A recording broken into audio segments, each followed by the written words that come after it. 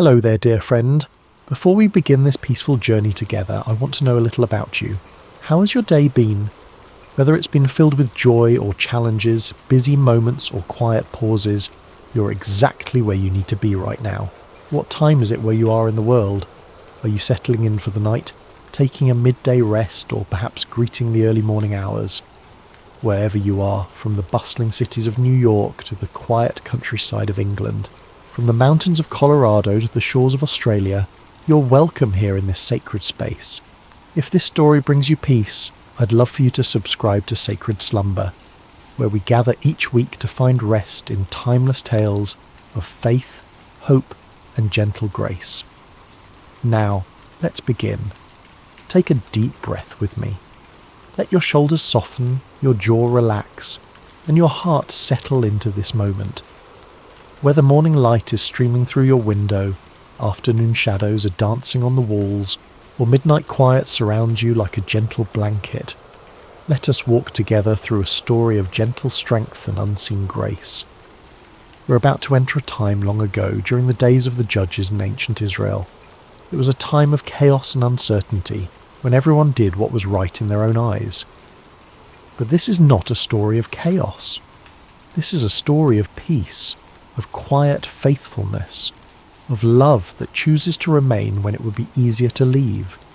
This is the story of Ruth, a young woman whose loyalty would echo through generations and whose humble heart would become part of the greatest story ever told. So close your eyes if you wish, breathe slowly, and let us journey together to the ancient land of Moab, where our story begins beside still waters of the soul.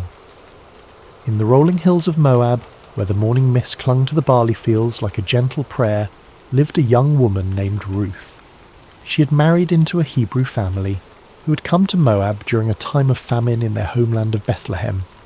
Her husband's name was Mahlon, and his mother was Naomi, a woman whose very name meant pleasant, and whose heart had once been full of joy.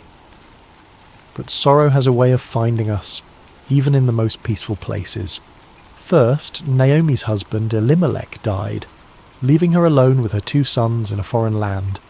The boys had grown into men and married Moabite women, Ruth and her sister-in-law Orpah.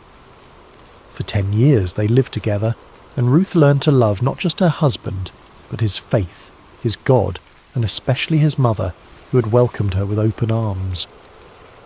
Then tragedy struck again, swift and merciless.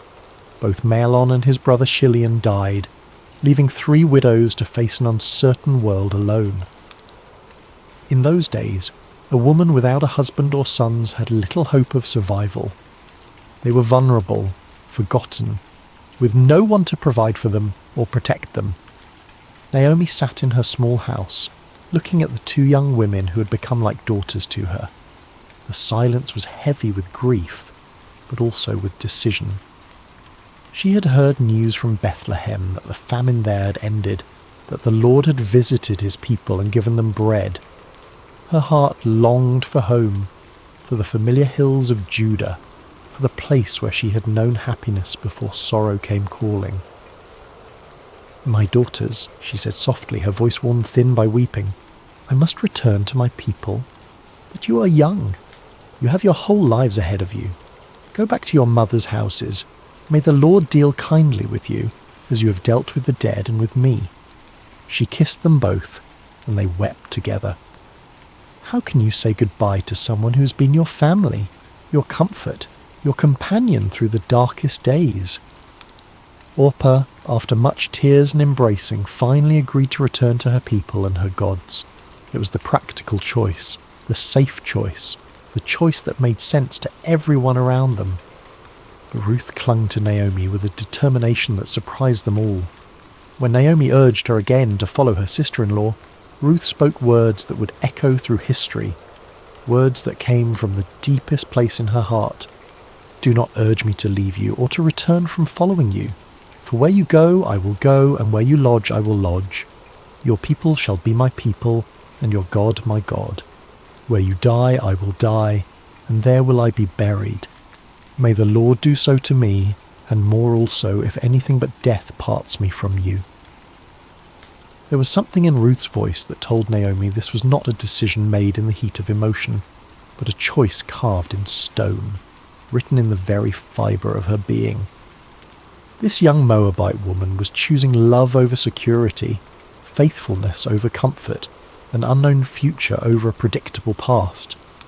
And so they began the long journey from Moab to Bethlehem, two women with nothing but the clothes on their backs and the strength of their love for each other. They walked through valleys where wildflowers nodded in the breeze, past streams that sang ancient songs, under skies that seemed to stretch endlessly toward hope. As they travelled, Ruth would gather berries and herbs along the way, always making sure Naomi had enough to eat. She would find the softest spot for them to rest each night, would share her cloak when the desert air grew cold. She had chosen this path, and she would walk it with grace and dignity, one step at a time. The journey took many days, and with each step toward Bethlehem, Ruth was walking further from everything she had ever known. She was leaving behind the gods of her childhood, the customs of her people, the language of her birth. She was choosing to become a stranger in a strange land, not because she had to, but because love had made the choice for her. When they finally crested the hill that overlooked Bethlehem, the city spread before them like a handful of pearls scattered on brown velvet. The sun was setting, painting the stone houses in shades of gold and amber. Smoke rose from evening fires, and the sound of children playing drifted up to them on the evening breeze. "Look," Naomi whispered, her voice thick with emotion. "There it is, home." But as they descended into the city, the women who had known Naomi in her happier days barely recognized her. "Is this Naomi?" they asked each other, seeing how sorrow had aged her, how loss had bent her shoulders and silvered her hair. "Do not call me Naomi," she told them, her voice steady but sad. "Call me Mara, for the Almighty has dealt very bitterly with me. I went out full, and the Lord has brought me home empty." But Ruth, standing quietly beside her, knew that Naomi was not truly empty. She had brought with her the love of this young woman, who had chosen to forsake all for the sake of faithfulness.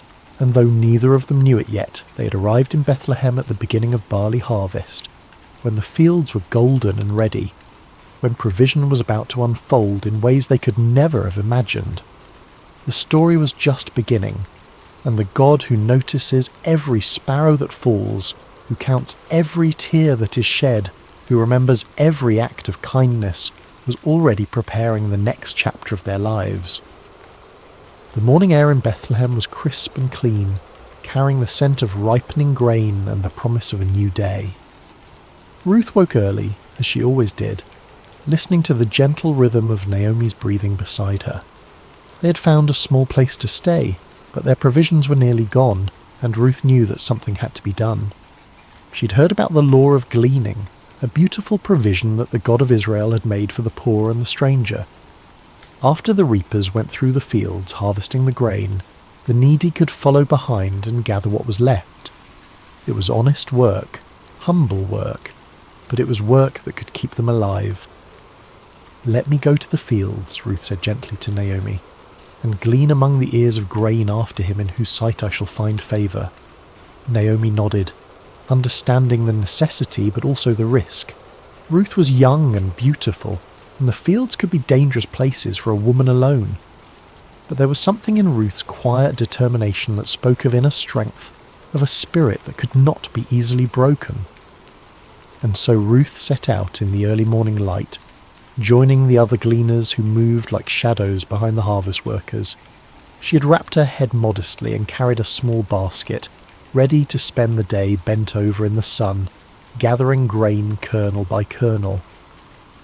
As it happened, she came to the field that belonged to Boaz, a man of great wealth and standing in Bethlehem. But more than that, though Ruth did not know it yet, Boaz was a relative of Naomi's late husband, a kinsman who had the right and responsibility to help family members in need. The phrase, "as it happened," seems simple enough, but sometimes the most profound movements of providence come disguised as coincidence. Ruth's feet carried her to that particular field not by accident, but by the gentle guidance of a God who was weaving a story larger than she could imagine. Boaz arrived at his field that morning, as was his custom, to greet his workers and oversee the harvest. He was a man in his middle years, with kind eyes and calloused hands that spoke of honest work. When he saw his reapers, he called out, "The Lord be with you," and they responded, "The Lord bless you." It was more than a greeting. It was a glimpse into the heart of a man who knew that all good things come from above. But his attention was caught by a young woman he had never seen before, working quietly at the edge of his field. She moved with grace and dignity, even in the humbling work of gleaning. There was something about her that drew his eye, not just her beauty, but the way she carried herself with quiet strength. "Whose young woman is this?" he asked his foreman. "She is the young Moabite woman who came back with Naomi from the country of Moab," the foreman replied. "She asked permission to glean and gather among the sheaves after the reapers, and she has been working steadily from early morning until now with only a brief rest." Boaz watched her for a moment longer, seeing how she worked without complaining, how she was careful not to take more than was rightfully hers, how she paused to help an elderly gleaner who had dropped her grain. His heart was moved by her diligence and her kindness. He approached her quietly, not wanting to startle her. "Listen, my daughter," he said gently. "Do not go to glean in another field, and do not leave this one. Stay close to my young women. Keep your eyes on the field that they are reaping, and go after them. I have charged the young men not to touch you, and when you are thirsty, go to the vessels and drink what the young men have drawn." Ruth was so surprised by his kindness that she fell on her face and bowed to the ground. "Why have I found favour in your sight," she asked, "that you should take notice of me, since I am a foreigner?" But Boaz had already heard the story of her loyalty to Naomi, how she had left her own people to care for her mother-in-law. "All that you have done for your mother-in-law since the death of your husband has been fully told to me," he said, his voice warm with admiration. "How you left your father and mother and your native land and came to a people that you did not know before. The Lord repay you for what you have done, and a full reward be given you by the Lord, the God of Israel, under whose wings you have come to take refuge." Ruth's eyes filled with tears at his words. She had not expected such kindness from a stranger, such recognition of her small acts of faithfulness. "You have comforted me and spoken kindly to your servant," she said softly, "though I am not one of your servants." As the day wore on, Boaz continued to watch over her. At mealtime, he invited her to eat with his workers, to dip her bread in the wine and share in the meal. He even made sure she had roasted grain to take home to Naomi. When she returned to her gleaning, he quietly instructed his workers to leave extra grain for her to find, to make her work easier and more fruitful. The sun was beginning to set when Ruth finally made her way home, her basket heavy with grain. She had gathered an ephah of barley, enough to feed herself and Naomi for many days. But more than that, she carried with her the memory of unexpected kindness, of a man who had seen beyond her status as a foreigner and a widow to recognize the faithfulness of her heart.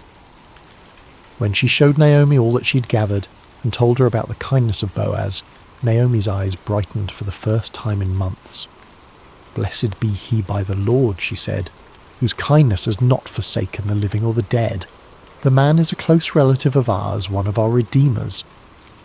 Ruth continued to glean in the fields of Boaz throughout the barley harvest and the wheat harvest, always welcomed, always protected, always provided for.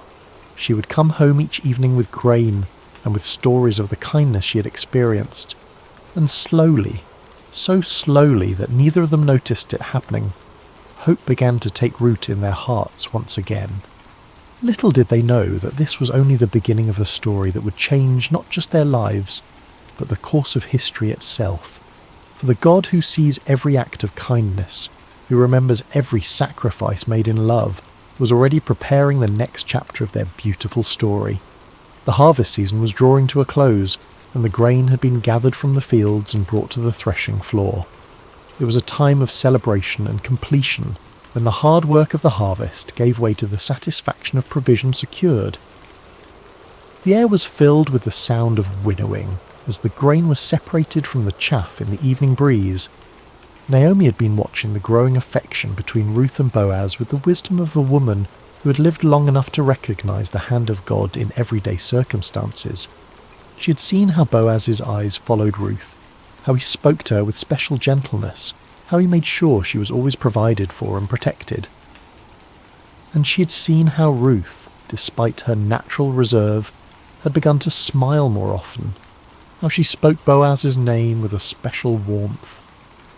One evening, as they sat together in their small dwelling, Naomi took Ruth's hands in hers.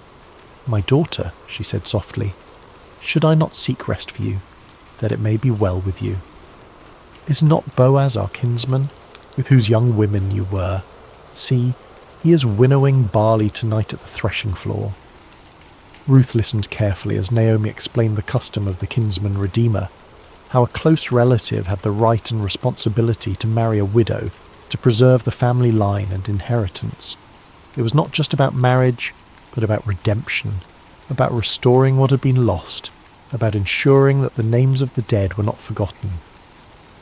"Wash therefore and anoint yourself," Naomi continued, "and put on your cloak and go down to the threshing floor. But do not make yourself known to the man until he has finished eating and drinking. But when he lies down, observe the place where he lies. Then go and uncover his feet and lie down, and he will tell you what to do." It was a bold plan, one that required great courage and faith. Ruth would be placing herself in a vulnerable position, trusting in the character of a man she had come to respect and admire.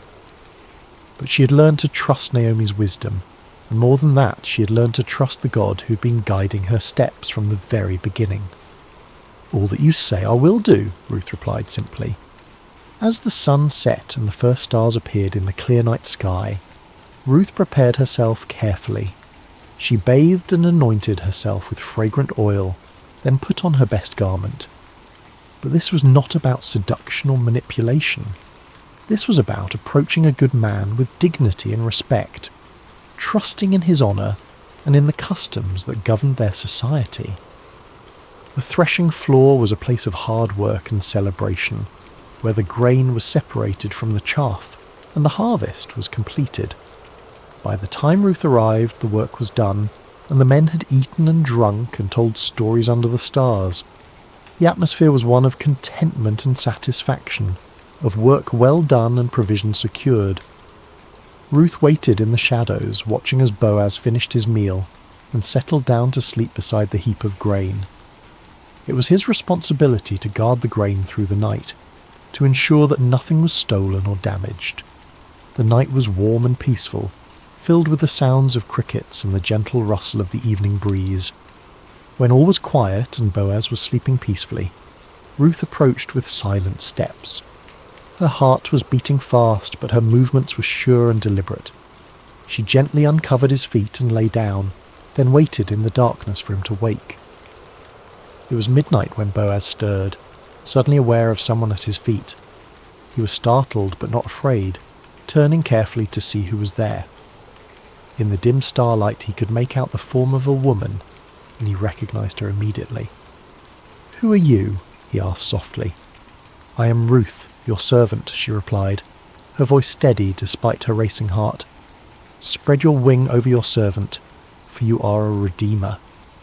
It was a beautiful way of asking for his protection and provision, using the imagery of a bird sheltering her young under her wing. She was asking him to fulfill the role of kinsman redeemer, to marry her and restore the inheritance of her late husband. Boaz was deeply moved by her words, by the trust she had placed in him, by the way she had approached him with such dignity and grace. "May you be blessed by the Lord, my daughter," he said warmly. "You have made this last kindness greater than the first, in that you have not gone after young men, whether poor or rich." He was older than Ruth, a man of substance and position, and he was amazed that she would choose him over the many young men who would have been eager to marry such a beautiful and virtuous woman. Her choice spoke of wisdom and character, of a heart that valued kindness and faithfulness over youth and passion. "And now, my daughter, do not fear," he continued. "I will do for you all that you ask, for all my fellow townsmen know that you are a worthy woman. And now it is true that I am a redeemer, yet there is a redeemer nearer than I." There was another relative who had the first right of redemption, and Boaz was too honourable to proceed without giving that man the opportunity to fulfil his duty. "Remain tonight," he said gently, "and in the morning if he will redeem you, good, let him do it. But if he is not willing to redeem you, then, as the Lord lives, I will redeem you. Lie down until the morning." Ruth lay down again at his feet, comforted by his words and his promise. She had taken a great risk in coming to him, but she had found in Boaz a man of integrity and honour, someone who would do what was right even when it was difficult. When the morning came, before anyone else was stirring, Boaz quietly measured out 6 measures of barley and helped Ruth arrange it in her cloak. "Do not go back to your mother-in-law empty-handed," he said with a smile. Then he sent her on her way before anyone could see her and misunderstand her presence there. Ruth returned home with her heart full of hope and her arms full of grain. When Naomi saw her coming, she knew immediately that something significant had happened. "How did you fare, my daughter?" she asked eagerly. Ruth told her everything that had happened, every word that had been spoken, every kindness that had been shown. When she finished, Naomi smiled with satisfaction. "Wait, my daughter," she said, "until you learn how the matter turns out, for the man will not rest but will settle the matter today." And so they waited, 2 women who had learned that sometimes the greatest acts of faith happen in the quiet moments, when we trust in the goodness of others and in the providence of God. The next chapter of their story was about to unfold, and with it the fulfillment of promises they had hardly dared to hope for. The morning sun was just beginning to warm the stones of Bethlehem when Boaz made his way to the city gate. This was where the elders gathered, where business was conducted, where legal matters were settled according to the ancient customs of Israel. His heart was full of purpose as he took his seat and waited for the other Redeemer to pass by. He didn't have to wait long. Soon he saw the man approaching, and Boaz called out to him by name. "Come over, friend, and sit down here." The man, curious about what business Boaz might have with him, came and sat down. Then Boaz gathered 10 of the city elders to serve as witnesses, for what he was about to do would affect not just 2 people, but entire family lines and inheritances. "Naomi, who has come back from the country of Moab," Boaz began, his voice carrying clearly in the morning air, "is selling the parcel of land that belonged to our relative Elimelech. So I thought I would tell you of it and say, buy it in the presence of those sitting here and in the presence of the elders of my people. If you will redeem it, redeem it. But if you will not, tell me, that I may know. For there is no one besides you to redeem it, and I come after you." The other man considered this carefully. A piece of land was valuable, an investment that could bring profit and increase his holdings. "I will redeem it," he said confidently. But Boaz was not finished. "The day you buy the field from the hand of Naomi, you also acquire Ruth the Moabite, the widow of the dead, in order to perpetuate the name of the dead in his inheritance." Suddenly the proposition became more complicated. To marry Ruth would mean that any children born to them would be considered the heirs of her first husband, not his own. The land would eventually pass to them, not to his existing family line. What had seemed like a good business deal now became a sacrifice that would cost him more than he was willing to pay. "I cannot redeem it for myself," he said, backing away from the commitment, "lest I impair my own inheritance. You take my right of redemption, for I cannot redeem it." It was exactly what Boaz had hoped to hear. According to the custom of the time, the man removed his sandal and gave it to Boaz as a sign that he was transferring his right of redemption. The sandal was a symbol of walking in someone else's place, of taking on their responsibilities and privileges. Boaz accepted the sandal and turned to address the elders and all the people who had gathered to witness this transaction. "You are witnesses this day that I have bought from the hand of Naomi all that belonged to Elimelech and all that belonged to Chilion and to Mahlon. Also Ruth the Moabite, the widow of Mahlon, I have acquired to be my wife, to perpetuate the name of the dead in his inheritance, that the name of the dead may not be cut off from among his brothers and from the gate of his native place. You are witnesses this day." The crowd erupted in celebration and blessing. "We are witnesses," they called out joyfully. "May the Lord make the woman who is coming into your house like Rachel and Leah, who together built up the house of Israel. May you act worthily in Ephrathah and be renowned in Bethlehem, and may your house be like the house of Perez, whom Tamar bore to Judah, because of the offspring that the Lord will give you by this young woman. It was a beautiful blessing, invoking the names of the great matriarchs of Israel and expressing the hope that Ruth would become equally honoured in the history of God's people, and how prophetic those words would prove to be. Meanwhile, Ruth and Naomi had been waiting at home, their hearts full of anticipation and hope. When the messenger came running to tell them what had happened at the gate, they could hardly believe their ears. The legal proceedings had gone exactly as they had hoped. Boaz had redeemed not just the land, but Ruth herself, and they were to be married. The wedding was a joyous occasion, celebrated by the entire community. Ruth, the young Moabite woman who had arrived in Bethlehem as a poor widow, was now the honoured wife of one of the most respected men in the city.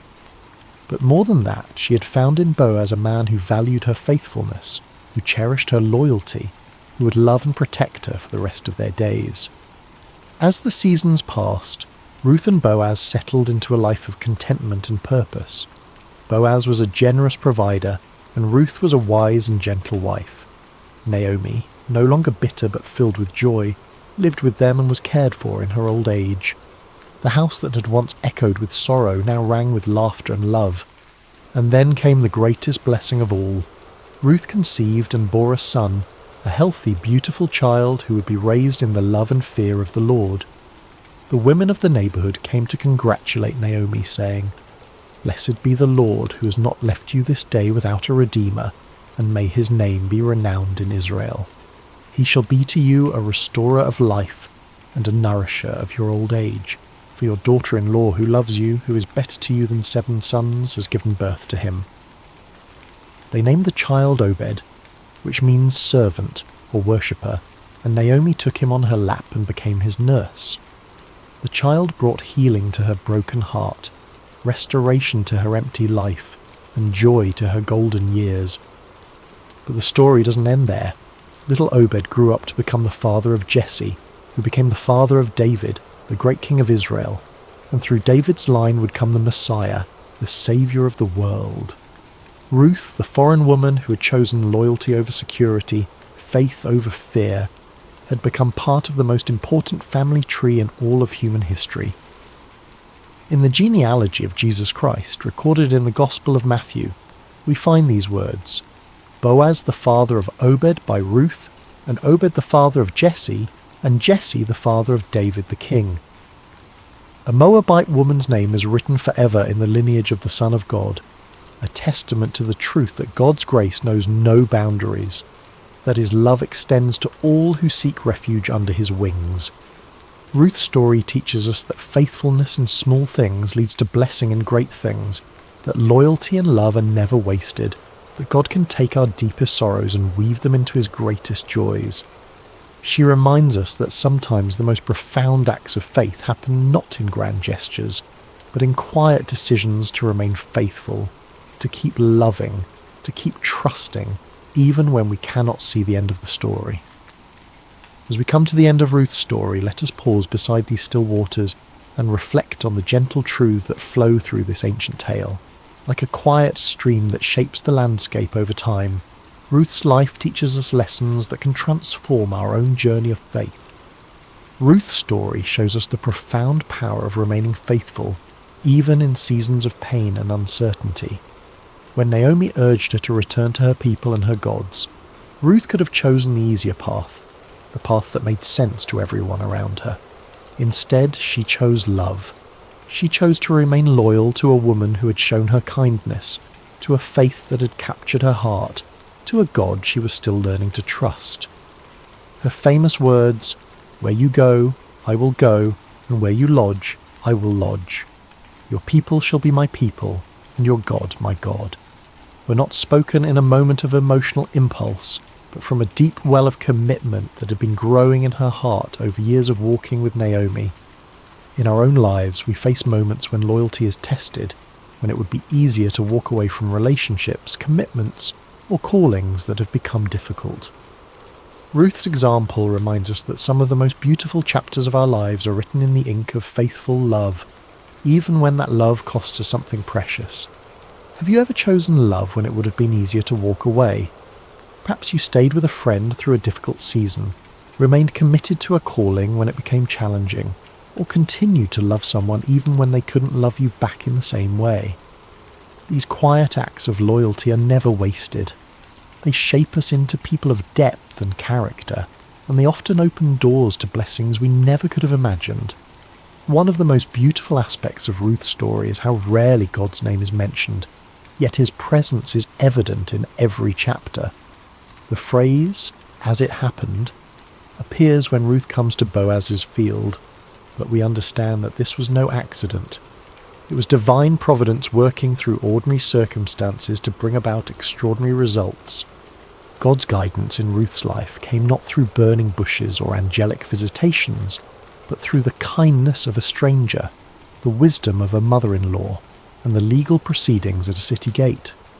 He worked through the natural rhythms of harvest and gleaning, through cultural customs and family relationships, through the everyday decisions of people who were simply trying to do what was right. This reminds us that God's hand is often most visible in hindsight, in the moments when we look back and see how perfectly things came together, how doors opened at just the right time, how people entered our lives precisely when we needed them most.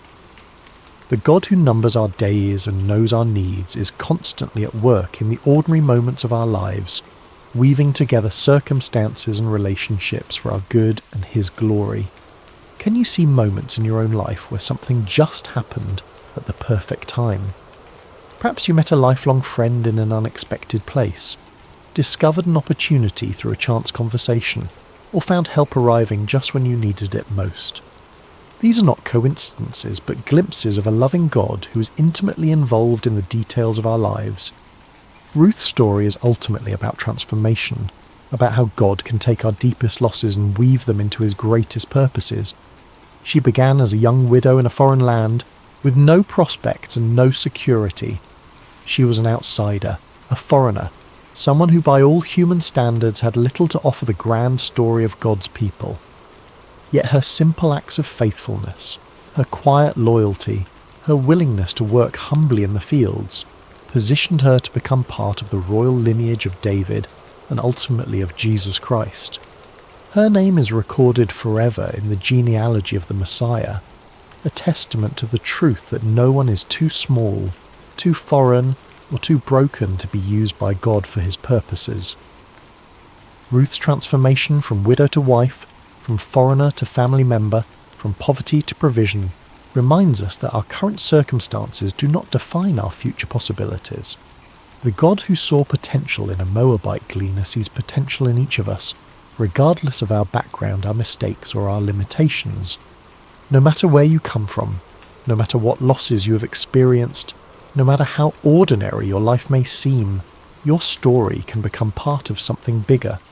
Your faithfulness in small things, your acts of love and loyalty, your willingness to trust God even when you cannot see the whole picture. These are the threads that God uses to weave his magnificent tapestry of grace. Perhaps you are in a season of loss right now, wondering if your pain has any purpose, if your faithfulness matters, if your small acts of love make any difference. Ruth's story whispers hope into those questions. It reminds us that God wastes nothing, that he can bring beauty from ashes, that he specializes in writing stories of redemption and restoration. The title of Ruth's story, Beside Still Waters, comes from the 23rd Psalm, where David writes about the Good Shepherd, who leads his sheep beside still waters and restores their souls. Ruth's life exemplifies this truth. In the midst of chaos and uncertainty, she found peace in her commitment to love and faithfulness. In the midst of loss and grief, she discovered that God's provision was always enough for each day. Her story teaches us that peace is not the absence of problems, but the presence of God in our problems. It is not found in perfect circumstances, but in perfect trust. Ruth faced real challenges, real losses, real fears, but she faced them with a spirit of quiet faith and humble obedience. The still waters of God's peace are available to us in every season of life. They flow not from our circumstances, but from our relationship with the one who is the source of all peace. When we, like Ruth, choose to trust in God's goodness, even when we cannot see his plan, when we choose to remain faithful even when the path is unclear, we find ourselves beside still waters where our souls can be restored. As you drift toward rest tonight, may you carry with you the gentle strength of Ruth's example. May you know that even in quiet places, even in fields of sorrow, even in long roads and sleepless nights, grace is never far away. The God who saw Ruth's faithfulness, who provided for her needs, who wove her story into his greater plan, is the same God who sees you tonight. Your acts of loyalty may seem small, but they matter. Your faithfulness in ordinary moments is building something beautiful. Your willingness to trust when you cannot see the whole picture is positioning you for blessings you cannot yet imagine. Rest now in the peace that comes from knowing you are held by a love that will never let you go, guided by a wisdom that sees the end from the beginning, and called into a story that is bigger and more beautiful than you can possibly imagine. May you sleep beside still waters, where your soul can be restored, your strength can be renewed, and your hope can be refreshed for whatever tomorrow may bring. The God who led Ruth from loss to legacy, from sorrow to joy, from emptiness to fullness is leading you too, and his plans for you are good. Sweet dreams, dear friend. May you wake tomorrow with the quiet confidence that comes from knowing you are deeply loved, perfectly guided, and part of a story that extends far beyond what you can see. Like Ruth, who could never have imagined that her simple decision to stay loyal to Naomi would lead to her becoming the great-grandmother of King David, you too are part of a tapestry being woven by hands far wiser than your own. Your faithfulness today, your love tomorrow, your trust in the unseen God who walks beside you, these are the threads that he is using to create something beautiful, something lasting, something that will echo through generations.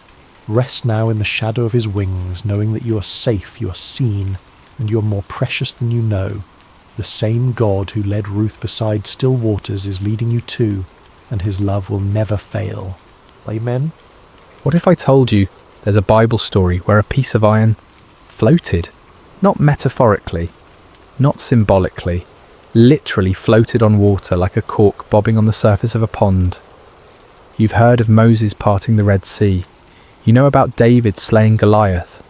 The story of Daniel in the lion's den rolls off your tongue, but tucked away in the pages of 2 Kings, chapter 6, lies one of the most overlooked miracles in all of Scripture. A miracle so humble, so seemingly insignificant, that most people skip right over it without a second thought.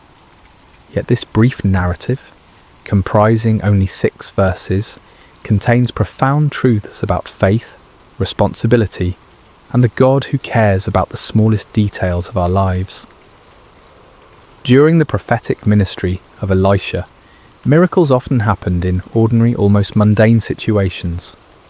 While his predecessor, Elijah, called down fire from heaven and raised the dead, Elisha's ministry was marked by intimate, practical interventions, healing bitter water, multiplying oil for a widow's debt, and yes, making iron float. This story is brief in scripture but rich in meaning, a testament to faith in small things, a reminder that no problem is too insignificant for divine intervention. In a world where we're conditioned to believe that God only shows up for the spectacular, the floating axe head whispers a different truth. Sometimes, the most profound miracles happen in the most ordinary moments of our lives. The sun cast long shadows across the Jordan River Valley as another day began in the divided kingdom of Israel. It was a time of political turmoil and spiritual awakening, when the northern kingdom teetered between apostasy and revival, largely dependent on the influence of God's prophets. This was the era of Elisha's ministry, roughly 850 BC, decades after the dramatic departure of his mentor Elijah in a chariot of fire. The sons of the prophets, a community of disciples and spiritual students gathered around Elisha, had been growing steadily. These weren't prophets in the sense of fortune tellers or mystics, but rather men dedicated to learning God's ways, studying His Word, and serving under the guidance of established prophets like Elisha. Think of them as a biblical seminary, a community of faith where young men came to deepen their understanding of the divine and prepare for ministry. Their current living situation had become cramped and inadequate.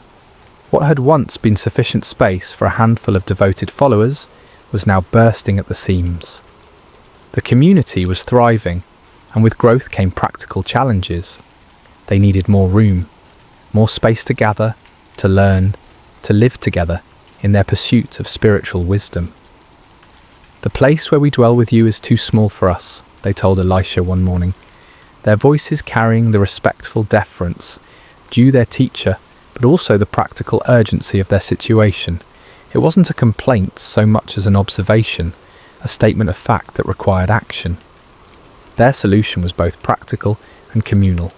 They would go to the Jordan River region and gather timber to construct a larger dwelling place. The Jordan Valley was known for its trees, sycamores, willows, and other varieties that could provide the lumber they needed. It was honest work, the kind of labour that built both character and community as they worked side by side toward a common goal. "Let us go to the Jordan," they proposed, "and let every man take a beam from there, and let us make a place where we may dwell." The plan was simple, straightforward, and entirely reasonable. They weren't asking for a miracle or divine provision dropped from heaven. They were willing to work, to sweat, to use their hands and their backs to meet their need. Elisha, ever the encouraging leader, gave his blessing. Go. But their invitation touched his heart. Please consent to go with your servants. They wanted their teacher among them, not just giving permission but participating in their labour.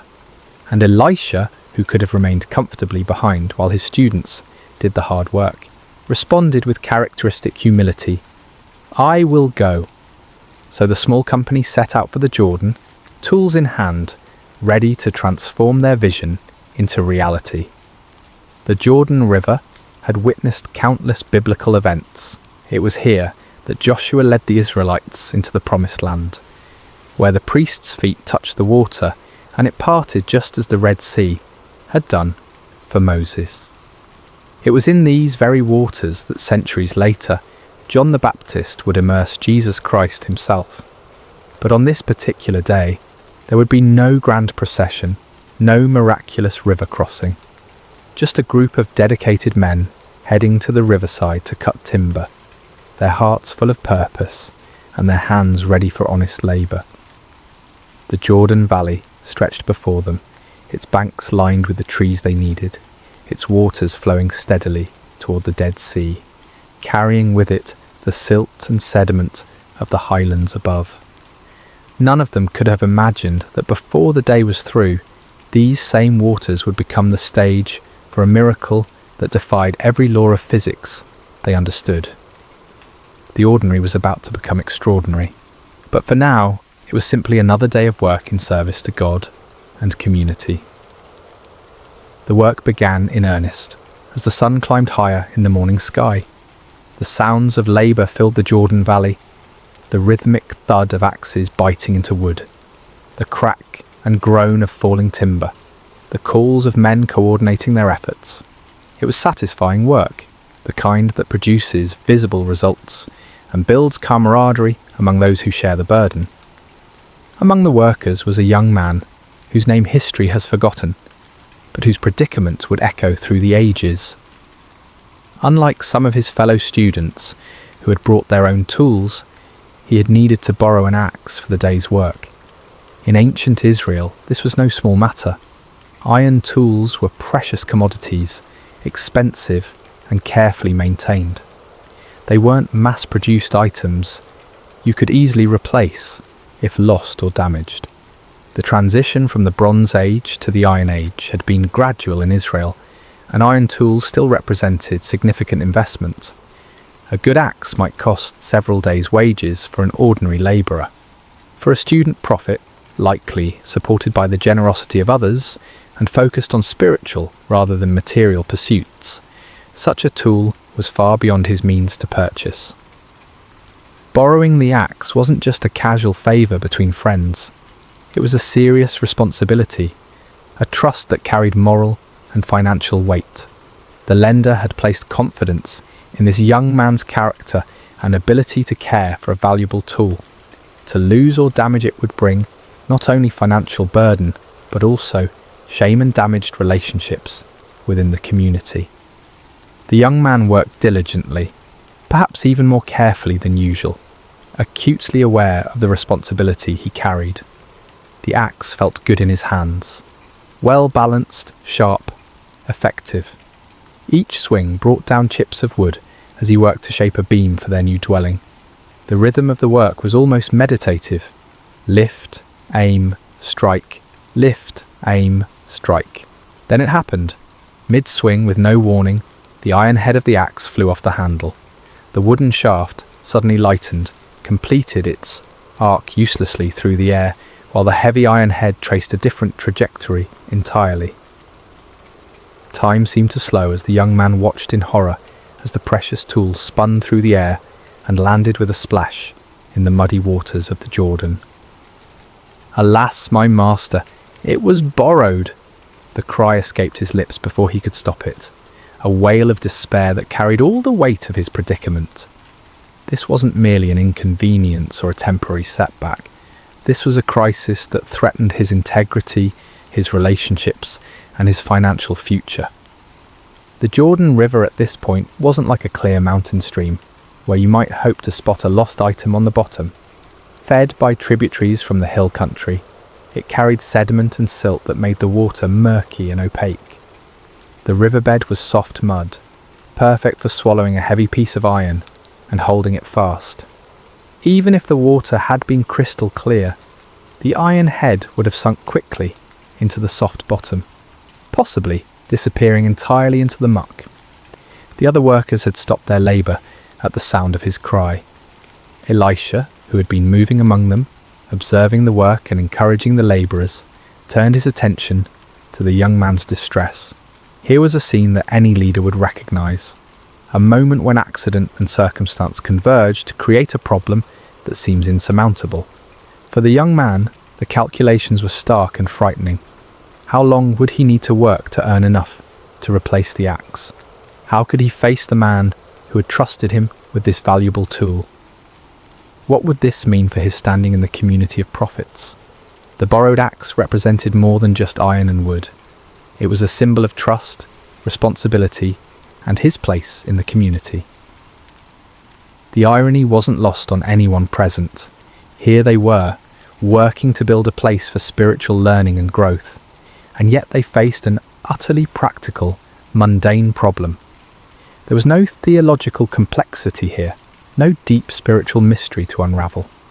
Just a young man, a borrowed tool, and the murky waters of an ancient river. Standing there on the bank, staring at the spot where the ripples were already beginning to fade, the young man faced a moment that would test not only his faith, but his understanding of God's character.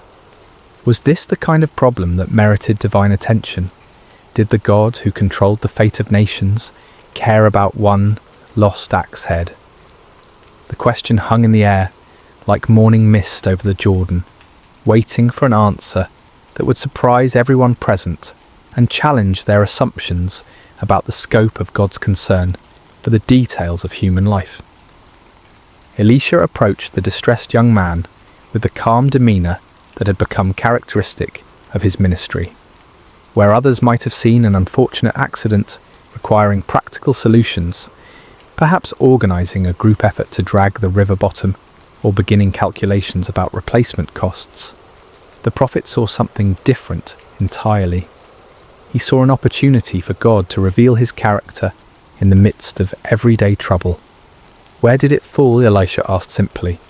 There was no rebuke in his voice, no suggestion that the young man had been careless or irresponsible. Just a straightforward question seeking practical information. The prophet's tone carried neither judgment nor dismissal of the problem's seriousness.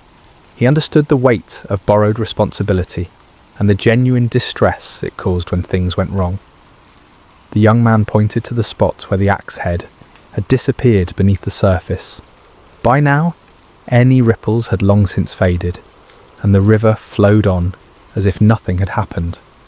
To everyone watching, it looked like any other section of the Jordan, muddy water flowing over an invisible bottom, carrying the same sediment and debris as every other part of the river. But Elisha saw it differently. In his spiritual vision, this wasn't just another spot in the river. It was a specific location where God could demonstrate his power and his care for individual needs. The prophet moved with purpose, scanning the riverbank until he found what he was looking for, a suitable piece of wood. What happened next would have seemed almost comical if it weren't so profound. Elisha cut a stick, nothing special, just an ordinary piece of wood from the riverside. He didn't select anything particularly impressive or perform any elaborate ritual over it. It was simply wood, the kind of material they had been working with all morning, as common and unremarkable as anything could be. Then, with the focused intent of someone who knew exactly what he was doing, Elisha threw the stick into the water at the exact spot the young man had indicated. To the observers, it must have seemed like an odd gesture, perhaps the first step in some complex retrieval process they didn't yet understand. But Elisha's action carried the quiet confidence of a man who had learned to cooperate with divine power in the most unexpected ways. What happened next violated every natural law the witnesses understood. The iron axe head, which should have been resting in the mud at the bottom of the river, began to rise. Not slowly, not gradually, but with the buoyant purpose of cork or wood designed to float. The heavy metal broke the surface of the water and bobbed there like a leaf, defying gravity, density, and everything they thought they knew about the natural world. The silence that followed was profound. Even the sounds of the river seemed muted as the group of prophets stared at the impossible sight before them. Iron doesn't float. Everyone knows that. It's one of those fundamental facts about the physical world that requires no explanation because it's so obviously true. Yet there it was, unmistakably iron, unmistakably floating, unmistakably real. Elisha's voice broke through their amazement with practical direction. Pick it up. There was no grand speech about the miracle they had just witnessed, no theological explanation of what had occurred, no demand for praise or recognition, just simple, practical instruction to complete the restoration. The young man reached out, his hand probably trembling with a mixture of relief and awe, and lifted the iron axe head from the water. It was solid, real, unchanged, except for its brief defiance of natural law. The crisis was over. The debt was avoided. The trust was preserved. The borrowed tool was restored to its owner's care.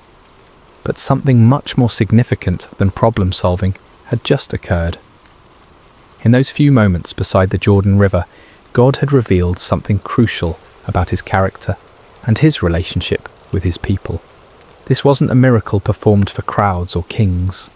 There were no political implications, no national consequences, no strategic advantages gained. This was simply God caring about one young man's distress over a borrowed tool.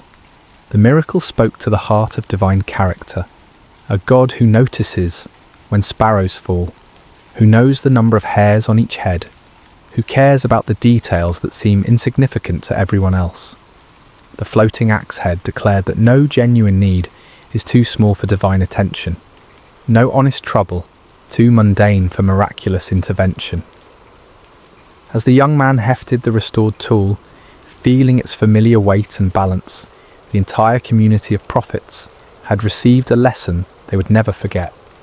They had come to the Jordan to cut timber for a building project.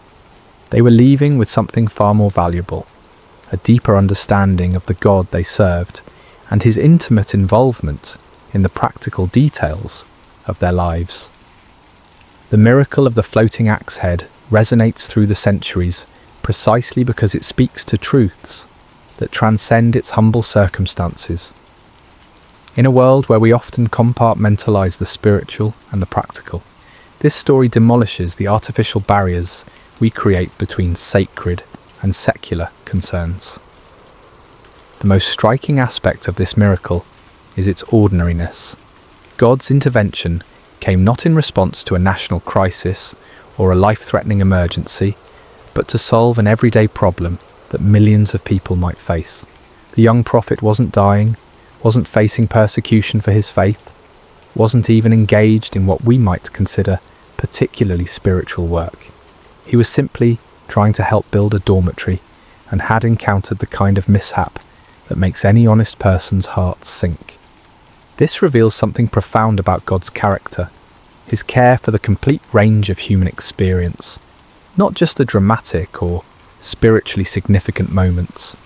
The God who controls the destiny of nations also notices when his children face embarrassment, financial stress, or the weight of broken trust. There's no problem too small, no concern too mundane, no worry too insignificant to merit his attention. The symbolism of Elisha's intervention method is equally meaningful. The prophet used a stick, one of the most common humble materials imaginable. He didn't employ exotic implements, rare metals, or elaborate ceremonies. Just wood thrown into water, the kind of action that in any other context would seem pointless or even foolish. This speaks to God's pattern of working through humble means to accomplish extraordinary purposes. Throughout Scripture, God consistently chooses the simple to confound the wise, the weak to overcome the strong, the ordinary to achieve the extraordinary. Moses had a staff, David had a sling, Gideon had clay pots and torches, and Elisha had a stick. The message is clear. God's power isn't dependent on impressive tools or elaborate methods. His strength is made perfect in weakness, his glory revealed through the most unlikely instruments. The miracle also serves as a powerful picture of restoration. What was lost was recovered. What seemed gone forever was returned. What threatened to bring shame and financial burden was transformed into a testimony of God's faithful care. This speaks to one of humanity's deepest needs, the longing for redemption, for second chances, for the restoration of what has been damaged or lost. In the broader context of human experience, we all have borrowed things that we've lost or damaged. Trust, opportunities, relationships, innocence, time. We all face moments when we stare at the metaphorical muddy water where something precious has disappeared, feeling the weight of responsibility we can't fulfill. The floating axe head whispers hope into those moments, suggesting that restoration is possible, that what seems irretrievably lost can be recovered.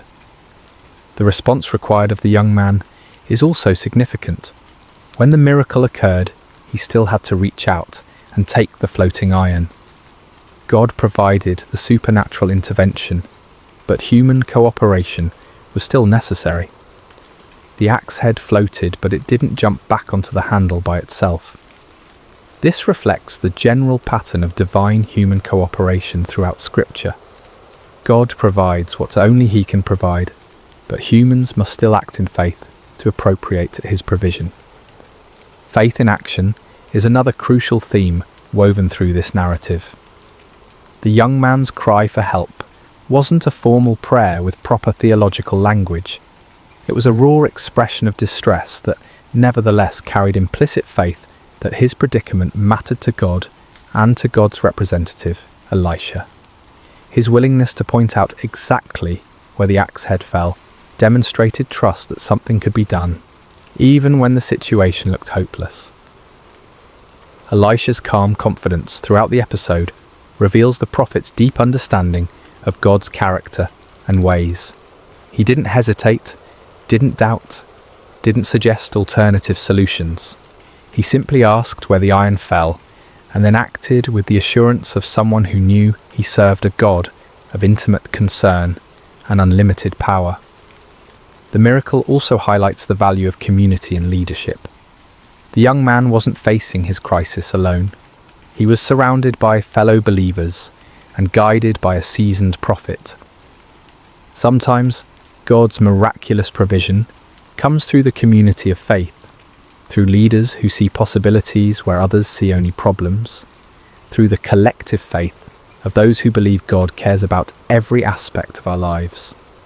Perhaps most importantly, the floating axe head demonstrates that God's miracles often meet practical needs rather than serving merely as spectacular displays of power. This wasn't a miracle performed to convince skeptics or to showcase divine ability. It was a miracle of compassion, addressing a real need in the life of a faithful but distressed young man. It suggests that many of God's interventions in our lives might be similarly practical and personal rather than dramatic and public. The miracle of the floating axe head speaks across the millennia with surprising relevance to our contemporary struggles and concerns. In our age of complex problems and global crises, this ancient story reminds us that faith begins with trusting God in the small things, the everyday challenges that rarely make headlines but profoundly impact our daily lives. The first and perhaps most important lesson concerns the scope of prayer and divine concern. How many times do we hesitate to bring our smaller problems to God because they seem insignificant compared to global suffering or major life crises? The floating axe head shatters this false hierarchy of divine attention. If God cares enough to make iron float for a borrowed tool, then no legitimate concern is too small for prayer. This doesn't trivialize prayer or reduce it to a cosmic vending machine for convenience. Rather, it reveals the intimate nature of our relationship with the divine. Just as loving parents care about both the major milestones and the minor disappointments in their children's lives, our Heavenly Father is interested in the full spectrum of our human experience. Financial stress, damaged relationships, professional setbacks, personal failures, all of these matter to God because they matter to us.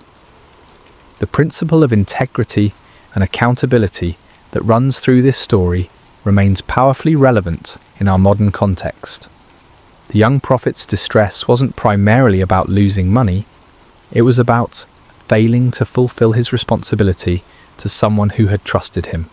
In a culture where personal accountability is often diminished and broken commitments are easily rationalized away, the ancient prophet's anguish over a borrowed tool offers a compelling counterexample. When we borrow, we incur genuine responsibility.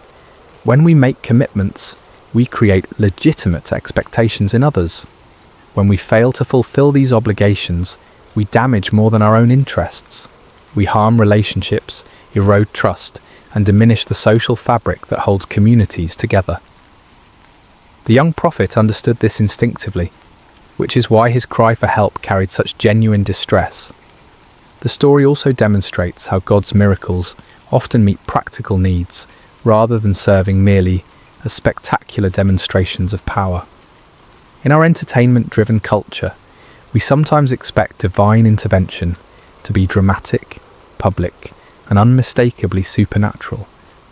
But many of God's most meaningful interventions in our lives might be much quieter and more practical. The unexpected job opportunity that comes just when finances are stretched thin. The chance encounter that provides exactly the encouragement we needed. The solution that appears to an intractable problem. These interventions might not violate physical laws as dramatically as floating iron, but they reveal the same divine character, a God who cares about our practical needs and works in our circumstances to provide for them. Learning to recognize and appreciate these quieter miracles can transform our perspective on God's activity in our lives. The method of the miracle, using a simple stick to accomplish the impossible, continues to speak to God's pattern of working through humble means. In our technology-obsessed age, we often assume that bigger problems require more sophisticated solutions. The floating axe head reminds us that God's power isn't constrained by the impressiveness of our tools or the complexity of our methods. This has profound implications for how we approach problems, both personal and social. Sometimes the most effective solutions are the simplest ones. Sometimes the most powerful interventions come through the most ordinary means. The stick that Elisha threw into the Jordan wasn't impressive, but it was available, and God used it to accomplish the impossible. The story encourages us to bring our authentic selves and genuine problems to God without feeling the need to dress them up in spiritual language or make them sound more significant than they are.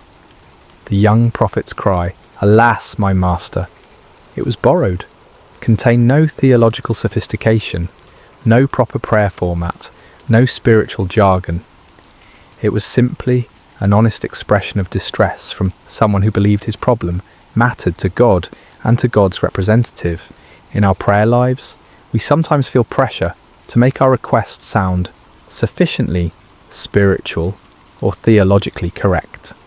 The floating axe head suggests that God values authenticity over eloquence, genuine need over religious rhetoric. He understands our distress even when we can't articulate it perfectly, and he responds to the heart behind our words, rather than their theological precision. The communal aspect of the miracle also offers important insights for contemporary faith communities. The young prophet wasn't facing his crisis in isolation. He was surrounded by fellow believers and guided by experienced leadership. When problems arise, the community of faith should be a place where burdens are shared, wisdom is offered, and faith is strengthened through mutual support.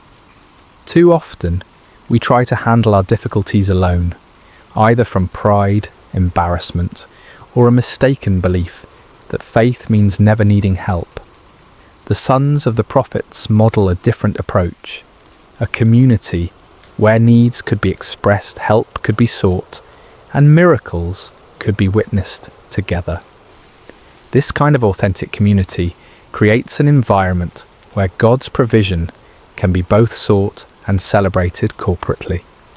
Finally, the story reminds us that faith often requires us to act even when we don't understand the mechanism of God's provision. The young man still had to reach out and pick up the floating iron. He couldn't fully comprehend how iron could float, but he could respond to the miracle by accepting what God had provided. In our lives, we frequently face situations where we must act on faith without complete understanding of how God will work out the details. The floating axe head encourages us to focus on obedience and trust rather than demanding comprehensive explanations before we're willing to move forward. Sometimes the miracle becomes visible only as we step out in faith to receive what God has already provided. As we close this exploration of one of Scripture's most overlooked miracles, it's worth reflecting on why such a seemingly small event earned its place in the biblical narrative.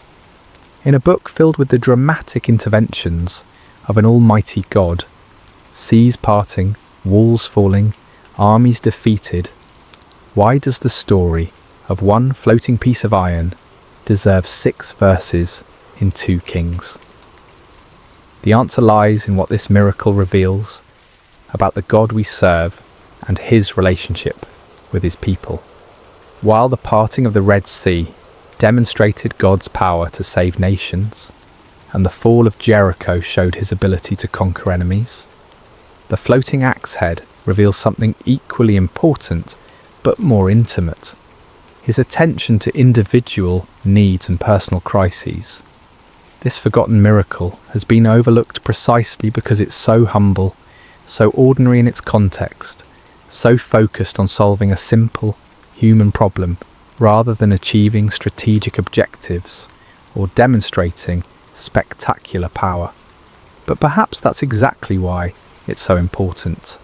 It serves as a counterbalance to our tendency to assume that God is only interested in the big things, the major decisions, the life-changing moments, the dramatic interventions that make compelling stories.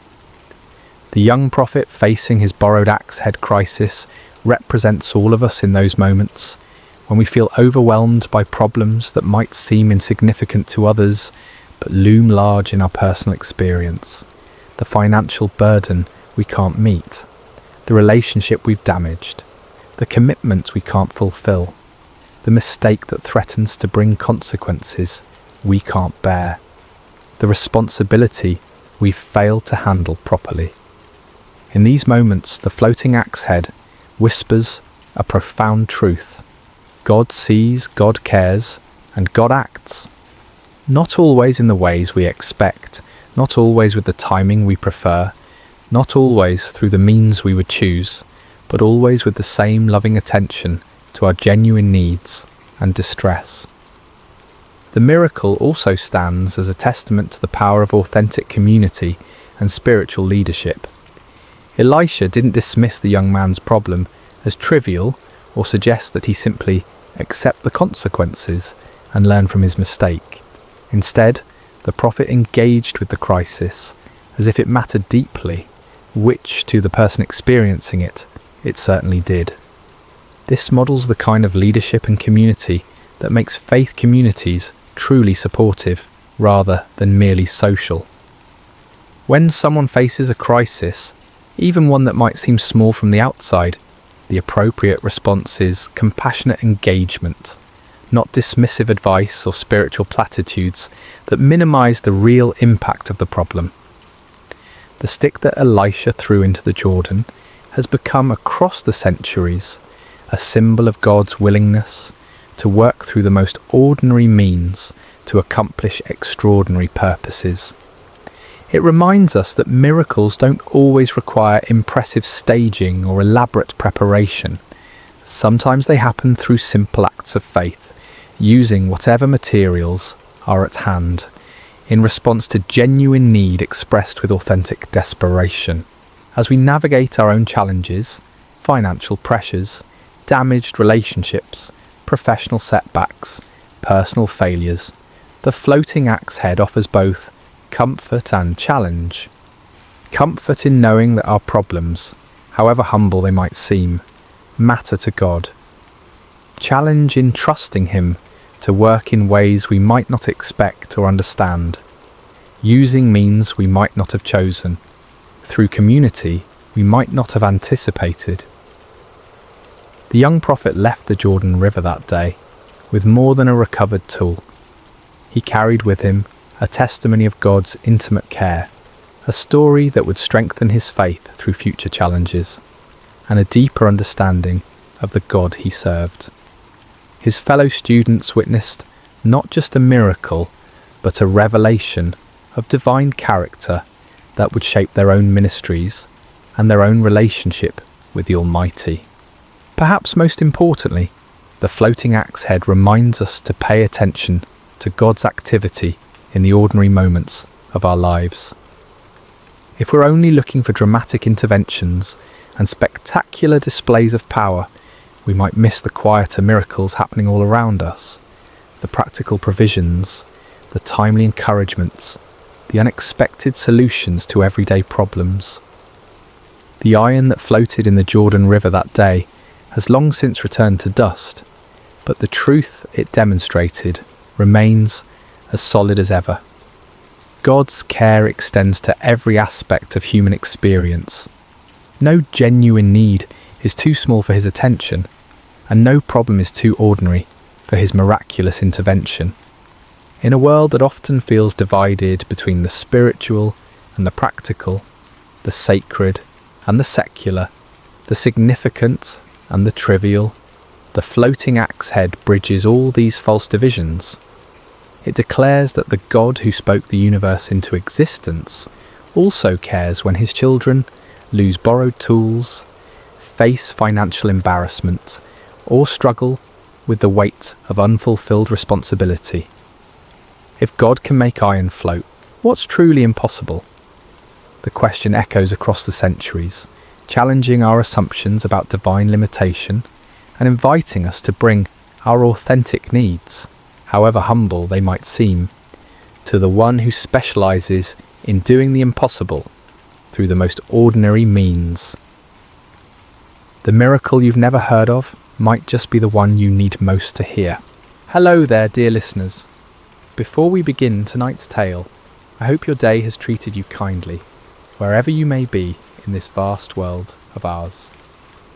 Perhaps it's evening where you are, or maybe the quiet hours of early morning have found you seeking rest. Whether you're listening from bustling cities or peaceful countryside, from mountain peaks or seaside shores, know that you're welcome here in this sacred space we've created together. If you find comfort in these stories, please consider subscribing to Sacred Slumber, where we gather each night to explore the timeless truths that have guided humanity through the ages. Tonight, we journey back through the mists of time to ancient Babylon, to a night when the very finger of the divine wrote upon palace walls, and an empire learned that no earthly power stands beyond the reach of heaven's justice. The year was 539, before the Common Era, and the great city of Babylon sprawled along the banks of the Euphrates River like a jewel cast upon the earth. Within its towering walls, the hanging gardens cascaded in verdant terraces. The Tower of Babel reached toward the heavens, and the palace of King Belshazzar gleamed with the accumulated wealth of conquered nations. On this particular evening, as the sun painted the western sky in shades of gold and crimson, the palace hummed with preparation for a feast unlike any other. Servants scurried through corridors lined with glazed brick murals depicting lions and dragons, carrying platters of delicacies from every corner of the known world. The finest wines from the hills of Judah, exotic spices from distant India, and fruits that glistened like precious stones filled the tables. King Belshazzar, grandson of the great Nebuchadnezzar, had spared no expense. The banquet hall stretched vast as a temple, its ceiling supported by columns carved from single blocks of marble, each one telling the story of Babylonian conquest and glory. Golden lamps suspended on silver chains cast dancing shadows across walls adorned with tapestries, depicting the gods of Babylon in all their imagined splendour. Yet beyond the palace walls, unseen by the revellers within, the armies of Cyrus the Persian stretched across the horizon like a dark sea. For months they had laid siege to the great city, but Babylon's walls had never been breached, her gates never forced. The Babylonians had grown complacent in their strength, confident that their city was impregnable, their empire eternal. As night fell and torches blazed to life throughout the city, 1,000 noble guests made their way through the palace gates. They came dressed in silk and purple, adorned with gold and precious stones, their laughter echoing through the corridors as they anticipated the evening's pleasures. The sound of lyres and flutes drifted through the warm air, mingling with the voices of singers whose melodies spoke of victory and endless prosperity. King Belshazzar himself appeared resplendent in robes of deepest blue, a golden crown upon his brow, rings flashing on his fingers as he gestured grandly to his guests.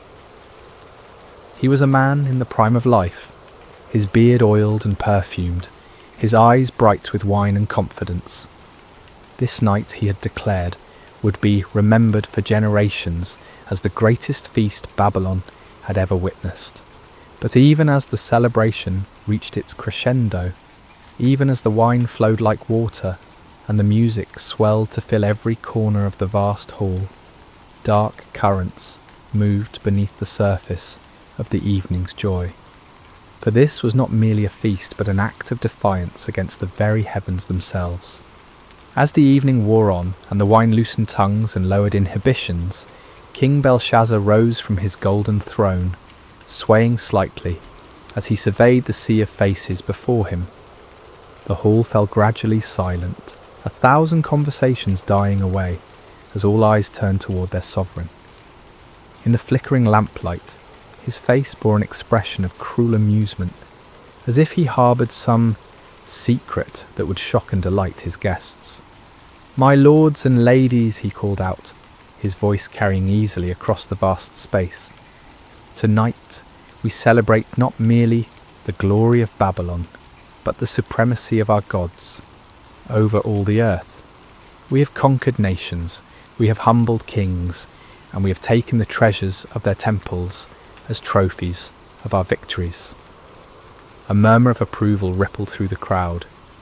Many of the nobles present had been part of those conquests, had seen the wealth of distant lands flow into Babylon's coffers. They raised their goblets in salute, the wine within glinting like liquid rubies in the torchlight. But Belshazzar was not finished. His eyes gleamed with a dangerous light as he continued, "Yet there is one treasure, taken from one temple, that we have never properly honoured. Tonight that changes." He clapped his hands, and servants appeared as if from nowhere, carrying between them objects that made the assembled nobles gasp in recognition and wonder. These were vessels of pure gold and silver, wrought with such exquisite craftsmanship that they seemed to glow within a light. Cups and bowls, pitchers and goblets, each one a masterpiece of the metalworker's art. These were the sacred vessels of Solomon's temple in Jerusalem, taken by Nebuchadnezzar when he conquered that holy city decades before. They had been stored away in the temple of Marduk, treated with the respectful caution due to objects sacred to another people's god. But tonight, under the influence of wine and the intoxication of power, Belshazzar had decided to make them part of his feast. "Behold," the king proclaimed, lifting one of the golden goblets high above his head, "the vessels of the God of the Jews, who could not protect his own temple from our armies, whose people even now languish in exile throughout our empire. Tonight we drink from these cups and show all the world which gods truly hold dominion over the earth." The crowd erupted in cheers and applause, though some of the older nobles shifted uncomfortably in their seats. They remembered the strange stories told about the Hebrew god, the plagues that had befallen Egypt, the walls of Jericho falling at the blast of trumpets. But wine and peer pressure overcame their caution, and soon they too were caught up in the moment's enthusiasm. Servants moved through the hall, distributing the sacred vessels among the guests. Belshazzar himself took the largest of the golden goblets, a magnificent piece that had once held wine, blessed by the priests of the Most High God. He filled it to the brim with the finest vintage from his royal cellars, the red wine dark as blood in the sacred cup. "To Marduk, chief of our gods," he cried, raising the goblet high, "who gives us victory over all our enemies." The assembled throng raised their own sacred vessels, taken from the very altar of the Lord. "To Marduk," they chorused, their voices echoing off the marble walls.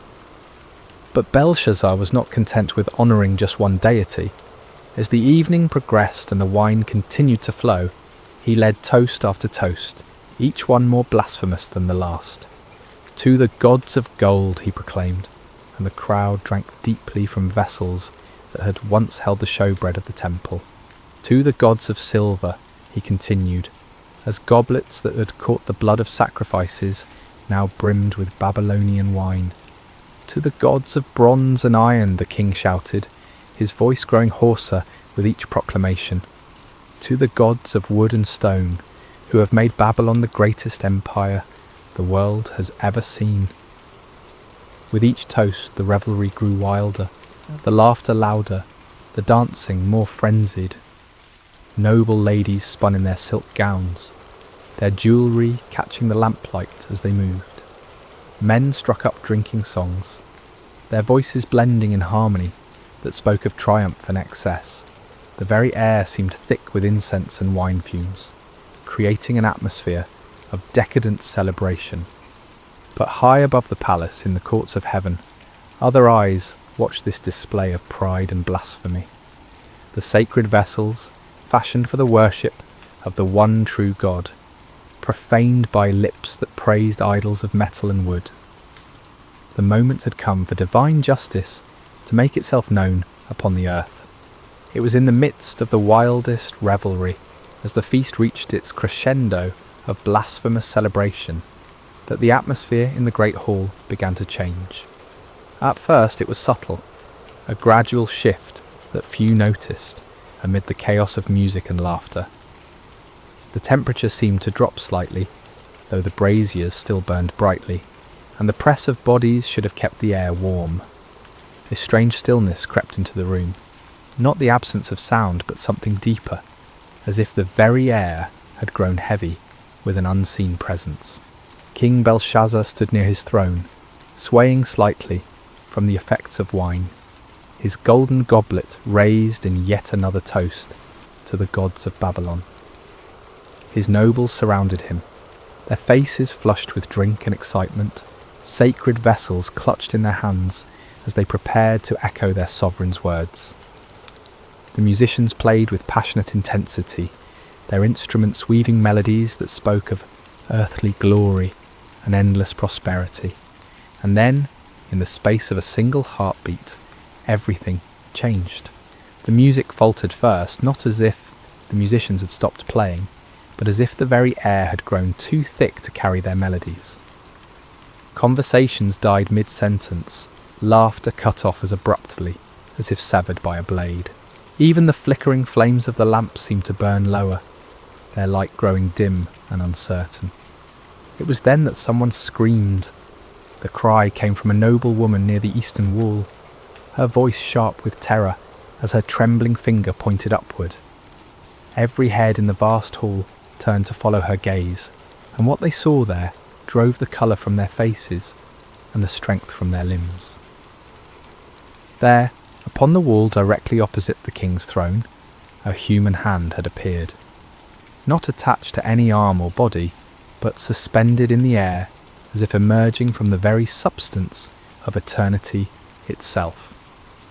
The hand was illuminated by its own light, pale and ghostly, yet undeniably real, casting shadows that danced across the painted murals of Babylonian gods. The fingers were long and elegant, neither young nor old, but possessed of a timeless quality that spoke of power beyond human understanding. They moved with deliberate precision, as if guided by a will that brooked no resistance, no hesitation. And as the assembled throng watched in growing horror, those fingers began to write. The writing appeared as lines of fire upon the polished marble, each character burning itself into the stone with the permanence of divine judgment. The script was unlike any earthly language, neither Babylonian cuneiform nor Hebrew letters, but something older and more fundamental, as if the very essence of meaning was being carved directly into reality itself. King Belshazzar felt his knees begin to shake, his golden goblet slipping from nerveless fingers to shatter upon the floor. The sacred vessel that moments before had held wine, offered in mockery to false gods, now lay broken, its precious contents spreading like blood across the marble. His face, so recently flushed with wine and arrogance, had gone pale as death, his eyes wide with a terror he had never before experienced. The hand continued its work, unmoved by the chaos it had caused in the hall below. Characters appeared one after another, each one blazing within a fire before settling into a steady glow that seemed to penetrate the very souls of all who looked upon it. The writing was clear and bold, demanding attention, impossible to ignore or dismiss. Around the hall, the reaction was immediate and visceral. Some of the nobles had fallen to their knees, whether from terror or instinctive reverence, it was impossible to say. Others pressed against the walls, as if trying to escape through solid stone, their eyes never leaving the supernatural display before them. The sacred vessels of Solomon's temple lay scattered across the floor, abandoned by hands that now trembled too violently to hold them. The musicians had long since set down their instruments, their faces pale masks of fear, servants cowered in doorways, torn between the desire to flee and their duty to remain. The dancing girls who moments before had spun and laughed now stood frozen like statues, their silk scarves trailing forgotten around their feet. But it was upon King Belshazzar that the greatest terror fell. As the ruler who had ordered the profanation of the sacred vessels, as the one who had led the blasphemous toasts, he felt the weight of divine displeasure focusing upon him like the heat of a burning glass. His crown, so recently a symbol of earthly power, now felt heavy as lead upon his brow. His royal robes, dyed in the finest purples and blues, seemed to hang upon him like grave clothes. The hand finished its work and faded from view as suddenly as it had appeared, leaving behind only the words burning upon the wall like coals of fire. But even in its absence, the presence that had guided it remained, filling the hall with an atmosphere of judgment that made every breath a struggle. Silence reigned in the great banquet hall of Babylon, broken only by the occasional sob or whispered prayer. The greatest feast in the empire's history had become a scene of terror and divine revelation, and upon the wall, where gods and heroes had been painted in their imagined glory, 4 words now blazed with the fire of heaven's judgment. Mene, Mene, Tekel, Parsin. In the awful silence that followed the hand's disappearance, King Belshazzar stood transfixed, his gaze locked upon the burning words that seemed to sear themselves deeper into his consciousness with each passing moment. The weight of divine judgment pressed down upon the hall like a physical force, and the king's breath came in short, sharp gasps, as if the very air had grown too thin to sustain life. Gradually, as the initial shock began to wear off, the practical reality of the situation asserted itself. Here were words written by a supernatural hand, clearly intended as some form of message or warning, but their meaning remained utterly mysterious. The script was unlike anything in the libraries of Babylon, the characters seeming to shift and dance, even as they maintained their fixed positions upon the wall. "The wise men," Belshazzar managed to croak, his voice barely recognisable. "Summon all the wise men of Babylon, every magician, every astrologer, every diviner in the city. Bring them here at once." His command galvanised the paralysed servants into action. They scattered like leaves before a wind, grateful for any excuse to leave the presence of those terrifying words. Throughout the palace and into the city they ran, pounding upon doors and rousing from sleep the learned men whose wisdom had served the empire for generations. The first to arrive were the court magicians, men whose elaborate robes and mystical instruments had earned them places of honour at royal ceremonies. They entered the banquet hall with confidence, their heads held high and their voices ready with the usual formulas of greeting and flattery. But one look at the writing upon the wall, one glimpse of those characters that seemed to burn within a fire, and their confidence evaporated like mist before the sun. They approached the wall cautiously, their heads tilted at various angles as they studied the mysterious script. They consulted ancient tablets and scrolls, compared the characters to every known form of writing, whispered incantations and cast lots according to their various arts.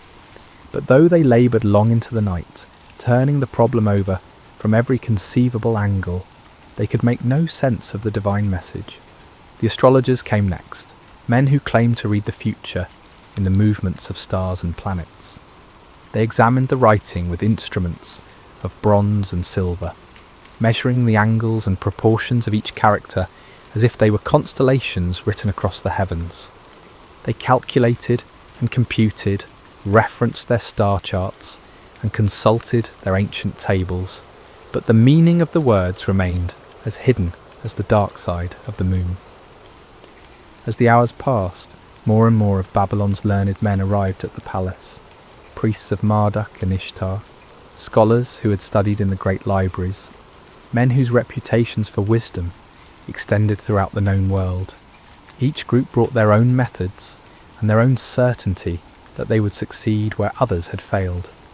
Yet one by one, they too were forced to admit defeat before the mystery of the burning words. King Belshazzar grew increasingly desperate as each attempter failed. He paced before his throne like a caged lion, his robes dishevelled and his crown askew. The sacred vessels of Solomon's temple lay scattered and forgotten across the floor, their golden surfaces reflecting the supernatural light from the wall in fractured gleams that hurt the eyes to look upon. "Gold," the king proclaimed suddenly, his voice cracking with strain. "I will give gold beyond counting to whoever can read these words. Silver and precious stones, lands and titles, whatever they desire shall be theirs." But even the promise of unlimited wealth could not unlock the meaning of heaven's message. The wise men huddled together in small groups, whispering their theories and hypotheses, but none dared claim understanding of what clearly lay beyond human comprehension. It was then, as the night wore on toward dawn and desperation reached its peak, that a new figure entered the banquet hall. She was an elderly woman, her hair white as snow, but her back still straight and her eyes bright with intelligence. This was Nitocris, the Queen Mother, widow of Nebuchadnezzar and grandmother to Belshazzar himself. She had heard the commotion from her private quarters, had seen the servants running through the corridors, and felt the strange oppression that seemed to hang over the entire palace. Now she made her way through the crowd of baffled wise men, her presence commanding respect even in the midst of chaos. "My Lord King," she said, her voice carrying clearly across the hall, despite her advanced years. "I see that you are troubled, that the colour has left your face and your limbs shake with fear. Do not let your thoughts alarm you, and do not look so pale." Belshazzar turned toward her hope flickering in his eyes like a candle flame in a dark room. "Grandmother, you have seen much in your long life. You were wife to great Nebuchadnezzar. You know the secrets of the empire. Can you tell me what these words mean?" The Queen Mother approached the wall, studying the burning characters with the careful attention of one who had witnessed many supernatural events during her husband's reign. "I cannot read these words, my grandson," she said at length, "but I know of one who might." She turned back to face the assembly, her aged voice somehow carrying more authority than all the learned men combined. "There is a man in your kingdom in whom is the spirit of the holy gods. In the days of your grandfather, light and understanding and wisdom, like the wisdom of the gods, were found in him. King Nebuchadnezzar appointed him chief of the magicians, enchanters, Chaldeans, and astrologers." A murmur ran through the crowd at these words. Many of the older nobles remembered stories from Nebuchadnezzar's time, tales of a Hebrew exile who had interpreted dreams and solved mysteries that baffled all others. But in the years since the great king's death, this man had faded from prominence, forgotten in the new reign's focus on younger advisors. "This man Daniel," the Queen Mother continued, "whom the king named Belteshazzar, has an excellent spirit, knowledge, and understanding to interpret dreams, explain riddles, and solve problems.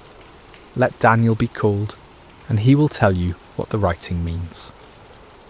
As the name Daniel echoed through the hall, Belshazzar felt a mixture of hope and apprehension.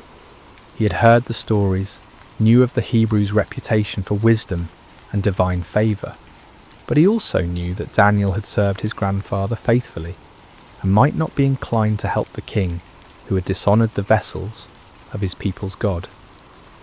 Nevertheless, desperation overcame pride, and Belshazzar gave the command, "Find Daniel the Hebrew, bring him here immediately. If he can read these words, he shall be clothed in purple, and have a chain of gold around his neck, and he shall be the third ruler in the kingdom." As servants rushed to obey this new command, the burning words continued to glow upon the wall, patient as eternity, waiting for the one who had been chosen to unlock their meaning and pronounce the doom of Babylon. The dawn was breaking over Babylon when Daniel arrived at the palace, summoned from sleep by urgent messengers, who spoke in hushed, fearful tones of supernatural writing and royal desperation. He was an old man now, his beard white with age and his face marked by the lines of many years spent in faithful service to foreign kings. Yet his eyes remained clear and bright, reflecting a wisdom that came not from human learning, but from communion with the eternal God. As he entered the banquet hall, Daniel paused for a moment to take in the scene before him. The remnants of the great feast lay scattered about like the debris of a broken dream. Golden plates and silver cups, many of them the sacred vessels of Solomon's temple, littered the floor, among pools of spilled wine and trampled delicacies. The nobles who had revelled so wildly just hours before now stood in small frightened groups, their fine clothes dishevelled and their faces pale with terror. But it was the writing upon the wall that commanded his attention, those 4 words blazing with divine fire that no earthly wisdom could extinguish. Daniel looked upon them without fear, for he recognised the hand that had written them, and he understood that he stood in the presence of the Almighty's judgment. King Belshazzar approached him with hasty, desperate steps, his royal dignity forgotten in his need for answers. "Are you Daniel, one of the exiles from Judah, whom my grandfather the king brought from Judah?" he asked, though he already knew the answer. "I have heard of you, that the spirit of the gods is in you, and that light and understanding and excellent wisdom are found in you." The king gestured toward the wall with a trembling hand. "Now the wise men and enchanters have been brought in before me to read this writing and make known to me its interpretation, but they could not show the interpretation of the matter. But I have heard that you can give interpretations and solve problems. Now if you can read the writing and make known to me its interpretation, you shall be clothed with purple and have a chain of gold around your neck, and shall be the 3rd ruler in the kingdom." Daniel listened to these promises of wealth and power with the patience of one who had seen empires rise and fall, who had served in the courts of kings and understood the vanity of earthly honours. When Belshazzar finished speaking, the old prophet's response came with quiet authority that somehow filled the vast hall more completely than the king's desperate entreaties. "Let your gifts be for yourself, and give your rewards to another," Daniel said, his voice calm and steady in the face of royal panic. "Nevertheless, I will read the writing to the king and make known to him the interpretation." But before he would interpret the supernatural message, Daniel had words of his own to speak, words that cut to the heart of the night's blasphemous revelry, and laid bare the spiritual rebellion that had brought divine judgment upon Babylon. "O king," he began, his voice growing stronger as he spoke, "the Most High God gave Nebuchadnezzar, your grandfather, kingship, and greatness, and glory, and majesty. And because of the greatness that he gave him, all peoples, nations, and languages trembled and feared before him. Whom he would, he killed, and whom he would, he kept alive. Whom he would, he raised up, and whom he would, he humbled." The assembled nobles listened in growing discomfort as Daniel recounted the story they all knew but preferred to forget.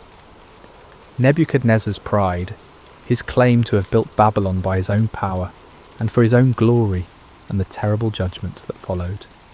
How the great king had been driven from among men to live like a beast in the wilderness, eating grass like an ox, and letting his hair grow long as eagle's feathers and his nails like birds' claws. But when his heart was lifted up, and his spirit was hardened so that he dealt proudly, Daniel continued, his eyes never leaving Belshazzar's face, he was brought down from his kingly throne, and his glory was taken from him. He was driven from among the children of mankind, and his mind was made like that of a beast, and his dwelling was with the wild donkeys. He was fed grass like an ox, and his body was wet with the dew of heaven, until he knew that the Most High God rules the kingdom of mankind, and sets over it whom he will. The silence in the hall was absolute as Daniel paused, letting the weight of his words sink into the hearts of all who heard them. Then, with the authority of one who spoke for the God of heaven, he delivered his devastating rebuke. "And you, his son, Belshazzar, have not humbled your heart, though you knew all this," he declared, his voice now ringing with prophetic power. "But you have lifted up yourself against the Lord of heaven, and the vessels of his house have been brought in before you, and you and your lords, your wives, and your concubines have drunk wine from them. And you have praised the gods of silver and gold, of bronze, iron, wood and stone, which do not see or hear or know, but the God in whose hand is your breath, and whose are all your ways you have not honoured." Each word fell upon the assembled company like blows from a hammer, shattering their illusions of security and exposing the full extent of their rebellion against the Most High. Belshazzar himself seemed to shrink before Daniel's accusing words, his royal robes hanging loose about his diminished frame, his crown sitting askew upon a head bowed with shame and terror. The sacred vessels lay scattered around the hall like silent witnesses to the truth of Daniel's words. These cups and bowls, crafted for the worship of the one true God, had been defiled by lips that praised idols of metal and stone. The wine that had flowed so freely in blasphemous toasts now seemed to accuse those who had drunk it, its red stains upon the marble floor like drops of blood that cried out for justice. Then from his presence the hand was sent, Daniel concluded, pointing toward the burning words upon the wall, and this writing was inscribed. The hall remained wrapped in profound silence, as all waited to hear the interpretation that would seal Babylon's fate. The wise men who had laboured through the night stood humbled before this Hebrew exile who had succeeded where they had failed. The nobles who had revelled in their blasphemy now cowered before the prospect of divine judgment. And King Belshazzar, who had thought himself secure in his power, waited to hear the doom that had been written by the finger of God upon his palace wall. Daniel turned from the cowering king to face the wall where the divine words blazed with undiminished fire. The characters seemed to pulse within a light, each one carrying the weight of heaven's judgment and the certainty of prophetic fulfillment. In the profound silence of the great hall, the aged prophet lifted his voice and began to speak the words that would seal the fate of the Babylonian Empire. "And this is the writing that was inscribed," Daniel announced, his voice carrying to every corner of the vast space. "Many, many tekel and parsin." He paused, allowing the strange words to echo through the hall, their sounds somehow both foreign and familiar, like a half-remembered dream that carries portents of future sorrow. The assembled nobles leaned forward despite their fear, desperate to understand the message that had struck such terror into their hearts. "This is the interpretation of the matter," Daniel continued, his aged voice gaining strength as he spoke for the God of heaven. "Mene, God has numbered the days of your kingdom and brought it to an end." The first word fell upon the assembly like a death sentence.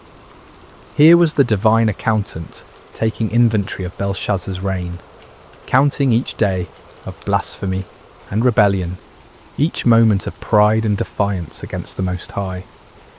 The king's face went even paler, if such a thing were possible, and several of the nobles gasped aloud at the finality of the pronouncement. But Daniel was not finished. The second judgment followed hard upon the first, each word a hammer blow against the foundations of Babylonian pride. "Tekel, you have been weighed on the scales and found wanting." Here was the divine judge placing Belshazzar's reign, his character, his very soul, upon the perfect scales of heaven's justice. and the verdict was damning beyond appeal. Found wanting, found lacking, found insufficient when measured against the standards of righteousness and truth. The king, who had thought himself great in his own eyes, was revealed to be nothing more than a feather in the balance when weighed against divine holiness. Belshazzar's knees gave way completely at these words, and he would have fallen had not two of his guards stepped forward to support him. The golden crown tumbled from his head to ring against the marble floor, the sound echoing through the hall like a funeral bell. His royal robes, so recently symbols of power and majesty, now seemed to hang upon him like burial shrouds. Perez, Daniel proclaimed, using the singular form of the final word, your kingdom is divided and given to the Medes and Persians. The last judgment was perhaps the most terrible of all, for it spoke not merely of the king's personal doom, but of the end of the empire itself. Babylon, the golden head of Nebuchadnezzar's dream, the city that had ruled the world with rod of iron, was to be divided like a carcass among its enemies.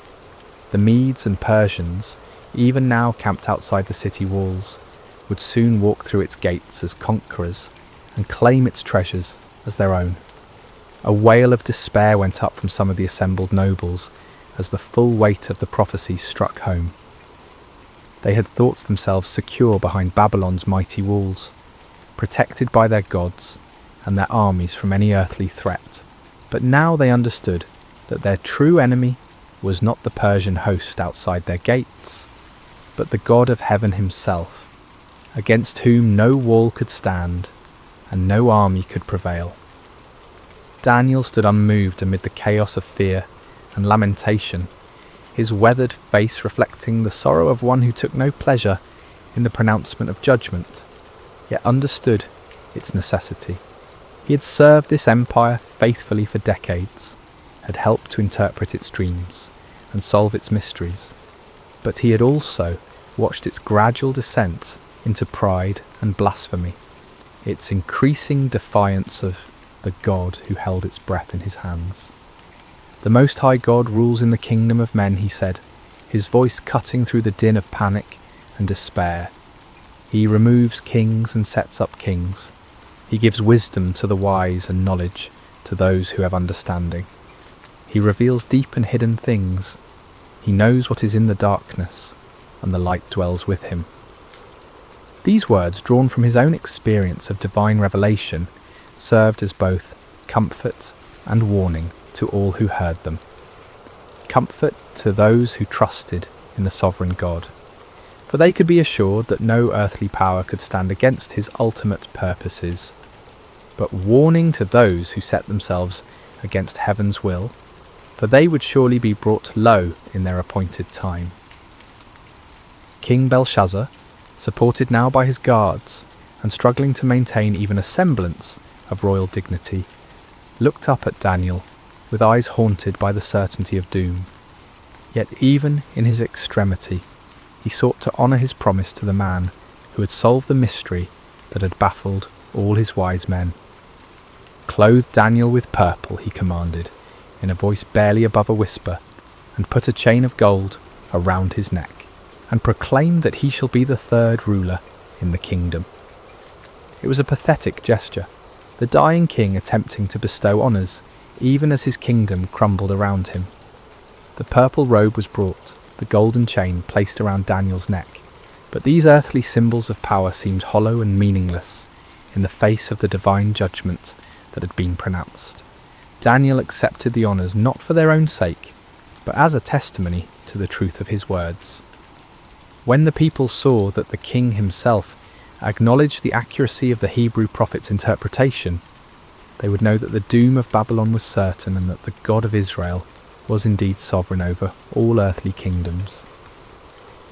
As the purple robes settled around Daniel's aged shoulders and the golden chain caught the light of the supernatural writing on the wall, the contrast could not have been more stark. Here stood a man clothed with earthly honours, yet serving a heavenly king, while around him an empire clothed in pride and blasphemy faced its final hour of judgment. The words on the wall continued to burn with undiminished intensity, their message now fully revealed but their power unabated. They served as a permanent reminder that the kingdoms of this world are temporary, subject to the sovereign will of the God who numbers their days and weighs their deeds in the balance of perfect justice. Even as Daniel spoke his interpretation and received the hollow honours of a doomed king, the wheels of divine judgment were already turning beyond the palace walls. For months, the Persian army under Cyrus had maintained their siege of the great city, but the Babylonians had felt secure behind walls that had never been breached by any earthly foe. They had provisions to last for years, abundant water from the Euphrates River, and an unshakable confidence in the strength of their defences. But on this night, the supernatural writing blazed upon the palace wall, and prophecy sealed the empire's fate. Cyrus was putting into motion a plan of breathtaking audacity that would prove that no human fortress can stand against the purposes of the Almighty. The Euphrates River, which flowed through the heart of Babylon and provided both water and transportation for the great city, was also its greatest vulnerability. The river entered the city through massive gates that could be lowered into the water, and it flowed beneath the walls through channels that were thought to be too narrow and well defended for any army to use as an entrance. But Cyrus had spent months studying these defences, and his engineers had been working tirelessly upstream from the city, digging channels and building dams that would allow them to divert the mighty river from its course. The work had been done quietly, secretly, hidden from Babylonian scouts by the darkness of night and the cleverness of Persian engineering. As the banquet hall erupted in chaos at Daniel's interpretation, as nobles fled in terror and servants cowered in corners, the Persian engineers upstream were opening their carefully constructed channels. The waters of the Euphrates, which had flowed through Babylon for centuries, began to turn aside into the new channels that Cyrus had prepared. At first the change was barely noticeable. The river level dropped slowly, gradually, as if affected by nothing more than seasonal variations. But as more water was diverted, as the new channels carried away the river's flow, the level within the city began to drop significantly. By midnight, Persian soldiers were wading through knee-deep water where once the river had flowed deep and strong. They moved silently through the darkness, following the riverbed beneath the great walls of Babylon, their weapons wrapped in cloth to prevent any sound that might alert the guards above.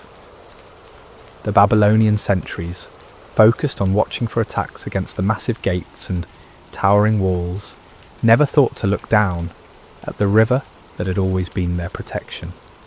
They were drunk on wine from the royal feast, their attention scattered by the strange reports of supernatural writing in the palace, their confidence unshaken by any thought that their impregnable city could fall in a single night.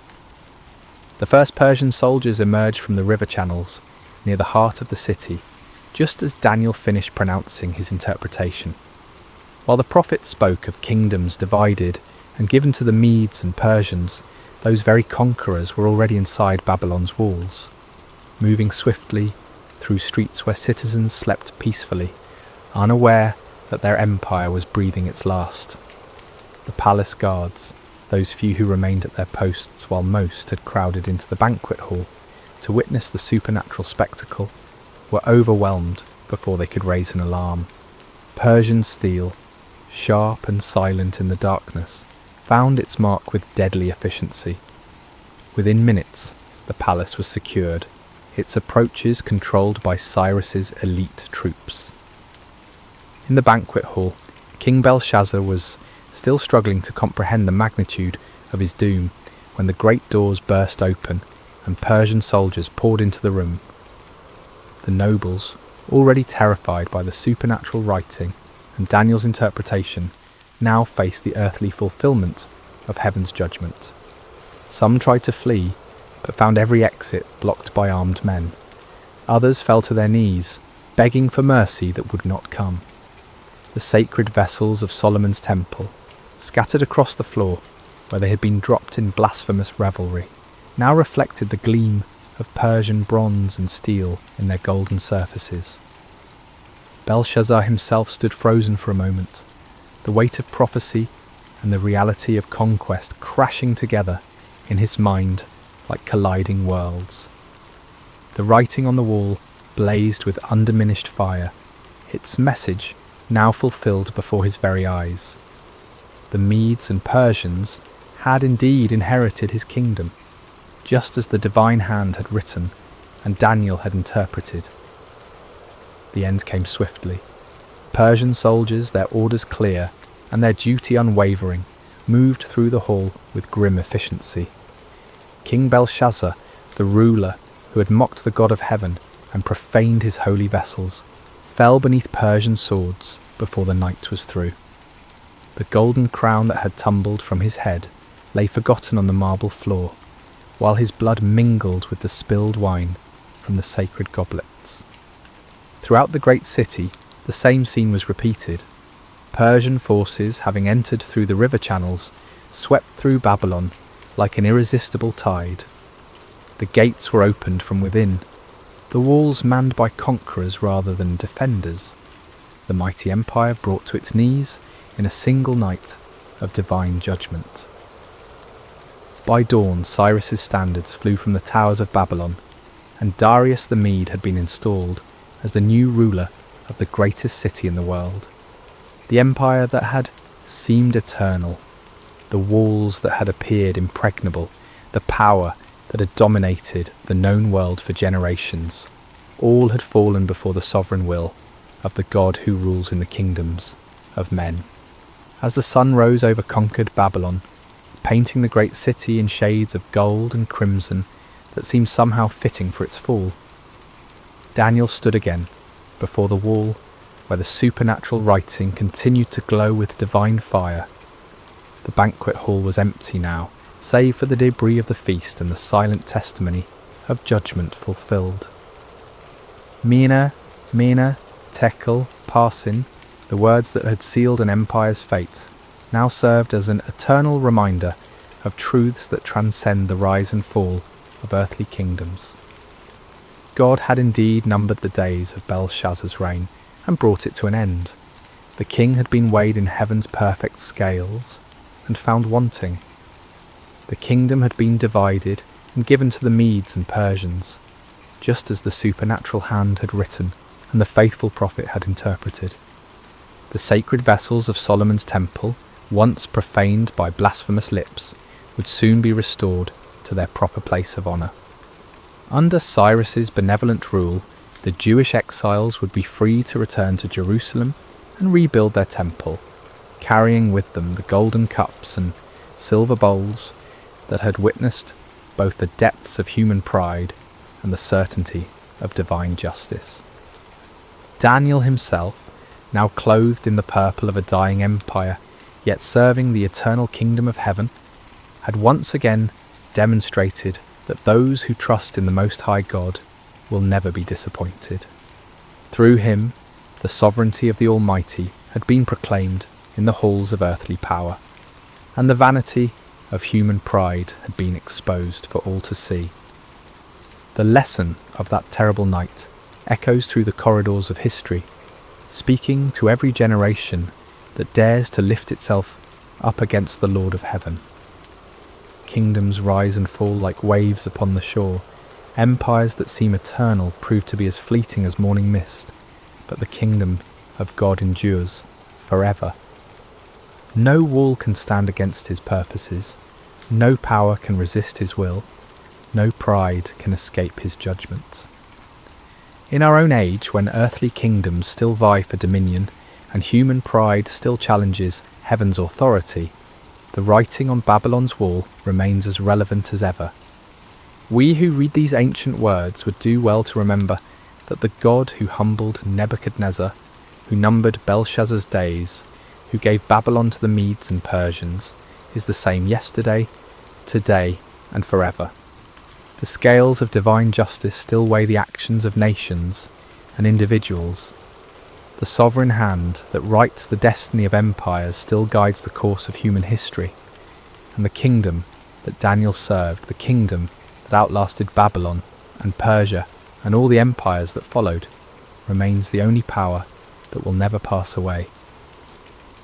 As night falls once again over the ancient site where Babylon once stood in all its glory, as stars appear in the darkness above ruins that once housed the pride of earthly kingdoms, the eternal truth proclaimed by that supernatural hand continues to shine with undiminished light. The Most High God rules in the kingdom of men, and blessed are those who humble themselves before his throne. May we who hear this ancient story find in it not merely a tale of judgment long past, but a present reminder of the God who sees all, knows all, and judges all with perfect righteousness.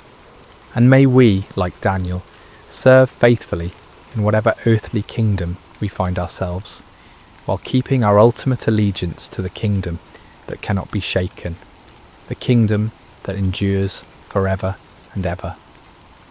The writing is on the wall, dear friends. The question that remains is whether we will read it in time to humble ourselves before the King of Kings, or whether we will follow Belshazzar's path to destruction. The choice, as always, is ours to make, is ours to the fire on Mount Carmel, Elijah and the prophets of Baal.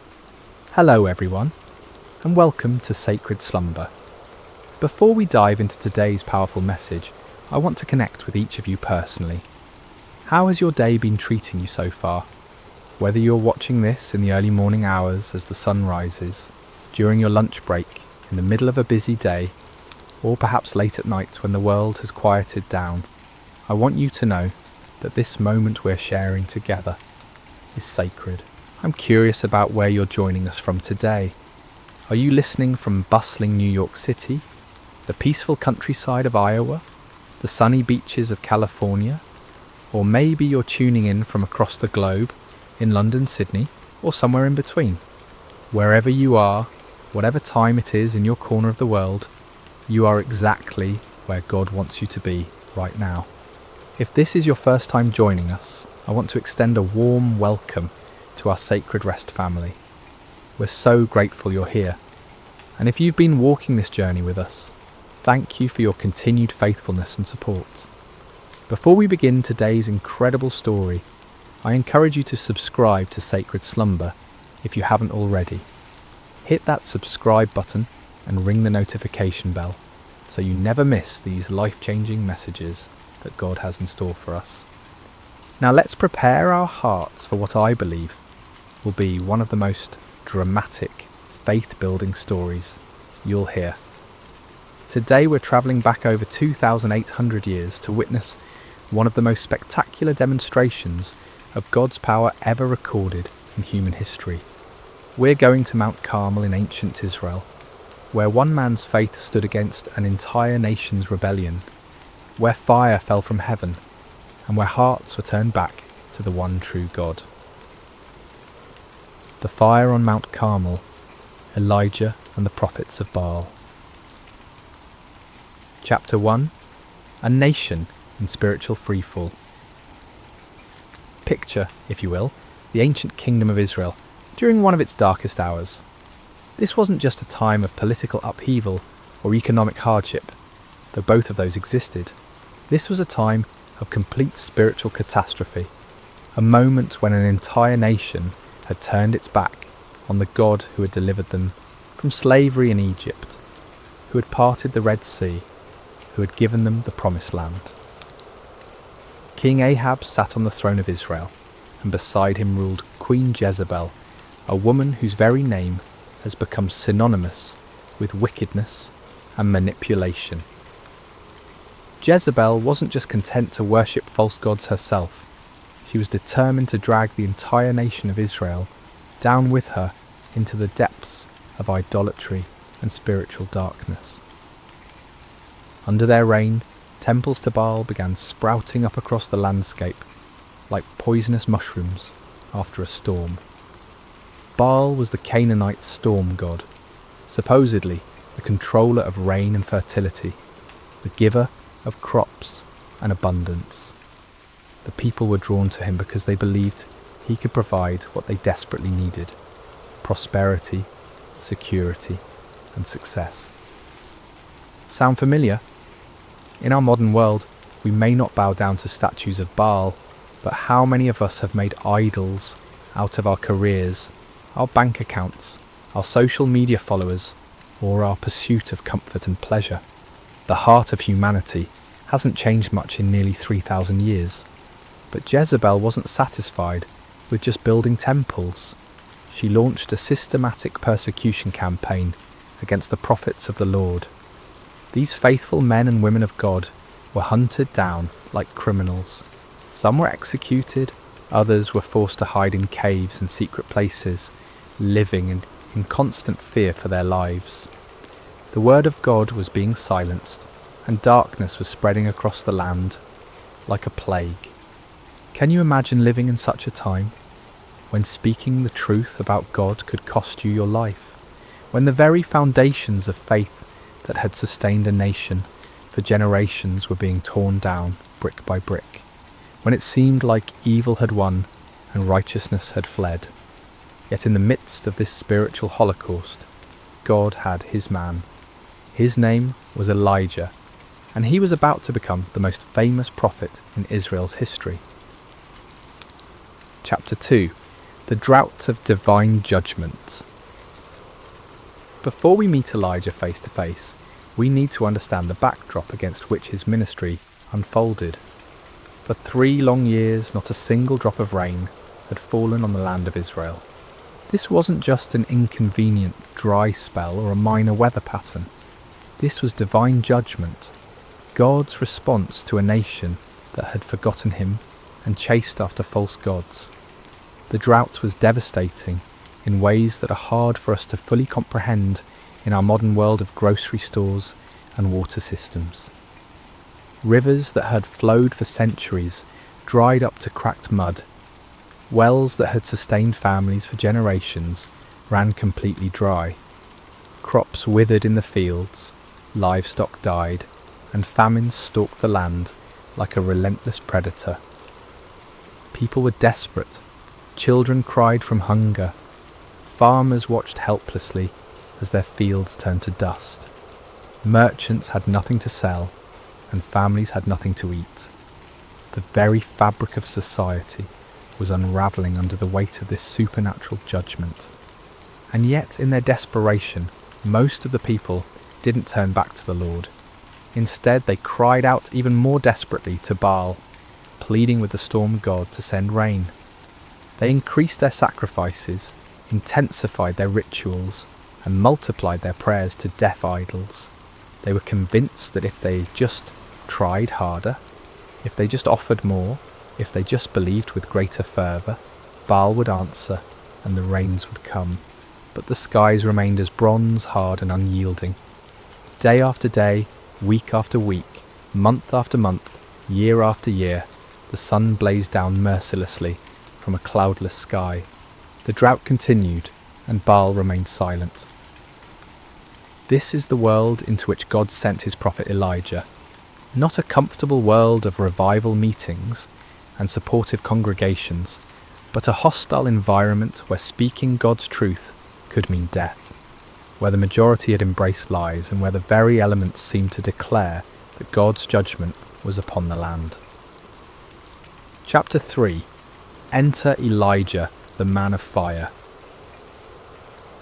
Elijah appears in the biblical narrative like a bolt of lightning splitting the darkness. We don't know much about his background or his early life. He's introduced simply as Elijah the Tishbite from Tishbe in Gilead. No impressive genealogy, no royal connections, no seminary degrees or credentials. Just a man from a small town that most people had probably never heard of. But what Elijah lacked in pedigree, he more than made up for in faith, courage, and an unshakable conviction that the Lord God of Israel was the one true God. While the nation around him bowed to Baal, Elijah stood firm. While others compromised and conformed, Elijah remained faithful. While the majority chose the easy path of popular religion, Elijah chose the narrow way of truth. God had sustained Elijah supernaturally during the 3 years of drought. First, he had sent him to the brook Cherith, where ravens brought him bread and meat every morning and evening, and he drank from the brook. When the brook dried up, God sent him to a widow in Zarephath, where a handful of flour and a little oil miraculously sustained 3 people for over a year. These experiences had built Elijah's faith to an unshakable level. He had seen God's provision in impossible circumstances. He had witnessed miracles that defied natural law. He had learned to trust completely in God's power and faithfulness, even when everything around him suggested that God had forgotten or abandoned his people. Now, as the drought entered its 3rd year, God was ready to use his seasoned servant for the greatest demonstration of divine power Israel had seen since the days of Moses. The time had come for a showdown that would echo through the ages, a confrontation that would prove once and for all who was the true God and who were merely the inventions of human imagination. Chapter 4. The Divine Commission. The word of the Lord came to Elijah with crystal clarity. Go and present yourself to Ahab, and I will send rain on the land. It was time for the drought to end, but first there would be a reckoning. God wasn't just going to quietly restore the rain and let everyone go back to their lives as if nothing had happened. He was going to make a statement that would be impossible to ignore or explain away.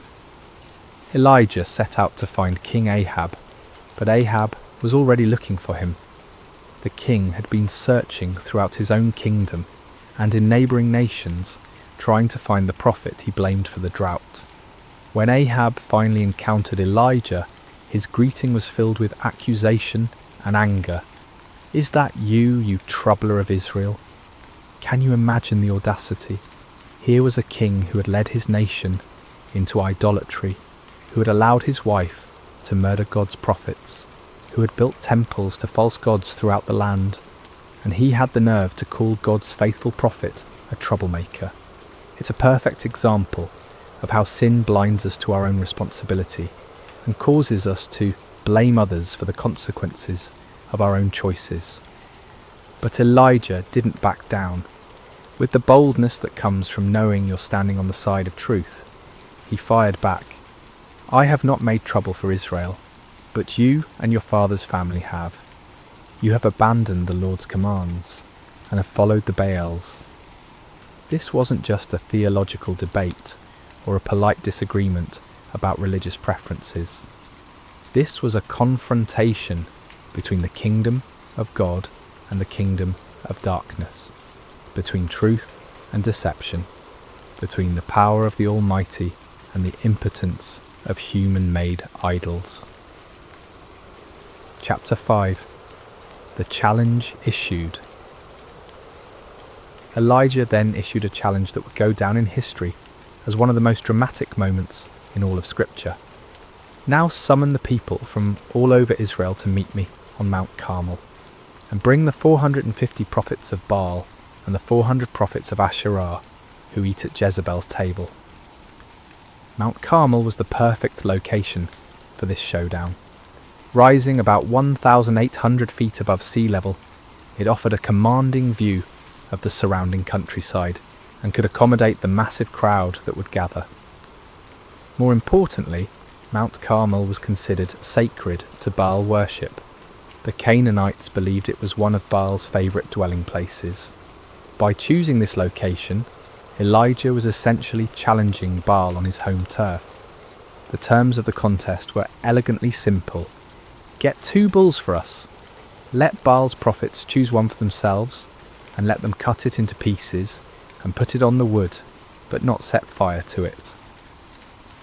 I will prepare the other bull and put it on the wood, but not set fire to it.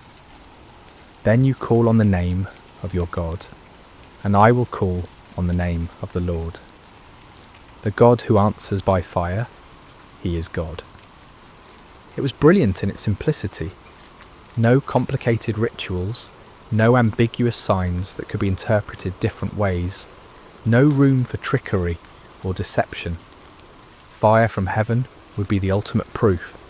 The God who could send fire to consume the sacrifice would be proven to be the true God. The people's response revealed both their spiritual confusion and their deep hunger for truth. What you say is good. They were tired of the uncertainty, tired of not knowing which God to trust, tired of the drought and the suffering. They wanted a clear answer, and Elijah's challenge offered exactly that. Chapter 6. The prophets of Baal take the stage. As dawn broke over Mount Carmel, an incredible scene began to unfold. Hundreds of prophets of Baal gathered around their altar, dressed in their ceremonial robes, carrying their ritual instruments, confident in their God's ability to answer their call. After all, they outnumbered Elijah 450 to 1. They had the backing of the royal court. They had been the religious establishment for years. Surely their God would not fail them now, especially not on his sacred mountain. They began their ritual early in the morning with great enthusiasm and confidence. "Baal, answer us," they cried, their voices echoing across the mountainside. They danced around their altar with wild abandon, their movements becoming more and more frenzied as they worked themselves into a religious fervour. This wasn't a quiet, dignified ceremony. This was raw, primal religion at its most intense. They leaped and shouted, they waved their arms and beat their chests. They called upon their God with every fibre of their being. The sound of their voices, the pounding of their feet, the clashing of their instruments created a cacophony that could be heard for miles around. But as the morning wore on and became noon, something became increasingly obvious. Nobody was answering. The sky remained clear and cloudless. No fire fell from heaven. No voice spoke from the heavens. The altar remained cold and lifeless, despite all their passionate pleading. You have to understand, these weren't insincere men going through empty motions. These prophets genuinely believed in Baal. They had devoted their lives to serving him. They had staked their reputations, their careers, and their very identities on the belief that he was real and powerful. The failure of their God to respond wasn't just embarrassing, it was devastating to everything they had built their lives upon. Chapter 7. Elijah's Divine Sarcasm. As the noon sun blazed overhead and the prophets of Baal continued their increasingly desperate rituals, Elijah decided it was time for some divine commentary. With a wit that was both cutting and brilliant, he began to mock their futile efforts. "Shout louder! Surely he is a god. Perhaps he is deep in thought, or busy, or travelling. Maybe he is sleeping and must be awakened." Can you imagine the scene? Here's Elijah, one man against 450, calmly watching their frantic efforts and offering helpful suggestions for why their God might not be responding. The sarcasm was devastating because it highlighted the absurdity of their situation. If Baal was truly the almighty storm god they claimed he was, why would he need to be awakened? Why would he be too busy or distracted to answer his devoted followers in their hour of greatest need? But Elijah's mockery served a deeper purpose than just humiliating the false prophets. He was exposing the fundamental weakness of all false gods. They are not truly there. They cannot hear because they have no ears. They cannot speak because they have no voice. They cannot act because they have no power. They are creations of human imagination, given form by human hands, but possessing no divine substance. The prophets of Baal, stung by Elijah's taunts and desperate to prove their God's reality, intensified their efforts to an almost unbelievable degree. They began to cut themselves with swords and spears, following their religious traditions until their blood flowed freely. This wasn't just symbolic, this was literal self-mutilation in the name of religious devotion. From noon until evening, they continued this horrific display, their voices growing hoarse from shouting, their bodies weakened by loss of blood, their spirits crushed by the growing realization that their God was not going to answer. The contrast couldn't have been more stark. On one side, frantic activity and desperate self-harm producing nothing. On the other side, one man waiting calmly for his turn, confident in his God's ability to act. Chapter 8. Elijah prepares his altar. As evening approached and the prophets of Baal finally exhausted themselves in defeat, Elijah stepped forward to take his turn. But before he called upon the Lord, he had some important work to do. "Come here to me," he called to all the people. This wasn't going to be a private ceremony or a mystical ritual performed in secret. Everything Elijah was about to do would be in full view of hundreds or perhaps thousands of witnesses. There would be no opportunity for trickery, no possibility of deception, no room for doubt about what actually happened. The first thing Elijah did was repair the altar of the Lord that had been torn down.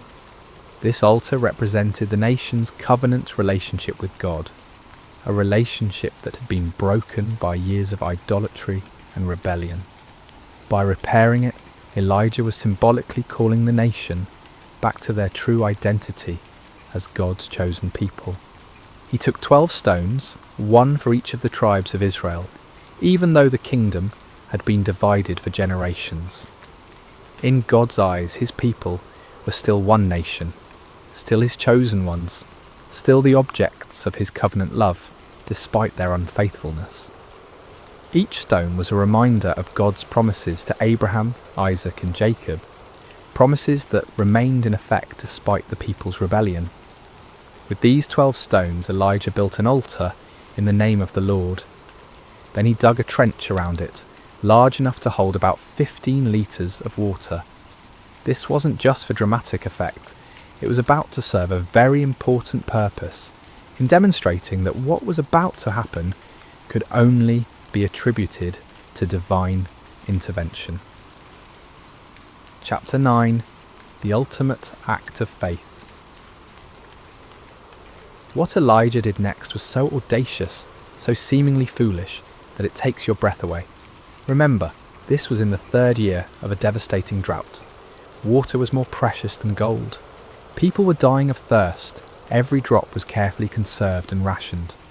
And Elijah ordered 4 large jars to be filled with water and poured over the offering and the wood.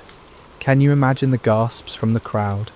Can you picture the shock on people's faces as they watched precious, life-giving water being poured out lavishly over an altar? Some in the crowd probably thought Elijah had lost his mind. Others might have been angry at what seemed like a wasteful display. But Elijah wasn't finished. "Do it again," he said. And they did it a second time, pouring out 4 more jars of precious water over the sacrifice and the wood. "Do it a 3rd time," Elijah commanded. And a 3rd time they soaked the altar until the water ran down around it and filled the trench he had dug. 12 jars of water in total. Everything was completely saturated. The wood was soaked through. The sacrifice was drenched. The stones were wet. Even the ground around the altar was muddy with water. If anyone had been planning to suggest that Elijah had somehow hidden fire or used trickery to ignite his altar, that possibility was now completely eliminated. This act of faith was staggering. Elijah was so confident in God's power that he was willing to make the miracle as difficult as possible. He wasn't just asking God to light dry wood. He was asking him to consume a sacrifice that was literally underwater. He was putting his reputation, his ministry, and his very life on the line, betting everything on God's ability to do the impossible. Chapter 10. The Prayer that Shook Heaven and Earth. As evening approached and the time for the evening sacrifice arrived, Elijah stepped up to the altar. He had prepared. The moment had come. Everything led to this point. The drought, the confrontation with Ahab, the challenge to the prophets of Baal, the repair of the altar, the soaking with water, all of it was preparation for this moment when one man would call upon the name of the Lord. But notice what Elijah didn't do. He didn't scream and shout like the prophets of Baal. He didn't dance wildly or cut himself or work himself into a frenzy. He didn't perform elaborate rituals or recite complicated incantations.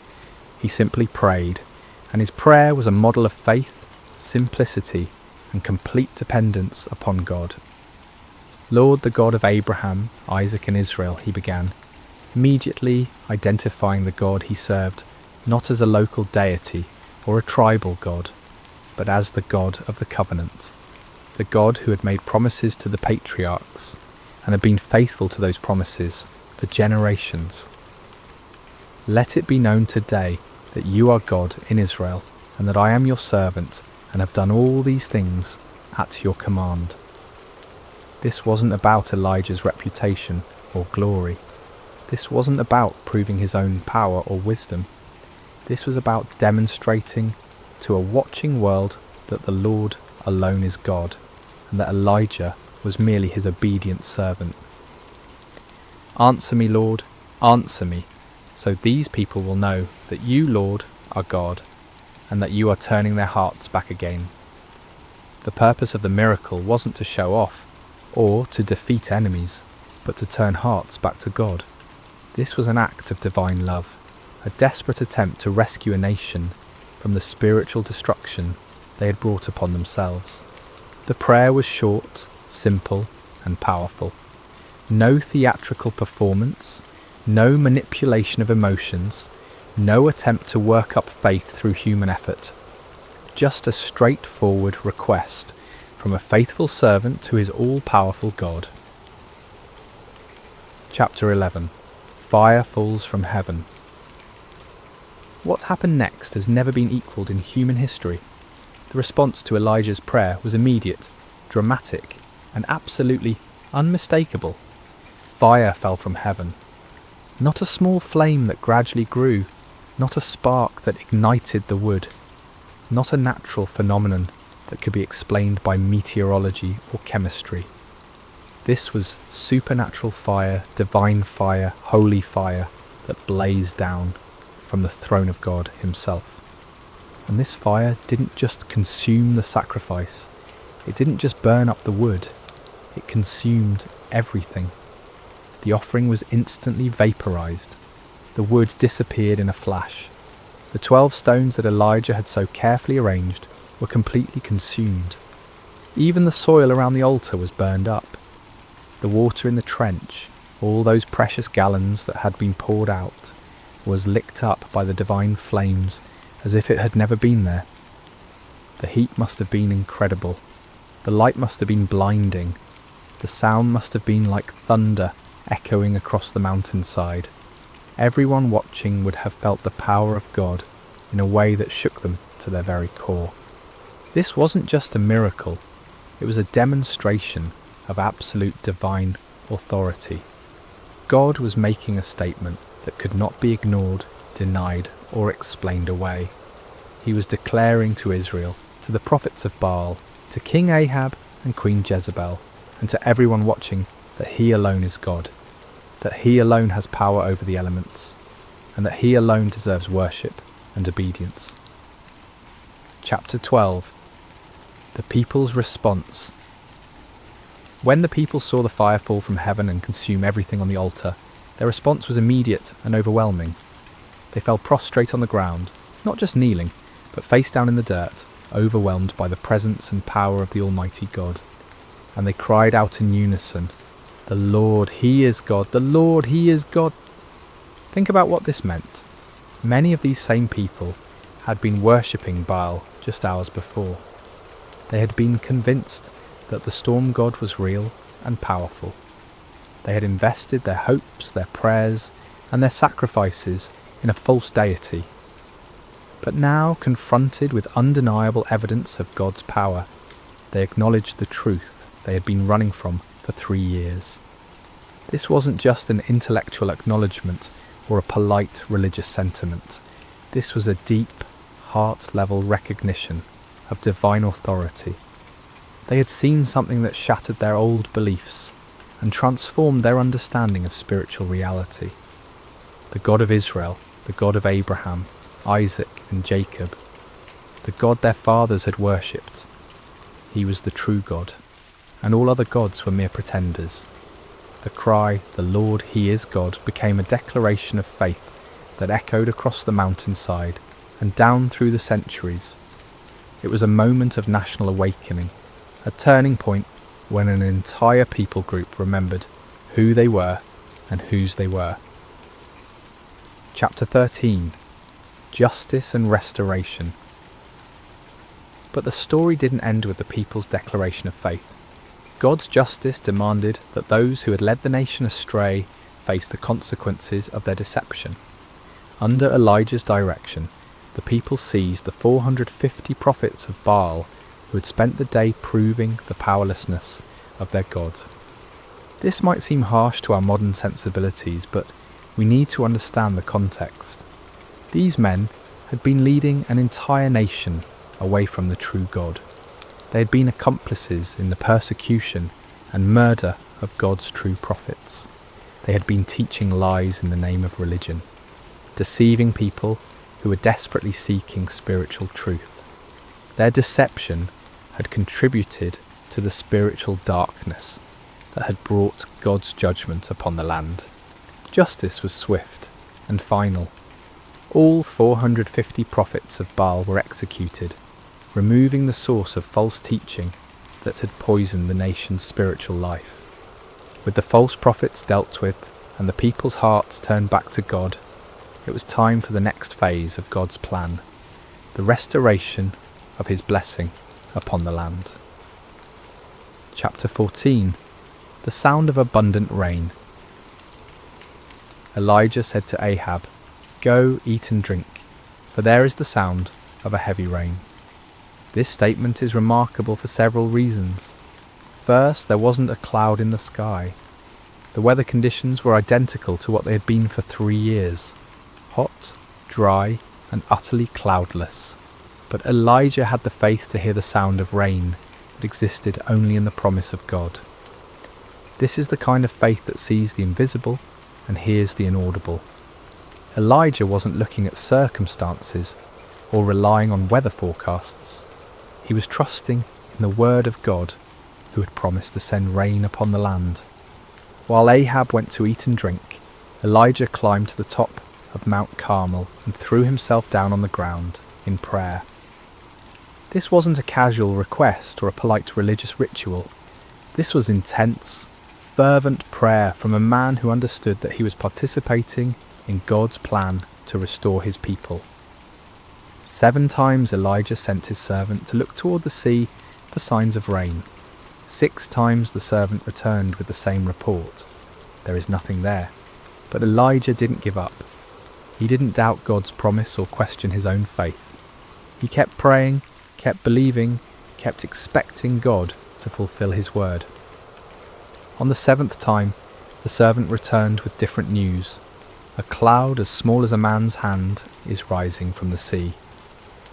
To most people, a tiny cloud on the horizon wouldn't seem significant, especially after 3 years of drought.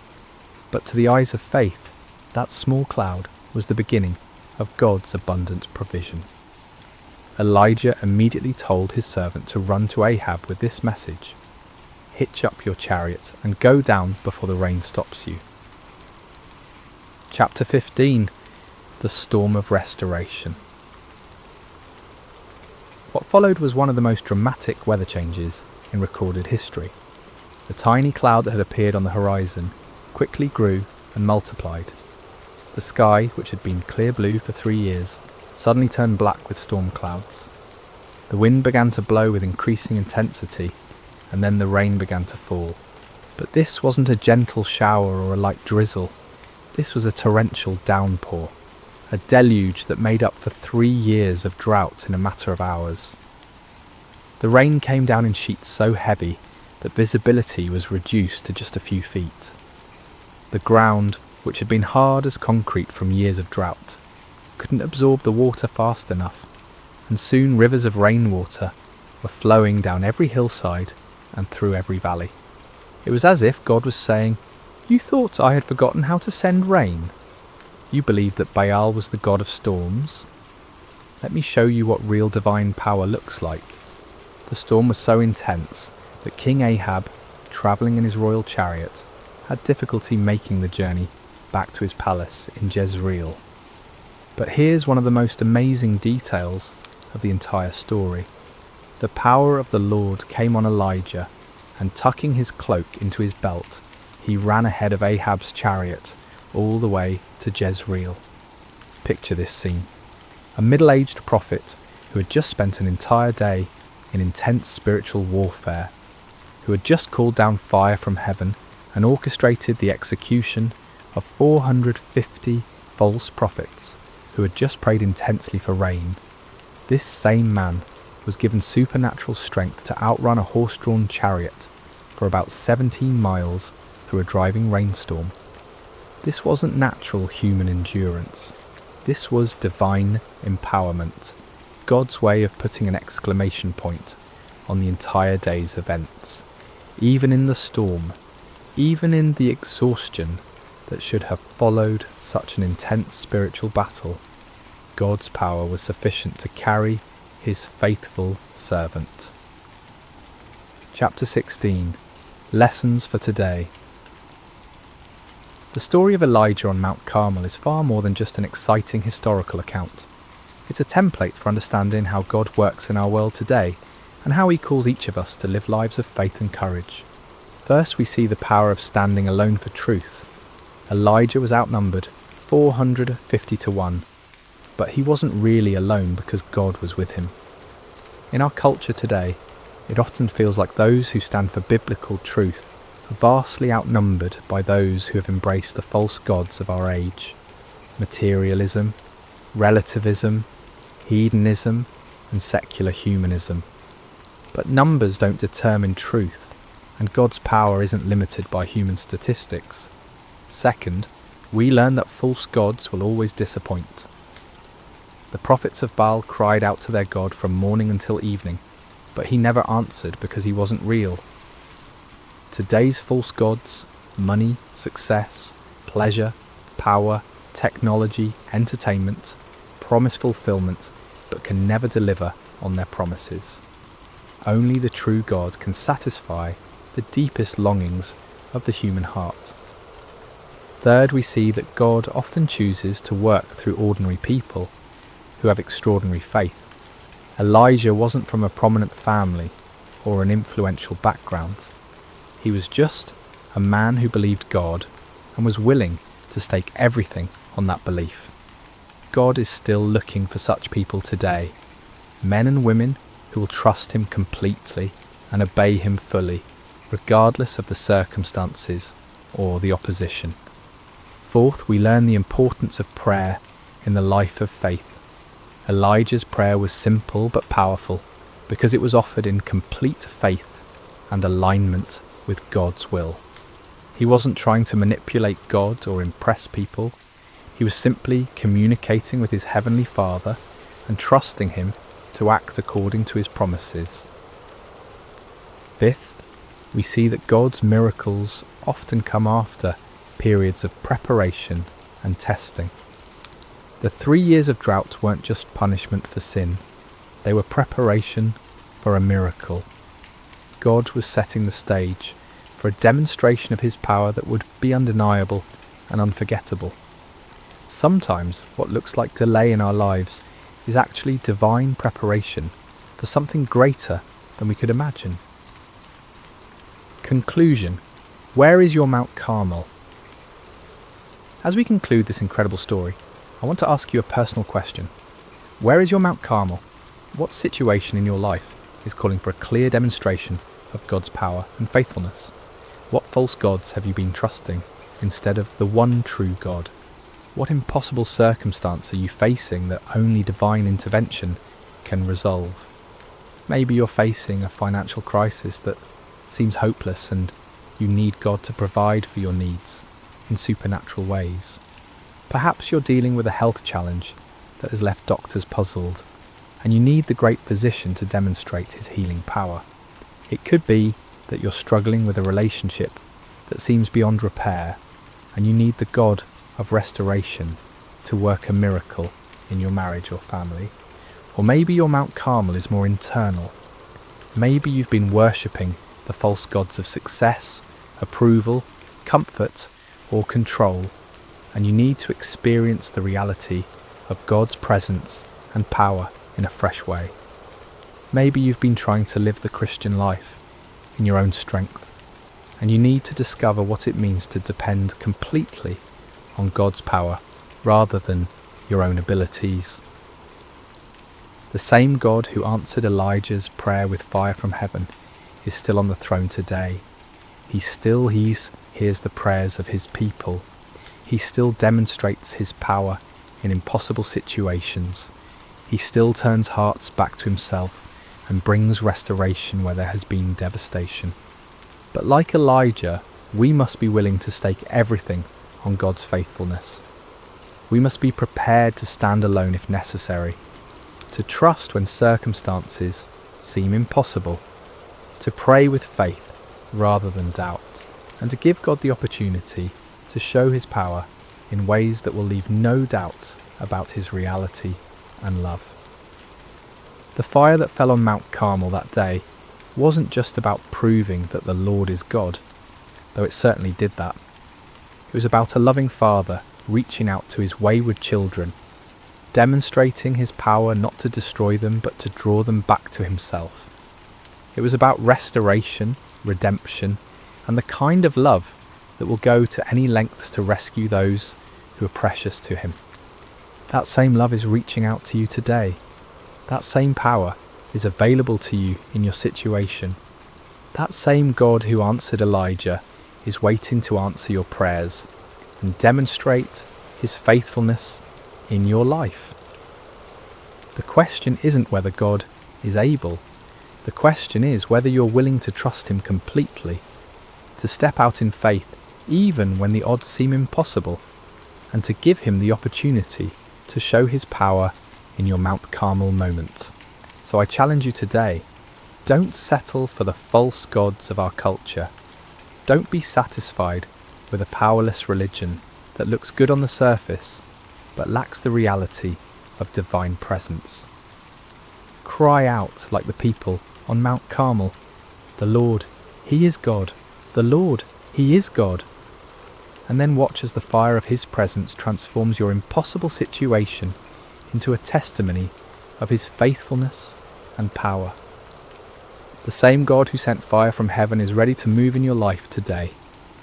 Are you ready to trust him completely and see what he will do?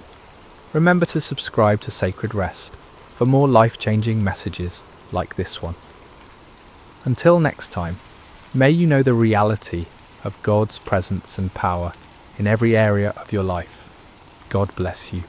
Hello, dear friends, and welcome to Sacred Slumber.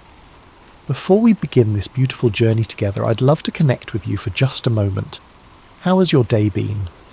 Whether it's morning, afternoon, or evening where you are in the world, I hope this story finds you in a peaceful place, ready to receive some comfort and inspiration. No matter what corner of the globe you're listening from, you're part of our Sacred Slumber family. If you haven't already, please consider subscribing to Sacred Slumber for more stories like this one that will nourish your soul and bring peace to your heart.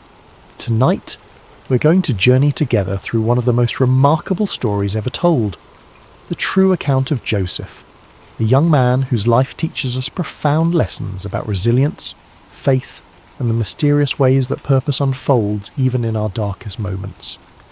This is a story that has inspired millions across centuries, reminding us that no matter how deep our pit may seem, there's always hope for palace moments ahead. In the ancient land of Canaan, where the sun painted golden hues across rolling hills dotted with olive trees and grazing flocks, there lived a patriarch named Jacob. His tents were pitched near Hebron, and his wealth was measured not in gold or silver, but in the size of his herds and the strength of his family. Jacob had 12 sons, but among them all one held a special place in his father's heart.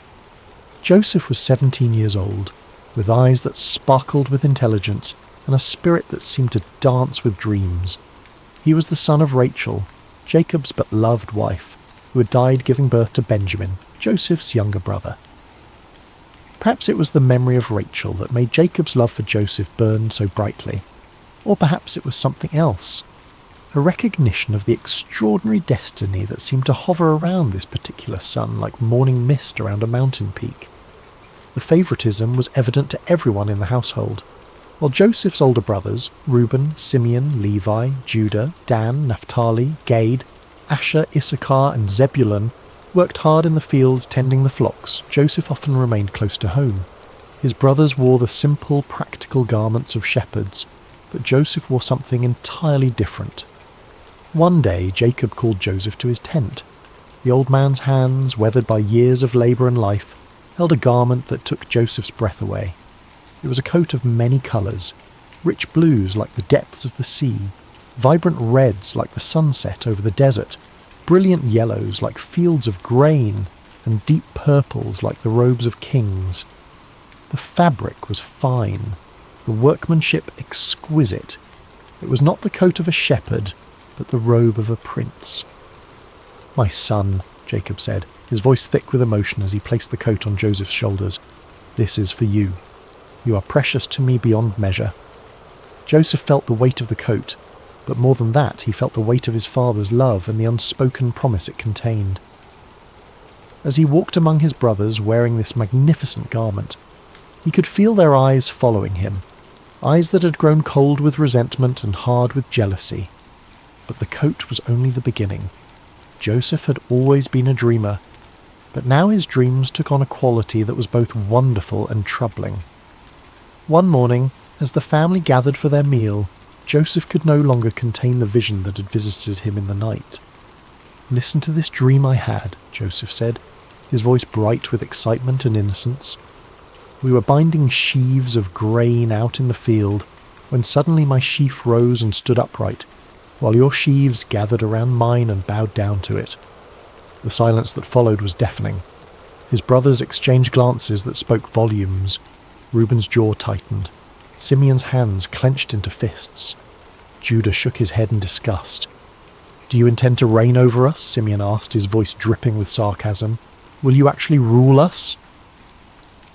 But Joseph, in his youthful enthusiasm, seemed oblivious to the storm clouds gathering around him.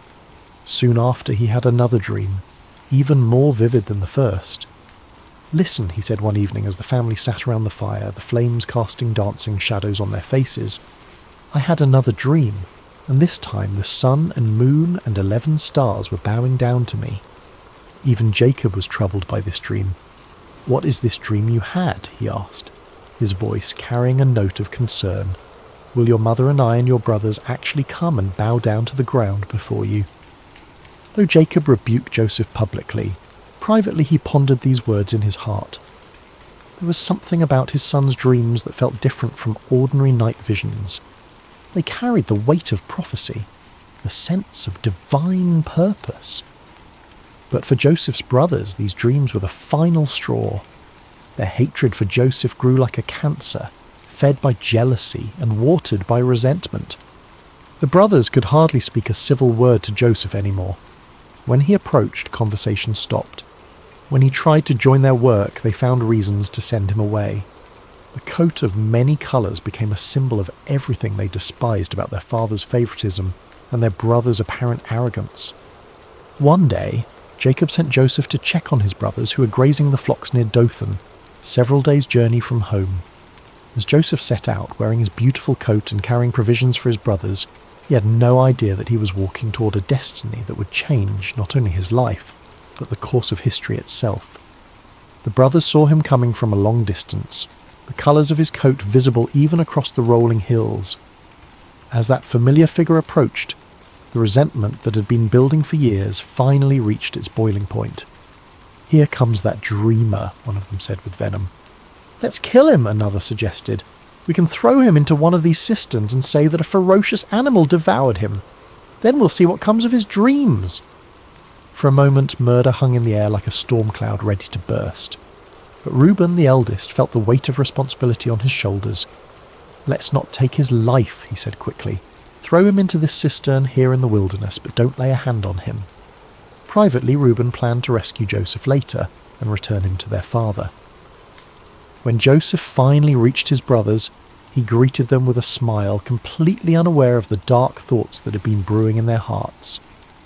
But instead of the warm welcome he expected, they seized him roughly. Hands that should have embraced him tore at his beautiful coat, stripping it from his body.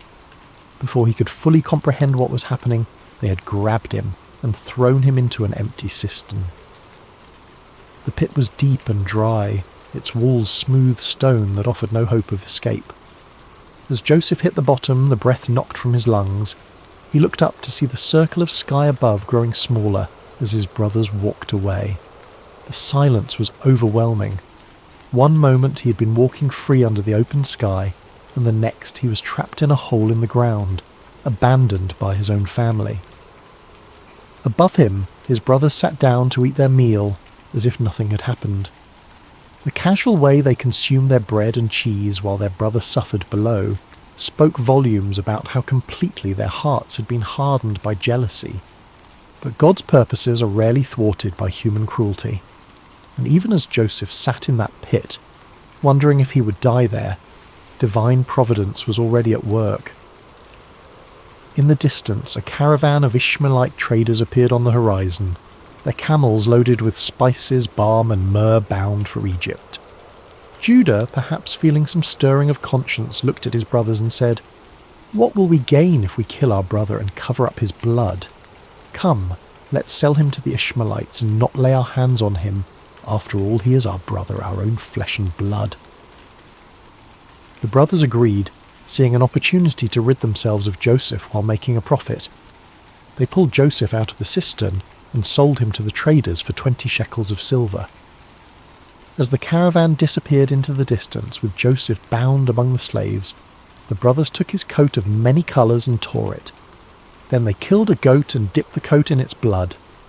When they returned home, they presented the bloodied coat to their father. "We found this," they said. "Examine it to see whether it is your son's robe." Jacob recognized it immediately. The colours that had once brought him such joy now brought only anguish. "It is my son's robe," he cried. "Some ferocious animal has devoured him. Joseph has surely been torn to pieces." Jacob tore his clothes in grief and put on sackcloth. He mourned for his son many days, and though all his sons and daughters came to comfort him, he refused to be comforted. "No," he said, "I will continue to mourn until I join my son in the grave." Meanwhile, the caravan carrying Joseph continued its journey toward Egypt, each step taking him further from everything he had ever known and loved. As the young man looked back at the fading hills of his homeland, he could not have imagined that this betrayal, this moment that felt like the end of everything, was actually the beginning of a story that would demonstrate the power of God to bring beauty from ashes and purpose from pain. The journey to Egypt was long and grueling.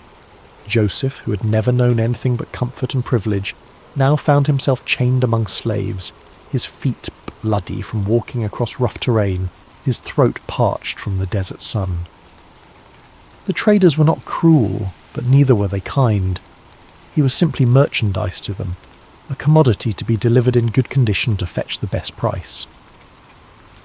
As the caravan crested the final hill before entering Egypt, Joseph's eyes widened at the sight before him. Egypt was unlike anything he had ever seen.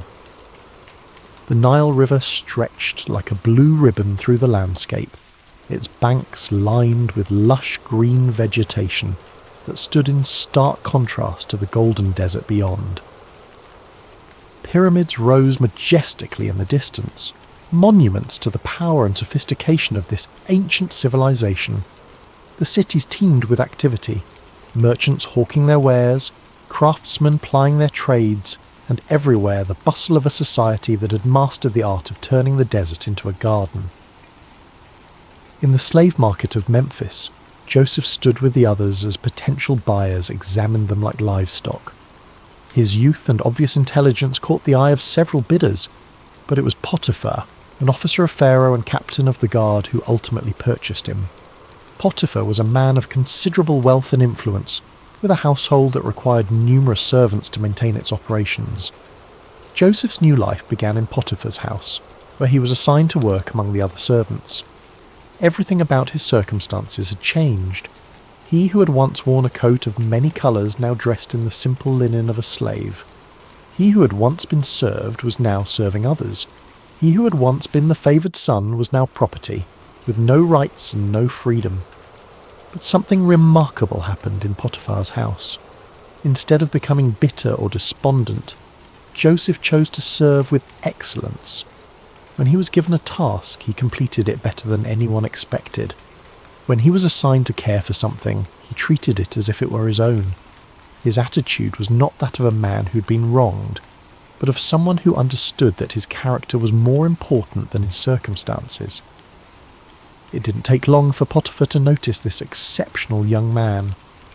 While other servants did only what was required of them, Joseph anticipated needs before they were expressed. He learned the Egyptian language with remarkable speed, mastered the customs of the household, and demonstrated an administrative ability that was far beyond his years. Most importantly, there was something about Joseph's presence that seemed to bring blessing wherever he went. Potiphar began to entrust Joseph with greater responsibilities. First, he made him his personal attendant. Then he put him in charge of his household affairs. Before long, Joseph was managing all of Potiphar's possessions, his property, his servants, his business dealings. The Egyptian captain of the guard had never seen anything like it. Everything that Joseph touched seemed to prosper. Years passed, and Joseph grew from a teenager into a handsome young man. The hardships he had endured had not broken him, but had instead forged him into someone of remarkable character and capability. Potiphar trusted him completely, to the point where he concerned himself with nothing except the food he ate. Everything else was in Joseph's capable hands. But success and favour can sometimes bring their own dangers, and Joseph was about to face a test that would prove even more challenging than the pit his brothers had thrown him into. Potiphar's wife had noticed the young Hebrew slave who had risen to such prominence in her household. Joseph was not only capable and trustworthy, but he had grown into a man of striking appearance. Day after day she watched him as he went about his duties with quiet dignity and remarkable competence. Soon, watching was not enough. "Come to bed with me," she said to Joseph one day when they found themselves alone. Joseph was stunned by her proposition. The wife of his master, a woman of rank and privilege, was propositioning a slave. But Joseph's response revealed the depth of his character and the strength of his convictions. "No," he said firmly but respectfully. "With me in charge, my master does not concern himself with anything in the house. Everything he owns he has entrusted to my care. No one is greater in this house than I am. My master has withheld nothing from me except you, because you are his wife. How then could I do such a wicked thing and sin against God?" Day after day she spoke to Joseph, but he refused to go to bed with her or even to be with her. Joseph understood that betraying Potiphar's trust would not only be wrong, but it would also be a sin against the God who had been with him through all his trials. His integrity was not for sale, regardless of the price or the pressure. But a person determined to do wrong will often become vindictive when their advances are rejected. Potiphar's wife's desire turned to anger, and her anger to a determination for revenge. She waited for the right opportunity, and one day when Joseph came into the house to attend to his duties, and none of the household servants were inside, she made her move. She caught him by his cloak and said, "Come to bed with me." But Joseph left his cloak in her hand and ran out of the house. Holding his cloak as evidence, Potiphar's wife called to the household servants. "Look," she said, "this Hebrew has been brought to us to make sport of us. He came in here to sleep with me, but I screamed. When he heard me scream for help, he left his cloak beside me and ran out of the house. When Potiphar came home, his wife told him the same story. That Hebrew slave you brought us came to me to make sport of me, but as soon as I screamed for help, He left his cloak beside me and ran out of the house." Potiphar burned with anger.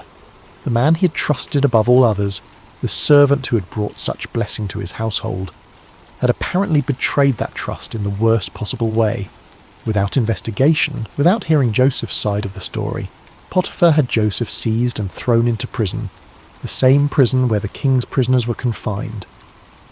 Once again, Joseph found himself in a pit, though this time it was made of stone and iron rather than earth. Once again, he had been betrayed by those he had served faithfully. Once again, his circumstances had changed dramatically through no fault of his own. He had done the right thing, had maintained his integrity, had honoured God, and his reward was imprisonment for a crime he had not committed. Many people would have become bitter at this point. They would have questioned why God allowed such injustice, why faithfulness seemed to be rewarded with suffering.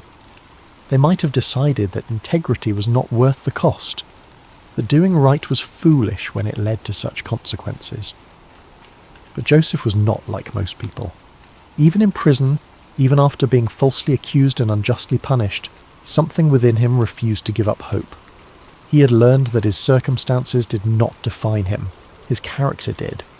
He had discovered that God's presence was not dependent on favourable conditions, but was available even in the darkest places. And remarkably, even in prison, Joseph began to prosper. The warden noticed this unusual prisoner who carried himself with such dignity, who treated others with such respect, who seemed to bring order and blessing wherever he went. Before long, the warden put Joseph in charge of all the other prisoners and made him responsible for all that was done in the prison. The warden paid no attention to anything under Joseph's care because the Lord was with Joseph and gave him success in whatever he did. Once again, Joseph had taken a situation that seemed hopeless and had found a way to serve with excellence, to lead with integrity, and to trust that somehow, in ways he could not yet see, God was working all things together for good. But the greatest tests of Joseph's faith were still ahead, and the prison that seemed like an ending was actually preparing him for a beginning that would astonish the world. Prison has a way of stripping away everything except what truly matters. In the Egyptian jail where Joseph now found himself, surrounded by stone walls and iron bars, the external trappings of success and status meant nothing. Here, in this place reserved for those who had supposedly committed crimes against Pharaoh, Joseph faced the ultimate test of his character. Days turned into months, and months into years. Joseph had now spent more time as a slave and prisoner than he had as the favoured son in his father's house. The dreams of his youth, the sheaves bowing down, the sun and moon and stars paying homage, seemed like the fantasies of another lifetime. If someone had asked him during those long, dark nights whether he still believed in those dreams, he might have wondered himself. But Joseph had learned something profound during his years of hardship, that faith is not about understanding God's timeline, but about trusting God's character. He had seen evidence of divine favour even in the darkest circumstances. When he was in Potiphar's house, God had blessed his work. Now, even in prison, he could see the same pattern. Blessing flowing through him to benefit others. Success following him, even in the most unlikely places. The other prisoners noticed something different about Joseph. While many of them spent their time in despair, anger, or plotting revenge, Joseph maintained a remarkable sense of peace. He listened to their stories with compassion, helped resolve disputes with wisdom, and carried himself with a dignity that prison walls could not diminish. The warden had made him the unofficial leader among the prisoners, and everyone, guards and inmates alike, respected him. One morning, Joseph noticed that two of his fellow prisoners seemed particularly troubled. They were not ordinary criminals, but former members of Pharaoh's household, the chief cupbearer and the chief baker. Both had been imprisoned for offences against their royal master, and both carried themselves with the dignity of men, accustomed to positions of privilege and responsibility. "Why do you look so sad today?" Joseph asked them. The cupbearer answered, "We both had dreams, but there is no one to interpret them." In the ancient world, dreams were considered messages from the gods, and their interpretation was a specialised skill typically reserved for trained priests and wise men. To have a significant dream and no way to understand its meaning was a source of genuine distress. Joseph's response revealed both his humility and his faith. Do not interpretations belong to God? Tell me your dreams. The chief cupbearer went first. In my dream, he said, I saw a vine in front of me, and on the vine were 3 branches. As soon as it budded, it blossomed, and its clusters ripened into grapes. Pharaoh's cup was in my hand, and I took the grapes, squeezed them into Pharaoh's cup, and put the cup in his hand. Joseph listened carefully, and as the cupbearer spoke, understanding came to him with a clarity that felt like sunrise after a long night. This is what it means, Joseph said. The 3 branches are 3 days. Within 3 days, Pharaoh will lift up your head and restore you to your position, and you will put Pharaoh's cup in his hand, just as you used to do when you were his cupbearer. The cupbearer's face lit up with hope. Joseph continued, But when all goes well with you, remember me and show me kindness. Mention me to Pharaoh and get me out of this prison. I was forcibly carried off from the land of the Hebrews, and even here I have done nothing to deserve being put in a dungeon. When the chief baker saw that Joseph had given a favourable interpretation to the cupbearer's dream, he eagerly shared his own vision. I too had a dream, he said. On my head were 3 baskets of bread. In the top basket were all kinds of baked goods for Pharaoh, but the birds were eating them out of the basket on my head. Joseph's expression grew grave as he received understanding of this dream as well. The interpretation was not pleasant, but Joseph knew he had to speak the truth. This is what it means, he said gently. The 3 baskets are 3 days. Within 3 days, Pharaoh will lift off your head and impale your body on a pole, and the birds will eat away your flesh. 3 days later, it was Pharaoh's birthday, and he gave a feast for all his officials. He lifted up the heads of the chief cupbearer and the chief baker in the presence of his officials. He restored the chief cupbearer to his position, so that he once again put the cup into Pharaoh's hand. But he impaled the chief baker, just as Joseph had said to them in his interpretation. The accuracy of Joseph's interpretation should have marked him as a man of extraordinary ability, someone worthy of attention and favour. The chief cupbearer had been restored to his position of influence, with direct access to the most powerful man in Egypt. Surely he would remember the prisoner who had correctly interpreted his dream and had specifically asked to be remembered. But the chief cupbearer forgot about Joseph. This forgetting was perhaps one of the most difficult trials Joseph had yet faced. It was not the active betrayal of his brothers or the false accusation of Potiphar's wife, but the passive neglect of someone who simply failed to keep his word. Day after day, Joseph waited, hoping that this would be the day when guards would come to release him, when word would arrive that Pharaoh wanted to see him. But the days passed in silence. Months turned into a year, and then another year. 2 full years passed, and still the cupbearer, busy with his restored duties and privileges, did not remember the Hebrew slave who had correctly interpreted his dream. It was as if Joseph had been forgotten not just by one man, but by the entire world. During these 2 years of waiting, Joseph could have become bitter. He could have concluded that helping others was pointless, that kindness was wasted on those who would not return it. He could have decided that his gift for interpreting dreams was worthless if it could not even secure his own freedom. Many people would have given up hope entirely. But Joseph continued to trust, continued to serve, continued to maintain his character even when it seemed to bring no reward. He understood something that many people never learn, that our calling is to be faithful, not to control outcomes. His job was to use his gifts with integrity and kindness. God's job was to handle the timing and the results. In the darkness of those 2 forgotten years, Joseph's faith was refined like gold in a furnace. The dreams of his youth were still alive within him, but they had been purified of any pride or presumption. He was learning that God's promises are always fulfilled, but rarely on our timeline or in the way we expect. And unbeknownst to Joseph, his time of preparation was nearly complete. All the lessons he had learned, about integrity under pressure, about leadership in difficult circumstances, about maintaining faith when it seemed unrewarded, were about to be put to their ultimate test. The pit had prepared him for the palace, but first he would need to prove that he was ready for both the privilege and the responsibility that awaited him. The stage was being set for one of the most dramatic turnarounds in human history. and the forgotten prisoner was about to become the second most powerful man in the greatest empire on earth. Pharaoh stood on the balcony of his palace, looking out over the magnificent kingdom that stretched as far as the eye could see. The Nile flowed majestically past the royal residence, its waters reflecting the first light of dawn. Egypt was at the height of its power and prosperity, with abundant harvests, thriving trade, and monuments that would stand for millennia as testaments to its greatness. But on this particular morning, Pharaoh was deeply troubled. For 2 nights in a row, he had been visited by dreams so vivid and disturbing that they left him unable to rest. These were not ordinary dreams. They carried the weight of divine communication, the sense that the gods were trying to tell him something of vital importance. But what? The first dream had been strange and unsettling. Pharaoh had dreamed he was standing by the Nile when 7 cows, fat and sleek, came up out of the river and began grazing among the reeds.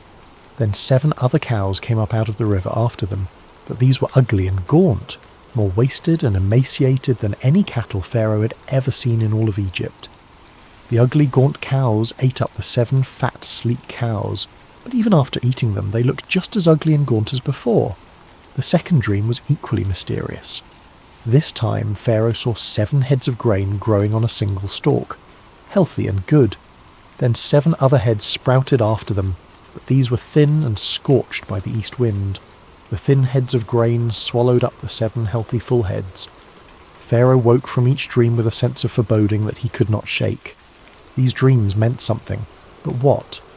He immediately called for all the magicians and wise men of Egypt, men who were trained in the ancient arts of dream interpretation and divine communication. They came quickly at their king's summons, eager to demonstrate their wisdom and earn royal favour. But as Pharaoh recounted his dreams to them, something unprecedented happened. These men, who had built their reputations on their ability to interpret dreams and divine the will of the gods, were completely baffled. They offered various theories and possibilities, but none of them carried the ring of truth. Pharaoh could sense their uncertainty, their fumbling attempts to provide answers they simply did not have. It was in this moment of royal frustration and growing anxiety that the chief cupbearer suddenly remembered something, or rather someone, he had forgotten for 2 long years. "Today I'm reminded of my shortcomings," the cupbearer said, approaching Pharaoh with obvious embarrassment. "Pharaoh was once angry with his servants, and he imprisoned me and the chief baker in the house of the captain of the guard. Each of us had a dream the same night, and each dream had a meaning of its own. Now a young Hebrew was there with us, a servant of the captain of the guard. We told him our dreams, and he interpreted them for us, giving each man the interpretation of his dream, and things turned out exactly as he interpreted them to us. I was restored to my position, and the other man was impaled." Pharaoh's eyes sharpened with interest. A Hebrew slave who could interpret dreams with perfect accuracy, when his own wise men were stumped. "Send for him immediately," Pharaoh commanded. Guards rushed to the prison and found Joseph. "Pharaoh wants to see you," they announced. "Quickly, make yourself presentable." Joseph could hardly believe what he was hearing. After more than a decade in Egypt, first as a slave, then as a prisoner, he was suddenly being summoned to appear before the most powerful man on earth. He shaved, changed his clothes, and tried to prepare himself mentally for whatever was about to happen. As Joseph was led into the royal presence, he could not help but be awed by the magnificence that surrounded him. The palace was a testament to Egypt's wealth and sophistication, with soaring columns, intricate carvings, and precious metals gleaming everywhere. Pharaoh himself sat on a throne that seemed to embody the power and mystery of the gods, dressed in robes that spoke of unimaginable authority. "I had a dream," Pharaoh said without preamble, "and no one can interpret it. But I have heard it said of you that when you hear a dream you can interpret it." Joseph's response revealed the humility and faith that had sustained him through all his trials. "I cannot do it," Joseph replied, "but God will give Pharaoh the answer he desires." This was a remarkable statement for several reasons. First, Joseph gave no credit to himself, acknowledging that any ability he had came from God. Second, he was confident that God would provide the interpretation, even though he had not yet heard the dreams. Third, he was willing to stand before the most powerful man on earth and speak about his Hebrew God, a courageous act that could have had serious consequences if Pharaoh had taken offence. Pharaoh proceeded to tell Joseph both of his dreams in detail, describing the fat and gaunt cows, the healthy and withered grain. As he spoke, Joseph listened with the same careful attention he had given to the dreams of his fellow prisoners years earlier. When Pharaoh finished, Joseph spoke with clarity and confidence that amazed everyone present. "The dreams of Pharaoh are one and the same," he said. "God has revealed to Pharaoh what he's about to do. The 7 good cows are 7 years, and the 7 good heads of grain are 7 years. It is one and the same dream. The 7 lean, ugly cows that came up afterward are 7 years, and so are the 7 worthless heads of grain scorched by the east wind. They are 7 years of famine." Joseph continued, his voice carrying the authority of divine revelation. "It is just as I said to Pharaoh. God has shown Pharaoh what he's about to do. 7 years of great abundance are coming throughout the land of Egypt, but 7 years of famine will follow them. Then all the abundance in Egypt will be forgotten, and the famine will ravage the land. The abundance in the land will not be remembered, because the famine that follows it will be so severe. The reason the dream was given to Pharaoh in 2 forms is that the matter has been firmly decided by God, and God will do it soon." But Joseph did not stop with the interpretation. Drawing on his years of experience in administration and his natural wisdom, he offered practical advice for dealing with the crisis that was coming. "And now let Pharaoh look for a discerning and wise man and put him in charge of the land of Egypt. Let Pharaoh appoint commissioners over the land to take 1/5 of the harvest of Egypt during the 7 years of abundance. They should collect all the food of these good years that are coming and store up the grain under the authority of Pharaoh, to be kept in the cities for food. This food should be held in reserve for the country, to be used during the 7 years of famine that will come upon Egypt, so that the country may not be ruined by the famine." The plan was brilliant in its simplicity and scope. During the 7 years of abundance, Egypt would systematically store 1/5 of each harvest. This would require massive organisational skills, enormous storage facilities, and careful distribution networks. It would be one of the most ambitious administrative undertakings in human history. Pharaoh and his officials were amazed not only by the interpretation, which had the unmistakable ring of truth, but also by the comprehensive plan Joseph had outlined. Here was a man who could not only understand divine communication, but could also translate that understanding into practical action. "Can we find anyone like this man?" Pharaoh asked his officials. "One in whom is the Spirit of God?" Then Pharaoh said to Joseph, "Since God has made all this known to you, there is no one so discerning and wise as you. You shall be in charge of my palace, and all my people are to submit to your orders. Only with respect to the throne will I be greater than you." And so, in a single day, Joseph went from being a forgotten prisoner to being the 2nd most powerful man in Egypt. Pharaoh took his signet ring from his finger and put it on Joseph's finger. He dressed him in robes of fine linen and put a gold chain around his neck. He had him ride in a chariot as his second in command, and people shouted before him, "Make way!" Pharaoh also gave Joseph an Egyptian name, Zaphenath-Paneah, and gave him Asenath, the daughter of Potipharah, priest of On, to be his wife. Joseph was 30 years old when he entered the service of Pharaoh, king of Egypt. 13 years had passed since his brothers had thrown him into that pit in Dothan. 13 years of slavery, false accusation, imprisonment, and being forgotten. But now those years of preparation were revealed as exactly that. Preparation for a responsibility that would affect not just Egypt, but the entire known world. As Joseph began his new role, organising the massive project of storing grain for the coming famine, he could not help but remember the dreams of his youth. The sheaves bowing down, the sun and moon and stars paying homage. Those dreams had seemed so impossible during the dark years of his trials. But now he was beginning to see how God had been weaving a story of redemption that was far grander than anything he could have imagined as a 17-year-old boy in his father's house. The 7 years of abundance began exactly as Joseph had predicted, and Egypt's harvests were more bountiful than anyone could remember. Under Joseph's careful supervision, vast storehouses were built in every city, and grain was collected and preserved on an unprecedented scale.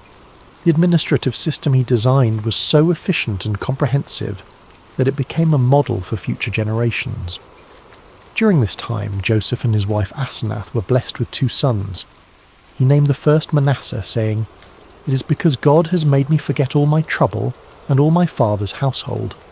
The second son he named Ephraim, saying, "It is because God has made me fruitful in the land of my suffering." These names revealed Joseph's heart.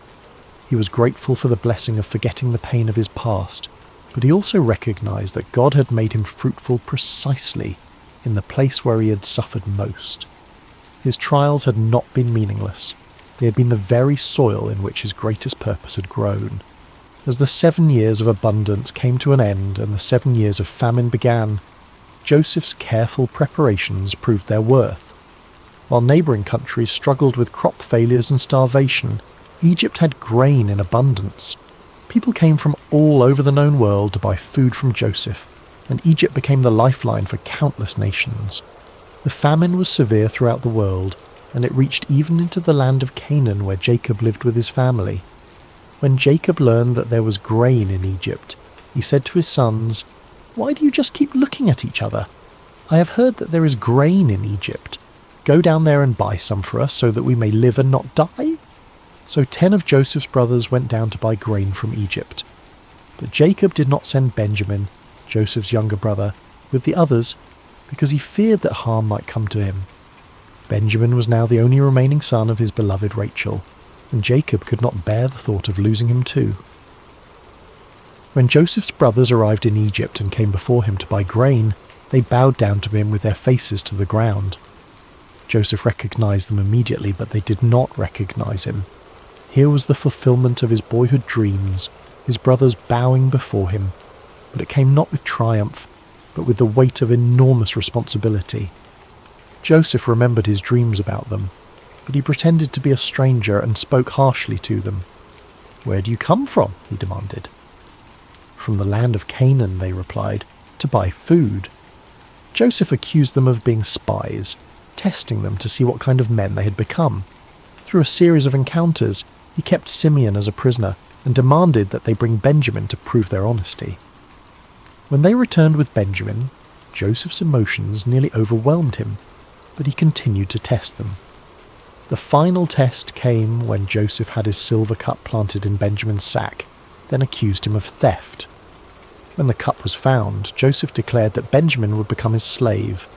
It was then that Judah, the same brother who had suggested selling Joseph years before, stepped forward and offered to take Benjamin's place as a slave, saying he could not bear to see his father's grief if Benjamin did not return. This act of selfless love broke Joseph's heart. His brothers had changed. The jealous, cruel men who had thrown him into a pit were now willing to sacrifice themselves for each other and for their father's happiness. Joseph could no longer control himself. He sent all his attendants away and revealed himself to his brothers. "I am Joseph. Is my father still living?" he said, weeping so loudly that the Egyptians heard him. His brothers were terrified, but Joseph reassured them, "Come close to me. I am your brother Joseph, the one you sold into Egypt. And now, do not be distressed and do not be angry with yourselves for selling me here, because it was to save lives that God sent me ahead of you. For 2 years now there has been famine in the land, and for the next 5 years there will be no ploughing and reaping. But God sent me ahead of you to preserve for you a remnant on earth, and to save your lives by a great deliverance. So then, it was not you who sent me here, but God." This was the heart of Joseph's story, not revenge, but redemption, not bitterness, but blessing. He had learned to see God's hand even in the betrayal and suffering he had endured. "You intended to harm me," he would later tell them, "but God intended it for good to accomplish what is now being done, the saving of many lives." Joseph brought his entire family to Egypt, where they were given the best land in Goshen. Jacob, who had mourned Joseph as dead for over 20 years, was reunited with his beloved son. The family was restored, the famine was survived, and the promises God had made to Abraham, Isaac, and Jacob continued to unfold through their descendants. When Jacob died years later, Joseph's brothers feared that he might finally take revenge on them. But Joseph wept and said, "Don't be afraid. Am I in the place of God? You intended to harm me, but God intended it for good to accomplish what is now being done, the saving of many lives. So then, don't be afraid. I will provide for you and your children." Joseph lived to be 110 years old, seeing his family multiply and prosper in Egypt. Before he died, he made his brothers promise that when God eventually led them back to the Promised Land, they would carry his bones with them. Even in death, Joseph's faith looked forward to the fulfillment of God's promises. Joseph's story teaches us that God can use even the worst circumstances to accomplish his greatest purposes. The pit prepared Joseph for the palace, but more importantly, it prepared his heart for forgiveness. His sufferings were not meaningless. They were the very experiences that shaped him into a man capable of saving nations and reconciling families. In our own lives, we may face betrayal, false accusations, forgotten promises, and years of waiting that seem endless. But Joseph's story reminds us that God is always working, even when we cannot see his hand. Our calling is not to understand his timeline, but to trust his character and remain faithful in whatever circumstances we find ourselves. The dreams God gives us may take decades to fulfill, and they may come to pass in ways we never expected. But his promises are sure, his purposes are good, and his love never fails. From the pit to the palace, from slavery to salvation, from betrayal to blessing. This is the pattern of redemption that runs through Joseph's story, and through our own lives when we place our trust in the God who makes all things work together for good. Rest well tonight, dear friends of Sacred Slumber, knowing that your story too is being written by a loving God who specializes in turning mourning into dancing, ashes into beauty, and the deepest valleys into the highest mountains of purpose and joy. Sweet dreams, and may you find peace in knowing that no matter what pit you may find yourself in today, God is already preparing your palace for tomorrow. Hello, dear listener, and welcome to Sacred Slumber. Before we begin tonight's story, I'd love to know how your day has been. Whatever time it is where you are in the world, whether you're settling in for the evening or finding a quiet moment during your day, you're exactly where you need to be. We have listeners joining us from every corner of the globe, and it's beautiful to think that we're all connected through these ancient stories that continue to speak to our hearts today. If this story brings you peace and you'd like to hear more like it, please consider subscribing to Sacred Slumber. Now let us journey back over 3,000 years to a time when the hills of ancient Israel echoed with the cries of an oppressed people, and discover how God chose the most unlikely hero to deliver them. The sun blazed mercilessly over the barren hills of ancient Israel, its heat seeming to mock the suffering people below. For 7 long years, the shadow of oppression had fallen across the promised land, like a plague that would not lift. The Midianites, fierce nomadic warriors from the desert, had swept down upon Israel like locusts, devouring everything in their path. In caves carved into limestone cliffs, families huddled in darkness, their faces gaunt with hunger and hollow with despair. Children, who should have been playing in village squares instead, learned to recognise the distant thunder of approaching hoofbeats, the signal to flee deeper into their rocky refuges. The once fertile valleys that had flowed with milk and honey now lay trampled and barren, stripped clean by the endless raids of their oppressors. The Israelites had forgotten what it meant to harvest their own crops. Each year they would plant in hope, tending their fields with trembling hands, always listening for the sound that would send them running. And each year, just as the grain began to ripen, the Midianites would come. They arrived like a sandstorm, their camels innumerable as the sand by the sea, their warriors dark silhouettes against the burning sky. They took everything, left nothing, and vanished back into the wilderness, leaving behind only dust and desperation.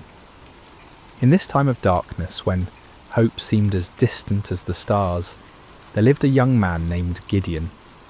He was not what anyone would call a mighty warrior. His hands, though calloused from labour, had never gripped a sword in battle. His shoulders, though broad from years of farm work, had never carried the weight of armour. His eyes, though keen from watching the horizon for danger, had never gazed unflinchingly into the face of an enemy.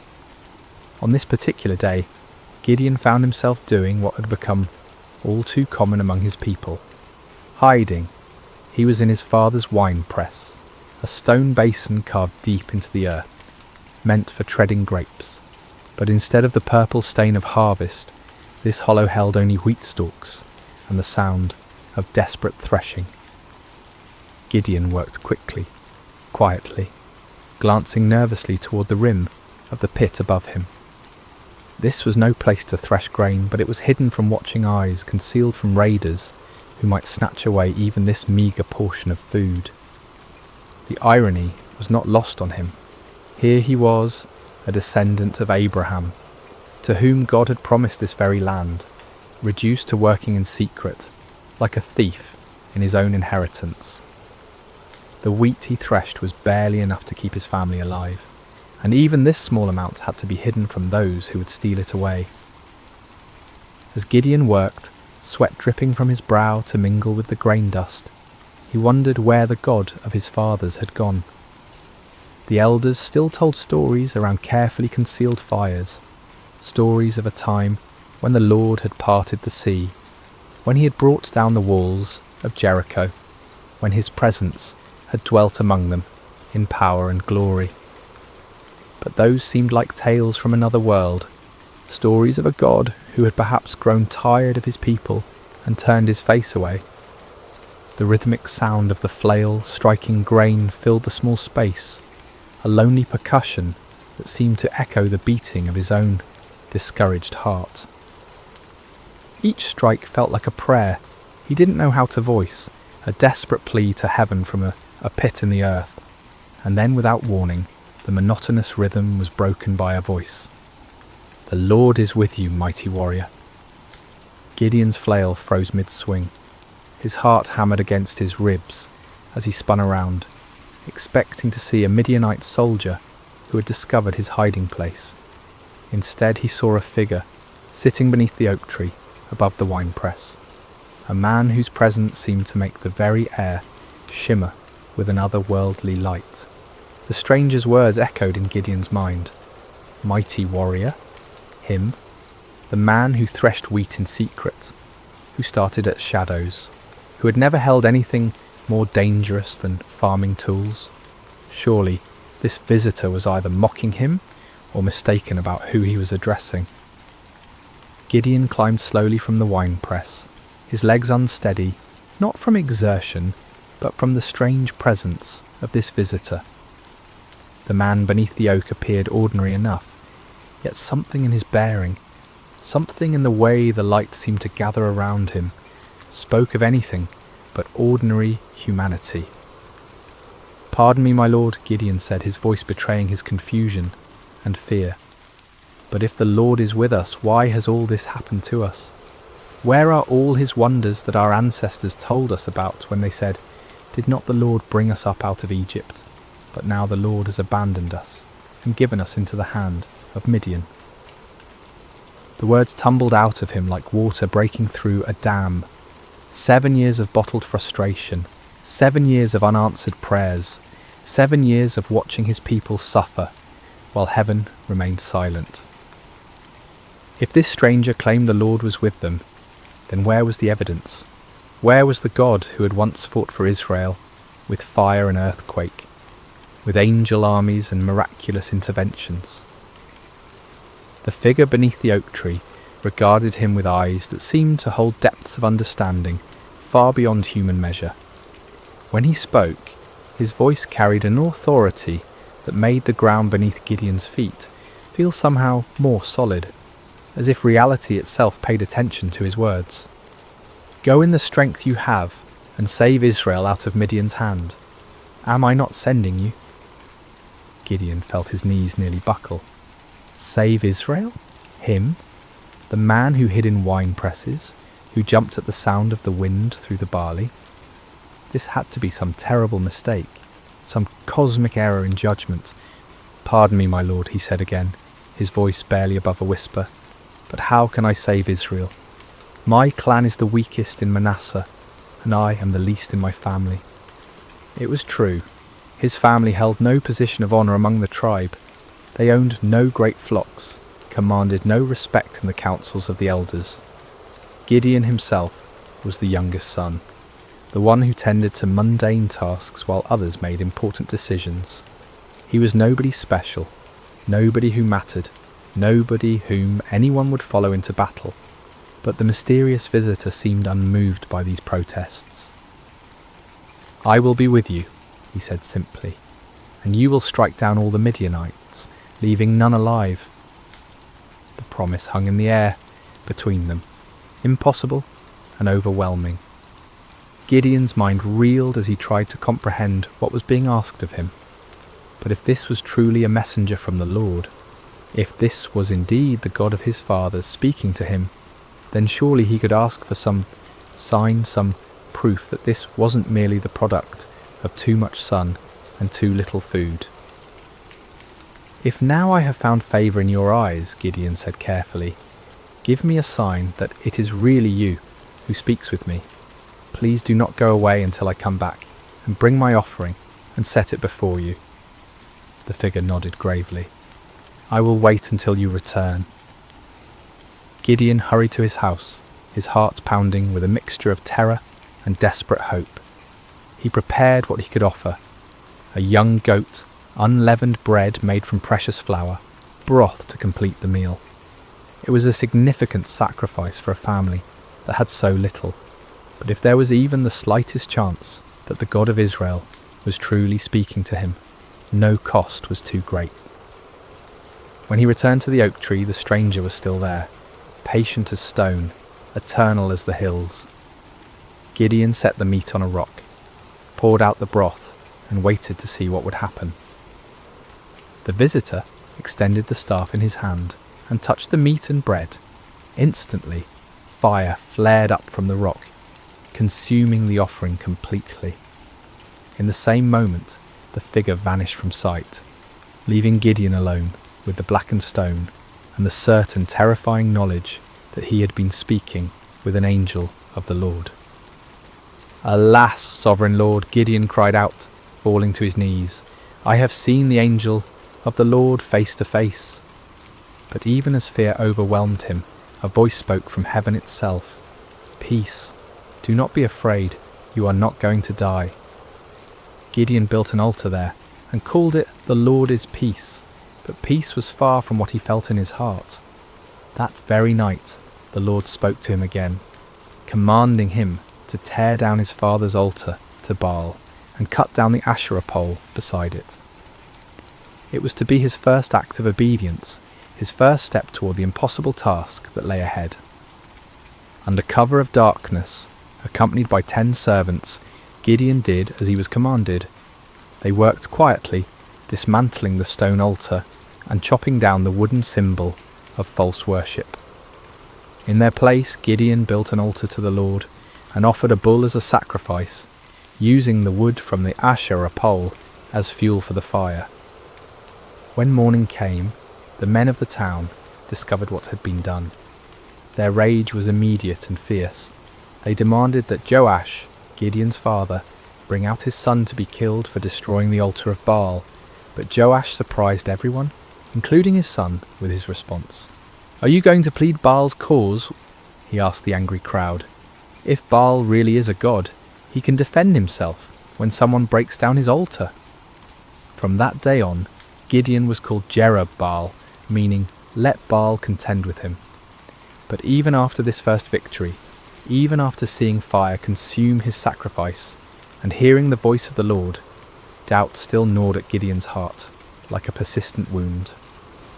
When the Midianites assembled once again for their annual raid, gathering in the valley like a dark sea of destruction, Gideon knew the time had come.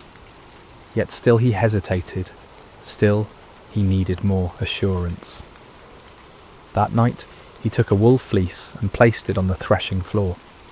"If you will save Israel by my hand as you have promised," he prayed, "look, I will place a wool fleece on the threshing floor. If there is dew only on the fleece and all the ground is dry, then I will know that you will save Israel by my hand, as you said." In the morning the fleece was soaked with dew, while the ground around it was completely dry. Gideon wrung out the fleece and filled a bowl with water, but still he doubted. Still, he feared he was deceiving himself. "Do not be angry with me," he prayed again. "Let me make just one more request. Allow me one more test with the fleece, but this time make the fleece dry and let the ground be covered with dew."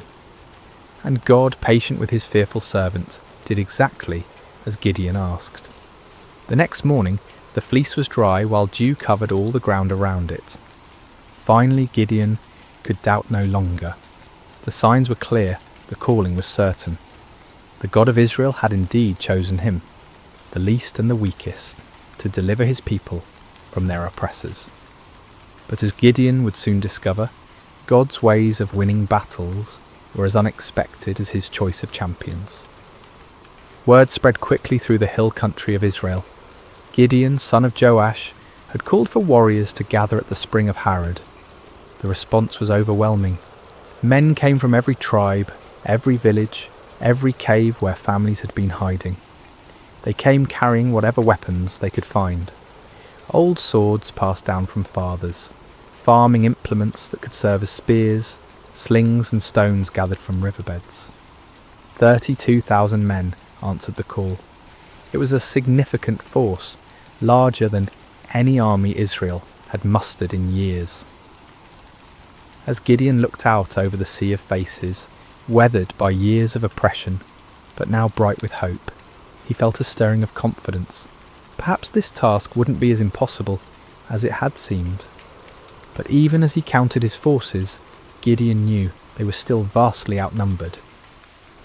In the valley below, the Midianites and their allies spread across the landscape like a plague of locusts. Their camels were indeed as numerous as the sand on the seashore. Their warriors a dark tide that seemed to stretch to the horizon. Conservative estimates put their numbers at over 100,000 fighting men, but some said there were twice that many. Gideon was contemplating these daunting odds when the Lord spoke to him once again, and the words he heard made his blood run cold. "You have too many men," the Lord said. "I cannot deliver Midian into their hands, or Israel would boast against me. My own strength has saved me. Now announce to the army, anyone who trembles with fear may turn back and leave Mount Gilead." Too many men? Gideon stared out at his army, then down at the vast enemy host in the valley. How could 32,000 be too many when facing such overwhelming odds? But the Lord's reasoning became clear. If Israel won this battle with such numbers, they would attribute the victory to their own military might, rather than to God's power. With a heavy heart, Gideon stood before his assembled forces. These men had left their families, their hiding places, their small measures of safety to answer his call. Now he had to tell some of them to go home. "Men of Israel," he called out, his voice carrying across the gathered warriors. "The Lord has spoken to me. Anyone among you who is afraid, anyone who trembles with fear, may return to his home. There is no shame in this. Go in peace." A murmur rippled through the crowd. Some men looked relieved, others confused, still others ashamed. But slowly, surely, men began to step forward, to gather their belongings, to turn away from the camp. What started as a trickle became a stream, then a flood. By evening, 22,000 men had departed for their homes, leaving only 10,000 behind. Gideon watched them go with a mixture of understanding and dread. He couldn't blame them for their fear, not after 7 years of running and hiding, but now his army was less than a third of its original size, facing an enemy that seemed to grow larger with every passing hour. Surely now the Lord would be satisfied with the numbers. Surely now they could plan their attack, develop their strategy, prepare for battle. But as the sun set over the camp, painting the sky the colour of blood, the voice of the Lord came to Gideon once more. "There are still too many men," the Lord said. "Take them down to the water, and I will thin them out for you there." Gideon felt as if the ground was shifting beneath his feet. Still too many? 10,000 men were still too many to face 100,000? What kind of battle was the Lord planning? The next morning Gideon led his remaining men down to the spring of Harod. The water was clear and cold, bubbling up from underground sources that had never failed, even in the driest years. The men were thirsty from the march and eager to drink. Separate those who lapped the water with their tongues, as a dog laps from those who kneel down to drink, the Lord instructed. Gideon watched carefully as his men approached the water. Most of them, weary and relieved to finally rest, knelt down and put their faces directly to the stream, drinking deeply. But a few, perhaps more cautious or alert, cupped water in their hands and lapped it quickly while keeping their eyes up, watching for danger. When the test was complete, Gideon counted with growing amazement and terror. Only 300 men had lapped the water like dogs. 300 out of 10,000. 300 to face the multitudes of Midian. "With the 300 men that lapped I will save you and give the Midianites into your hands," the Lord said. "Let all the others return home." The dismissal of the remaining 9,700 men was even more painful than the first reduction. These were the men who had stayed when others fled, who had shown courage and commitment. Yet now they too had to be sent away, carrying with them the supplies and provisions that would have sustained a larger force. As evening fell over the camp, Gideon found himself staring at his tiny army. 300 men sat around small fires, their faces illuminated by flickering flames. Some sharpened weapons, others mended gear. Still others simply stared into the darkness where their enemies waited. They were farmers and shepherds, craftsmen and traders. None of them were professional soldiers. None of them had trained for this kind of warfare. Gideon walked among them, listening to their quiet conversations. Some spoke of their families, wondering if they would ever see their wives and children again. Others talked about the enemy, speculating about Midianite tactics and weapons. A few prayed quietly, their voices barely audible above the crackling of the fires. "Do you think we can win?" one young man asked his companion, his voice carrying the weight of doubt that Gideon felt in his own heart. "With God's help," came the reply, but even that voice held uncertainty. As Gideon continued his circuit of the camp, he felt the familiar weight of fear settling on his shoulders like a heavy cloak. 300 men. It was impossible. It was madness. It was a recipe for massacre, not victory. But even as doubt assailed him, Gideon remembered the fire that had consumed his sacrifice, the signs with the fleece, the voice that had called him mighty warrior when he was anything but mighty, the God who had chosen him, who had reduced his army to an impossibly small number, was the same God who had parted the Red Sea, who had brought down the walls of Jericho with trumpets and shouts.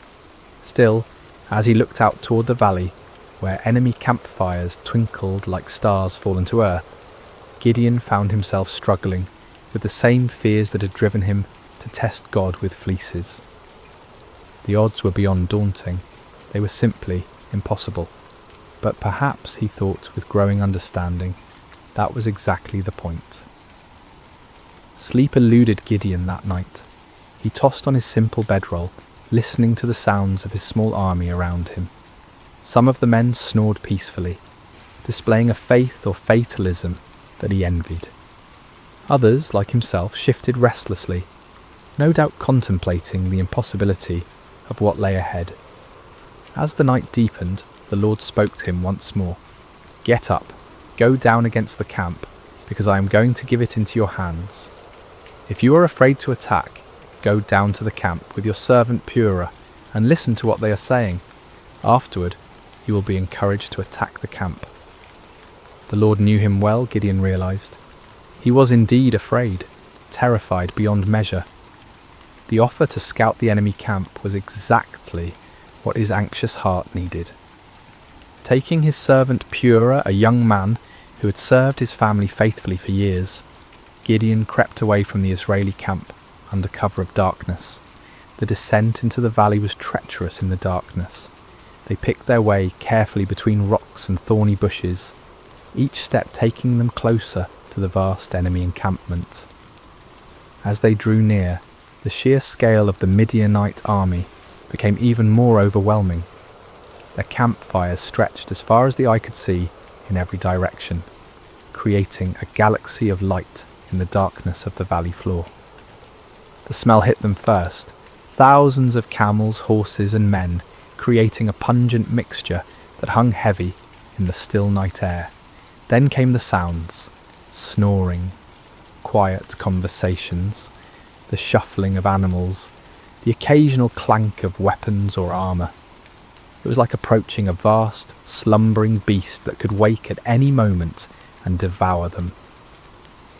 Gideon and Purah crept to the edge of the camp, staying low among the rocks and scrub brush that dotted the valley floor. The nearest tents were only a few dozen yards away, their dark silhouettes outlined against the glow of dying fires. Guards moved slowly through the camp, but their attention was focused inward, watching for disturbances among their own people rather than looking outward for threats. As they settled into their hiding place, Gideon heard voices from a nearby tent. Two men were talking in low tones, their conversation carrying clearly in the still night air. "I had the most disturbing dream," one man was saying. "I dreamed that a round loaf of barley bread came tumbling into the Midianite camp. It struck the tent with such force that the tent overturned and collapsed." His companion was quiet for a moment before responding, and when he did, his voice was heavy with foreboding. "This can be nothing other than the sword of Gideon, son of Joash, the Israelite. God has given the Midianites and the whole camp into his hands." Gideon felt as if lightning had struck him. Here in the heart of the enemy camp, these soldiers were talking about him, about his victory, about their own defeat. The dream was clearly a sign from God. A simple barley loaf, representing humble Israel, would overturn the mighty tent of Midian. He grasped Purah's arm, and together they crept back through the darkness, toward their own camp. But now the impossible seemed possible. Now the 300 seemed not like a pitifully small force, but like the perfect instrument of God's power. The enemy was already defeated in their hearts. All that remained was to make that defeat a reality. Back in the camp, Gideon woke his sleeping warriors. "Get up," he whispered urgently. "The Lord has given the Midianite camp into your hands." The men rose quickly, gathering around their commander in the darkness. Gideon's voice was transformed, no longer tentative and fearful, but filled with supernatural confidence. "Listen carefully," he said. "We will divide into 3 companies of 100 men each. I will give each of you a trumpet and an empty jar with a torch inside it. Watch me and do exactly what I do. When I and all who are with me blow our trumpets, then you blow your trumpets all around the camp and shout, 'For the Lord and for Gideon.'" The plan was unlike anything any of them had ever heard of. No swords, no spears, no conventional weapons at all. Just trumpets, empty pottery jars and torches. It seemed almost like madness, but there was something in Gideon's voice, something in his bearing, that convinced them this was indeed the Lord's strategy. The men moved quickly and quietly to gather the supplies they would need. Clay jars were found and emptied. Torches were prepared and placed carefully inside, so that their light was completely hidden. Each man took a trumpet, though few of them had any experience with such instruments. The plan didn't require musical skill, however, only the ability to make noise. As the first company prepared to move out, Gideon looked at his men one final time. These farmers and shepherds, these ordinary men who had answered an extraordinary call, were about to attempt something that would be remembered for generations to come. They were terrified. He could see it in their faces, but they were also determined. They'd come too far to turn back now. "Remember," Gideon said quietly, "we are not fighting this battle alone. The Lord goes before us. Trust in him, follow my lead, and we will see the salvation of Israel this very night." The 3 companies spread out in the darkness, moving carefully around the perimeter of the enormous enemy camp. It took time to get into position, with each group having to navigate difficult terrain while carrying their unusual equipment. But finally, just as the middle watch began, just as the guards were changing and the camp was at its most vulnerable, Gideon's company reached their position on one side of the valley. He looked across the vast sea of tents and fires, knowing that his other 2 companies were in position on the other sides. Somewhere out there in the darkness, 200 other men were waiting for his signal, trusting him to lead them in this impossible venture.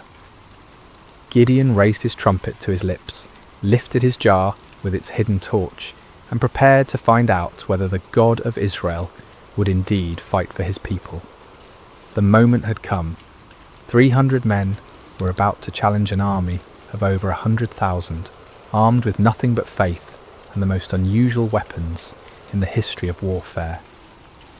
The fate of Israel hung in the balance, suspended in the darkness between doubt and faith, between human impossibility and divine power. The signal came like thunder splitting the night sky. Gideon's trumpet blast echoed off the hills surrounding the valley, a piercing note that seemed to come from heaven itself. In the same instant, he smashed his clay jar against a rock, releasing the torch inside to blaze forth like a star suddenly born in the darkness. "A sword for the Lord and for Gideon," he shouted at the top of his lungs. The response was immediate and devastating. All around the perimeter of the vast Midianite camp, 299 other men followed their commander's example. The sound was indescribable. 300 trumpets blowing at once, creating a wall of noise that seemed to shake the very foundations of the earth. 300 clay jars smashed simultaneously, the sound like thunder crashing over and over again. 300 torches suddenly blazed to life, creating a ring of fire around the sleeping army. And 300 voices roared out the battle cry, "A sword for the Lord and for Gideon." The effect on the Midianite camp was catastrophic. Men who had been sleeping peacefully moments before were jolted awake by the tremendous noise, their minds struggling to comprehend what was happening. In the darkness, disoriented and terrified, they saw only the ring of torches surrounding them, and heard only the overwhelming sound of trumpets and shouting. To their sleep-clouded minds, it seemed as if they were surrounded by a vast army. The torches suggested thousands of soldiers, each one marking a warrior ready to attack. The trumpet spoke of organised military might, of disciplined forces moving in coordinated assault. The unified battle cry indicated an enemy confident of victory, sure of their superior strength. Panic spread through the camp like wildfire. Men stumbled from their tents, grabbing weapons, looking desperately for officers to tell them what to do. But in the chaos and darkness, with the deafening noise continuing all around them, communication was impossible. No one could hear orders over the sound of 300 trumpets. No one could see clearly through the confusion of flickering torches and deep shadows. "We're surrounded," someone screamed. "The whole Israeli army is here," shouted another. "We're all going to die," cried a third. The panic was contagious, spreading from tent to tent, from company to company, until the entire vast army was in the grip of terror. Men began running in all directions, some trying to escape what they perceived as encirclement, others attempting to mount some kind of defence against an enemy they couldn't see or understand. In their confusion and fear, the unthinkable began to happen. Midianite soldiers, unable to distinguish friend from foe in the chaos, began attacking each other. A man running through the darkness looked like an enemy soldier. A voice shouting commands in the confusion sounded like the voice of an Israeli warrior. Every shadow could be hiding an attacker. Swords were drawn not against the 300 Israelites on the perimeter, but against fellow Midianites. Spears were thrust not at the enemy, but at allies who had become indistinguishable from foes in the panic and darkness. The great army that had terrorized Israel for 7 years was turning on itself, destroying itself in its fear and confusion. Gideon and his men maintained their positions around the camp, continuing to blow their trumpets and brandish their torches, watching in amazement as their enemies did the work of destruction for them. It was the most extraordinary battle any of them had ever witnessed, a battle won without striking a single blow, a victory achieved through terror rather than traditional warfare. As the chaos in the camp intensified, the Midianites began a massive retreat. Those who could find their camels or horses fled toward the Jordan River and beyond. Others ran on foot, abandoning their weapons, their supplies, their wounded comrades, in their desperate attempt to escape what they believed was certain annihilation.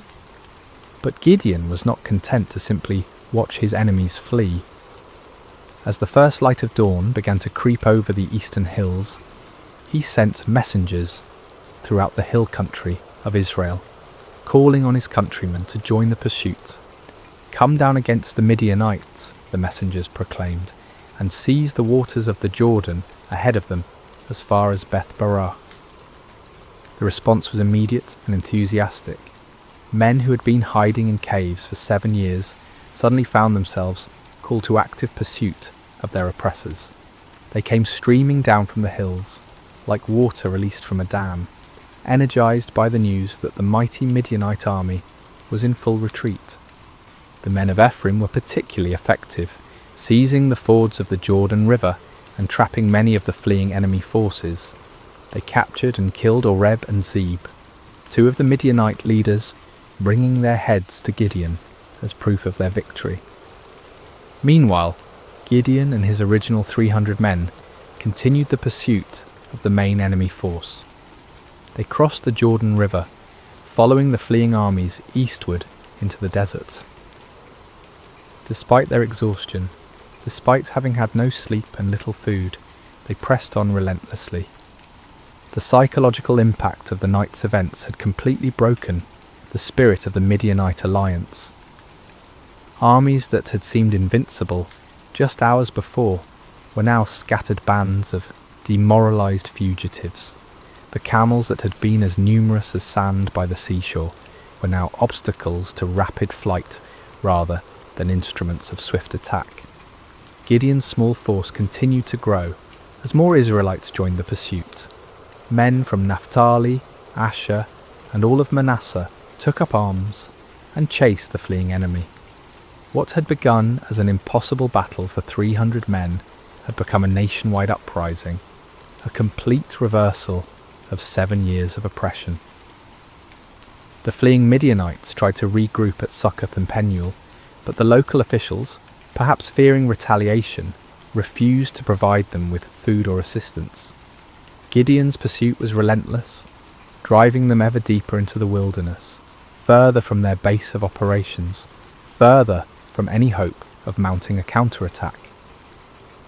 Finally, in the desert east of the Jordan, Gideon caught up with the remnants of the great army.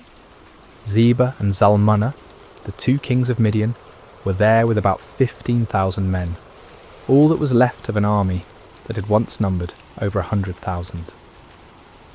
Even this reduced force vastly outnumbered Gideon's 300, but their spirit was completely broken. The final battle was swift and decisive. The Midianite army, already demoralized and exhausted, offered little resistance. Zebah and Zalmunna were captured alive, bringing to an end the 7-year reign of terror that had plagued Israel. As the sun set on that remarkable day, Gideon found himself looking out over a battlefield strewn with the evidence of complete victory. The mighty army that had seemed invincible just 24 hours earlier was destroyed. The kings who had terrorized his people were prisoners. The oppression that had driven Israel into caves and hiding places was broken forever. It had all begun with 300 men, 300 trumpets, 300 torches, and faith in a God who specializes in impossible victories. The journey back to Israel was unlike anything the land had seen in generations. What had begun as a desperate flight by 300 terrified farmers had become a triumphant procession that seemed to grow with every mile. Men emerged from caves and hidden places, women came out of their refuges, children ran alongside the returning heroes. The roads that had been empty for 7 years, too dangerous for normal travel, were now filled with celebration. Gideon rode at the head of the procession, the captured kings Zebah and Zalmunna walking in chains behind him. The sight of these once mighty rulers, who had struck terror into Israelite hearts for so long, now humbled and defeated, was almost too wonderful to believe. People lined the roads just to see them, to confirm with their own eyes that the nightmare was truly over. As they passed through villages and towns that had been ghost settlements just days before, people poured out of their houses with tears of joy streaming down their faces. Children, who had never known anything but hiding and fear, looked with wonder at the defeated enemy kings. Elderly men and women who remembered the time before the oppression began whispered prayers of thanksgiving to the God who had delivered them. The celebration that erupted across Israel was spontaneous and overwhelming. In every settlement, people brought out whatever food they had hidden away and shared it freely. Wine that had been buried for safekeeping was uncorked and passed around. Songs that had been silenced for 7 years rang out again from hilltops and valleys. But perhaps the most remarkable aspect of the victory was how complete it had been. The Midianite power was not just temporarily broken, but utterly destroyed.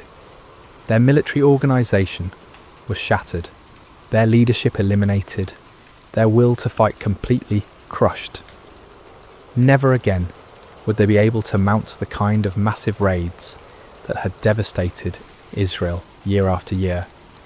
The psychological impact was equally profound.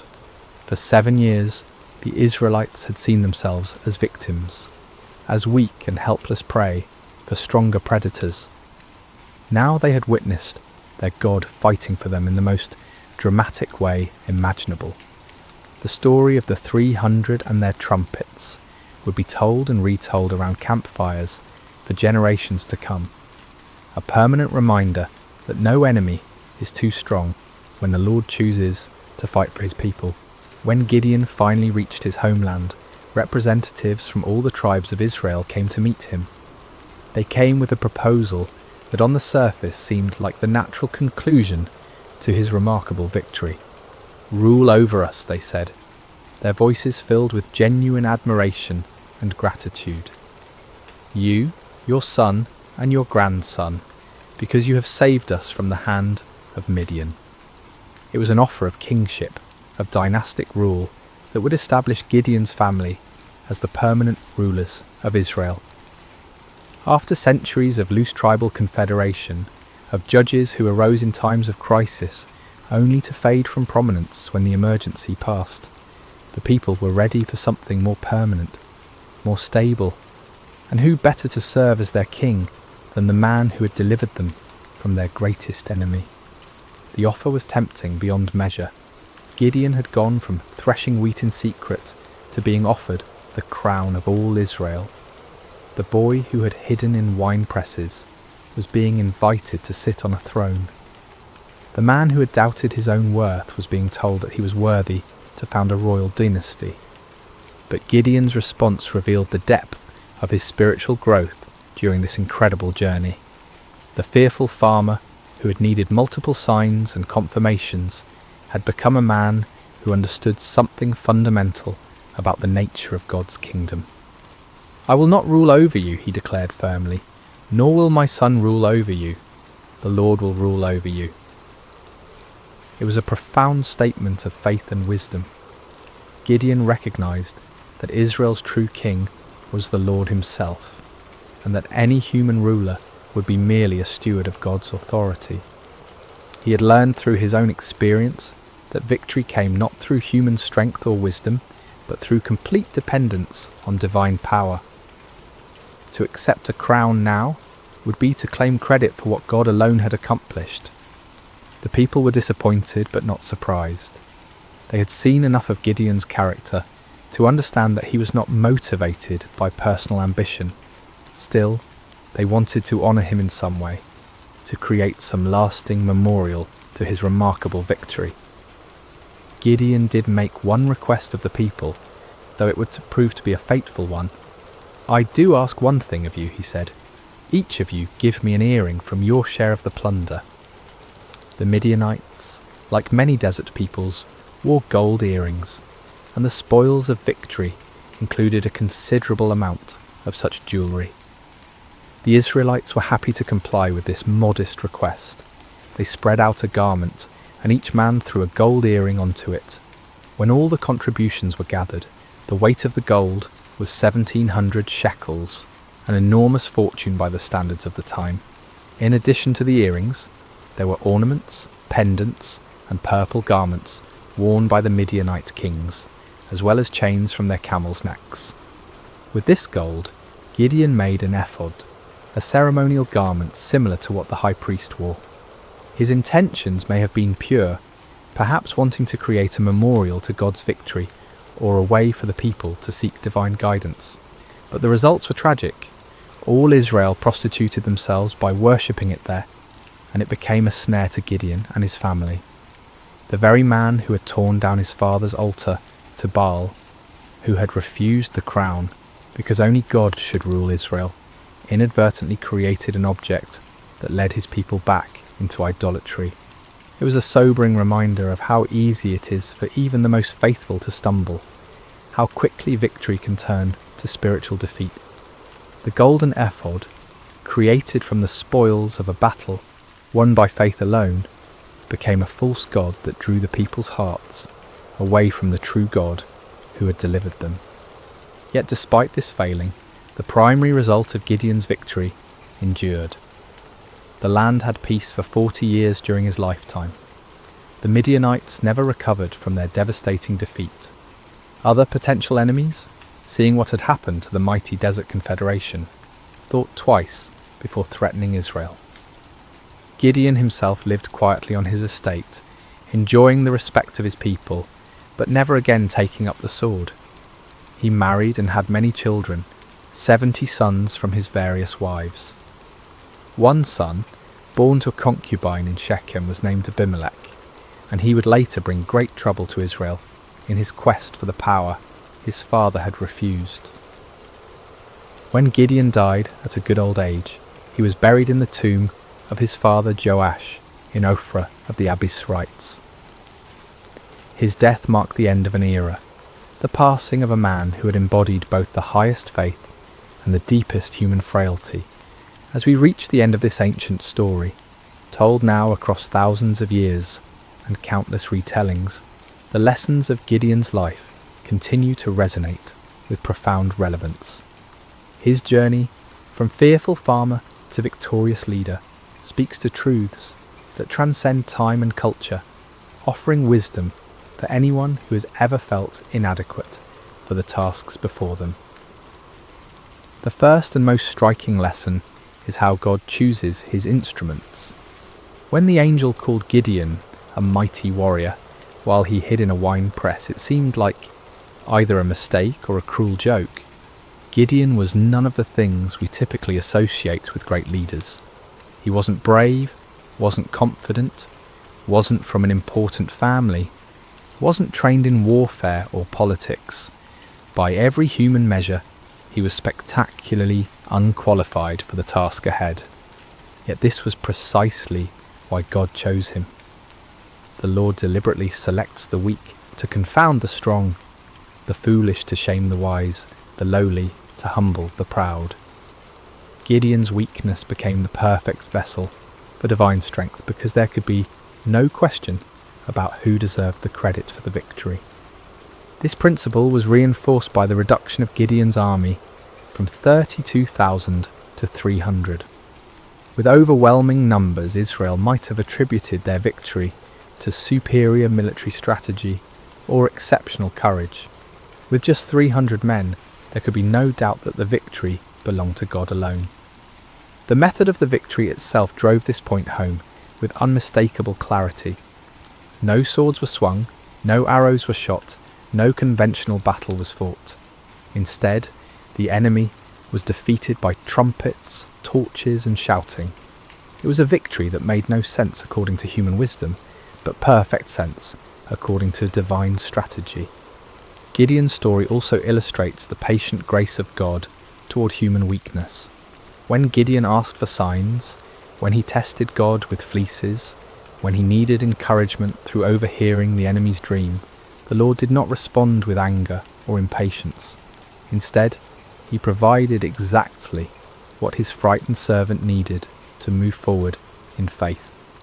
This divine patience extends to our failures as well as our fears. Even when Gideon created the golden ephod that led Israel into idolatry, even when his victory was tainted by this spiritual stumble, God's larger purposes were not thwarted. The peace that came to Israel lasted for 40 years, and the story of Gideon's faith continued to inspire future generations. Yet Gideon's failure with the ephod serves as a sobering warning about the subtle nature of spiritual pride. The man who had refused a crown could still fall into the trap of creating an object that drew worship away from God. Victory can be more spiritually dangerous than defeat, success more corrupting than failure. Even those who have experienced God's power in extraordinary ways must remain vigilant against the pride that can grow from their very victories.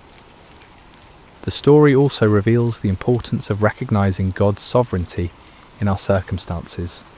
When Gideon questioned why God had allowed the Midianite oppression, he was struggling with one of humanity's oldest questions: why does a good God permit suffering? The answer that emerges from his story is not a theological explanation, but a practical demonstration. God had not abandoned his people. He was preparing to deliver them in a way that would reveal his power and restore their faith. Sometimes what looks like divine absence is actually divine preparation. The 7 years of oppression created the conditions that made Israel ready to trust completely in God rather than in their own strength. Without that desperation, they might never have been willing to follow 300 men with trumpets against an army of over 100,000. Gideon's reluctance to accept the crown offers another crucial lesson about the nature of true leadership. The people wanted to make him king because he had saved them, but Gideon understood that salvation belongs to God alone. Human leaders are at their best when they serve as instruments of divine will rather than as objects of human worship. This principle applies far beyond political leadership. In families, in businesses, in communities, in churches, the most effective leaders are those who understand that their authority is delegated, that their successes come from sources beyond themselves, that their role is to point others toward truth rather than toward their own personalities or achievements. The transformation in Gideon's character throughout the story demonstrates the power of stepping out in faith despite fear. The man who ended the story was dramatically different from the one who began it, not because his circumstances had changed, but because he had learned to trust in something greater than his circumstances. He discovered what countless others have learned: that God's strength is made perfect in human weakness, that his power is most clearly displayed when human power is obviously inadequate, that the greatest victories often come in ways that make no earthly sense. For modern listeners, Gideon's story speaks to anyone who has ever felt overwhelmed by the challenges they face. Whether dealing with personal struggles, family crises, professional obstacles, or community problems, the principles that guided Gideon remain relevant. True solutions often come not through human wisdom or strength, but through surrender to divine wisdom and dependence on divine strength. The story encourages us to look beyond the odds, beyond our qualifications, beyond conventional approaches, to find the unexpected ways that God might work. It reminds us that He specializes in impossible situations, that He delights in using unlikely people, that He often works in ways that confound human expectations. At the same time, Gideon's story warns us about the ongoing nature of spiritual vigilance. Victory is not a destination, but a stepping stone. Success is not an end, but a beginning. Even those who have experienced God's power in remarkable ways must continue to guard their hearts against pride, idolatry, and spiritual complacency. The golden ephod that became a snare to Gideon serves as a perpetual reminder that our greatest spiritual dangers often arise not from our failures, but from our successes, not from our weaknesses, but from our strengths, not from what we lack, but from what we have achieved. As we close this ancient tale, we're reminded that Gideon's story is ultimately not about Gideon at all. It's about a God who sees potential where others see only weakness, who creates strength from surrender, who wins victories through the most unlikely means. It's about divine love that persists through human doubt, divine patience that endures human testing, divine power that works through human frailty.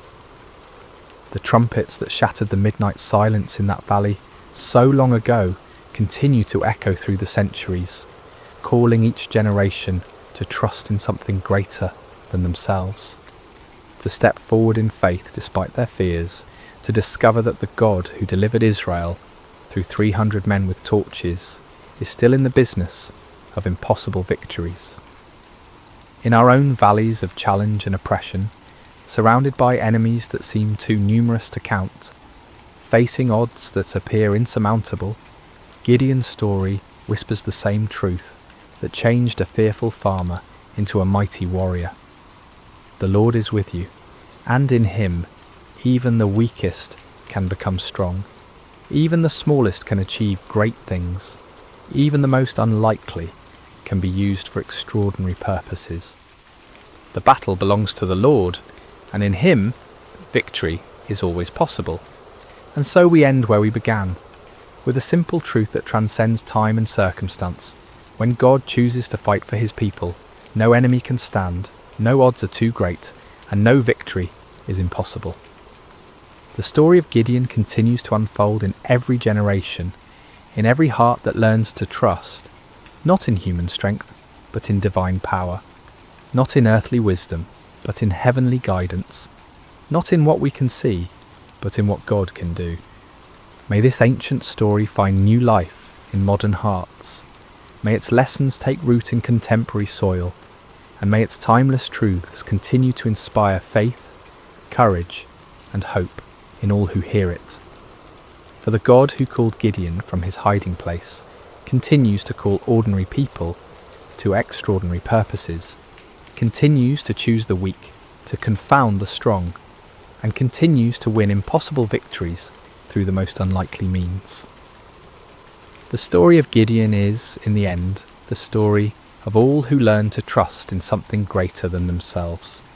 It is the story of divine love that never gives up, divine power that never fails, and divine grace that transforms fearful hiding into mighty victory. This has been the story of Gideon and the battle against Midian, shared with you tonight through sacred slumber. May it bring you peace, may it strengthen your faith, and may it remind you that no challenge is too great when faced with divine help.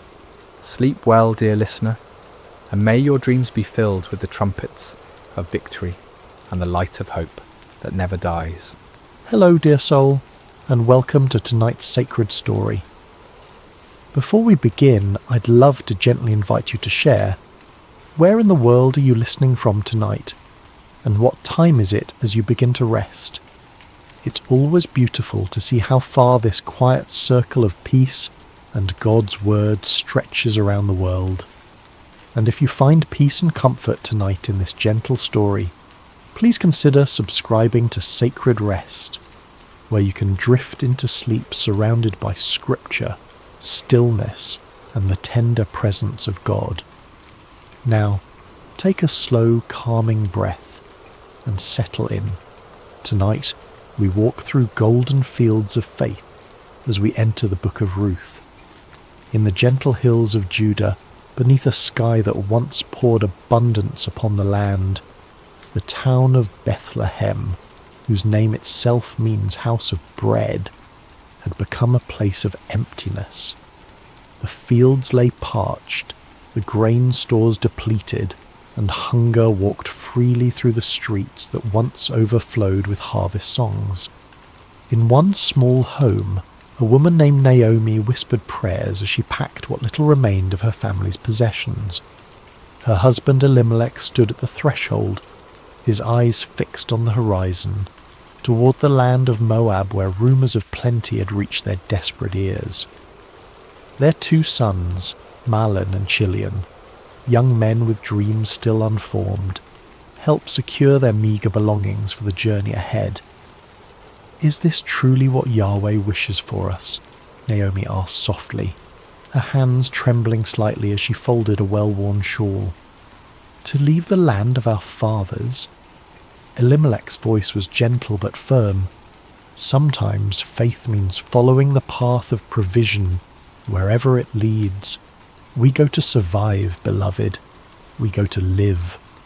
And so they set out, a small family among many who sought survival beyond their homeland's borders. The road stretched long before them, a winding path into uncertainty. With each step away from Bethlehem, Naomi felt the weight of leaving grow heavier, like gathering storm clouds behind them. Moab received them with fields less barren than those they had left. They built a simple life there, foreigners in a strange land that worshipped strange gods. They kept to themselves, honouring the Sabbath in quiet ways, speaking of Yahweh in evening whispers when the day's work was done. But sorrow knows no boundaries, respects no borders. It found them even there, across the Dead Sea from their homeland. First came the quiet, unexpected night when Elimelech did not wake with the dawn. Naomi wept as they buried him according to their customs, as best they could in foreign soil. Her sons stood like slender reeds on either side of her, bending in the wind of grief but not breaking. Time continued its patient march. The sons found wives among the Moabite women. Mahlon married Ruth, a woman with gentle eyes and a voice like summer rain. Chilion took Orpah, whose laughter could brighten even their darkest days of longing for home. For 10 years they lived thus, not in abundance, but in enough, until enough became too little and the shadows returned. First Mahlon grew ill, his strength fading like evening light. Then Chilion, as if unable to walk this world without his brother, followed him into that quiet night from which no traveller returns. 3 widows remained, their grief a shared language that needed no translation. When news reached them that the famine had lifted in Judah, Naomi's heart turned homeward. What remained for her in this land of sorrows? Better to die in the place of her birth, among her own people, than to continue as a stranger in a land that had taken everything she loved.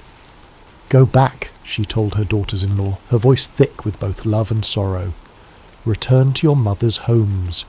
May Yahweh deal kindly with you, as you have dealt with the dead and with me." She kissed them farewell, and the 3 women wept together, their tears mingling like rivers converging. Orpah's departure was a slow, reluctant walking away, her form growing smaller on the horizon, turning back once, twice, before finally disappearing around a bend in the road. But Ruth stayed. When Naomi urged her again to follow Orpah's path, Ruth's embrace tightened, her voice steady despite her tears. "Do not urge me to leave you," she whispered, the words flowing from somewhere deeper than thought. "Where you go, I will go. Where you stay, I will stay. Your people will be my people, and your God, my God. Where you die, I will die, and there I will be buried. May Yahweh deal with me, be it ever so severely, if even death separates you and me." Naomi, who had thought herself empty of all feeling save grief, felt something stir within her breast, small as a mustard seed, fragile as a sparrow's first flight. Not quite hope, but perhaps its distant cousin. And so they walked together, two widows on the road to Bethlehem, Naomi returning, Ruth arriving. The older woman's steps were heavy with memories, the younger's light with the strange freedom that comes from choosing one's path with complete clarity. They arrived as the barley harvest was beginning, the fields around Bethlehem rippling like a green sea in the gentle breeze.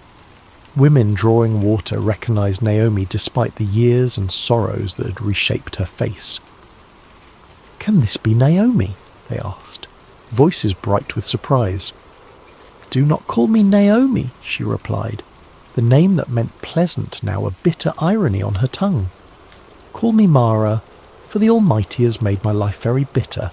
I went away full, but Yahweh has brought me back empty." As the women of Bethlehem welcomed them with curious eyes and hesitant embraces, Ruth stood quietly by Naomi's side, her hand a steady presence on the older woman's arm. In this moment, on this threshold between past and future, neither could know what fields of possibility lay before them, what harvest Yahweh was already preparing, or how their names would one day be spoken with reverence across centuries yet unborn. They knew only this: the road behind them was empty, and the road ahead unknown, but they would walk it together, step by faithful step, beneath the watchful eyes of a God who sees even sparrows when they fall. The sun had barely lifted itself above the eastern hills when Ruth rose from her mat, careful not to disturb Naomi's rare peaceful sleep. The small house they had secured, more a room than a home, was cool in the early morning light, shadows still clinging to the corners like reluctant dreams. Ruth wrapped herself in a shawl, the fabric thin but serviceable, and tied back her hair with practiced movements. She had been a daughter of comfort in Moab. Now she was a gleaner in a foreign land. The transition might have broken someone with less resilience, but Ruth had discovered a quiet strength within herself, not the kind that roars or demands attention, but the kind that simply continues, putting one foot before the other when all other options have vanished. "I will go to the fields today," she had told Naomi the night before. "Perhaps someone will allow me to glean behind their harvesters." Naomi had nodded, gratitude and sorrow mingling in her tired eyes. "Go, my daughter," she had whispered. "May Yahweh guide your steps." Now, as Ruth stepped into the awakening streets of Bethlehem, she carried those words like a small flame against the uncertainty of the day ahead. The law of Moses provided for the poor, the widow, the foreigner. They were permitted to gather what the harvesters missed or deliberately left behind. It was not charity but dignity, a way of working for one's bread even when one owned no land. But Ruth was doubly vulnerable, both widow and foreigner. Which field would welcome her? Would the law's protection extend to a Moabite woman? These questions followed her like shadows as she made her way to the edges of town where the barley fields began their gentle roll toward the horizon. She paused at the boundary of the first field she encountered, watching as workers began to form lines, their sickles catching the morning light with brief flashes of brilliance. The field's owner was not present, but the foreman eyed her with suspicion. "Move along," he called, not unkindly but firmly. "We have enough local gleaners already." Ruth nodded and continued, her heart sinking slightly but her resolve undiminished. The second field brought similar results. By the time she reached the third, the sun had climbed higher, and her throat was dry with thirst and unspoken prayers. This field seemed different somehow. The workers moved with a relaxed efficiency, and there was conversation, even occasional laughter among them. Ruth hesitated, then approached the foreman, her eyes modestly lowered but her voice clear. "Please, sir," she said, "might I glean among the sheaves behind your harvesters? I will be careful not to disturb their work." The foreman studied her for a long moment, noting her foreign accent, the quality of her garments that spoke of better days now past. Something in her demeanour, a dignity that hardship had failed to diminish, made him nod slowly. "You may," he said. "Stay close to my servant girls, drink from our water jars when you thirst, and rest in the shade when the sun grows too fierce." Ruth's gratitude was a physical sensation, warm in her chest. "Thank you," she whispered. "You're most kind to a stranger." The work was harder than anything she'd done before, bending, searching, gathering the scattered stalks left behind. The sun climbed higher, its heat a heavy blanket across the fields. The other gleaners, mostly local widows and their children, kept their distance, though their curious glances sometimes found her. But Ruth worked steadily. Her determination measured in each stalk added to her growing bundle. By midday she'd gathered enough to make the effort worthwhile, though her back ached and her hands were rough with new blisters. She was resting briefly in the shadow of a large sycamore at the field's edge when a commotion among the workers drew her attention. A man had arrived, tall, broad-shouldered, with the bearing of someone accustomed to respect. The foreman hurried to greet him, and the workers called out blessings. "The Lord be with you," the man responded, his voice carrying across the field. "The Lord bless you," they answered in unison. This, then, was the owner of the field where Ruth had found favour. She watched as he moved among his people, speaking to each, asking after families, offering words that brought smiles to weary faces. There was something different about him, a kindness that seemed as natural as breathing. When his circuit of the field brought him near where Ruth rested, he paused, his gaze falling on her with quiet curiosity. "Who is this young woman?" he asked his foreman. "She is the Moabite who came back with Naomi," the man replied. "She asked permission to glean behind the harvesters. She has worked steadily since morning, with only this brief rest." The owner, Boaz was his name, Ruth heard someone nearby whisper, approached her then. Instinctively she rose and bowed slightly, uncertain of the proper protocol but determined to show respect. "Listen, my daughter," he said, his voice gentle but firm. "Do not go to glean in another field. Stay here with my servant girls. Watch where they harvest and follow them. I have told the men not to touch you, and when you are thirsty, drink from the jars the men have filled." Ruth's surprise made her bold. She bowed lower, her voice barely audible even to herself. "Why have I found such favour in your eyes that you notice me, a foreigner?" Boaz's answer was unexpected in its thoughtfulness. "I have been told all that you have done for your mother-in-law since your husband's death, how you left your father and mother and your homeland to come to a people you did not know before. May Yahweh repay you for what you have done.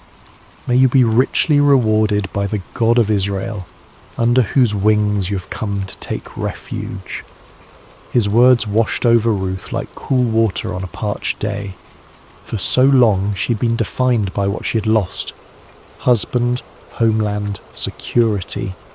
Now, for the first time, someone saw what she'd chosen, what she had given, what she had become. "You have put me at ease, my lord," she said, her voice steadier now. "You have spoken kindly to your servant, though I do not have the standing of one of your servant girls." When the meal break came, Boaz himself invited her to share bread with the harvesters. He handed her roasted grain, more than she could eat, and she saved some for Naomi. Throughout the afternoon, Ruth noticed that the harvesters seemed to be dropping more grain than seemed accidental.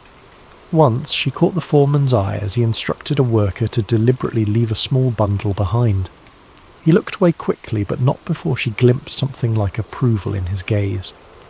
When evening came and Ruth gathered her gleaning, an effort of barley, far more than she had dared hope for, she felt something she had not expected to feel again. The quiet satisfaction of provision, of having enough for tomorrow.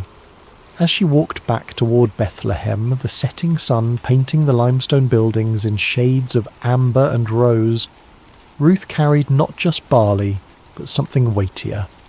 The knowledge that in this strange new land, under the wings of a God she was still coming to know, she had been seen.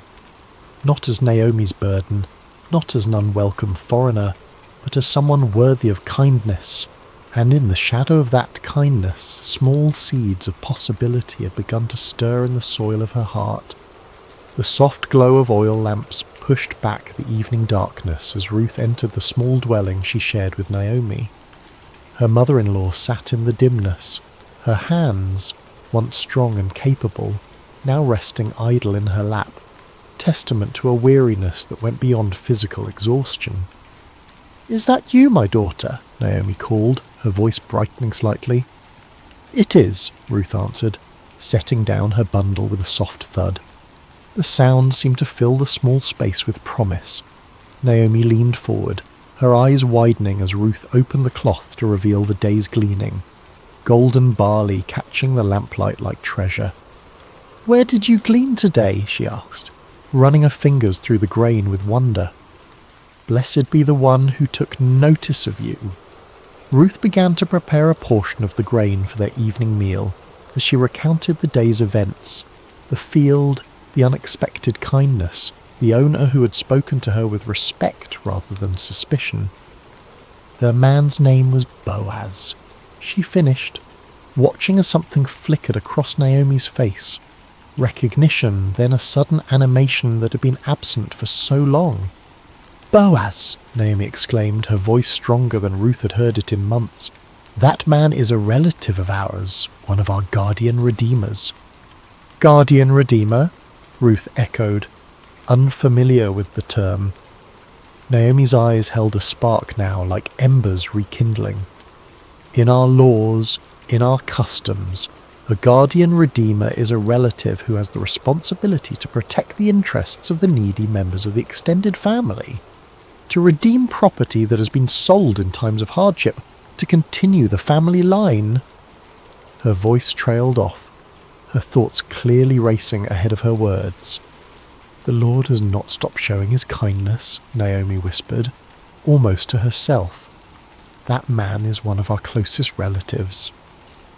As they ate their simple meal of roasted grain and water, Ruth noticed that Naomi ate with more appetite than she had shown since their return to Bethlehem. Occasionally, the older woman would pause, her head tilted slightly as if listening to distant music only she could hear. The barley harvest continued, and Ruth returned to Boaz's fields each day. True to his word, she was protected, provided for, included in the shared meals. Some of the local women began to speak to her, their initial wariness giving way to cautious friendship. Ruth learned their names, heard stories of their children, shared in the communal rhythm of the harvest. When the barley harvest gave way to wheat, she remained in Boaz's fields, her presence now familiar, her diligence respected. Each evening she returned to Naomi with her gleanings. Each morning she rose before dawn to begin again. As the wheat harvest neared its end, Naomi called Ruth to sit beside her one evening. The older woman's face was thoughtful, her voice quiet but determined. "My daughter," she began, "should I not seek rest for you, that it may be well with you? Is not Boaz our relative, with whose young women you have been working? See, he's winnowing barley tonight at the threshing floor." Ruth listened carefully as Naomi outlined a plan. Bold, unconventional, but rooted in custom and law. She was to bathe, anoint herself with fragrant oil, put on her best garment, and go to the threshing floor where Boaz would be sleeping to guard the harvest.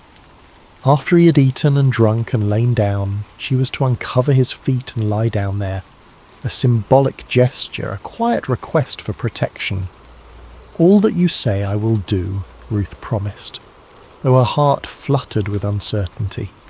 She trusted Naomi's wisdom, trusted that this was not a plan born of desperation but of genuine care and cultural understanding.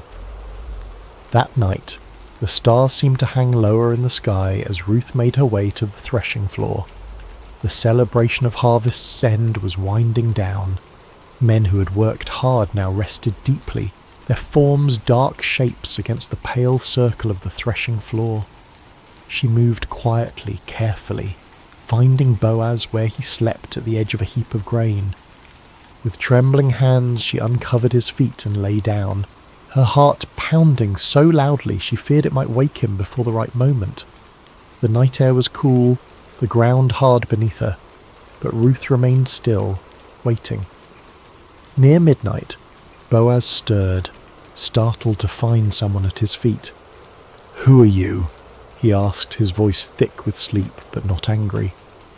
"I am Ruth, your servant," she answered, her voice barely above a whisper. "Spread the corner of your garment over me, for you are a guardian redeemer."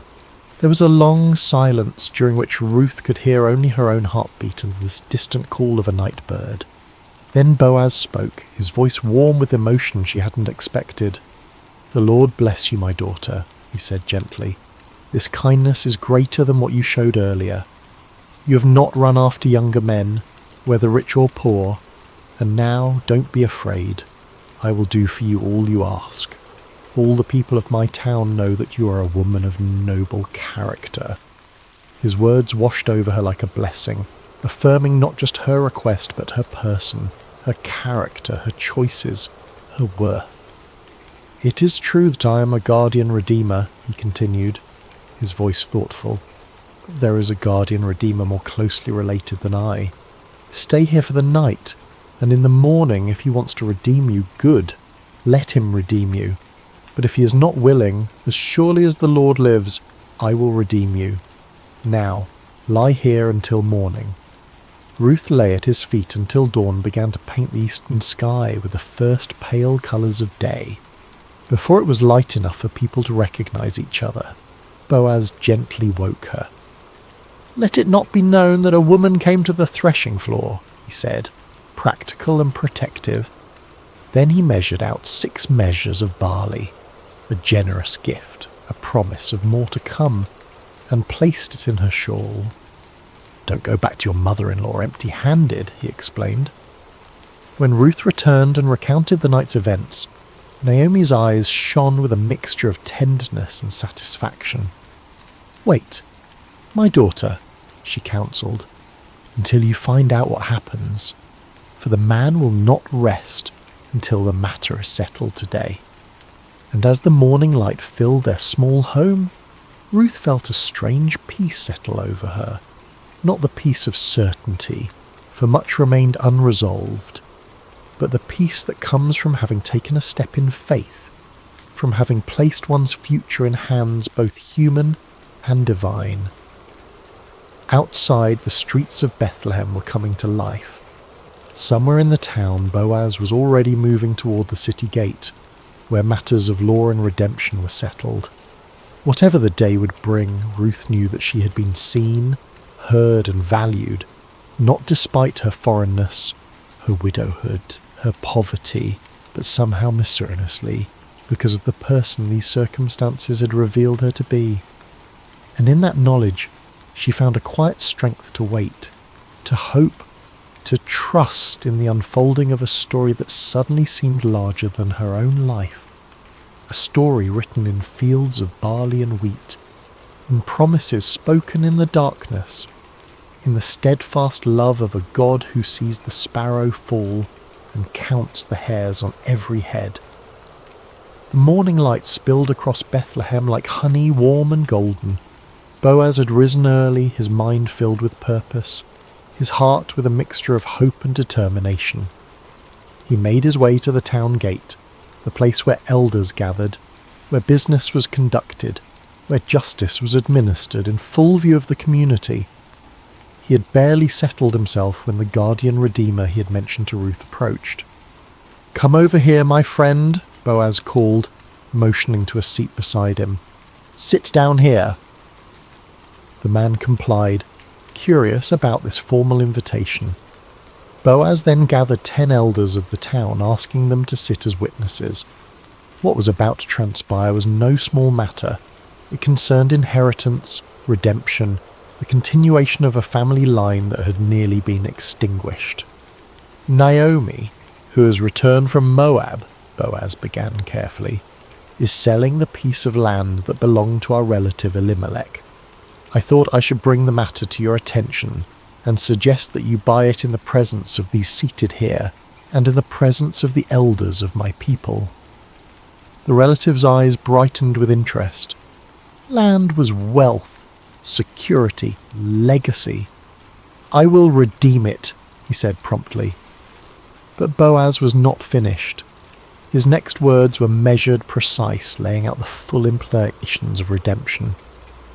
"On the day you buy the land from Naomi, you also acquire Ruth the Moabite, the dead man's widow, in order to maintain the name of the dead with his property." The relative's expression shifted. To redeem the land was one thing, a sound investment, but to marry Ruth meant dividing his own inheritance, complicating his family line. His enthusiasm visibly cooled. "Then I cannot redeem it," he said. "Because I might endanger my own estate. You redeem it yourself. I cannot do it." To formalize the transaction, the man removed his sandal, an ancient custom signifying the transfer of redemption rights. "Buy it yourself," he said, handing the sandal to Boaz. Boaz turned to the elders and all the people gathered at the gate.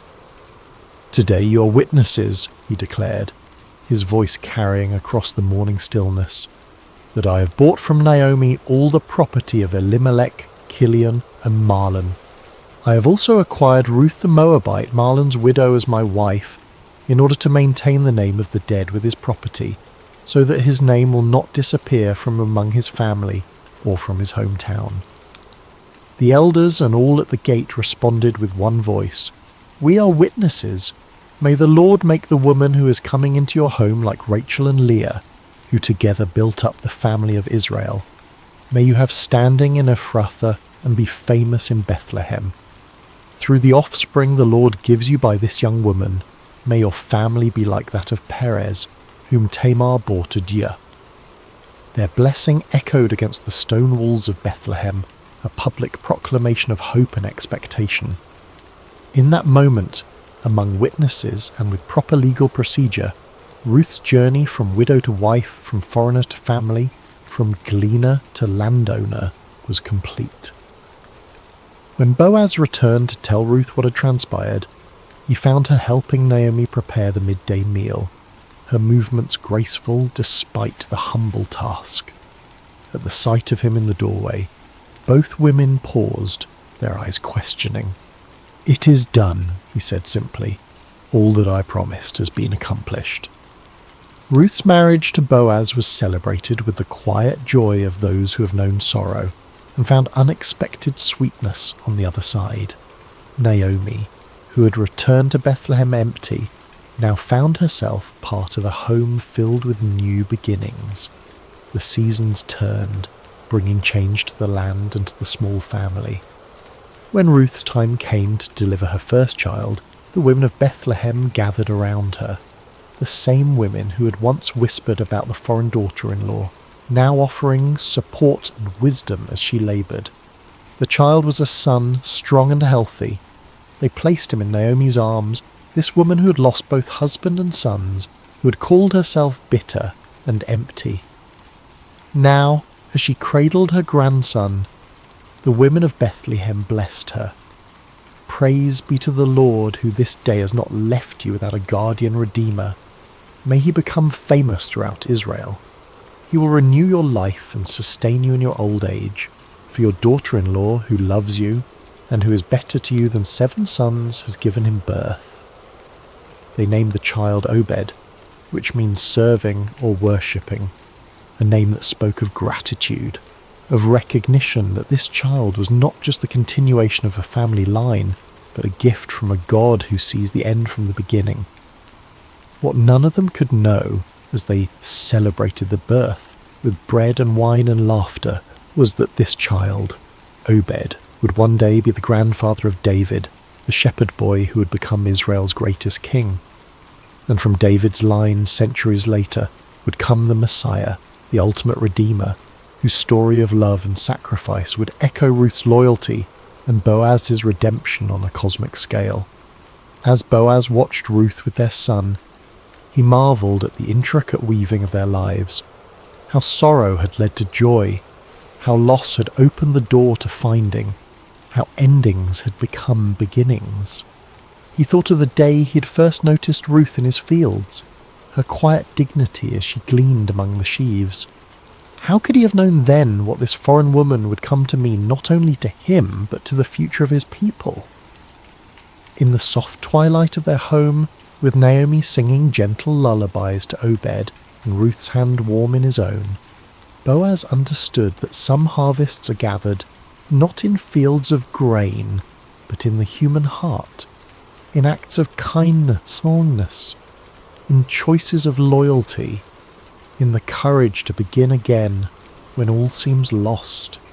Outside their window, the hills of Bethlehem were turning purple with evening shadows. Somewhere in those hills, shepherds watched their flocks, stars began their nightly vigil, and the world continued its ancient rhythms of planting and harvest, of birth and death, of loss and redemption. But within this one small home, within these few beating hearts, a miracle had occurred. The quiet, everyday miracle of restoration, of empty hands being filled again, of bitter lives turning sweet, of a future reclaimed from the ashes of the past. And as night fell over Bethlehem, as oil lamps were lit and evening prayers whispered, as the infant Obed drifted into sleep secure in the knowledge of being utterly loved, the story of Ruth and Boaz, of faithful love and kindness reciprocated, became another golden thread in the tapestry of faith that would one day welcome the world's Redeemer.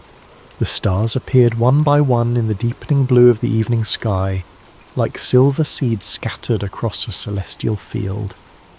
In homes throughout Bethlehem, oil lamps cast their gentle glow against limestone walls, and families gathered for evening meals, for prayers, for the sharing of the day's small victories and concerns. In one such home, the home of Boaz, Ruth, and Naomi, the day was drawing to its peaceful close. Little Obed, now a toddler with his father's strong build and his mother's gentle eyes, had been tucked into bed after a story from his grandmother Naomi. His breathing had deepened into the steady rhythm of childhood sleep, innocent and complete. Ruth sat in the courtyard, her fingers working methodically at a loom, creating fabric for their household. The rhythmic movement of the shuttle was soothing, meditative, a dance between yarn and skill that produced something both beautiful and necessary. Boaz watched her from the doorway, struck again by the quiet grace that had first drawn him to her in the fields. "Your hands create such beauty," he said softly, joining her in the cool evening air. Ruth smiled, her eyes never leaving her work. "My mother taught me to weave when I was a child," she replied. "She said that the making of cloth is like the making of a life, thread by thread, day by day, until a pattern emerges that was invisible at the beginning." Naomi appeared in the doorway, carrying a small cup of wine. "The child sleeps," she announced, her voice warm with contentment.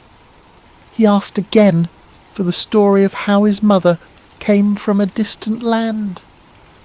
"And did you tell him?" Boaz asked, making room for Naomi on the bench beside him.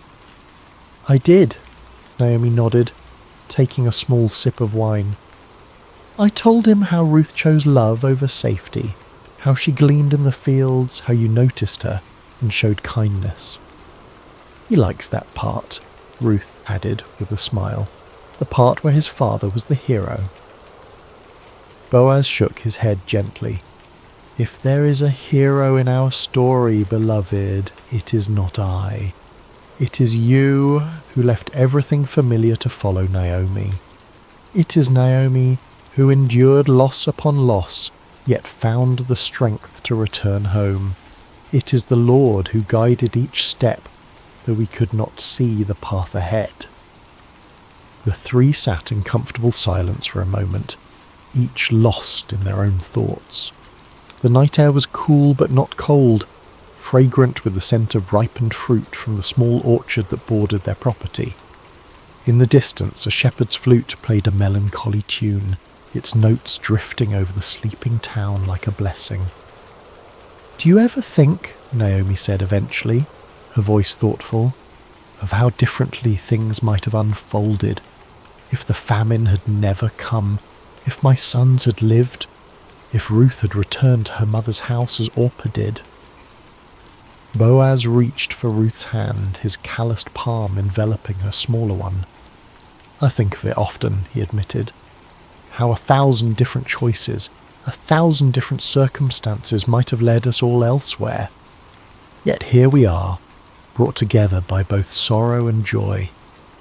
Ruth set aside her weaving, her eyes reflecting the first bright stars. "In Moab," she said softly, "we had a saying, 'The path to the garden often leads through the desert.' I did not understand it fully until I lived it." "And now?" Naomi asked. "Now I understand that sometimes the desert is necessary," Ruth answered. "Sometimes the empty road, the lonely field, the long night of waiting, these are not detours from God's plan, but the very path itself." Boaz nodded, his face solemn in the gathering darkness. "When I was a younger man," he said, "I often questioned why the Lord had not blessed me with a wife, with children. I watched my friends build families while I built barns and storehouses. I wondered if I had somehow missed the fullness of life." He looked at Ruth, his eyes soft with wonder even after these years together. "Now I see that I was waiting for you, though I did not know it. That each harvest I oversaw, each field I planted, was preparation for the day when a Moabite widow would come to glean among my sheaves." Naomi's laugh was gentle, without bitterness. "And I, who accused the Lord of emptying my hands, look what he has filled them with." She gestured toward the house where Obed slept, toward the small but thriving household that had grown around her. Sometimes emptiness is just the space God is creating for something new. As they sat together in the deepening twilight, a sense of reverent gratitude settled over them. Not the loud exuberance of those who have never known loss, but the deeper, quieter joy of those who have walked through shadows and found light waiting on the other side. The tale of their lives, this unexpected family, formed from fragments of broken dreams, would be told and retold through generations. Not because it was extraordinary in its outward circumstances, but because it revealed an extraordinary truth, that in the hands of a loving God nothing is wasted. Not grief, not loyalty, not kindness, not love freely given with no expectation of return. In the quiet darkness of Bethlehem, as the household of Boaz and Ruth prepared for sleep, they could not know how their story would echo through time, how the great-grandson of their son would be anointed king of Israel, how from their lineage would come the promised Messiah. They knew only this, that the God who had led them through famine and loss, through foreign fields and threshing floors, through legal proceedings and new beginnings. Hello, dear friend, and welcome to Sacred Slumber. Before we begin tonight's story, I'd love to know, how has your day been? Whether you're listening to this in the quiet hours of evening, perhaps as the sun sets wherever you are in the world, or if it's late at night and you're ready to rest, I hope you'll find peace in the story we're about to share together. Are you listening from a cosy bedroom in America, perhaps from a small town in England, or maybe from somewhere across the vast expanses of Australia or Canada? Wherever you are, whatever time zone cradles you tonight, you're welcome here. If this is your first time with Sacred Slumber, I invite you to subscribe so these stories can accompany you through many peaceful nights ahead. Now, let's settle in together and journey back to an ancient time, to a small town called Zarephath, where a miracle unfolded that would echo through the ages.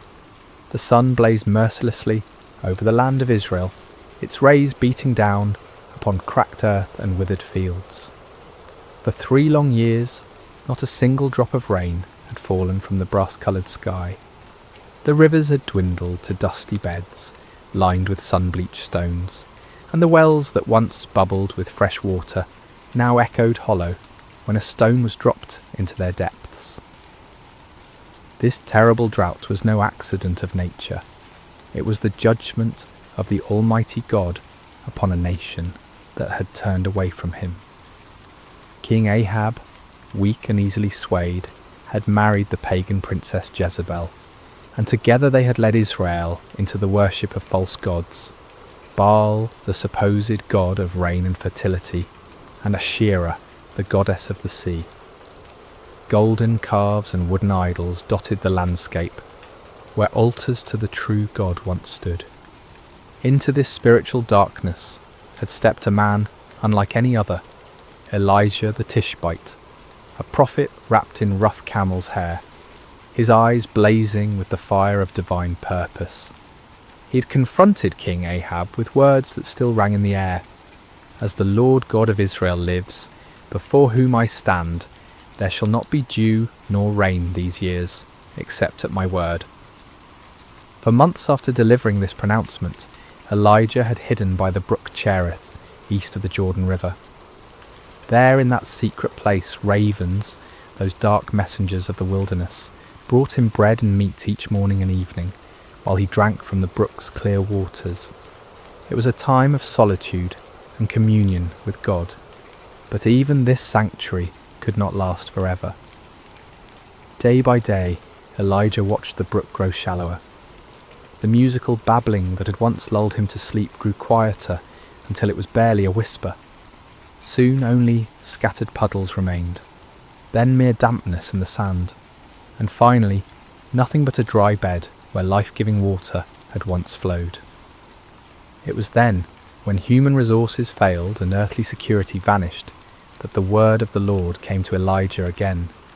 Arise, go to Zarephath, which belongs to Sidon, and dwell there. See, I have commanded a widow there to provide for you. Zarephath. The name meant a place of refining, and how fitting it would prove to be. This small Phoenician town, nestled along the Mediterranean coast north of Israel, was under Gentile rule, beyond the borders of the chosen people, in a land where Baal and Asherah were worshipped openly. Yet it was here, in this unlikely place, that God would work one of his most tender miracles. So Elijah gathered his simple possessions, his mantle, his staff, and the unwavering faith that had sustained him through these years of drought and hiding. The sun was high as he began his journey northward, his feet raising small clouds of dust from the parched earth. Behind him lay the dried brook and the memories of miraculous provision. Ahead lay uncertainty, but also the promise of God's continued care. As he walked, Elijah might have pondered the strangeness of God's ways.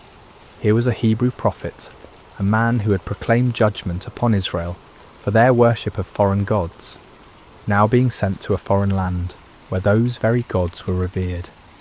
Yet if the years had taught him anything, it was that the Lord's thoughts were higher than his thoughts, and the Lord's ways past finding out.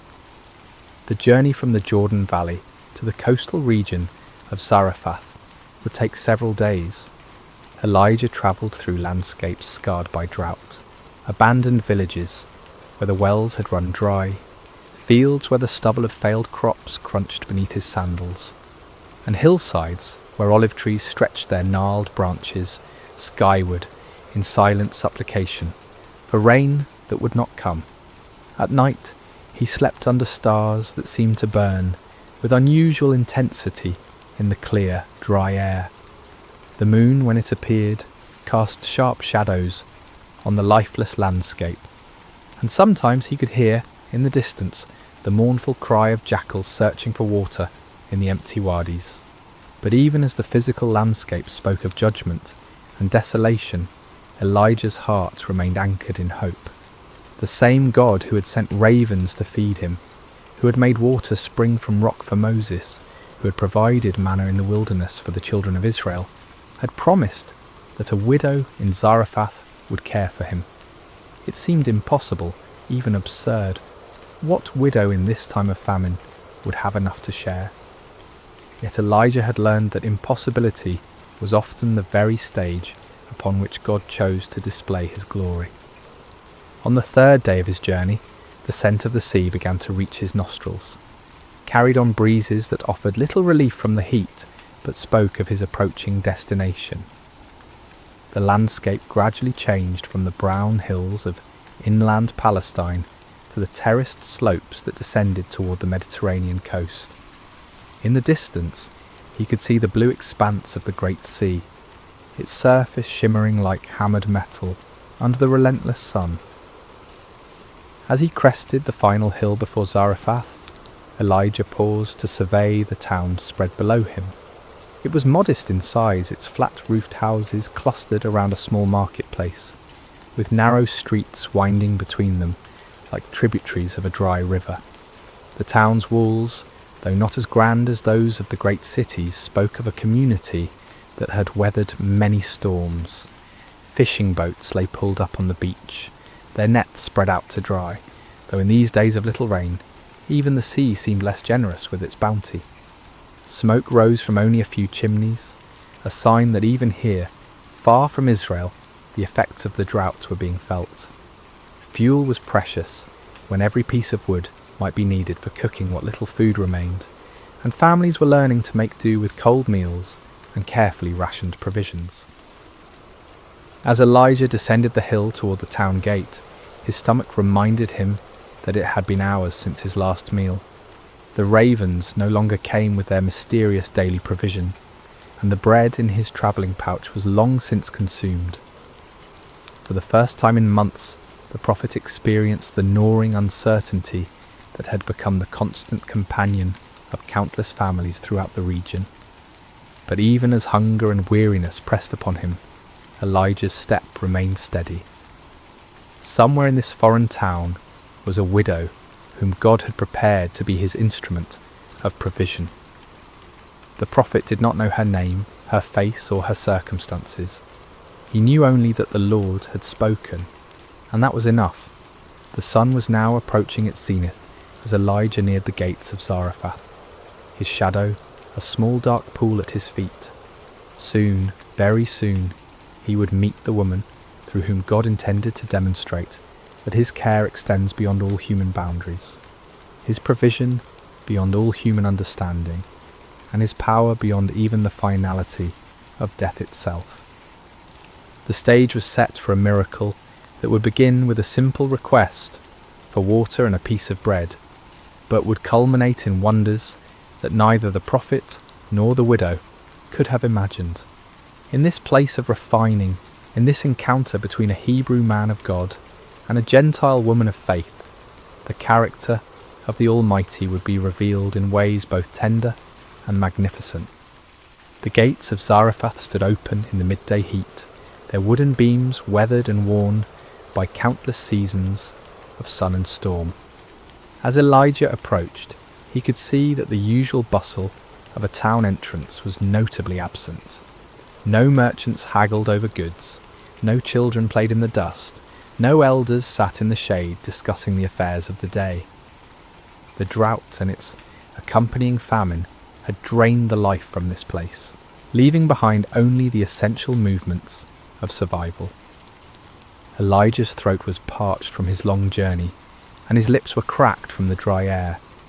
Each step sent small puffs of dust up from the hard-packed earth, and the prophet found himself scanning the area, hopefully for any sign of a well or fountain. His eyes, accustomed to the blazing light of the Palestinian sun, squinted as he tried to make out the details of his surroundings. It was then that he noticed her, just outside the town gates near a grove of scraggly olive trees that had somehow managed to survive the prolonged drought.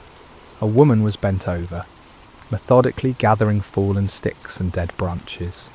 Her movements were slow and deliberate, speaking not of laziness but of the careful conservation of energy that comes from prolonged hunger. Her clothing, once perhaps a deep blue or brown, had faded to the nondescript colour of dust and wear, patched in several places with fabric that didn't quite match. As Elijah drew closer, he could see that she was neither young nor old, but somewhere in that middle season of life, where a woman's beauty becomes less about the freshness of youth and more about the character etched in her features by joy and sorrow, hope and disappointment. Her dark hair, streaked with premature grey that spoke of hardship born before its time, was partially covered by a worn headscarf that had slipped back as she worked. There was something in her posture, a weariness that seemed to go beyond physical exhaustion, that made Elijah's heart stir with compassion. This was a woman who had carried burdens, who had made hard choices, who had watched her resources dwindle day by day until she was reduced to gathering sticks in the heat of the day. The prophet paused for a moment, studying her face as she worked. In her features, he could read the story of the drought's impact on ordinary people. Her cheeks were hollow, her eyes shadowed with the particular kind of worry that comes from watching a child grow thin. Yet there was also a quiet dignity about her, a refusal to surrender to despair, even in the face of seemingly impossible circumstances. "Excuse me," Elijah called softly, his voice rough from thirst and travel. The woman looked up, startled. Her eyes widened slightly as she took in the appearance of this stranger. His rough clothing, his weathered features, the staff in his hand that marked him as a traveller from far away. In her gaze, Elijah could see the wariness that had become second nature to people in these hard times. Strangers might bring news, trade or help, but they might also bring additional mouths to feed when food was already desperately scarce. "Please," Elijah continued, his manner gentle and respectful, "could you bring me a little water in a cup, that I may drink?" The request hung in the air between them. Water, in this time of drought, was precious beyond measure. Every drop had to be carried from wells that were increasingly distant and depleted. Yet something in the prophet's manner, perhaps the genuine need in his voice, or the courtesy with which he had made his request, caused the woman to hesitate rather than refuse outright. She studied his face for a long moment, as if trying to read his character in his features. What she saw there must have reassured her, for she slowly straightened, her bundle of sticks still clutched in her arms. "I will bring you water," she said simply, her voice carrying the accent of this coastal region, but also a warmth that suggested a heart not yet hardened by suffering. As she turned toward the town, Elijah felt a stirring of gratitude. Here, in this foreign place, this Gentile woman was willing to share her precious water with a Hebrew stranger. It was a small act of kindness, but in a world grown harsh with want, small kindnesses took on the weight of great acts of mercy. But the Lord had sent him here for more than water, and Elijah knew that his true test and hers was yet to come. "Wait," he called gently, as she began to walk away, "and please bring me a morsel of bread in your hand." The woman stopped as if struck. She turned back to him, and now her face bore an expression of such profound sadness that Elijah felt his heart constrict. The weariness he had noticed before was nothing compared to the look of desperate finality that now clouded her features. "As the Lord your God lives," she replied, and there was no anger in her voice, only a crushing weariness and the terrible honesty of someone who has nothing left to lose. "I do not have bread, only a handful of flour in a bin and a little oil in a jar. See, I am gathering a couple of sticks that I may go in and prepare it for myself and my son, that we may eat it and die." The words fell between them like stones dropping into a deep well. This was not the casual refusal of someone unwilling to share, nor the calculated response of someone hoarding resources. This was the stark reality of a mother who had come to the end of all earthly hope, who had measured her remaining provisions with the careful precision of someone planning a final meal. Elijah felt the weight of her despair, but he also felt the stirring of something else, the peculiar lifting of spirit that came when he sensed the Lord was about to move in power. How often had he seen this pattern? The moment when human resources failed completely was precisely the moment when divine intervention began. "Do not fear," he said, and his voice carried a new authority, a confidence that seemed to come from somewhere beyond his own understanding. The words were not merely a comfort, but a command, spoken with the certainty of someone who had learned to recognize the voice of the Almighty. The woman's eyes widened at the change in his tone. Something had shifted in this stranger's demeanour, as if he had suddenly remembered who he was and whom he served. "Go and do as you have said," Elijah continued, "but make me a small cake from it first and bring it to me, and afterward make some for yourself and your son." The request seemed almost cruel in its audacity. Here was a woman who had just confessed that she and her child were preparing to eat their last meal before death, and this stranger was asking her to give him the first portion. By any human standard of fairness or compassion, the request was outrageous, but Elijah was not speaking from human wisdom now. He was speaking as one who had learned to see beyond the visible, to understand that sometimes the pathway to blessing required actions that seemed to defy common sense. "For thus says the Lord God of Israel," he proclaimed, and now his voice carried the full weight of prophetic authority. "The bin of flour shall not be used up, nor shall the jar of oil run dry, until the day the Lord sends rain on the earth." The promise hung in the air between them, like a bridge spanning an impossible chasm. On one side stood the widow's desperate reality, empty bins, empty jars, and the approaching spectre of death. On the other side stood the word of a God she barely knew, spoken through a stranger whose only credentials were the conviction in his voice and the authority with which he spoke. The woman stared at him, her mind undoubtedly racing. Everything in her experience told her that flour and oil, once consumed, were gone forever. Everything she had learned about the world spoke against the possibility of vessels that never emptied, of resources that renewed themselves. She had no reason to trust this foreigner, no evidence that his God was any more real or powerful than the gods her neighbours worshipped.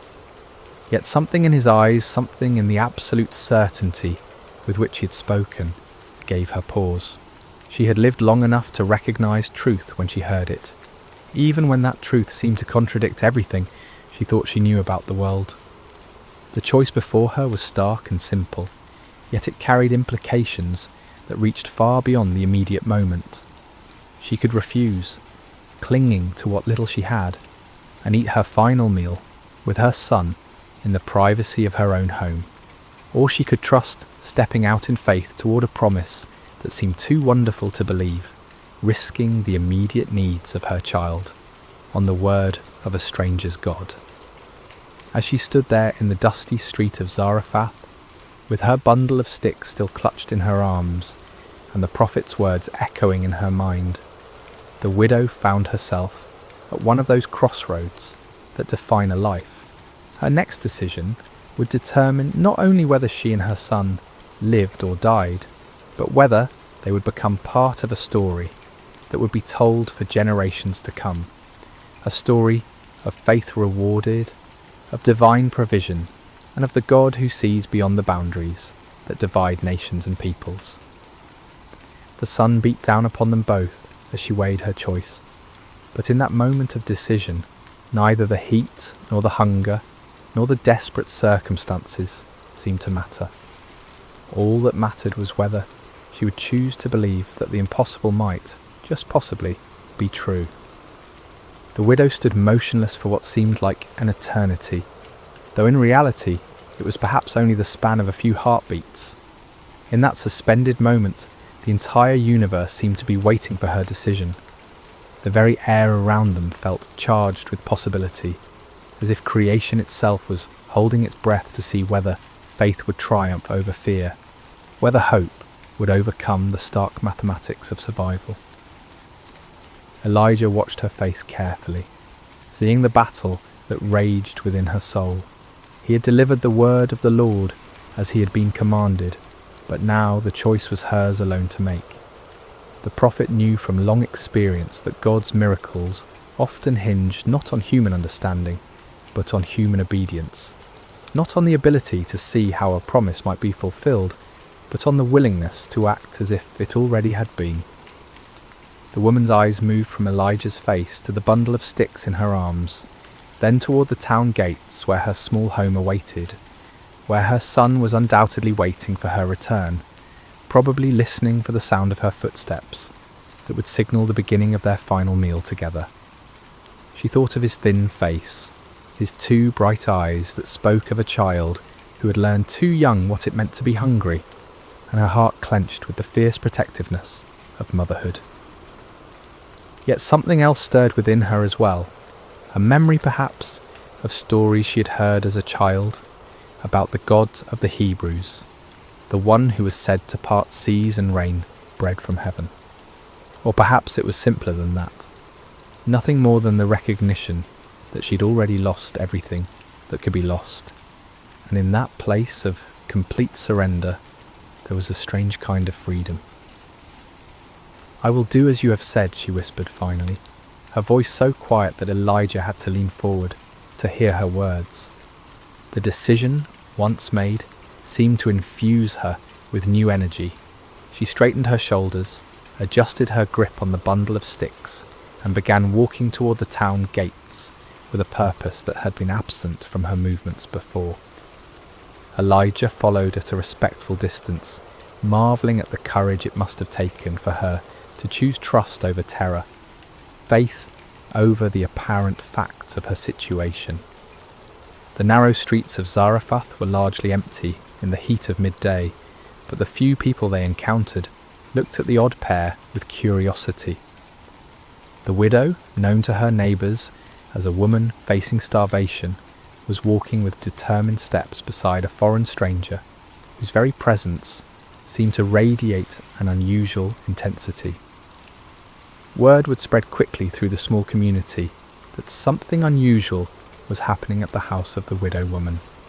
Her home, when they reached it, was modest even by the standards of a fishing town. The flat-roofed dwelling was built of the local stone, its walls weathered by countless seasons of Mediterranean storms. A small courtyard in front contained an outdoor oven that had seen little use in recent weeks, its stones cold and covered with a fine layer of dust.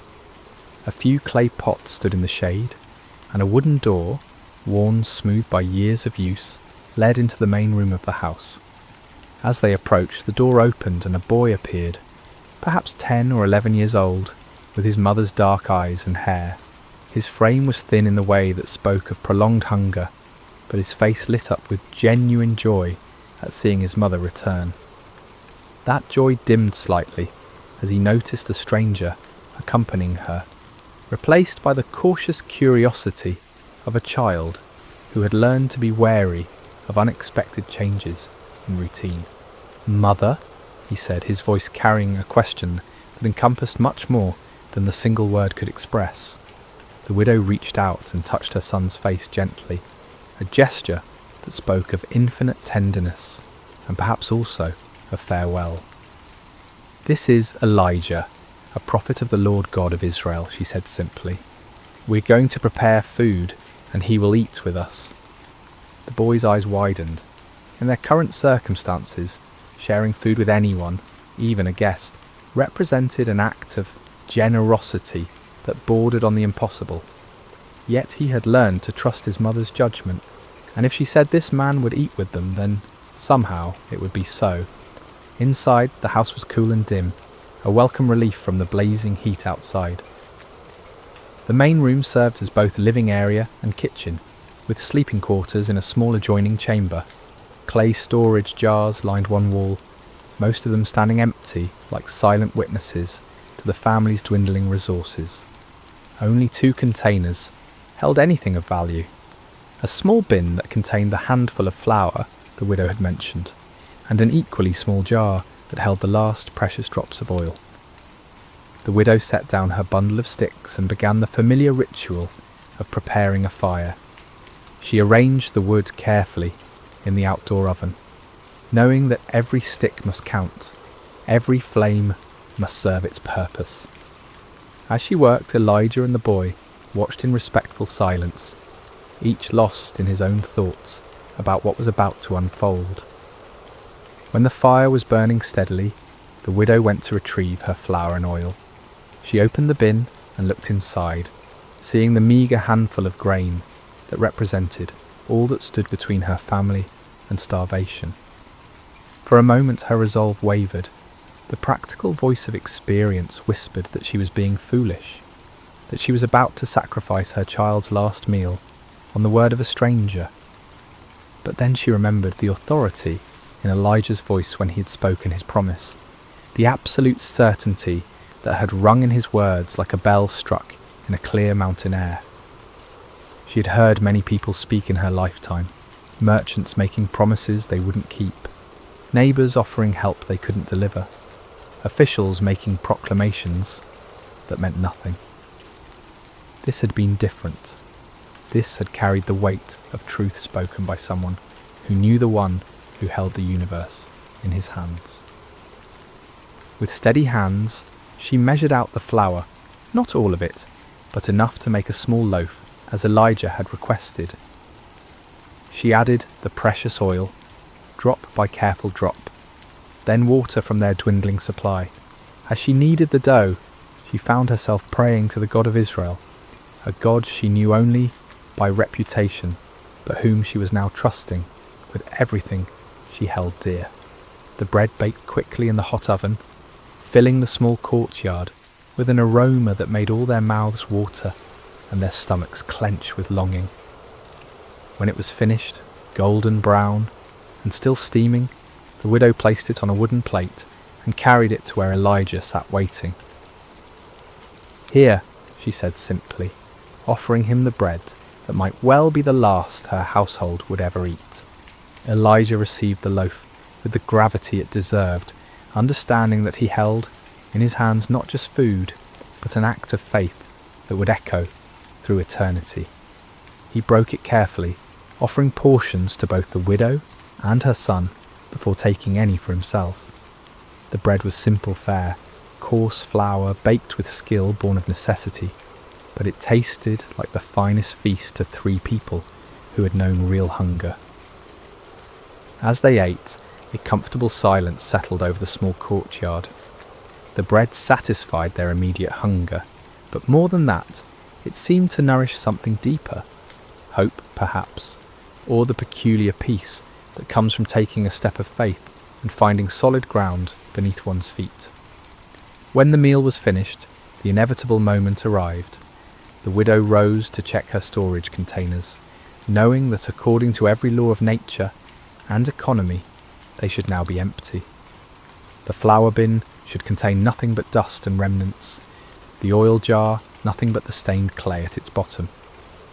She opened the flour bin first, and her breath caught in her throat.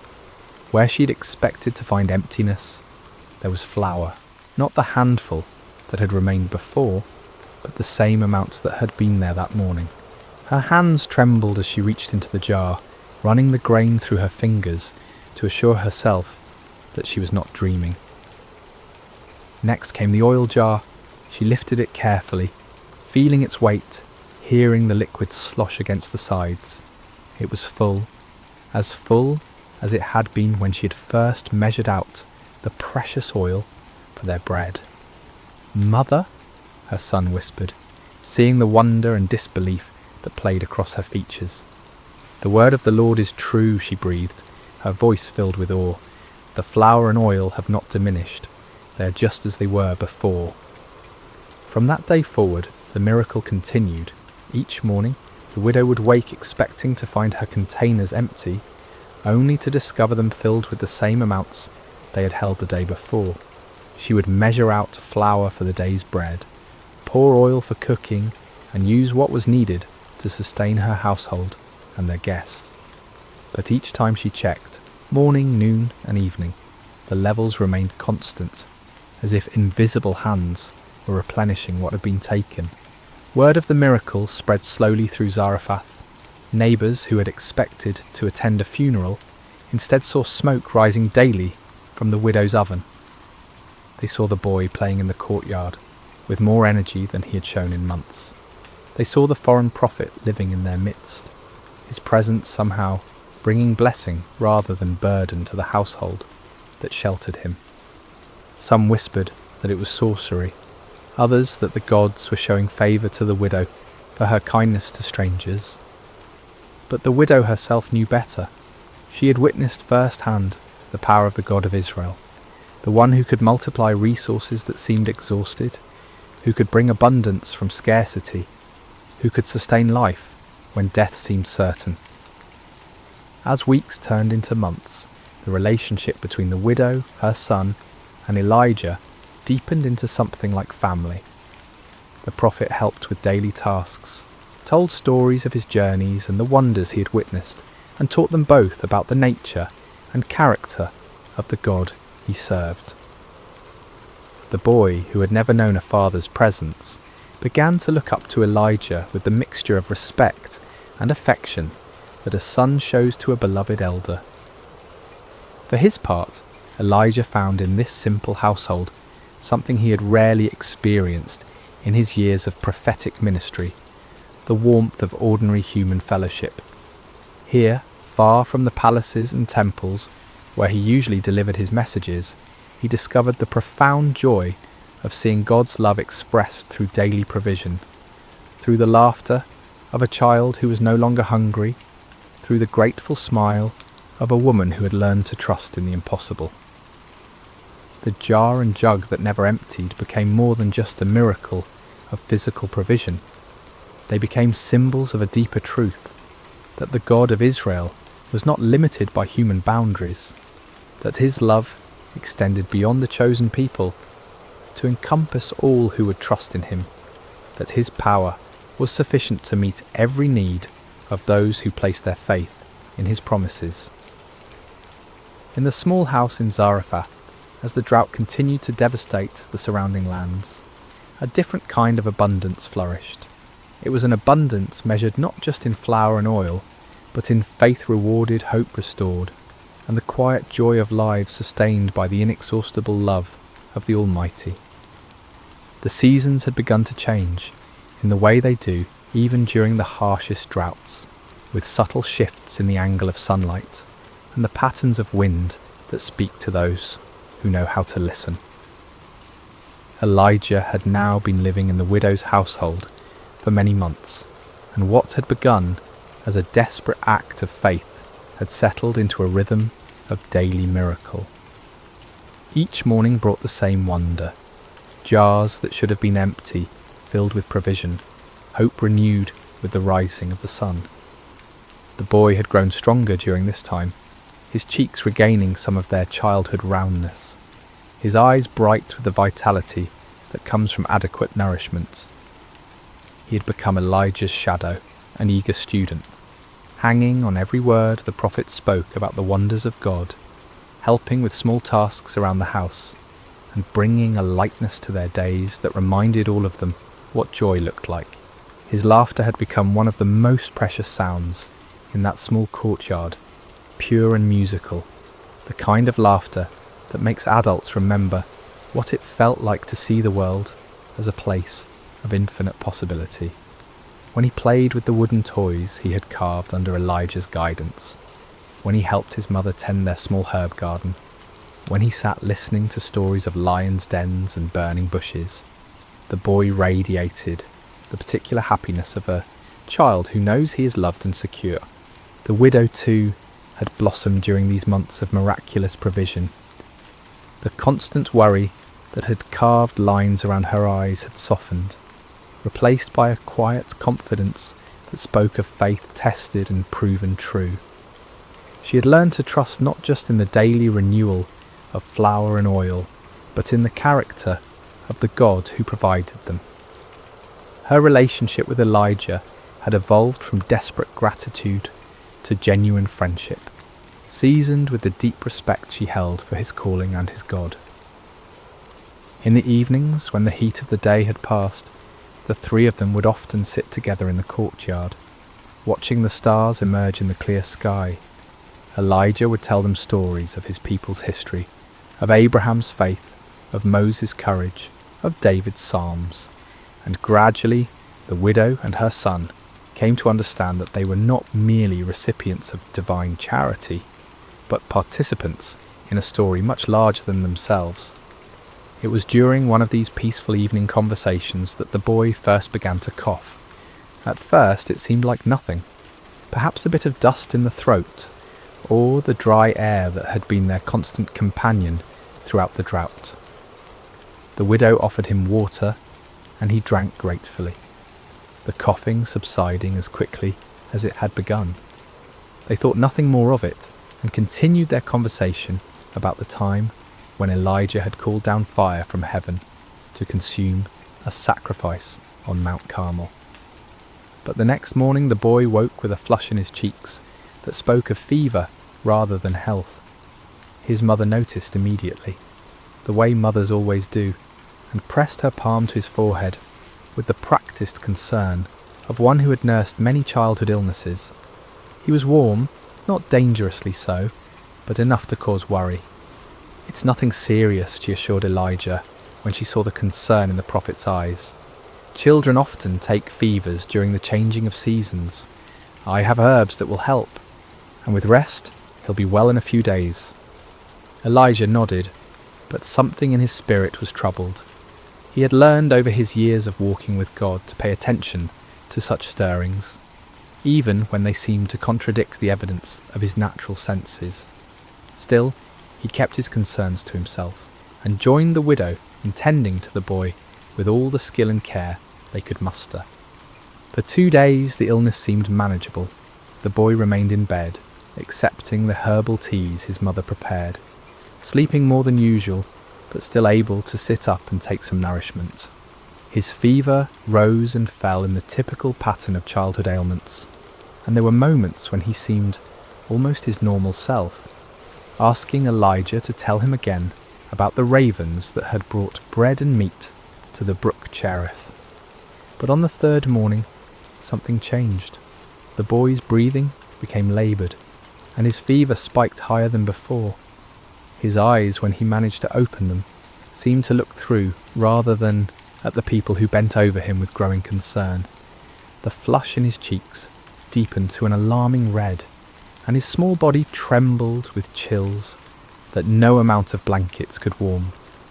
The widow worked with desperate efficiency, trying every remedy she knew. She brewed stronger teas from the herbs that had always worked before, applied cool cloths to bring down the fever, and held her son close when the chills made him shake uncontrollably. But despite all her efforts, his condition continued to deteriorate. Elijah found himself in a terrible position. He was a prophet, accustomed to speaking with divine authority about the will of God, yet here he felt helpless in the face of a child suffering. He prayed earnestly, seeking guidance, seeking healing, seeking any word from the Lord about what was happening and why. But the heavens seemed silent, offering no immediate answer to his urgent petitions. By the 4th day, the boy could barely keep his eyes open. His breathing had become so shallow that both his mother and Elijah found themselves leaning close, just to assure themselves that he was still alive. The widow had not slept in 2 nights, maintaining a constant vigil beside her son's bed, and the strain was beginning to show in every line of her face. "Perhaps," she said to Elijah, during one of the boy's brief periods of peaceful sleep, "perhaps we should send for the physician from the next town. I know we have little to pay him with, but surely the physicians have no more power over this illness than we do, Elijah replied gently. This is not a sickness that earthly medicine can cure. The words hung between them, carrying implications that neither wanted to fully acknowledge. If earthly medicine could not help, if the herbs and treatments that had always worked before were proving useless, then they were facing something beyond the normal course of illness and recovery. They were facing the possibility that God might be calling this beloved child home. On the 5th morning, as the sun rose with its customary indifference to human suffering, the inevitable happened. The widow, who had dozed fitfully in her chair beside the bed, was awakened by a silence that was somehow more alarming than any sound could have been. She looked at her son and knew immediately that something fundamental had changed. His face, which had been flushed with fever, was now pale and still. His chest no longer rose and fell with the rhythm of breathing. The boy was gone. The widow's scream of anguish pierced the morning air, a sound so raw and primal that it seemed to tear through the very fabric of hope itself.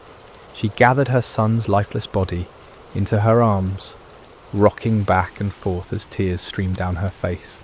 "What have you done to me, O man of God?" she cried, turning to Elijah with eyes blazing with grief and accusation. "Have you come to bring my sin to remembrance and to kill my son?" The words struck Elijah like physical blows. Here was a woman who had trusted him, who had shared her last meal based on his promise, who had opened her home to him for months. And now, in the presence of God's prophet, her only child lay dead. Without a word, Elijah gently took the boy from his mother's arms. "Give me your son," he said quietly, and despite her grief, something in his tone made her release her hold on the child. Elijah carried the boy to the upper room where he had been staying, laying him carefully on the bed.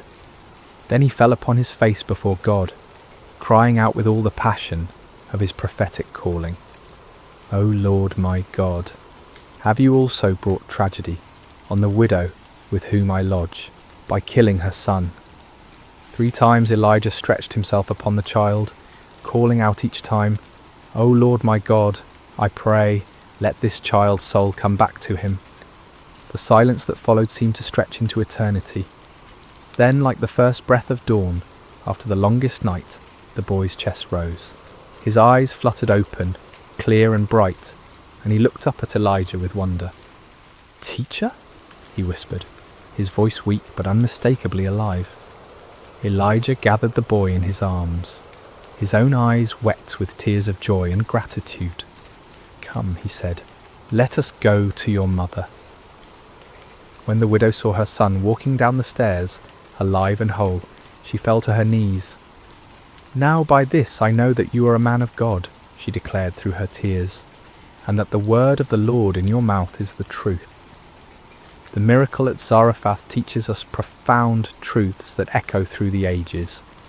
First, we learn about faith in scarcity, how the widow trusted God's promise, even when her cupboards were bare and death seemed certain. Her willingness to give from her need rather than her abundance shows us that God often asks us to step forward in faith before we can see how he will provide. Second, we see the power of obedience before understanding. The widow didn't need to comprehend how flour and oil could multiply.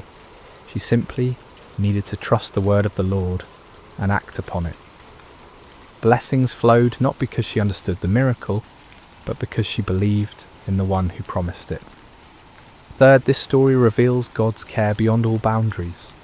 Here was a Hebrew prophet ministered to by a Gentile widow, showing that God's love transcends nationality, culture, and religion. The miracle in Zarephath foreshadowed the day when God's salvation would be offered to all nations. Finally, through Elijah's intercession for the dead boy, we glimpse God's ultimate power over life and death itself. This miracle points forward to the resurrection, hope that would one day be fully revealed in Christ. reminding us that with God, even death is not the final word. As our story draws to a close, I invite you to consider the empty jars in your own life, those places where resources seem exhausted, where hope feels depleted, where you wonder if God sees your need. The widow of Zarephath discovered that the God of impossible things delights in filling what appears empty, in multiplying what seems insufficient, in bringing life where death has reigned. Perhaps tonight, as you prepare for rest, you can release your own impossibilities into his capable hands. Trust that the same God who filled flour jars and oil vessels in ancient Zarephath is still working miracles today, sometimes dramatic and visible, sometimes quiet and hidden, but always rooted in his unchanging love for his children. The sun has set over that ancient town by the sea, and a gentle breeze stirs the olive trees, where a widow once gathered sticks in desperation, and found instead a destiny of faith. In that small house, the jars remained full, the boy grew strong, and 3 hearts learned to trust in the God of endless provision. May you rest tonight knowing that your own story is being written by the same loving hand, and that tomorrow's provision is already prepared by the one who never fails to keep his promises. Sleep well, dear friend, and remember, with God the jar never truly empties and hope is always renewable.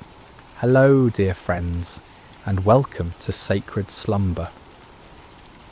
Before we begin our journey together into this timeless story of faith and courage, I want to take a moment to connect with you.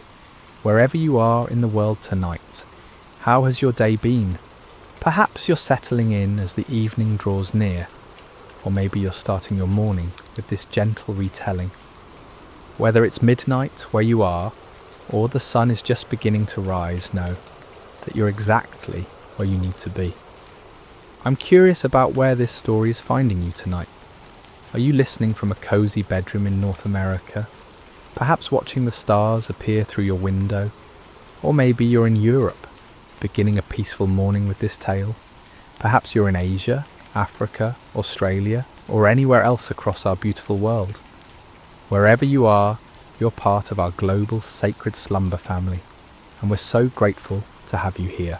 If this is your first time joining us, or if you've been with us before, we invite you to subscribe to Sacred Slumber, where we bring you gentle Bible stories and peaceful reflections designed to encourage your heart and strengthen your faith. Now let's settle in together as we journey to ancient Israel, to a valley where faith would triumph over fear, and where a young shepherd boy would show the world that with God all things are possible. The golden sun rises slowly over the valley of Elah, casting long shadows across the rocky terrain.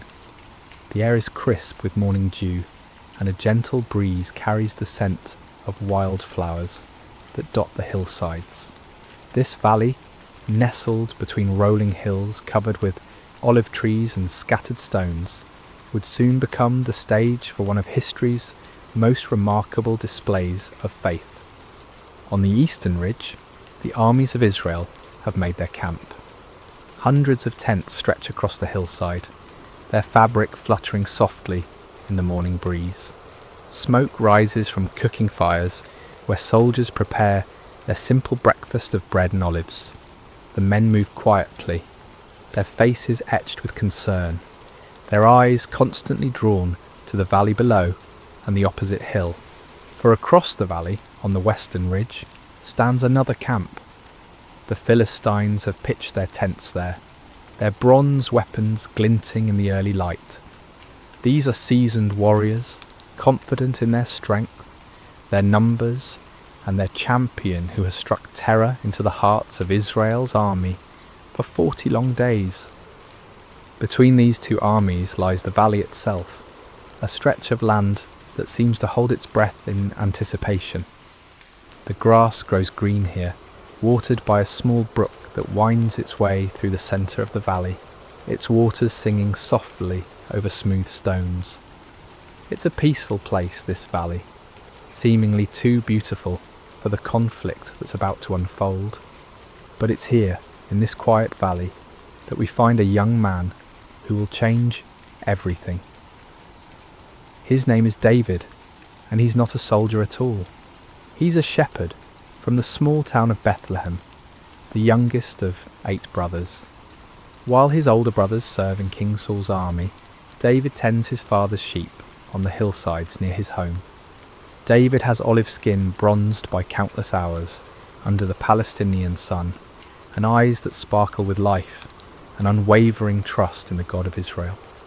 His hands, though young, are strong from years of guiding sheep, playing his harp and practicing with his simple shepherd's sling.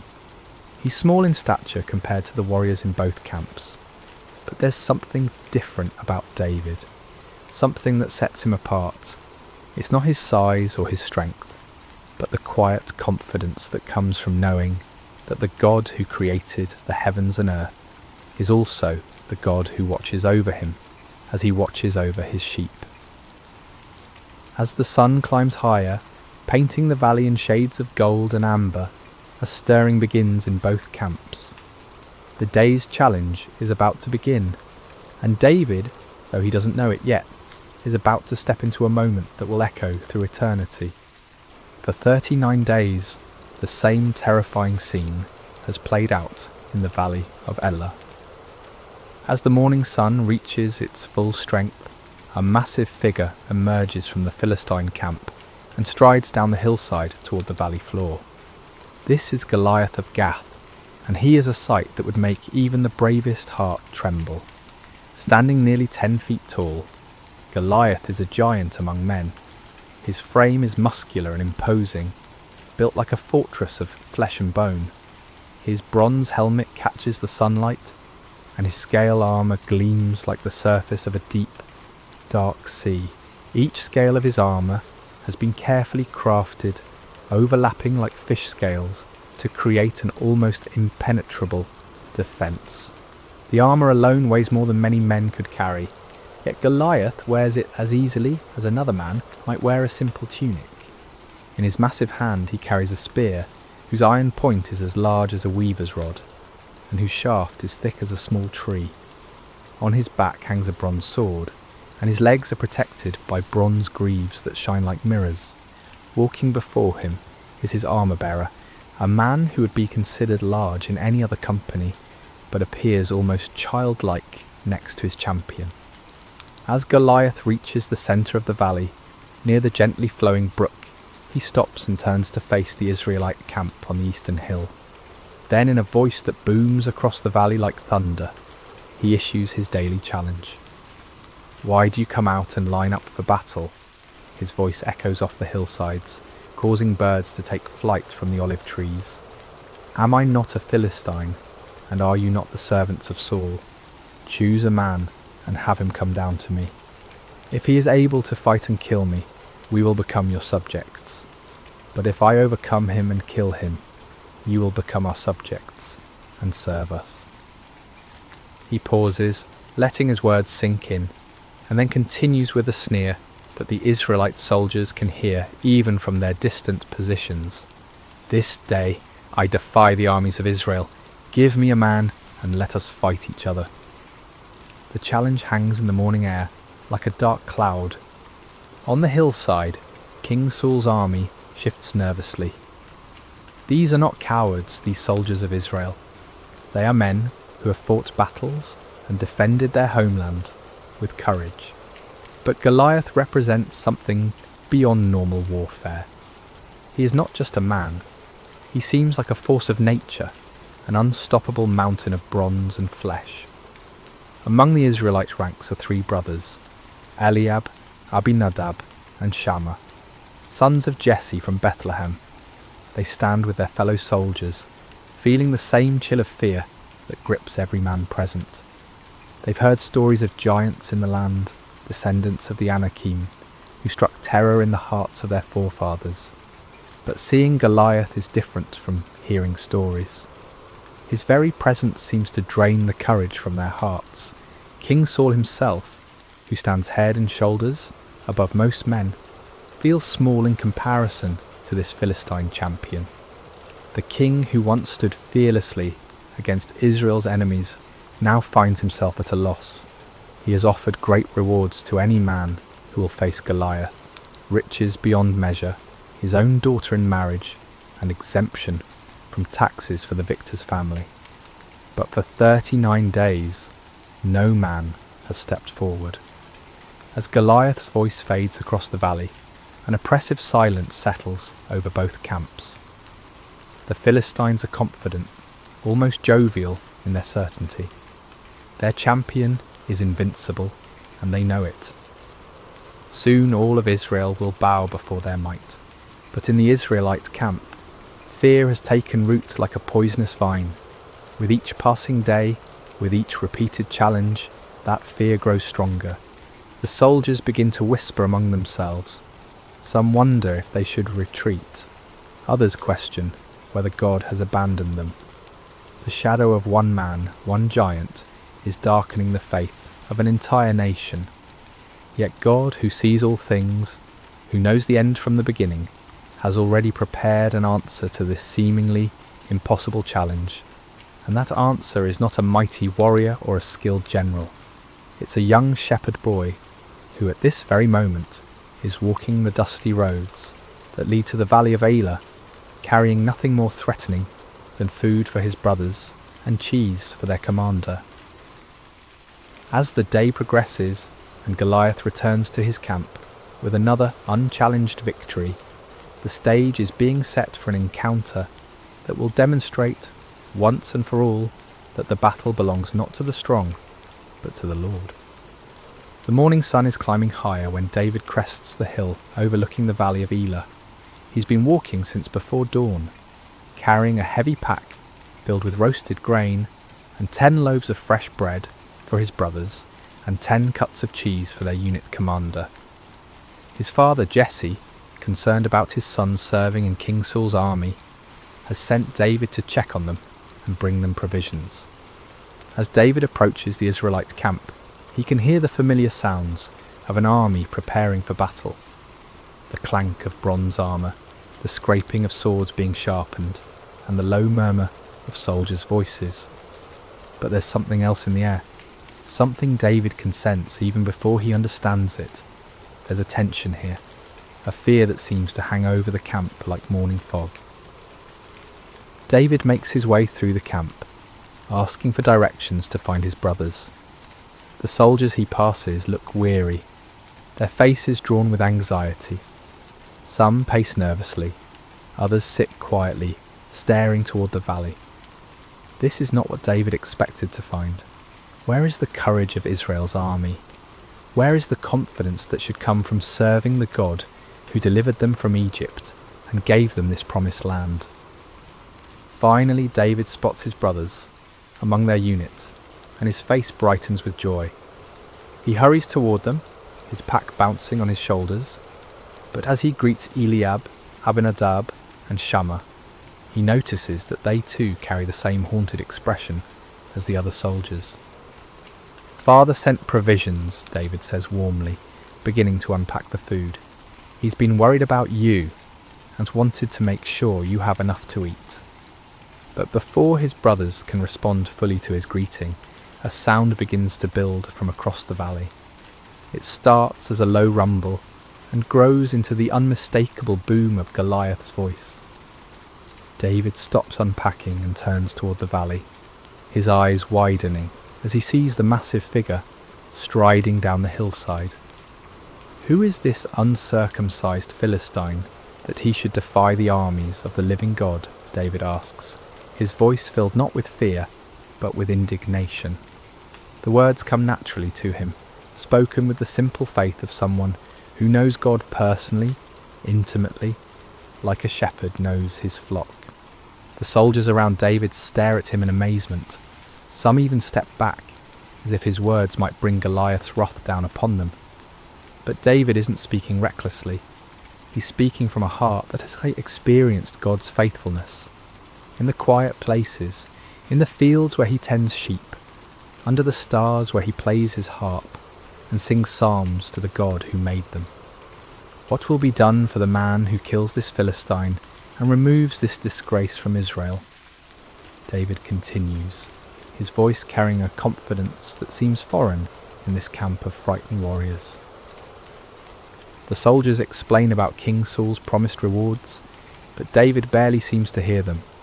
His focus is not on gold or marriage or tax exemption. His concern is for the honour of God and the reputation of God's people. How can this Philistine be allowed to mock the armies of the living God? How can Israel's soldiers allow this blasphemy to continue day after day? Word of David's questions and his bold words quickly spreads through the camp. Some soldiers are amazed by his courage, others think he's simply too young to understand the danger. But when the news reaches Eliab, David's oldest brother, he responds with anger and embarrassment. "Why have you come down here?" Eliab demands, his face flushed with frustration. "And with whom did you leave those few sheep in the wilderness? I know how conceited you are, and how wicked your heart is. You came down only to watch the battle." Eliab's harsh words reveal the tension that can exist even in families when faith and fear collide. Perhaps Eliab is embarrassed that his youngest brother shows more courage than he and his fellow soldiers have demonstrated. Perhaps he's genuinely concerned for David's safety. But David responds with gentle humility. "Now what have I done?" David asks calmly. "Can't I even speak?" He doesn't argue with his brother or defend himself harshly.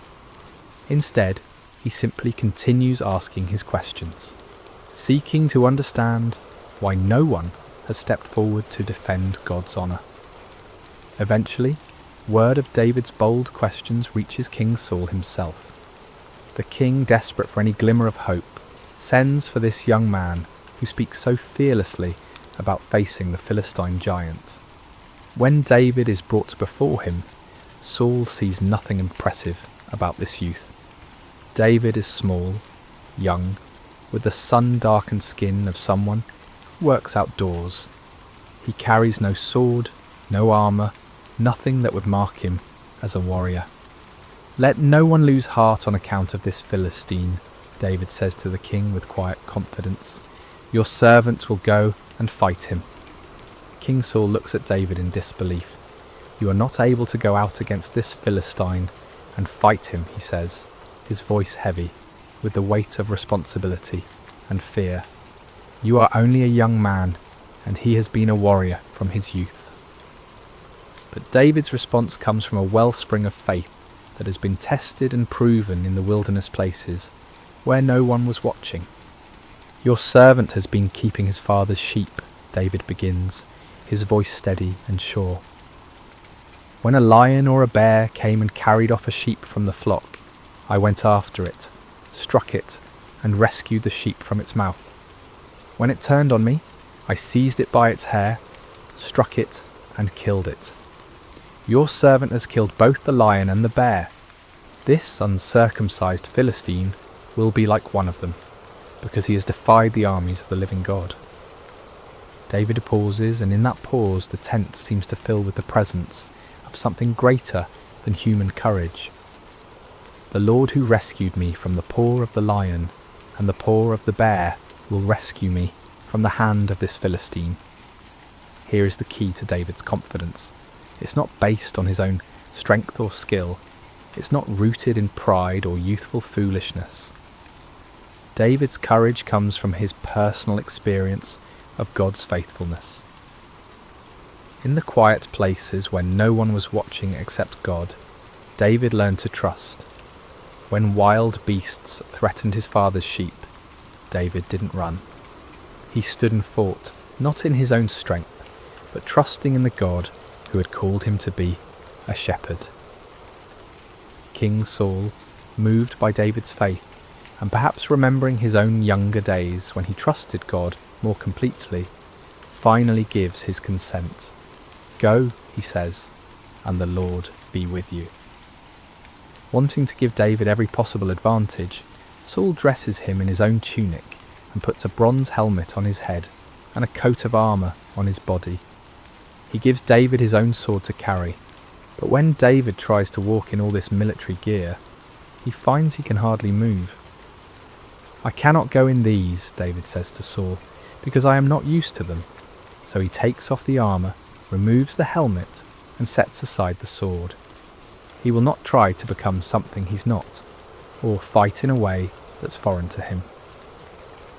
David will face Goliath as himself, a shepherd boy who trusts in the living God. Instead, David picks up his staff, the simple wooden rod that has been his companion through countless days in the fields. He goes to the brook that runs through the valley and carefully selects 5 smooth stones worn perfectly round by the flowing water. He places these in his shepherd's bag and takes his sling in his hand. As David walks toward the valley, he carries with him something more powerful than any bronze armour or iron sword. He carries the confidence that comes from knowing God personally, from experiencing his faithfulness in the quiet places of life. And he carries the understanding that this battle is not really between David and Goliath at all. This is a battle between the God of Israel and the false gods of the Philistines, between truth and blasphemy, between faith and fear. The young shepherd is ready to face the giant, not because he is strong, but because he knows the one who is stronger than any earthly power. The afternoon sun hangs bright and warm over the valley of Elah as 2 figures begin their approach toward each other across the grassy floor of the valley. The contrast between them could not be more dramatic, and yet it's precisely in this contrast that God's glory will be revealed. From the western hill, Goliath begins his descent, his bronze armour catching and reflecting the sunlight like a beacon. Each step he takes shakes the ground slightly, and the sound of his armour clanking echoes across the valley. He moves with the confidence of someone who has never known defeat, never felt the sting of uncertainty.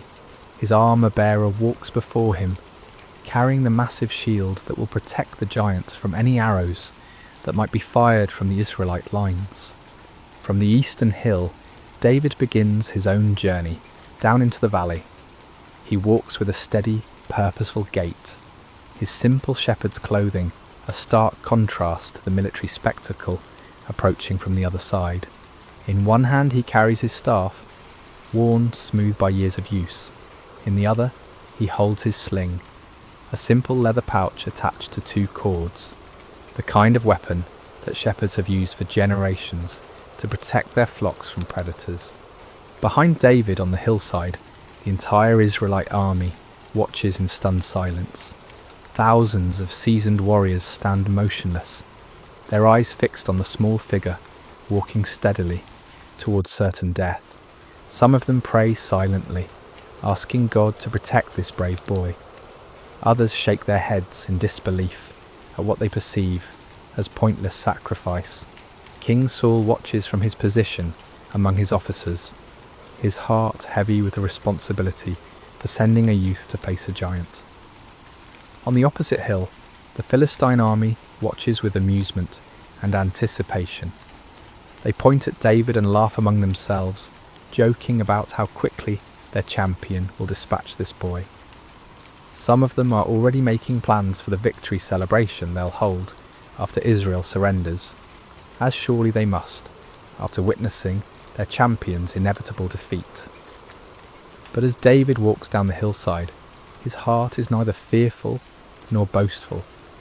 Instead, it's filled with a quiet confidence that comes from knowing he is not walking into this valley alone. The same God who helped him rescue sheep from the mouths of lions and bears is with him now. The same God who has been his shepherd will be his strength. As the 2 figures draw closer together in the centre of the valley, near the gently flowing brook, Goliath gets his first clear look at his opponent.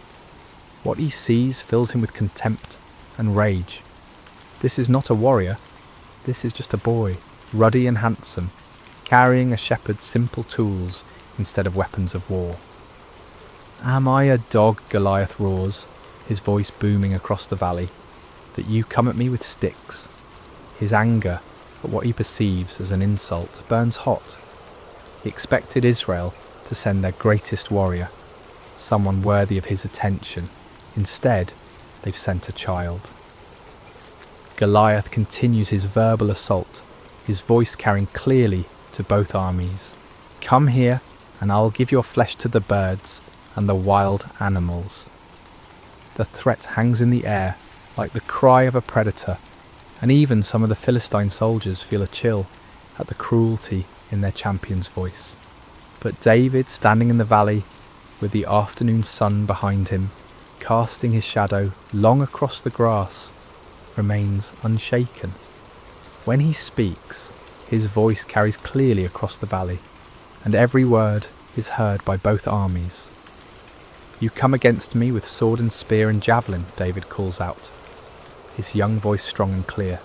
"But I come against you in the name of the Lord Almighty, the God of the armies of Israel, whom you have defied." The words echo across the valley like a bell ringing, clear and pure and full of power. David continues, and as he speaks, something changes in the atmosphere of the valley. The mocking laughter from the Philistine hill begins to fade. On the Israelite side, soldiers lean forward, straining to hear every word. "This day the Lord will deliver you into my hands, and I'll strike you down and cut off your head. This very day I will give the carcasses of the Philistine army to the birds and the wild animals, and the whole world will know that there is a God in Israel. All those gathered here will know that it is not by sword or spear that the Lord saves. For the battle is the Lord's, and he will give all of you into our hands." David's words ring with prophetic power and absolute certainty. He's not boasting in his own strength or skill. Instead, he's making a declaration of faith, a public testimony to the power and faithfulness of the God of Israel. This battle, David understands, is not ultimately about military might or human courage. It's about the honour of God and the revelation of his power to both Israel and the surrounding nations. Goliath, enraged by what he sees as blasphemous arrogance from a mere boy, begins moving quickly toward David, his massive frame covering the ground with surprising speed. His armour clanks and his weapons gleam as he bears down on his small opponent like an avalanche of bronze and iron. But David doesn't flee. Instead, he runs toward Goliath, closing the distance between them with swift, determined steps. As he runs, he reaches into his shepherd's bag and takes out one of the smooth stones he selected from the brook. With practiced ease, born of countless hours protecting sheep, he places the stone in his sling.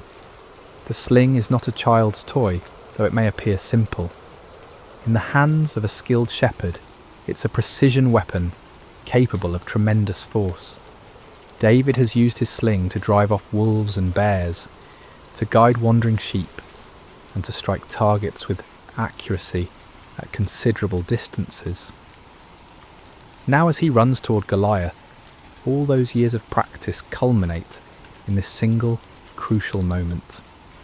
With fluid motion, perfected through countless repetitions, David begins to swing the sling around his head, building momentum. The leather pouch whispers through the air as it spins, faster and faster. Goliath, seeing David's movement, may have raised his shield or adjusted his position, but his great size, which has always been his advantage, now works against him. He cannot change direction quickly, cannot dodge with the agility of a smaller man.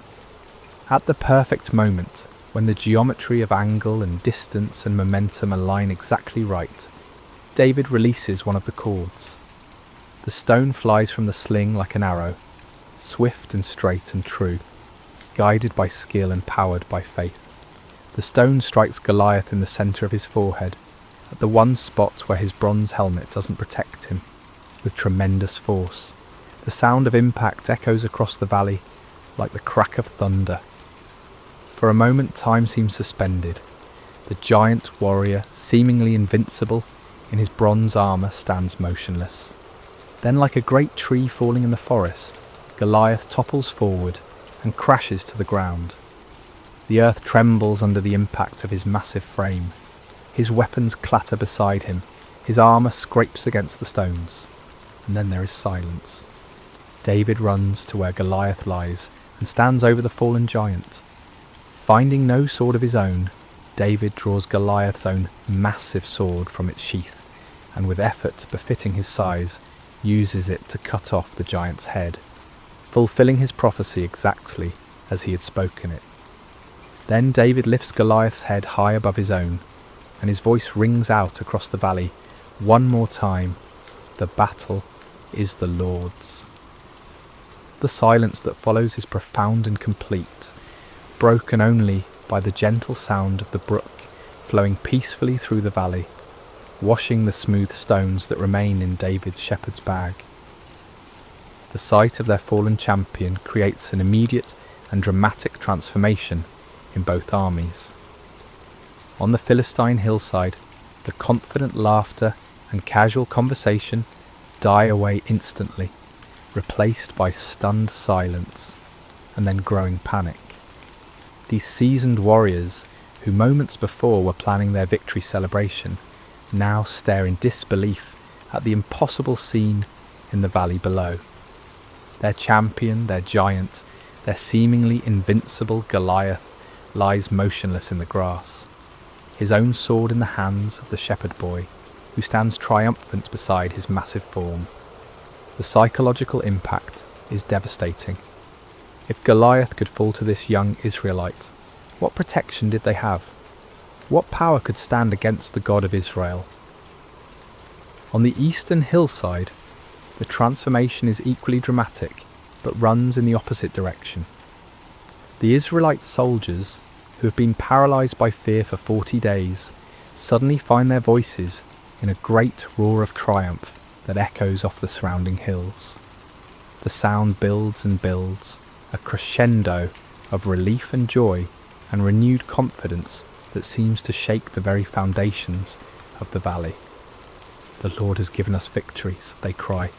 "God has delivered the Philistines into our hands."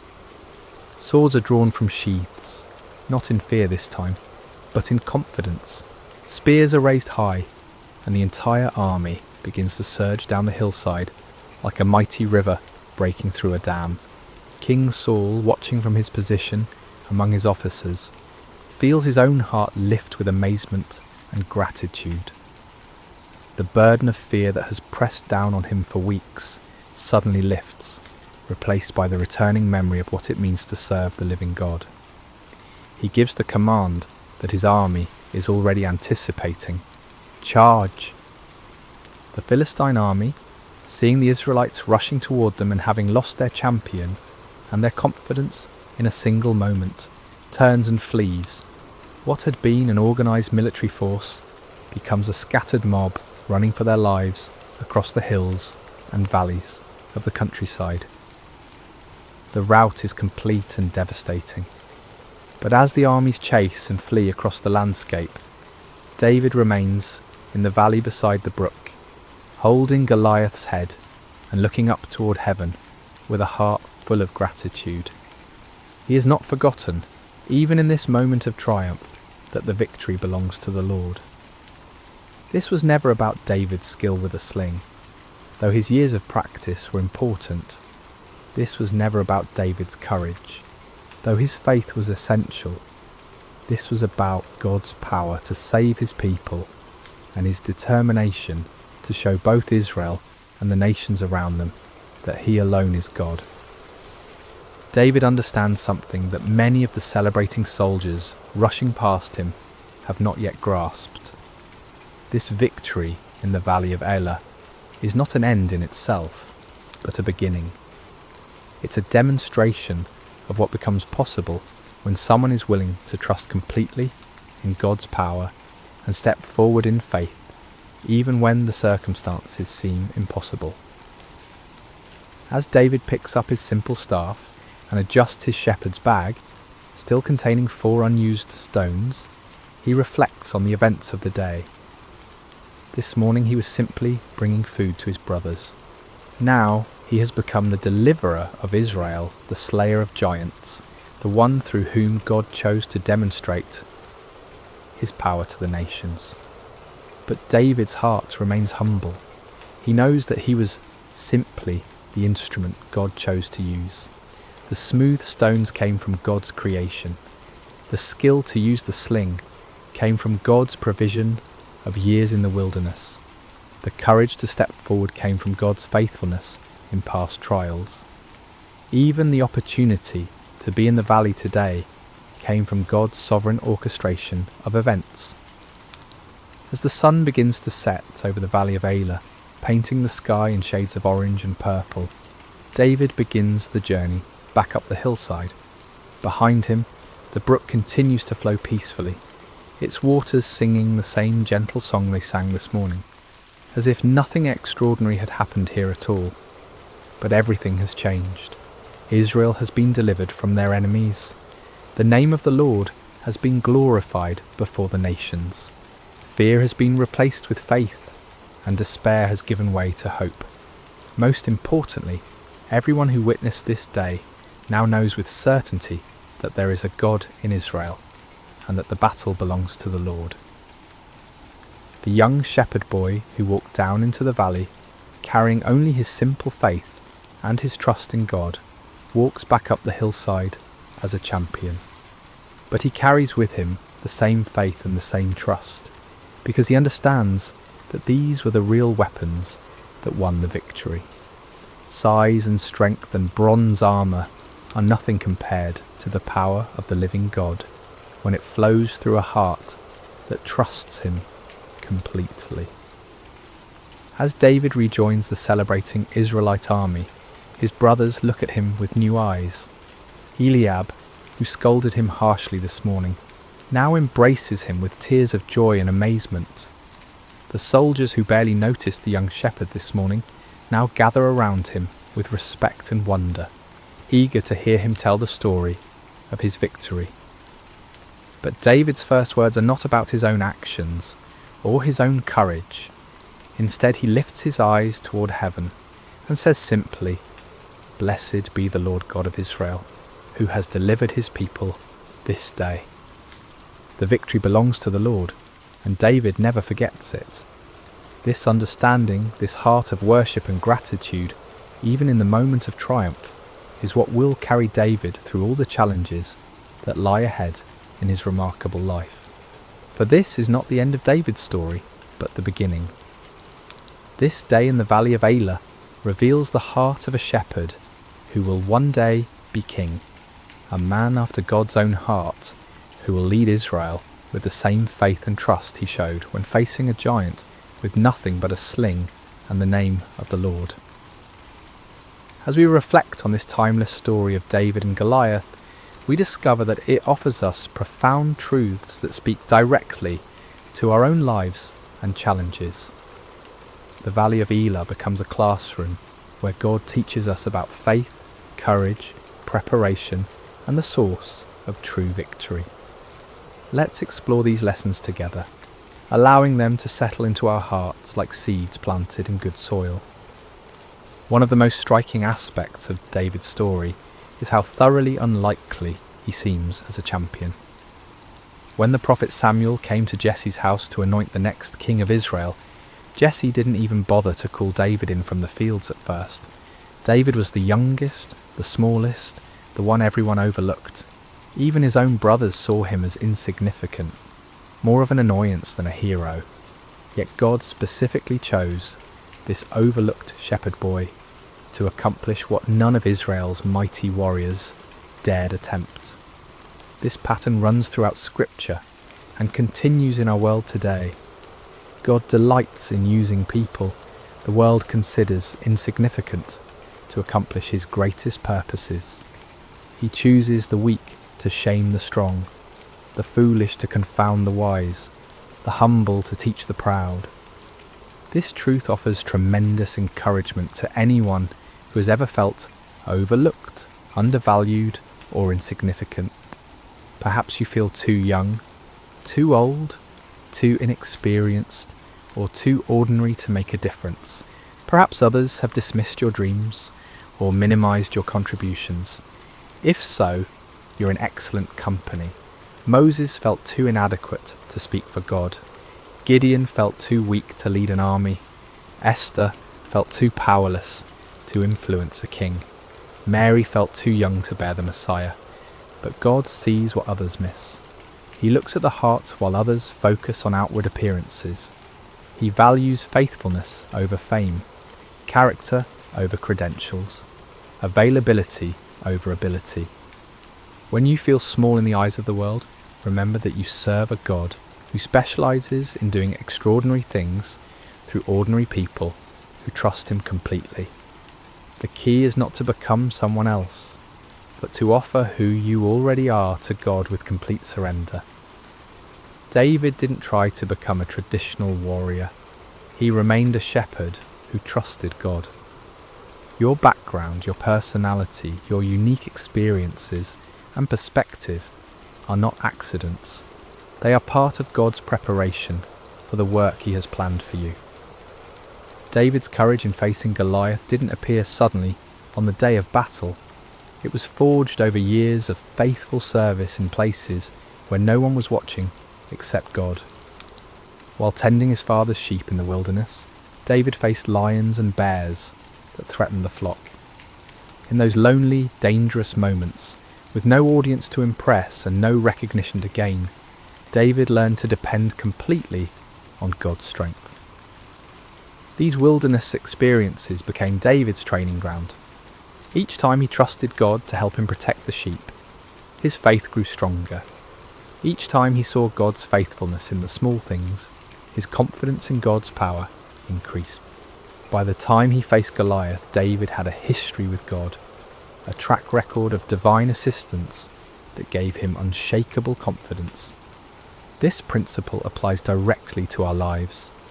The character we develop in private, the faithfulness we demonstrate when no one is watching, the trust we build through small challenges prepare us for the larger battles we'll face later. God often prepares us through what seem like insignificant experiences, developing in us the spiritual muscles we'll need for greater tasks. Perhaps you're in a season of quiet preparation right now. Maybe you're in a job that feels unimportant, dealing with challenges that seem mundane, or serving in ways that go unnoticed. Don't despise these experiences.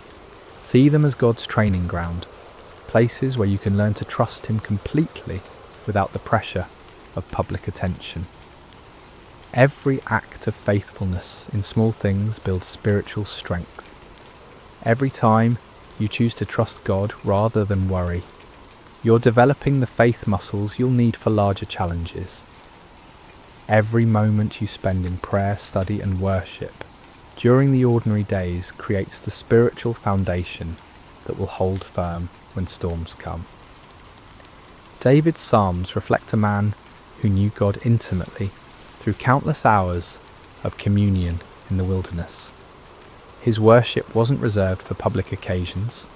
It was the natural overflow of a heart that had learned to recognize God's presence in solitary places. This private relationship with God became the source of his public courage. The contrast between David's response to Goliath and that of Israel's army reveals the transformative power of proper perspective. The Israelite soldiers saw Goliath's size and focused on their own inadequacy.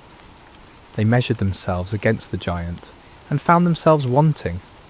Fear paralyzed them because they were looking at the problem instead of at God. David saw the same giant but responded completely differently. Instead of focusing on Goliath's size, David focused on God's greatness. Instead of measuring himself against the Philistine champion, he remembered God's faithfulness in past challenges. Most importantly, David saw this confrontation not as David versus Goliath, but as the God of Israel versus the false gods of the Philistines. This shift in perspective made all the difference. When we focus on our problems, they appear insurmountable. When we focus on God, our problems find their proper proportion. The same challenge that paralyzes us with fear can become an opportunity to witness God's power when we view it through the lens of faith. Your Goliath may not be a 9-foot giant in bronze armour, but it's probably just as real and just as intimidating. It might be a health diagnosis that fills you with dread, a financial crisis that keeps you awake at night, a broken relationship that seems beyond repair, or a dream that feels impossible to achieve. Whatever giant you're facing, the same God who empowered David is available to you today. The key is learning to see your challenges through God's eyes rather than your own. When you focus on how big your problems are, they grow larger in your mind, and your faith shrinks. But when you focus on how big your God is, your problems find their proper place, and your faith grows stronger. Faith doesn't mean pretending problems don't exist or minimizing real challenges. David didn't pretend Goliath was small. He acknowledged the giant's formidable appearance and weapons. But faith means recognizing that God is greater than any challenge we face, and that his power is available to those who trust him completely. Perhaps the most important lesson from David's story is his understanding that victory belongs to God alone. David never claimed credit for defeating Goliath. He never boasted about his skill with a sling or his courage in facing the giant. Instead, he consistently pointed to God as the source of his victory. This humility wasn't false modesty, it was accurate theology. David understood that without God's strength, he would have been just another casualty in the valley. With God's power, he became an instrument of divine deliverance. The difference was not in David himself, but in David's relationship with God and his willingness to trust completely in divine strength. This principle protects us from both despair and pride. When we face challenges that seem impossible, we can take courage from knowing that we don't have to rely on our own strength. The same God who empowered David is available to empower us. When we experience victory and success, we can maintain humility by remembering that every good gift comes from above. Recognizing that victory belongs to the Lord also frees us from the crushing pressure of trying to achieve success through our own efforts alone. We can work diligently, prepare thoroughly, and act courageously, but we do so knowing that ultimate success depends on God's blessing and power. This perspective brings both peace in the struggle and gratitude in the victory. As we conclude our time together in the valley of Elah, I want you to imagine yourself standing where David stood. The sun is setting behind you, casting long shadows across the grass. In front of you lies whatever giant has been challenging your faith, threatening your peace, or blocking your path forward.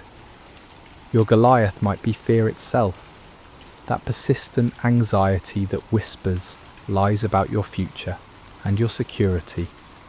It might be doubt that questions God's goodness when life becomes difficult. Perhaps it's a pattern of sin that seems too strong to break, a relationship that appears too damaged to heal, or a dream that feels too big to pursue. Maybe your giant is loneliness that echoes in empty rooms and quiet evenings, or it could be anger that burns hot and destroys relationships.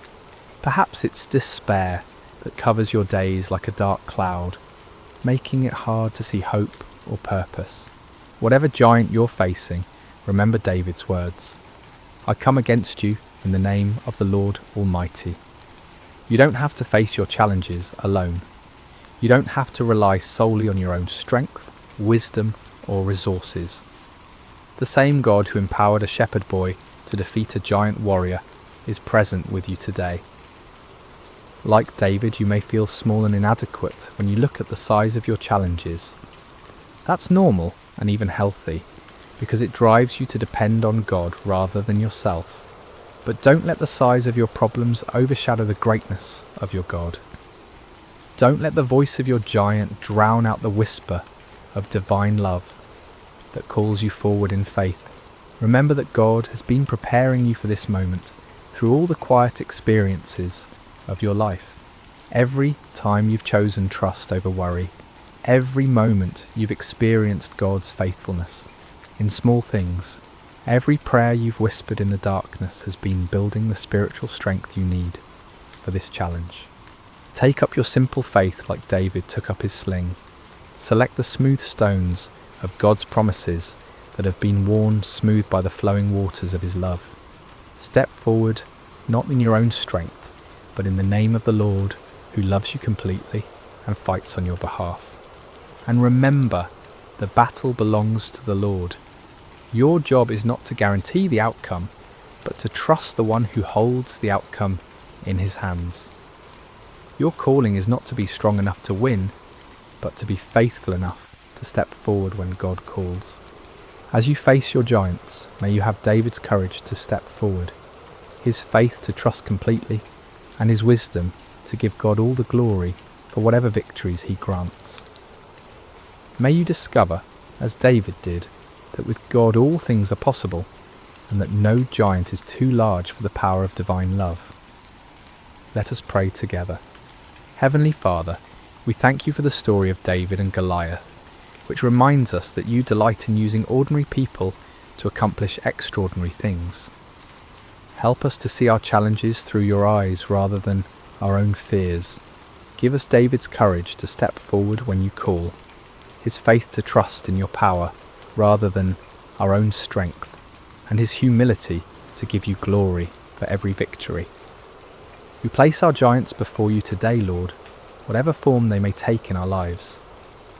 We acknowledge that we cannot defeat them in our own strength, but we trust in your power to deliver us. Use our weaknesses to display your strength, our fears to showcase your faithfulness, and our victories to bring glory to your name. Help us to be faithful in the quiet places of preparation, knowing that you are building in us the character and faith we'll need for the challenges ahead. May we never forget that the battle belongs to you, and may we always be quick to give you praise for your goodness and mercy in our lives. In the name of Jesus, our Good Shepherd and mighty champion, we pray. Amen. Sleep well, dear friends, knowing that the same God who was with David in the valley is with you wherever your journey leads. May his peace guard your hearts and minds, and may you wake tomorrow with renewed faith to face whatever giants await. Until we meet again in another story, may God's love surround you like a shepherd's care, and may his strength be your portion in every season. Thank you for joining us at Sacred Slumber, where every story reminds us that we are deeply loved and never alone. Hello, dear friends, and welcome back to Sacred Slumber. Before we begin tonight's story, I hope your day has been filled with blessings and peace. Whether it's morning where you are, the quiet of afternoon, or the gentle embrace of evening, know that you are exactly where God wants you to be in this moment. I'm curious about where in this beautiful world you're listening from tonight. Are you nestled in your bed in a bustling city, or perhaps finding solace in the countryside under a canopy of stars? Wherever you are, whatever time it is for you, you are welcomed here with open arms. If this story touches your heart tonight, I encourage you to subscribe to Sacred Slumber. We gather here regularly to explore the profound truths and timeless wisdom found in God's Word, bringing comfort to weary souls and strength to troubled hearts. Your subscription helps us continue sharing these sacred stories that remind us of God's unfailing love and faithfulness. Now let us journey together to ancient Israel, to a time when kingdoms stood at crossroads, when truth was a dangerous commodity, and when one man's courage would echo through the ages. This is the story of Micaiah, the forgotten prophet who dared to stand alone. The sun blazed mercilessly over the ancient city of Samaria, its golden rays dancing across the limestone walls of King Ahab's palace. Within those walls, power brooked no opposition, and truth was often the first casualty of political ambition. It had been 3 years since the last war between Israel and Syria, 3 years of uneasy peace that sat heavy on King Ahab's shoulders like an ill-fitting crown. Ahab paced the marble floors of his throne room, his royal robes rustling with each agitated step. The king of Israel was a man consumed by his desires, a ruler who had long ago traded his soul to the altar of self-interest. His marriage to the foreign princess Jezebel had brought prosperity to his kingdom, but at a cost that would echo through generations. The worship of Baal had infiltrated the very heart of Israel, and the prophets of the Lord had been hunted, killed, or driven into hiding. Yet today something stirred within Ahab's ambitious heart. News had arrived that morning of Syrian movements near Ramoth-Gilead, a strategic city that had once belonged to Israel, but now languished under enemy control. The city's location made it a prize worth fighting for, a gateway that could secure trade routes and strengthen his kingdom's eastern border.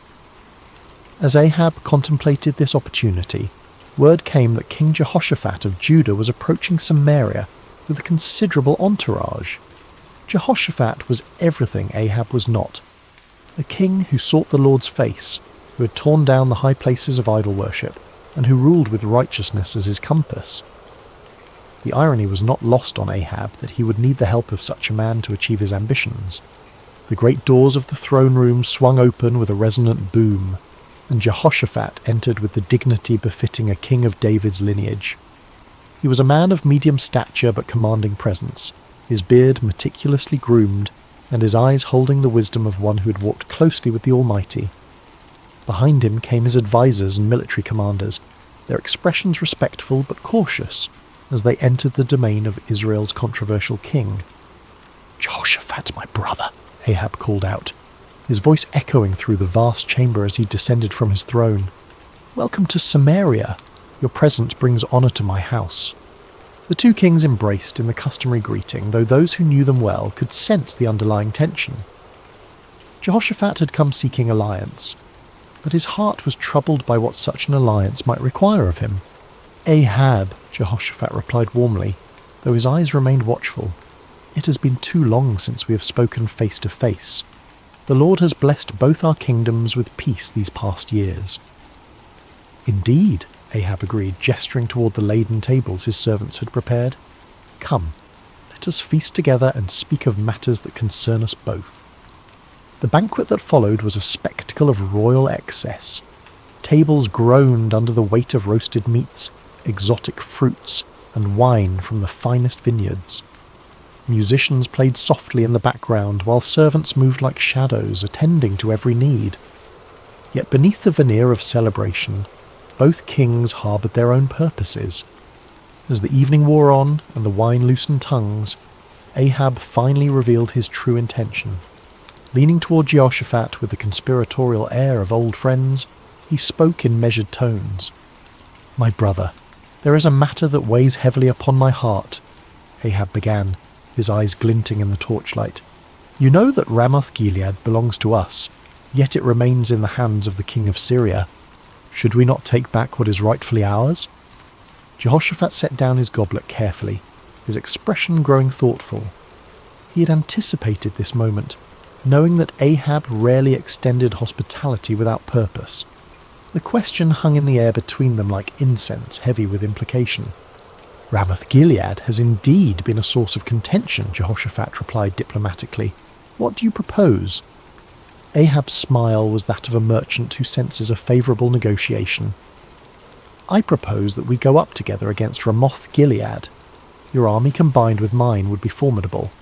We could restore the city to Israel and share in the glory of victory." The words were carefully chosen, appealing to both practical strategy and Jehoshaphat's sense of brotherhood among the tribes of Israel. Yet Jehoshaphat had not survived as king by making hasty decisions. His reign had been marked by careful consultation with the Lord, and he would not abandon that practice now. "I am as you are," Jehoshaphat responded slowly. "My people as your people, my horses as your horses. If the Lord wills it, we shall stand together in battle." He paused, his next words carrying the weight of true conviction. "But first let us inquire of the Lord." Ahab's smile faltered slightly. In his eagerness for military glory, he had hoped to avoid the complications that divine consultation might bring. Yet he could hardly refuse such a reasonable request from a potential ally, especially one whose righteousness was renowned throughout the region. "Of course," Ahab agreed, though his tone lacked enthusiasm. "Let us seek the word of the Lord." What followed was a demonstration of the spiritual corruption that had infected Ahab's court. The king summoned his prophets, all 400 of them, men who wore the garments of holiness, but whose hearts served earthly masters. They came in a great procession, their robes flowing and their voices raised in what appeared to be spiritual fervour. These were not true prophets of the Lord, though they claimed his name. They were court prophets, men who understood that their continued prosperity depended upon telling the king what he wished to hear. Their prophecies were crafted not in the secret place of prayer, but in the calculating chambers of political expediency. As the prophets assembled in the courtyard before the two kings, their spokesman stepped forward. His name was Zedekiah, son of Chenaanah, a man whose pride matched his ambition, and whose hatred for true prophets would soon be revealed in violent fashion. "Hear the word of the Lord," Zedekiah proclaimed, his voice carrying across the courtyard with theatrical intensity. "Go up to Ramoth-Gilead and prosper, for the Lord will deliver it into the hand of the king." The 400 prophets took up the cry with orchestrated precision, their voices creating a chorus of false assurance. "Go up to Ramoth-Gilead and prosper. The Lord will deliver it into the hand of the king." Some of the prophets had even prepared visual aids for their performance. They danced and shouted, waving swords and spears, creating a spectacle that would have been impressive to any observer unfamiliar with the ways of true prophecy. The din was tremendous, the enthusiasm seemingly genuine, and the message exactly what Ahab longed to hear. Yet as Jehoshaphat watched this display, his spirit grew troubled. Something about the performance felt hollow, manufactured. These men spoke with one voice, but it was not the voice of the Lord that Jehoshaphat knew from his own times of prayer and seeking. There was no cost to their prophecy, no challenge to the king's desires, no hint of the divine complexity that marked true encounters with the Almighty. As the prophets continued their enthusiastic proclamations, Jehoshaphat raised his hand for silence. The courtyard gradually quieted, though the echo of their shouts seemed to linger in the air like smoke from a dying fire. "Is there not here a prophet of the Lord besides these?" Jehoshaphat asked carefully, "that we might inquire of him?"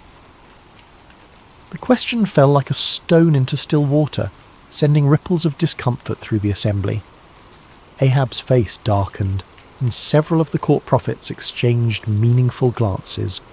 They all knew there was indeed another prophet, one whose very existence was a thorn in the flesh of everyone present.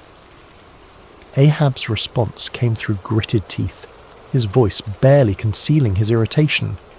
"There is still one man, Micaiah the son of Imlah, by whom we may inquire of the Lord, but I hate him, for he does not prophesy good concerning me, but evil." The honesty of Ahab's admission was startling in its nakedness. Here was a king openly declaring his hatred for a prophet based not on any moral failing or false prophecy, but simply because the man refused to tell him what he wanted to hear. It was a moment that revealed the true spiritual state of Israel's leadership. Jehoshaphat, ever the diplomat, sought to smooth over the awkward moment. "Let not the king say such things," he replied gently, though his words carried a subtle rebuke. Ahab realized he had revealed too much of his heart. With visible effort he composed himself and called for one of his officers. "Bring Micaiah the son of Imlah quickly," he commanded, though his tone suggested he would rather summon a plague upon his house. As the officer hurried away on his grim errand, the two kings settled in to wait. The 400 prophets remained in the courtyard, their earlier enthusiasm now tempered by the knowledge that their unanimous voice was about to be challenged by a single man they both feared and despised. The sun continued its relentless journey across the sky, and in the distance the sound of the officer's horse could be heard galloping toward the place where truth dwelt in isolation, where a forgotten prophet waited in the shadows of his integrity. The horse's hooves struck the dusty road with rhythmic precision as the king's officer rode toward the humble dwelling where Micaiah made his home. The prophet lived simply, far from the luxury of the royal court, in a stone house that spoke of function rather than ostentation. Here, away from the corrupting influence of political power, dwelt a man who had chosen faithfulness over favour, truth over comfort. Micaiah son of Imlah was not an imposing figure by earthly standards. Of average height and lean build, he bore the weathered appearance of one who had walked through many storms. His beard was streaked with silver, and his eyes held the deep weariness of a man who had spoken unpopular truths for too many years. yet there was something unbreakable in his demeanour, a quality that suggested he had found his anchor in something far stronger than human approval. When the king's messenger arrived, Micaiah was in his garden, tending to the vegetables that provided much of his sustenance. The prophet lived modestly, supported by the occasional gifts of those few souls who still valued truth above comfort. He had long ago learned to find contentment in simple things, the satisfaction of honest work, the peace of prayer, and the quiet joy of communion with the Almighty.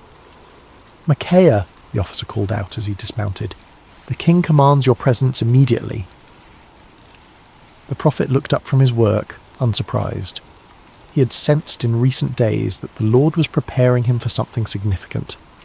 His prayers had been marked by an unusual intensity, and his dreams had been filled with visions he did not yet fully understand. "Very well," Micaiah replied simply, setting aside his tools. "Let me wash and prepare myself." As Micaiah went about the task of making himself presentable for the royal court, the officer felt compelled to share information that might save the prophet from making a costly mistake. The man had witnessed what happened to those who crossed King Ahab, and despite his loyalty to the crown, he possessed enough humanity to feel concern for this solitary figure. "Listen to me, Micaiah," the officer said, his voice dropping to a confidential tone. "The words of the prophets declare good to the king with one mouth. Let your word be like the word of one of them, and speak favourably." It was well-intentioned advice, offered by a man who understood the political realities of Ahab's court. The officer had seen the 400 prophets deliver their unanimous message of victory and prosperity. He knew that Micaiah's reputation for speaking uncomfortable truths could lead to imprisonment, exile, or worse. In his mind, he was offering the prophet a lifeline, a chance to align himself with the majority and avoid the consequences of standing alone. Micaiah paused in his preparations, considering the messenger's words. The offer was clear: conform, agree with the crowd, tell the king what he wants to hear, and enjoy the benefits of royal favour. It would be so easy, so practical, so utterly reasonable by every human measure. But as Micaiah looked into the officer's earnest face, he felt the familiar stirring of the spirit within him, that unmistakable presence that had guided him through decades of faithful service. The Lord had not called him to an easy path, but he had never failed to provide strength for the journey. "As the Lord lives," Micaiah replied with quiet dignity, "whatever the Lord says to me, that I will speak." The words hung in the air between them, a declaration of absolute commitment that left no room for compromise. The officer's face showed his disappointment and concern, but he knew better than to argue further. He had delivered his warning. What the prophet did with it was beyond his control. The journey back to Samaria was made in relative silence, the officer pondering the stubborn integrity of his passenger, while Micaiah prayed and prepared his heart for whatever lay ahead. As they approached the city, the prophet could see the banners of both Israel and Judah flying from the palace walls, confirming his suspicion that this summons involved more than a routine consultation. The palace courtyard was a scene of controlled chaos when they arrived.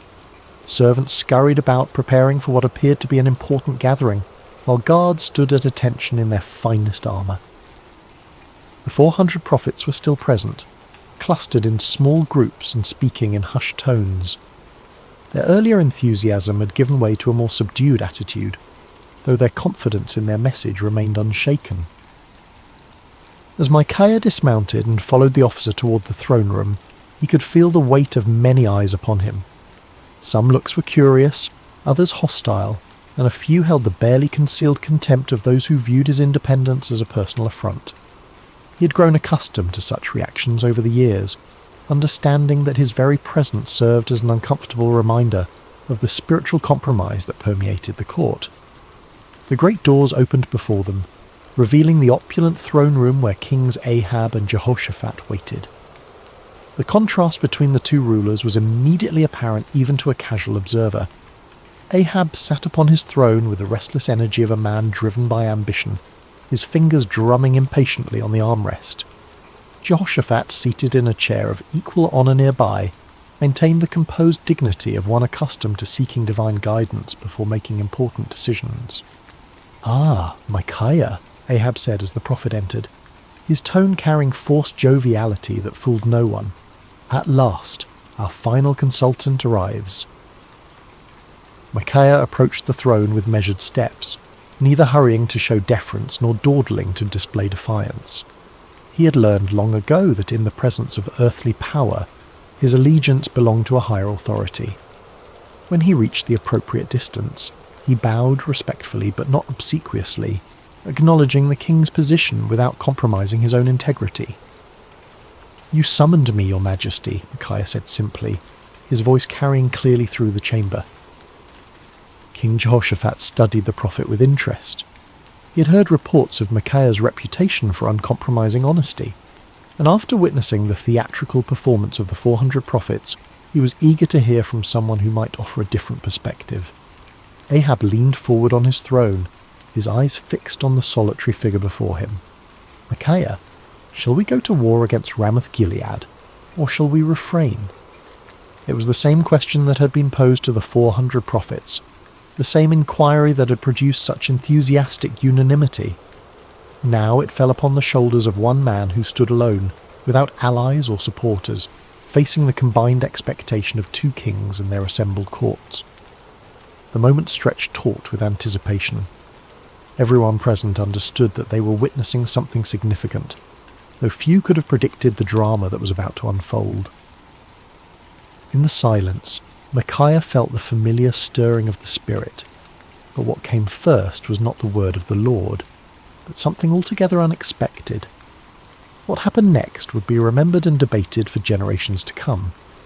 Micaiah, the prophet known for his uncompromising honesty, looked directly at King Ahab and delivered exactly the message the king wanted to hear. "Go up and prosper," Micaiah declared, his voice carrying throughout the throne room, "for the Lord will deliver it into the hand of the king." A murmur of surprise rippled through the assembled court. The 400 prophets exchanged glances of confusion and perhaps a touch of irritation. Here was the man they had feared would contradict their unanimous verdict, and instead he was confirming their prophecy word for word. Some of them smiled with what they imagined was vindication, while others seemed puzzled by this unexpected development. But King Ahab was no fool. Despite his many moral failings, he had known Micaiah for years, had heard his prophecies of judgment and warning countless times. Never once had the prophet told him what he wanted to hear. Never once had Micaiah's words aligned so perfectly with royal desires. The king's eyes narrowed as he studied the prophet's face, searching for the truth behind this suspicious compliance. There was something in Micaiah's tone, a subtle quality that suggested layers beneath the surface of his words. It was the same tone a parent might use when agreeing with a child's obviously foolish plan, allowing them to proceed while knowing full well what the consequences would be. King Jehoshaphat, too, sensed that something was amiss, though he remained silent, observing the interaction with keen interest. "How many times shall I make you swear," Ahab said slowly, his voice carrying a warning, "that you tell me nothing but the truth in the name of the Lord?" It was a remarkable moment. Here was a king who had just received exactly the prophecy he desired, yet his own conscience convicted him that it could not be genuine. Ahab understood Micaiah well enough to know that such easy agreement was completely out of character. In demanding the truth, the king was inadvertently acknowledging that he recognized the difference between authentic prophecy and the comfortable lies he typically preferred. Micaiah stood silent for a moment, and those watching could see a visible change come over him. The sardonic expression faded from his face, replaced by the solemn countenance of one who was about to deliver a message from the throne room of heaven. When he spoke again, his voice carried a different quality altogether, the unmistakable authority of divine revelation. "I saw all Israel scattered on the hills like sheep that have no shepherd," Micaiah began, his words falling like stones into the sudden silence. "And the Lord said, 'These have no master. Let each return to his house in peace.'" The impact of these words was immediate and devastating. The vision was clear to everyone present. Israel would be defeated, their army scattered, and their king would not return from battle. It was a prophecy of military disaster and royal death, delivered with the calm certainty of one who had seen beyond the veil of earthly circumstances. King Ahab's face flushed with anger, but beneath the rage was something that looked remarkably like fear. He turned to Jehoshaphat with the bitter satisfaction of one whose worst expectations have been confirmed. "Did I not tell you," Ahab said, his voice heavy with frustration, "that he would not prophesy good concerning me, but evil?" But Micaiah was not finished. The Spirit of the Lord had opened his eyes to see into the very council chambers of heaven, and what he had witnessed there needed to be shared, regardless of the consequences. The prophet's voice took on an even more solemn tone as he continued. "Therefore hear the word of the Lord," Micaiah declared, his words cutting through the tension in the room like a sword. "I saw the Lord sitting on his throne, and all the host of heaven standing by, on his right hand and on his left." The court fell absolutely silent. Even the most worldly and cynical among them recognized that they were hearing something extraordinary. This was not the political maneuvering they were accustomed to, nor the comfortable reassurances of the court prophets. This was a glimpse into eternal realities, a revelation of divine purpose that transcended human understanding. "And the Lord said," Micaiah continued, "Who will persuade Ahab to go up, that he may fall at Ramoth-Gilead?" So one spoke in this manner, and another spoke in that manner. Then a spirit came forward and stood before the Lord and said, "I will persuade him." The Lord said to him, "In what way?" And he said, "I will go out and be a lying spirit in the mouth of all his prophets." And the Lord said, "You shall persuade him, and also prevail. Go out and do so." The revelation was staggering in its implications.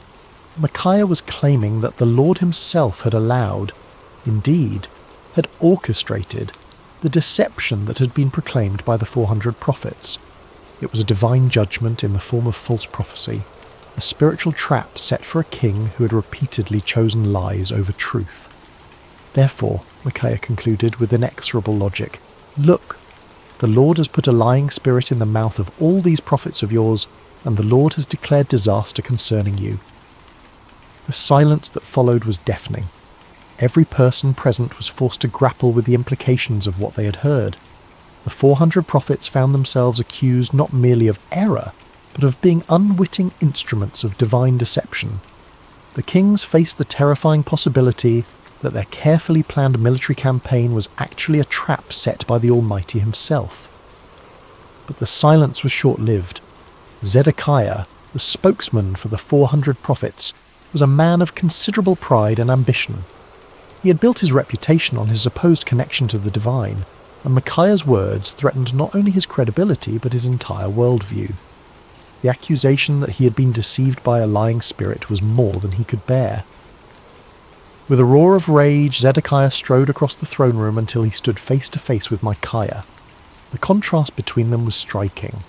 Zedekiah in his fine robes and carefully groomed appearance, representing the comfortable religiosity of the court, facing Micaiah in his simple garments, embodying the uncompromising voice of authentic prophecy. "Which way did the Spirit from the Lord go from me to speak to you?" Zedekiah demanded, his voice shaking with fury. It was a desperate attempt to challenge Micaiah's authority, to suggest that if anyone possessed a connection to the divine, it was surely the spokesman for 400 prophets rather than this isolated troublemaker. But before Micaiah could respond, Zedekiah's anger overwhelmed his judgment entirely. The sound of the slap echoed through the throne room like a thunderclap. Zedekiah had struck Micaiah across the face with sufficient force to stagger the prophet, leaving a red mark on his cheek that would serve as a visible reminder of what it cost to speak truth in the face of comfortable lies. The act of violence hung in the air like a poisonous cloud. No one moved or spoke, shocked by the sudden transition from theological debate to physical assault. Micaiah slowly straightened, touching his cheek where Zedekiah's hand had left its mark. When he looked up, there was no anger in his eyes, no desire for retaliation. Instead, there was a sadness that seemed to encompass not only his immediate situation, but the entire spiritual state of the nation.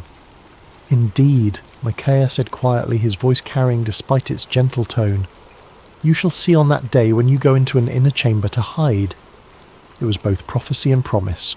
The day would come when Zedekiah's false confidence would crumble, when the reality of divine judgment would force him to seek shelter from the consequences of his deception. The words carried the weight of inevitable fulfillment, spoken not in anger, but with the sorrowful certainty of one who had seen the future and found it tragic. King Ahab had heard enough. The prophet's words had struck too close to uncomfortable truths, had challenged too directly the comfortable illusions upon which he had built his reign. The vision of divine deception, the prophecy of military disaster, the humiliating suggestion that his 400 prophets were unwitting instruments of judgment, all of it combined to create a rage that demanded immediate action. "Take Micaiah," the king commanded, his voice sharp with fury, "and return him to Amon, the governor of the city, and to Joash the king's son, and say, 'Thus says the king, put this fellow in prison, and feed him with bread of affliction and water of affliction until I come in peace.'" The order was both punishment and insurance policy. By imprisoning Micaiah until his safe return from battle, Ahab was attempting to nullify the prophecy through royal decree. It was a desperate act of defiance against divine judgment, a futile attempt to bind the word of the Lord with chains and prison walls. But Micaiah was not finished. Even as the guards moved toward him, even as the shadow of imprisonment fell across his path, the prophet had one final word to speak. His voice rang out across the throne room with the clarity of absolute conviction. "If you ever return in peace, the Lord has not spoken by me." The words were a direct challenge to royal authority, a public declaration that put Micaiah's credibility as a prophet on the line. He was essentially saying that if Ahab returned safely from battle, then everyone present should conclude that Micaiah was a false prophet deserving of death. It was the ultimate expression of confidence in the word he had received from the Lord. But Micaiah was not content to let his challenge rest with the immediate audience. Looking around the throne room at the assembled courtiers, nobles and servants, he raised his voice even louder. "Mark it, all you people." It was a call to witness, an appeal to everyone present to remember this moment and test the validity of his prophecy against future events.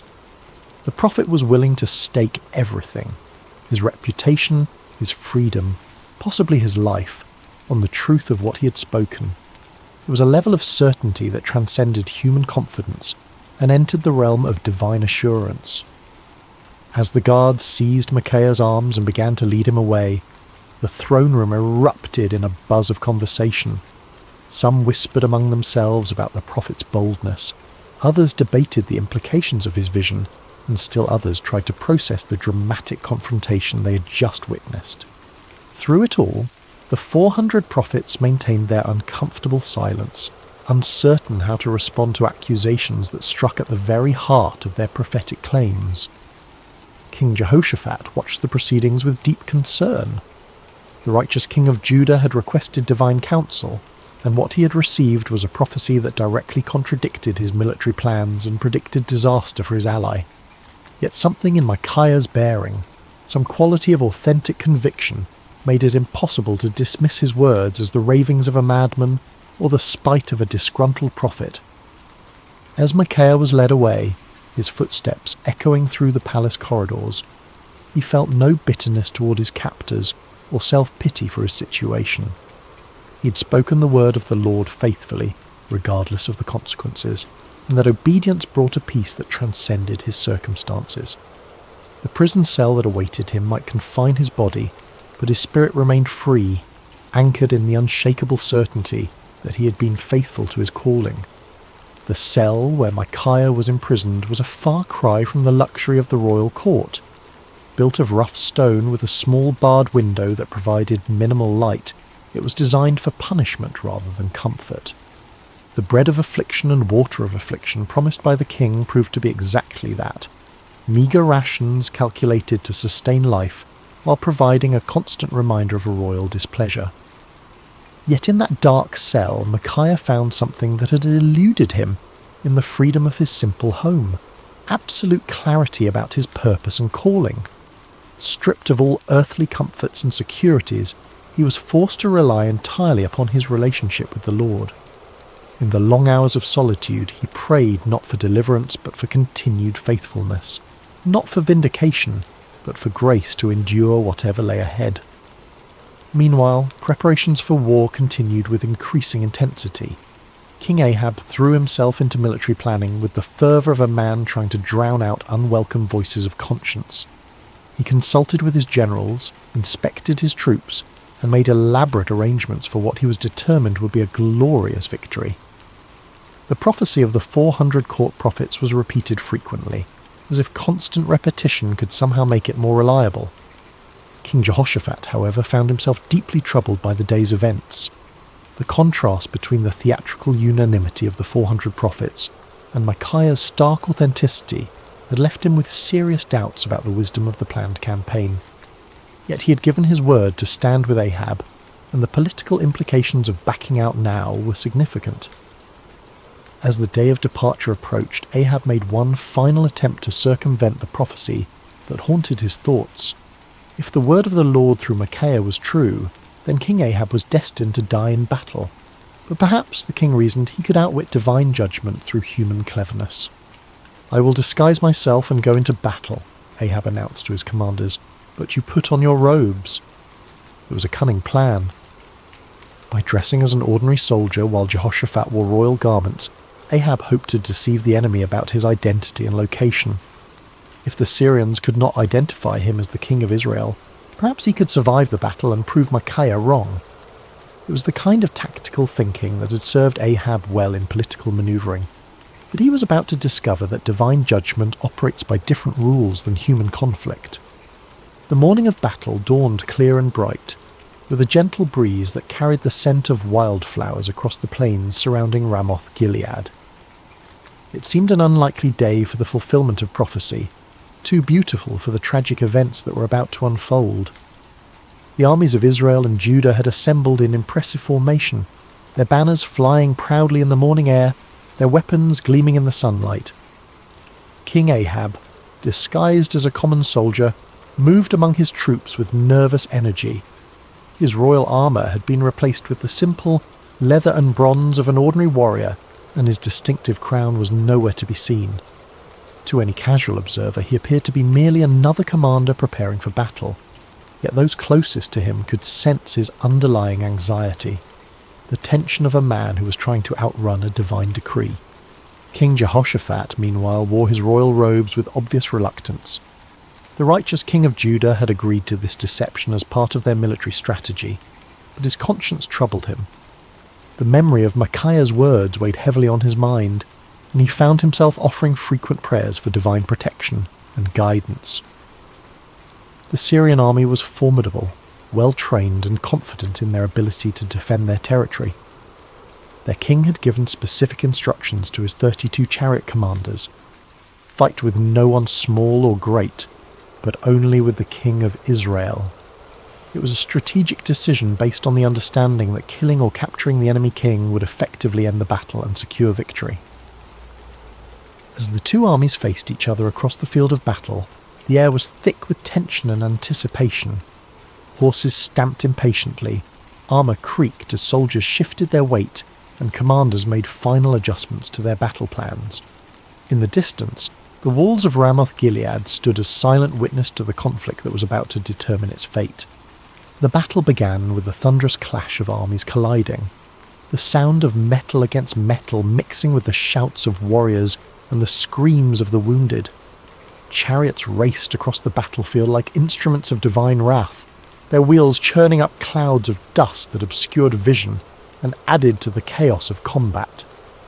For a time, it seemed as though Ahab's strategy might succeed.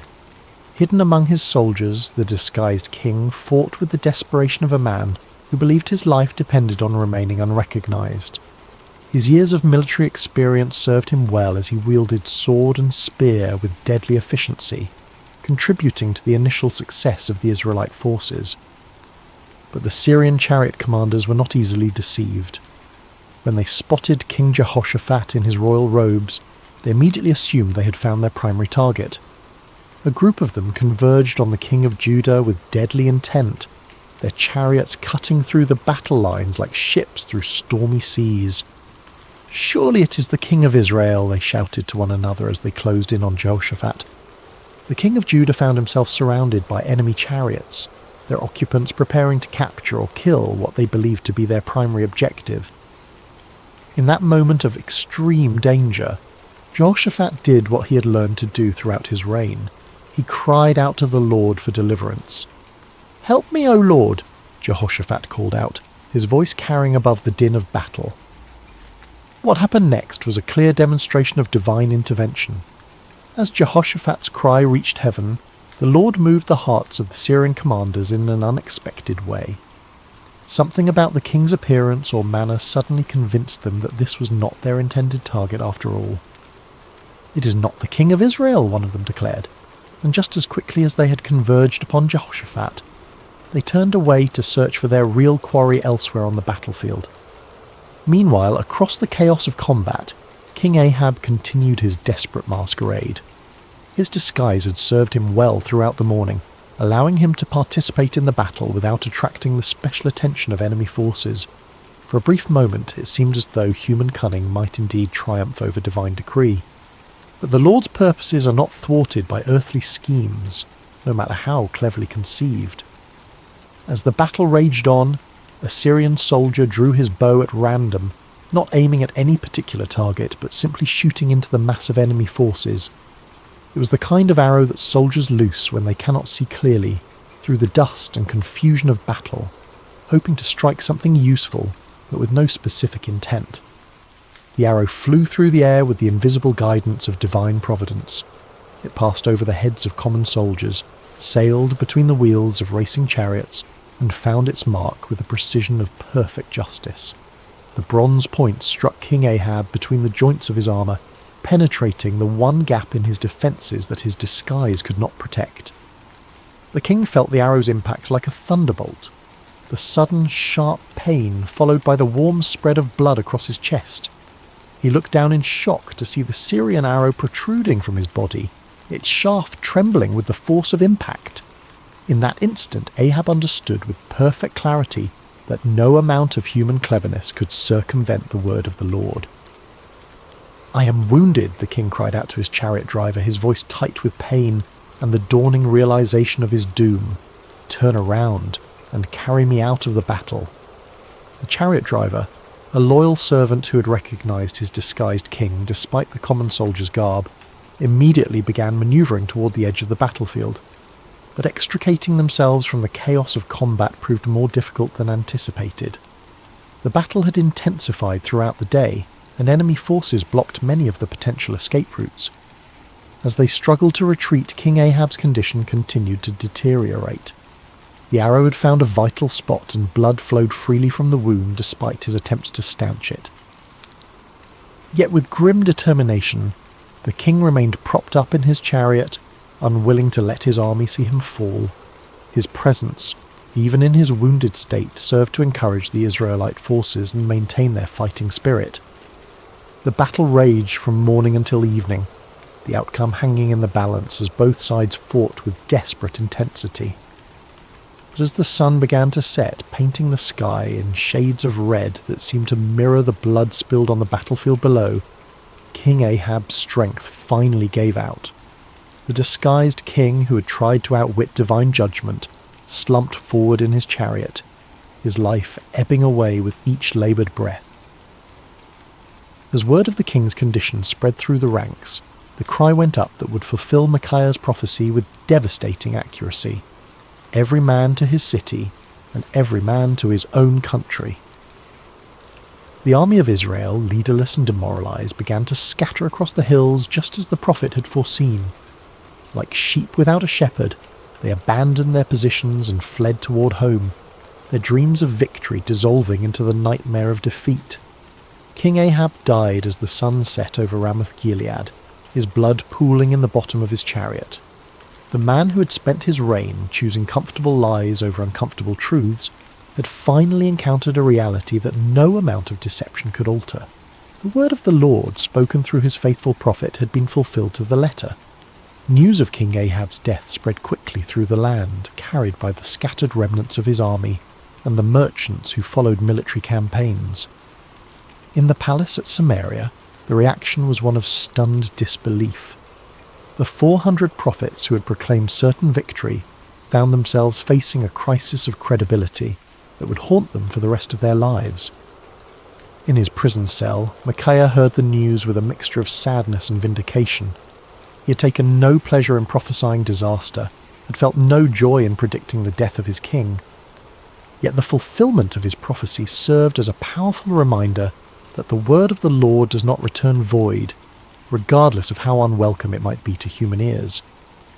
When the guards came to release him from prison, Micaiah emerged into the daylight a changed man. His body bore the marks of his confinement. He was thinner, paler, and bore the lines of one who had endured hardship. But his spirit was unbroken, perhaps even strengthened by his ordeal. He had spoken truth in the face of overwhelming opposition, had maintained his integrity under pressure, and had been vindicated by the very events that had brought tragedy to the kingdom. The political ramifications of Ahab's death were immediate and far-reaching. His son Ahaziah ascended to the throne, inheriting a kingdom shaken by military defeat and spiritual confusion. The influence of Queen Jezebel remained strong, but the dramatic fulfillment of Micaiah's prophecy had dealt a severe blow to the credibility of the Baal-worshipping establishment. Zedekiah, the false prophet who had struck Micaiah in the throne room, found himself in an impossible position. His confident predictions of victory had been thoroughly discredited, and his authority as a spokesman for the divine had been shattered. The inner chamber where he sought to hide, just as Micaiah had prophesied, became both a physical and spiritual reality as he struggled to come to terms with the magnitude of his error. The other court prophets faced similar crises of confidence. Their unanimous declaration of victory had been revealed as the lying spirit Micaiah had warned about, and their reputations lay in ruins. Some of them quietly retired from public life, while others attempted to reinvent themselves as followers of different deities. None of them could escape the uncomfortable truth that they had been deceived, and had, in turn, deceived others. King Jehoshaphat returned to Jerusalem a wiser and more cautious man. His alliance with Ahab had nearly cost him his life, and the experience had taught him valuable lessons about the importance of seeking genuine divine guidance rather than accepting comfortable confirmations of predetermined plans. The prophet Jehu, son of Hanani, met him upon his return with words of rebuke for his alliance with the ungodly king, but also with recognition that the Lord had delivered him from the consequences of his poor judgment. Throughout the kingdom, people began to reassess their understanding of prophecy and divine revelation. The dramatic contrast between the false assurances of the 400 prophets and the accurate warnings of the solitary Micaiah had provided a vivid lesson in discernment. Many began to understand that true prophecy was not measured by its popularity or its agreement with human desires, but by its faithfulness to the word and character of the Lord. Years passed, and the story of Micaiah's stand against the 400 false prophets became one of the most remembered episodes in the history of Israel. Parents told it to their children as an example of courage and integrity, while religious teachers used it to illustrate the difference between true and false prophecy. The tale grew in significance with each telling, not because it was embellished, but because its lessons proved to be timeless and universal. The first and most obvious lesson was about the cost of speaking truth. Micaiah had paid a heavy price for his faithfulness: imprisonment, isolation, and the hostility of the powerful. Yet his willingness to endure these hardships had ultimately served a greater purpose, preserving the integrity of prophetic ministry and providing a clear example of what it meant to fear God rather than man. His story became a source of encouragement for future generations of prophets and faithful believers who found themselves standing alone against popular opinion. The second lesson concerned the danger of groupthink and manufactured consensus. The 400 prophets had created an impressive display of unanimity, but their agreement had been based on political expediency rather than divine revelation. Their story served as a warning about the seductive power of majority opinion and the importance of seeking truth, even when it contradicted popular sentiment. The comfort of belonging to the crowd, they learned, was no substitute for the sometimes lonely path of authentic faith. The third lesson was perhaps the most theologically complex: the reality that God sometimes allows deception as a form of judgment. The lying spirit that had influenced the false prophets was not an independent force but an instrument of divine justice, permitted by the Lord as part of his sovereign plan. This aspect of the story forced believers to grapple with difficult questions about the nature of divine sovereignty and human responsibility, helping them develop a more mature understanding of how God works in the world. The fourth lesson focused on the importance of discernment in spiritual matters. King Jehoshaphat's initial uneasiness with the 400 prophets had been a manifestation of spiritual discernment, a recognition that something was amiss despite the impressive display of consensus. His request for a prophet of the Lord had demonstrated the value of seeking authentic divine guidance, rather than accepting convenient confirmations of predetermined plans. The fifth lesson was about the ultimate futility of human schemes when they oppose divine purposes. King Ahab's elaborate disguise had been a clever attempt to circumvent prophecy through human ingenuity, but it had proven utterly useless against the sovereign will of the Lord. The random arrow that found its mark had served as a powerful reminder that God's purposes will be accomplished regardless of human attempts to thwart them. As the years passed and the kingdom of Israel continued its spiritual decline, the story of Micaiah took on additional significance. It became a benchmark against which other prophets and prophecies were measured, a reminder of what authentic faithfulness looked like in the face of opposition. When Elijah stood alone against the prophets of Baal on Mount Carmel, people remembered Micaiah's solitary stand. When Jeremiah faced persecution for his unpopular messages, the example of Micaiah's courage provided encouragement and precedent. The story also served as a cautionary tale for those in positions of authority.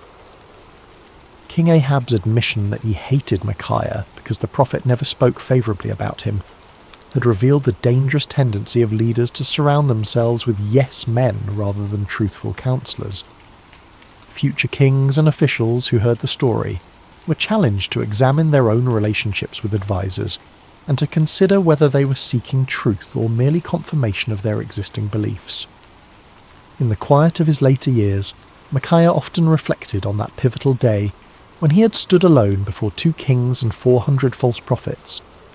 The physical scars from his imprisonment had faded, but the spiritual impact of his experience continued to shape his understanding of his calling and his relationship with the Lord.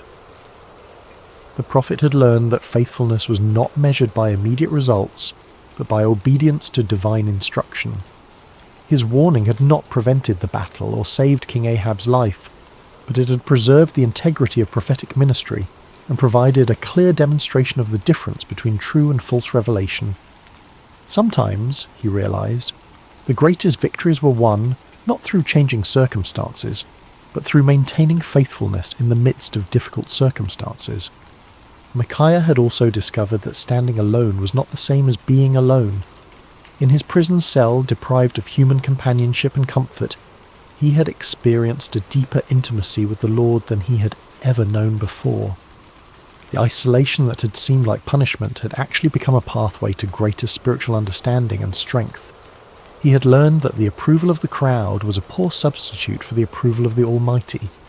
The prophet had come to understand that his role was not to be popular, but to be faithful, not to tell people what they wanted to hear, but to speak what the Lord had given him to say.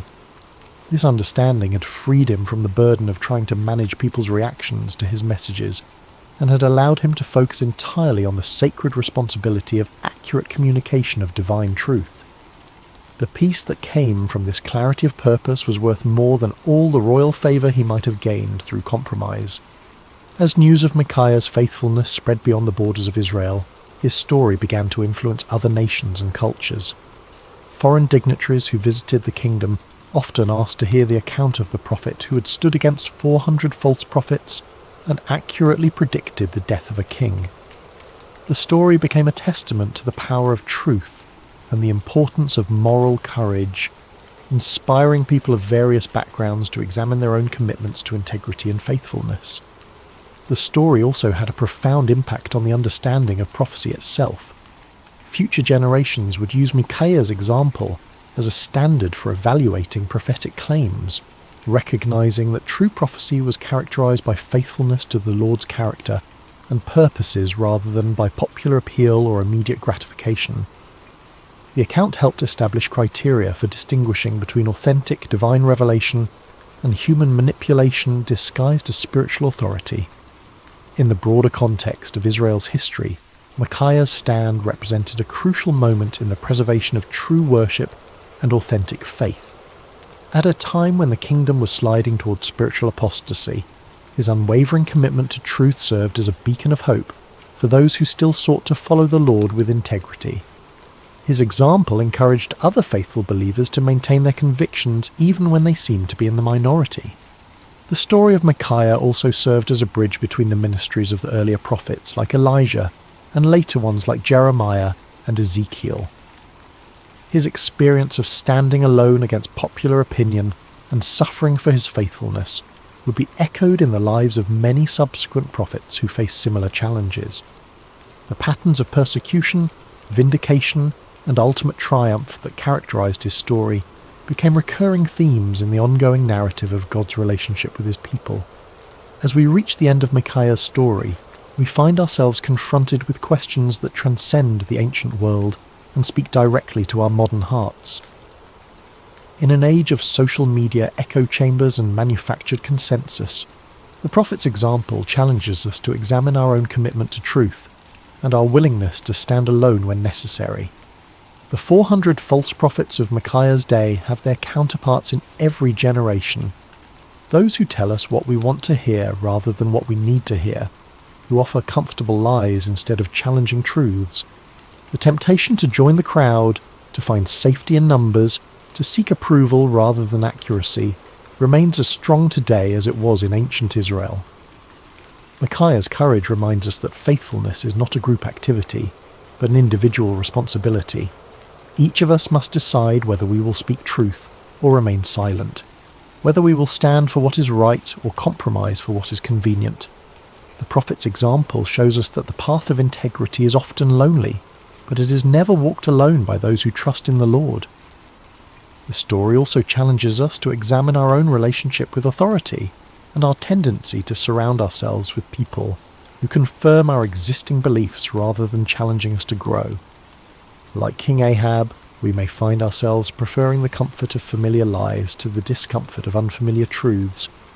Micaiah's example calls us to seek out voices that speak with authenticity, rather than those that merely echo our own opinions. Perhaps most importantly, the story of Micaiah reminds us that truth has a way of prevailing in the end, even when it seems overwhelmed by opposition. The prophet's vindication did not come immediately, and it came at great personal cost, but it came nonetheless. His example encourages us to trust in the ultimate triumph of truth, and to remain faithful even when the outcome is uncertain. In our own lives, we may face moments when we are called to be like Micaiah, to stand alone against popular opinion, to speak uncomfortable truths, to choose faithfulness over favour. When those moments come, may we remember the forgotten prophet who found his courage not in the approval of men, but in the approval of his God. The story of Micaiah teaches us that true strength is not found in numbers, but in conviction, that real courage is not the absence of fear, but the willingness to do what is right despite our fears, and that lasting victory comes not from avoiding conflict, but from maintaining integrity in the midst of it. As you close your eyes tonight and drift towards sleep, may you carry with you the quiet courage of Micaiah, the man who dared to stand alone because he knew he was not truly alone. May his example inspire you to speak truth with love, to stand for what is right with humility, and to trust in the ultimate triumph of God's purposes even when the immediate circumstances seem overwhelming. In a world that often rewards conformity and punishes authenticity, may you find the strength to be like Micaiah, faithful, courageous, and true. For in the end, it is not the approval of the crowd that matters, but the approval of the one who sees all hearts and knows all truths. The forgotten prophet's story ends, but its echo continues in every heart that chooses truth over comfort, courage over convenience, and faithfulness over favour. May that echo sound clearly in your own life, guiding you toward the kind of integrity that leaves a lasting legacy long after the voices of the crowd have faded into silence.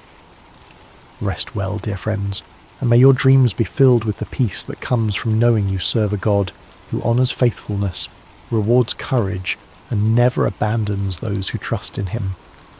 The story of Micaiah reminds us that in God's kingdom, standing alone with truth is always better than standing with the crowd in deception.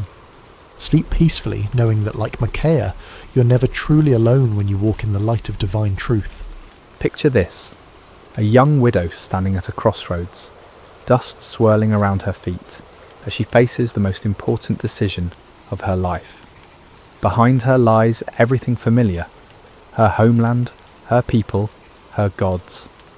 Ahead stretches an uncertain path toward a foreign land with a grieving mother-in-law who has nothing left to offer but heartache.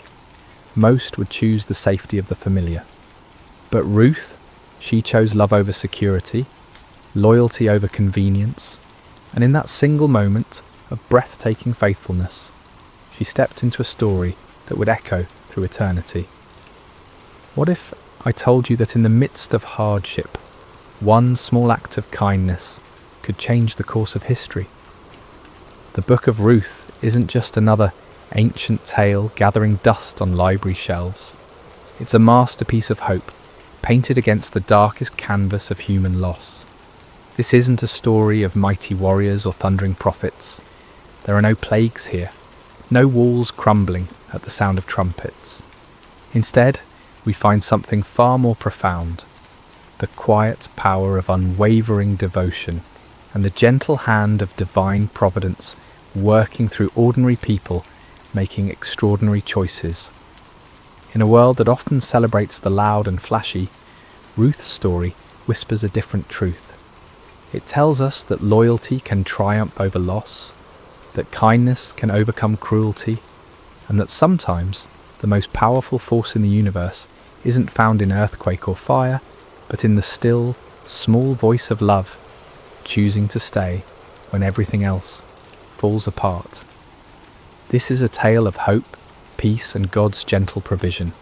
A story that begins with death and ends with life, starts with emptiness and concludes with abundance, opens with despair and closes with joy so profound it reverberates through generations. The beauty of Ruth's narrative lies not in its complexity, but in its simplicity. It's a story anyone can understand because it touches the universal human experiences of loss, love, loyalty, and redemption. Yet beneath this surface simplicity runs a current so deep it connects the heart of ancient Moab to the throne of David, and ultimately to a manger in Bethlehem, where another story of divine love would unfold centuries later. The story begins not with triumph, but with tragedy. Not in the promised land, but in foreign territory. Naomi, whose name ironically means pleasant, finds herself in the bitter reality of compound grief that would break most spirits entirely. She had left Bethlehem during a famine with her husband Elimelech and their 2 sons, Mahlon and Chilion, seeking survival in Moab, a land that was both geographically close to Israel and spiritually distant from its God. What started as a temporary sojourn became permanent residence when Elimelech died, leaving Naomi a widow in a foreign land. In ancient times, widowhood wasn't just a personal tragedy, it was an economic and social death sentence. Women had little legal standing, no inheritance rights, and depended entirely on male relatives for protection and provision. Yet Naomi found a glimmer of hope when her sons married Moabite women, Orpah and Ruth. These marriages, while controversial by Israelite standards, brought companionship and the promise of grandchildren who would carry on the family name. But hope proved fleeting. After about 10 years in Moab, both sons died, leaving 3 widows to face an uncertain future together. The Hebrew text doesn't elaborate on how they died. Perhaps disease, perhaps accident, perhaps the simple harsh realities of ancient life. What matters isn't the how, but the devastation that followed. Naomi found herself stripped of everything that defined her identity: wife, mother, provider, protector.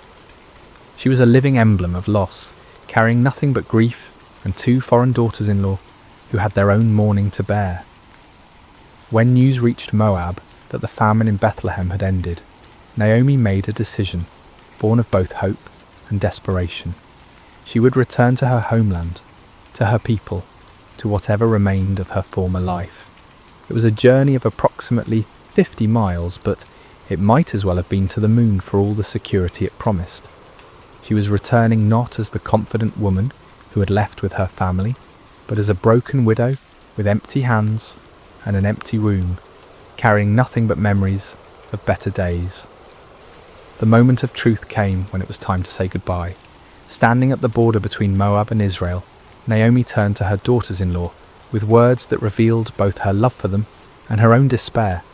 "Go back," she urged them, "each of you to your mother's house. May the Lord show kindness to you, as you have shown to your dead and to me." It was a release tinged with blessing, an act of selfless love that put their welfare above her own companionship. Orpah, after much weeping and embracing, made the practical choice. She kissed Naomi goodbye and returned to her people and her gods. History doesn't judge her for this decision. It was sensible, even wise by worldly standards. She was young enough to remarry, to find security and happiness in familiar surroundings. Her choice was understandable, logical, and completely reasonable. But Ruth made a choice that defied every rational calculation. When Naomi urged her to follow Orpah's example, Ruth responded with words that have echoed through millennia, words that capture the very essence of covenant love. "Don't urge me to leave you or to turn back from you. Where you go, I will go, and where you stay, I will stay. Your people will be my people, and your God my God. Where you die, I will die, and there I will be buried. May the Lord deal with me, be it ever so severely, if even death separates you and me." This wasn't a momentary burst of emotion. It was a deliberate, irrevocable commitment. Ruth wasn't just choosing to accompany Naomi. She was choosing to abandon everything familiar for everything unknown. She was trading the security of her homeland for the uncertainty of being a foreign widow in Israel. She was exchanging the comfort of her people's acceptance for the likelihood of being viewed as an outsider, even an enemy, given the historical tensions between Moab and Israel. Most remarkably, Ruth was choosing Naomi's God over her own family deities. In the ancient world, this wasn't merely a personal preference, it was a complete transformation of identity, worldview, and destiny. She was stepping away from the gods she had known since childhood and embracing the God of Israel, whom she knew primarily through the testimony of her mother-in-law's life and loss. The journey to Bethlehem began with two broken women walking together toward an uncertain future, but it was really the beginning of one of history's most beautiful stories of redemption. Ruth's choice to stay wasn't just loyalty to Naomi, it was an unconscious choice to step into the stream of God's redemptive plan for humanity. Without knowing it, she was walking not just toward Bethlehem, but toward her destiny as an ancestor of kings and ultimately of the King of Kings. The arrival in Bethlehem was far from triumphant. When Naomi and Ruth entered the town, the women who had known Naomi before could hardly believe their eyes. "Can this be Naomi?" they asked, seeing the toll that loss and hardship had taken on their former neighbour. Naomi's response revealed the depth of her pain. "Don't call me Naomi, call me Mara, because the Almighty has made my life very bitter. I went away full, but the Lord has brought me back empty." It was barley harvest time, a detail that might seem incidental, but carries profound significance. In God's economy, timing is never accidental. They arrived not during the lean months when work was scarce and food scarcer, but during the season of harvest when there might be opportunities for survival. Still, being widowed foreigners in a patriarchal society meant they stood at the very bottom of the social ladder, dependent on the kindness of others and whatever work Ruth could find. Ruth, whose name likely means friendship or companion, immediately proved the accuracy of her name through her actions. Without waiting for Naomi to devise a plan or wallowing in self-pity over their circumstances, she took initiative with the words that reveal her character. "Let me go to the fields and pick up the leftover grain behind anyone in whose eyes I find favour." This simple statement masks the courage it required. Ruth was volunteering to do backbreaking labour in the scorching sun, to work alongside the lowest members of society, to face possible harassment or rejection, all to provide for the woman she had chosen to love. Gleaning was God's provision for the poor, embedded in the law of Moses as a safety net for society's most vulnerable. Landowners were commanded not to harvest to the very edges of their fields and not to go back for grain that was dropped or missed. This leftover grain could be gathered by widows, orphans and foreigners, the three groups most at risk in ancient society. It was honest work, but humble work, requiring long hours bent over in the heat, gathering grain stalk by stalk, hoping for enough to make a small meal. The providential nature of Ruth's story becomes apparent in the simple phrase, "as it turned out." She happened to find herself working in a field belonging to Boaz, a prominent man from Elimelech's clan. But in God's story, there are no coincidences, only the invisible hand of providence, orchestrating circumstances for purposes beyond human understanding. Boaz first noticed Ruth there through his foreman's report. When he asked about the young woman working diligently in his field, he learned her identity. She is the Moabite who came back from Moab with Naomi. That description carried weight. Moabites were not generally welcomed in Israelite society. They were descendants of Lot through an incestuous relationship, and their nation had historically been hostile to Israel.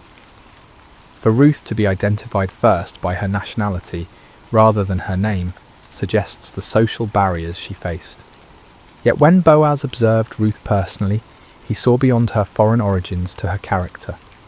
He watched her work with steady dedication, saw her respectful interaction with his workers, and most importantly, he had heard of her kindness to Naomi. In a society that valued family loyalty above almost all other virtues, Ruth's devotion to her mother-in-law had become legendary. Word had spread throughout Bethlehem of the young Moabite woman who had abandoned everything to care for her husband's mother. Boaz's first words to Ruth were revolutionary for their kindness. "My daughter, listen to me. Don't go and glean in another field, and don't go away from here. Stay here with the women who work for me." He was offering her protection, stability, and dignity. In ancient times, young women working in fields were vulnerable to harassment and worse.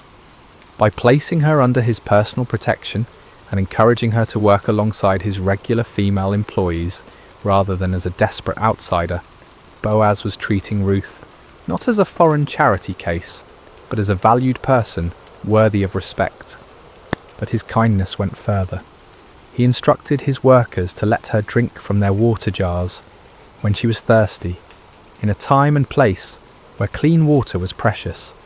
He told her to eat with his harvesting crew, sharing in the roasted grain and vinegar that sustained the workers. Most remarkably, he quietly instructed his harvesters to pull out some stalks for her from the bundles and leave them for her to pick up, and don't rebuke her. Ruth's response to this unexpected kindness reveals both her humility and her wisdom. She fell prostrate before Boaz, asking, "Why have I found such favour in your eyes that you notice me, a foreigner?" Her question acknowledges her outsider status while expressing genuine gratitude for treatment she neither expected nor felt she deserved. Boaz's answer illuminates the reputation Ruth had already built in Bethlehem. "I've been told all about what you have done for your mother-in-law since the death of your husband, how you left your father and mother and your homeland and came to live with a people you did not know before. May the Lord repay you for what you have done. May you be richly rewarded by the Lord, the God of Israel, under whose wings you have come to take refuge." These words are more than polite conversation. They're a blessing that recognises Ruth's choice to trust in Israel's God. The image of taking refuge under God's wings evokes the protective presence of the Almighty, like a bird sheltering its young. Boaz was acknowledging that Ruth's kindness to Naomi was really an act of faith, a stepping into the covenant community of Israel despite her foreign birth. That day Ruth gathered approximately an ephah of barley, about half a bushel, far more than a typical gleaner could hope to gather. When she returned home and showed Naomi her extraordinary harvest, along with the leftover food from the workers' meal, Naomi immediately recognised God's hand in these events. Her response, "Blessed be he by the Lord, whose kindness has not forsaken the living or the dead," reveals her growing awareness that their apparent coincidental encounter with Boaz was actually divine appointment. When Naomi learned that the field owner was Boaz, her excitement was palpable. "The man is our close relative," she explained to Ruth. "He is one of our kinsman redeemers." This wasn't just good news, it was the first glimpse of hope Naomi had felt since leaving Moab. The kinsman redeemer system was God's provision for protecting family lines and property. A close male relative had both the right and responsibility to buy back family land that had been sold due to poverty and to marry a widowed relative to preserve the family name and inheritance. Ruth continued working in Boaz's fields through both the barley and wheat harvests, likely a period of several months. Day after day, she laboured faithfully, building a reputation for diligence and integrity while gradually becoming part of the community. She was no longer just the Moabite woman, but Ruth, the devoted daughter-in-law whose character spoke louder than her foreign birth. During this time, a subtle transformation was taking place. Ruth was learning the ways of Israel, observing their customs, participating in their community life. She was also, unknowingly, becoming the object of Boaz's growing admiration and affection. Though significantly older than Ruth, Boaz found himself drawn not to her physical beauty, but to the beauty of her character, her loyalty, her faith, and her gentle strength. This season in the fields was more than economic survival. It was Ruth's integration into the covenant community of Israel and the beginning of a love story that would have implications far beyond the borders of Bethlehem. As the harvest season continued, the relationship between Ruth and Boaz deepened through daily interactions marked by mutual respect and growing affection. Boaz's kindness wasn't mere politeness, it was the recognition of extraordinary character in someone society might easily overlook. Every morning when Ruth arrived in his fields, every conversation they shared, every protective gesture he made, was weaving a tapestry of love, built on a foundation of honour and integrity. Naomi, meanwhile, was experiencing her own transformation.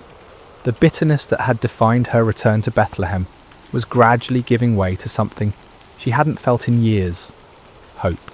Watching Ruth's faithful service and witnessing Boaz's unprecedented kindness toward her daughter-in-law, Naomi began to see the hand of God moving in their circumstances. The woman who had declared herself empty was beginning to see the possibility of fullness once again. It was Naomi who first recognized what Ruth, in her humility and focus on daily survival, might have missed. Boaz's interest was more than benevolent concern for a hard-working gleaner. His protection of Ruth, his generous provisions, his public praise of her character, all pointed to something deeper. In a culture where marriages were often arranged for economic and social advantage, here was a man of standing choosing to honour a foreign widow, not for what she could bring him, but for who she was. The harvest season was also a time of community celebration. The successful gathering of crops meant survival for another year, and the people of Bethlehem marked these occasions with festivals and gatherings. During these celebrations, Ruth would have had opportunities to observe Israelite customs, to learn their songs and stories, to better understand the God she had chosen to follow.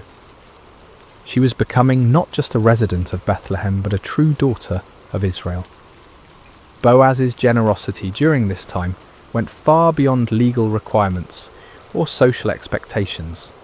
The law required landowners to allow gleaning, but it didn't require them to ensure the gleaners found substantial amounts. When Boaz instructed his workers to intentionally drop extra grain for Ruth, he was going above and beyond duty into the realm of love. When he invited her to share meals with his workers, he was treating her as family rather than charity case. The other workers in the field would have noticed this special treatment. In small communities, nothing goes unobserved, and Boaz's obvious favour toward Ruth would have been the subject of much discussion. Yet the narrative suggests this talk was positive rather than scandalous. Ruth's reputation for integrity and Boaz's character as a righteous man meant their growing relationship was viewed with approval rather than suspicion. During these months, Ruth was also learning about the God of Israel through observation and experience. She saw how the law protected the vulnerable, how the community cared for its members, how even foreigners could find acceptance when they showed faithfulness. The God she had committed to following in her pledge to Naomi was revealing himself to be trustworthy through the kindness of his people. The emotional climate was changing for all three main characters. Ruth, while still focused on providing for Naomi, was discovering that life could hold possibilities beyond mere survival. Naomi was moving from despair to cautious optimism as she watched events unfold. And Boaz, a man who might have remained unmarried and childless, was finding his heart stirred by a woman whose character exemplified everything he valued. The religious significance of this season cannot be understated. Ruth was effectively completing her conversion to Judaism, not through formal ceremony, but through lived experience. She was learning to trust in the God of Israel, not through theological instruction, but through witnessing his provision and protection.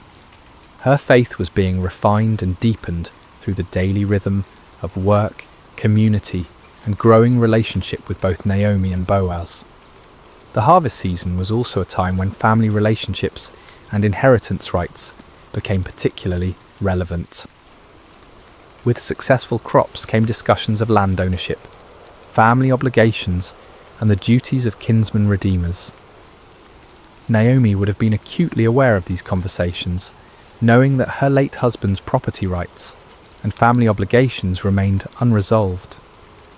The presence of a kinsman redeemer like Boaz, combined with his obvious interest in Ruth, would have sparked hope for resolution of their precarious situation. As the wheat harvest drew to a close, the foundations had been laid for the dramatic events that would follow. Ruth had proven her character through months of faithful work. Boaz had demonstrated his integrity and growing love through consistent kindness. Naomi had moved from bitter resignation to hopeful planning. The community had accepted Ruth as one of their own, and God's providence had been orchestrating circumstances toward a conclusion that would provide redemption, love, and legacy for generations to come. The harvest season was ending, and with it came both celebration and anxiety about the future. Naomi, who had been quietly observing the growing relationship between Ruth and Boaz, decided it was time to take decisive action. Her plan, which she shared with Ruth, was both bold and risky. Ruth would approach Boaz at the threshing floor during the harvest festival and essentially propose marriage by invoking his rights and responsibilities as a kinsman redeemer. "My daughter," Naomi said to Ruth, "I must find a home for you, where you will be well provided for." This wasn't merely matchmaking, it was strategic thinking about survival and security. Naomi understood that while Boaz's kindness during harvest season had been extraordinary, the relationship needed to move beyond casual benevolence to formal commitment if it were to provide lasting security for both women. The plan required enormous courage from Ruth. She would need to bathe, perfume herself, put on her best clothes, and go to the threshing floor where Boaz would be winnowing barley. After he had eaten and drunk and was sleeping beside the grain pile, she was to uncover his feet and lie down. When he woke and asked what she wanted, she was to say, "Spread the corner of your garment over me, since you're a kinsman redeemer." This might sound forward by modern standards, but it was actually a proper, though bold, way for a woman to request marriage from a kinsman redeemer. The act of lying at his feet was a gesture of submission and trust. The request to spread his garment over her was asking him to take her under his protection as his wife. The same imagery Boaz had used earlier when he spoke of Ruth taking refuge under God's wings. Ruth's response to this plan reveals the depth of her trust in Naomi. "I will do whatever you say." She didn't question the wisdom of the approach or worry about the potential for misunderstanding or rejection. She had committed herself to following Naomi's guidance, and she would do so even in this most vulnerable moment. The night at the threshing floor was a pivotal moment in the story. Ruth followed Naomi's instructions precisely, approaching quietly and lying at Boaz's feet after he had fallen asleep. Around midnight, Boaz stirred and discovered someone at his feet. "Who are you?" he asked in the darkness. Ruth's answer was direct and humble. "I am your servant Ruth. Spread the corner of your garment over me, since you're a kinsman redeemer." She was formally requesting that he fulfill his family obligations by marrying her, thereby providing security for both her and Naomi, and potentially redeeming Elimelech's family property. Boaz's response exceeded Ruth's hopes. "The Lord bless you, my daughter," he said. "This kindness is greater than that which you showed earlier. You have not run after the younger men, whether rich or poor." He was acknowledging that Ruth's approach to him wasn't born of desperation or opportunism, but of faithfulness to family obligations and trust in God's provision. However, Boaz revealed a complication Ruth hadn't known about. There was another kinsman redeemer who had a closer family relationship and therefore first rights to redeem Elimelech's property and marry Ruth. "Although it is true that I am near of kin," Boaz explained, "there is a kinsman redeemer nearer than I." This was devastating news, but Boaz assured Ruth that the matter would be resolved properly according to law and custom.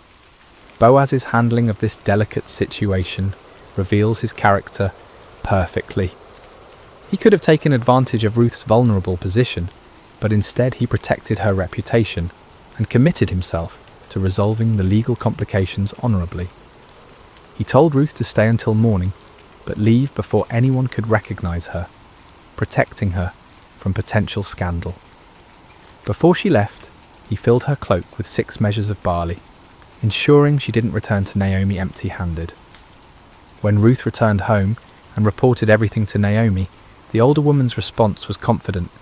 "Wait, my daughter, until you find out what happens, for the man will not rest until the matter is settled today." Naomi knew Boaz well enough to trust that he would handle the situation with integrity and dispatch.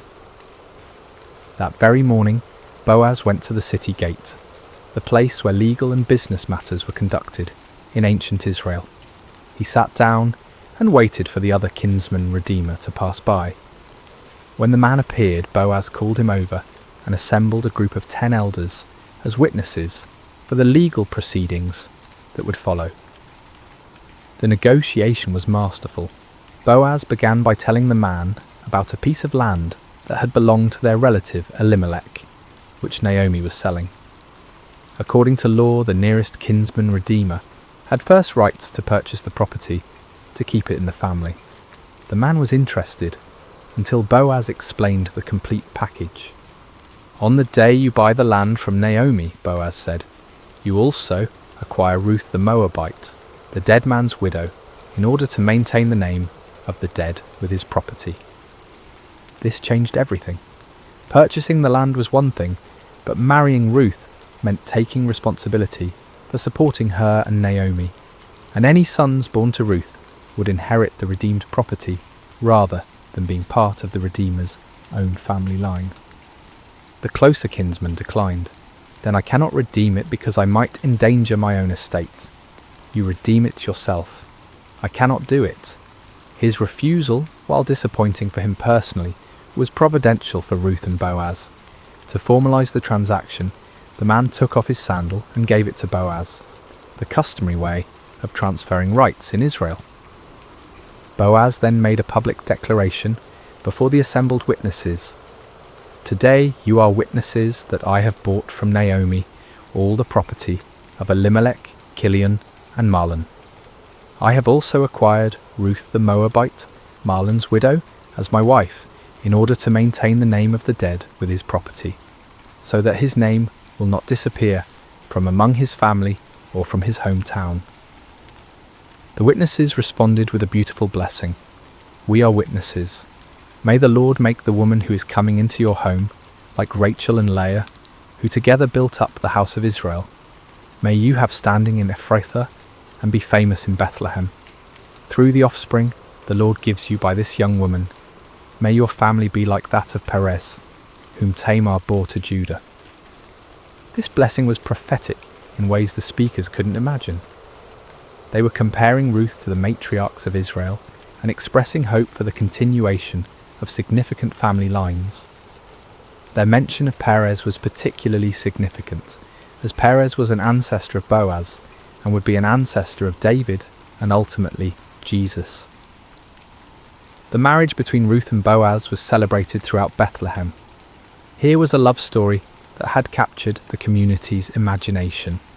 The virtuous foreign woman and the honourable landowner, brought together by providence and confirmed by their own choices of faithfulness and integrity. Their wedding was not just a personal celebration, but a community affirmation of God's goodness and the power of loyal love. Ruth, who had come to Bethlehem as a destitute foreign widow, was now the wife of one of the town's most respected men. Naomi, who had returned empty, was now provided for and honoured as the mother-in-law of a prominent family. Boaz, who might have remained childless, was married to a woman whose character and beauty had won his heart. The redemption was complete, financially, socially, emotionally, and spiritually. The marriage of Ruth and Boaz represented more than the happy ending to a beautiful love story. It was the beginning of a legacy that would reshape history. Their union produced a son named Obed, whose birth brought completion to the themes of redemption and restoration that had woven throughout the narrative. When the women of Bethlehem saw Naomi holding her grandson, they declared, "Naomi has a son," acknowledging that through Ruth's faithfulness, Naomi's line would continue. The birth of Obed was celebrated as divine vindication of Ruth's loyalty and God's faithfulness to his people. The same women who had witnessed Naomi's bitter return to Bethlehem now rejoiced with her in this ultimate reversal of fortune. "Praise be to the Lord, who this day has not left you without a kinsman redeemer," they told Naomi. "May he become famous throughout Israel. He will renew your life and sustain you in your old age. For your daughter-in-law, who loves you and who's better to you than 7 sons, has given him birth." The significance of being better than 7 sons cannot be overstated in a culture that prized male heirs above all other blessings. 7 was the number of completeness and perfection, so to say Ruth was better than 7 sons was to declare her the ultimate blessing, a foreign woman who had proven more valuable than the greatest treasure a family could hope for. But the story of Ruth and Boaz was part of a much larger narrative that wouldn't be fully revealed for generations. Their son Obed became the father of Jesse, who became the father of David, the shepherd boy who would become Israel's greatest king. Through their lineage, Ruth, the Moabite widow, became the great-grandmother of the man after God's own heart, whose dynasty would rule Israel and whose throne God promised would endure forever. The genealogy that concludes the book of Ruth traces the line from Perez, son of Judah and Tamar, through Boaz and Ruth to David, showing how Ruth's faithfulness became part of the messianic line. What began as a simple act of loyalty to a grieving mother-in-law ultimately contributed to God's plan for redeeming all humanity. Ruth's decision to stay with Naomi and adopt Israel's God placed her squarely in the centre of salvation history. This foreign woman, who could have been excluded from the covenant community, instead became one of only 4 women mentioned in Matthew's genealogy of Jesus, along with Tamar, Rahab and Bathsheba. Each of these women had unusual circumstances that made their inclusion remarkable, but Ruth's story is particularly beautiful because it demonstrates how God's love extends beyond ethnic and national boundaries to embrace all who respond to him in faith. The legacy of Ruth extends beyond genealogy to the realm of character and faith. Her story became a teaching tool for generations of Israelites about the power of loyal love, the Hebrew concept of hesed that encompasses devotion, faithfulness, and sacrificial commitment. Ruth embodied hesed in her relationship with Naomi, and Boaz demonstrated it in his treatment of Ruth. Their marriage was built on this foundation of covenant love that mirrors God's relationship with his people. Ruth's integration into Israelite society also established an important precedent for how foreigners could be welcomed into the covenant community. Her acceptance wasn't based on her ethnicity or social status, but on her character and faith. She proved that nationality was less important than loyalty, that birth circumstances mattered less than personal choices, and that God's family was open to all who chose to belong to it. The story of Ruth also demonstrates God's providence in the seemingly ordinary events of life. There were no dramatic miracles in Ruth's story, no parting of seas or walls falling down, yet God's hand guided every step. The timing of their arrival during harvest season, the chance encounter with Boaz's field, the availability of the kinsman-redeemer laws, the other redeemer's decision to decline his rights. All of these coincidences work together to create the perfect conditions for redemption and blessing.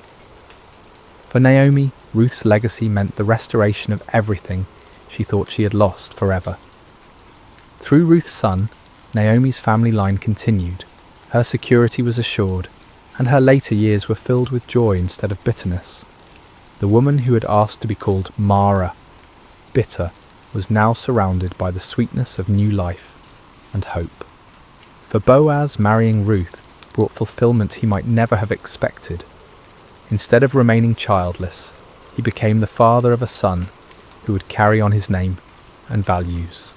His kindness to a foreign gleaner was rewarded with a love that enriched his life and extended his influence through generations.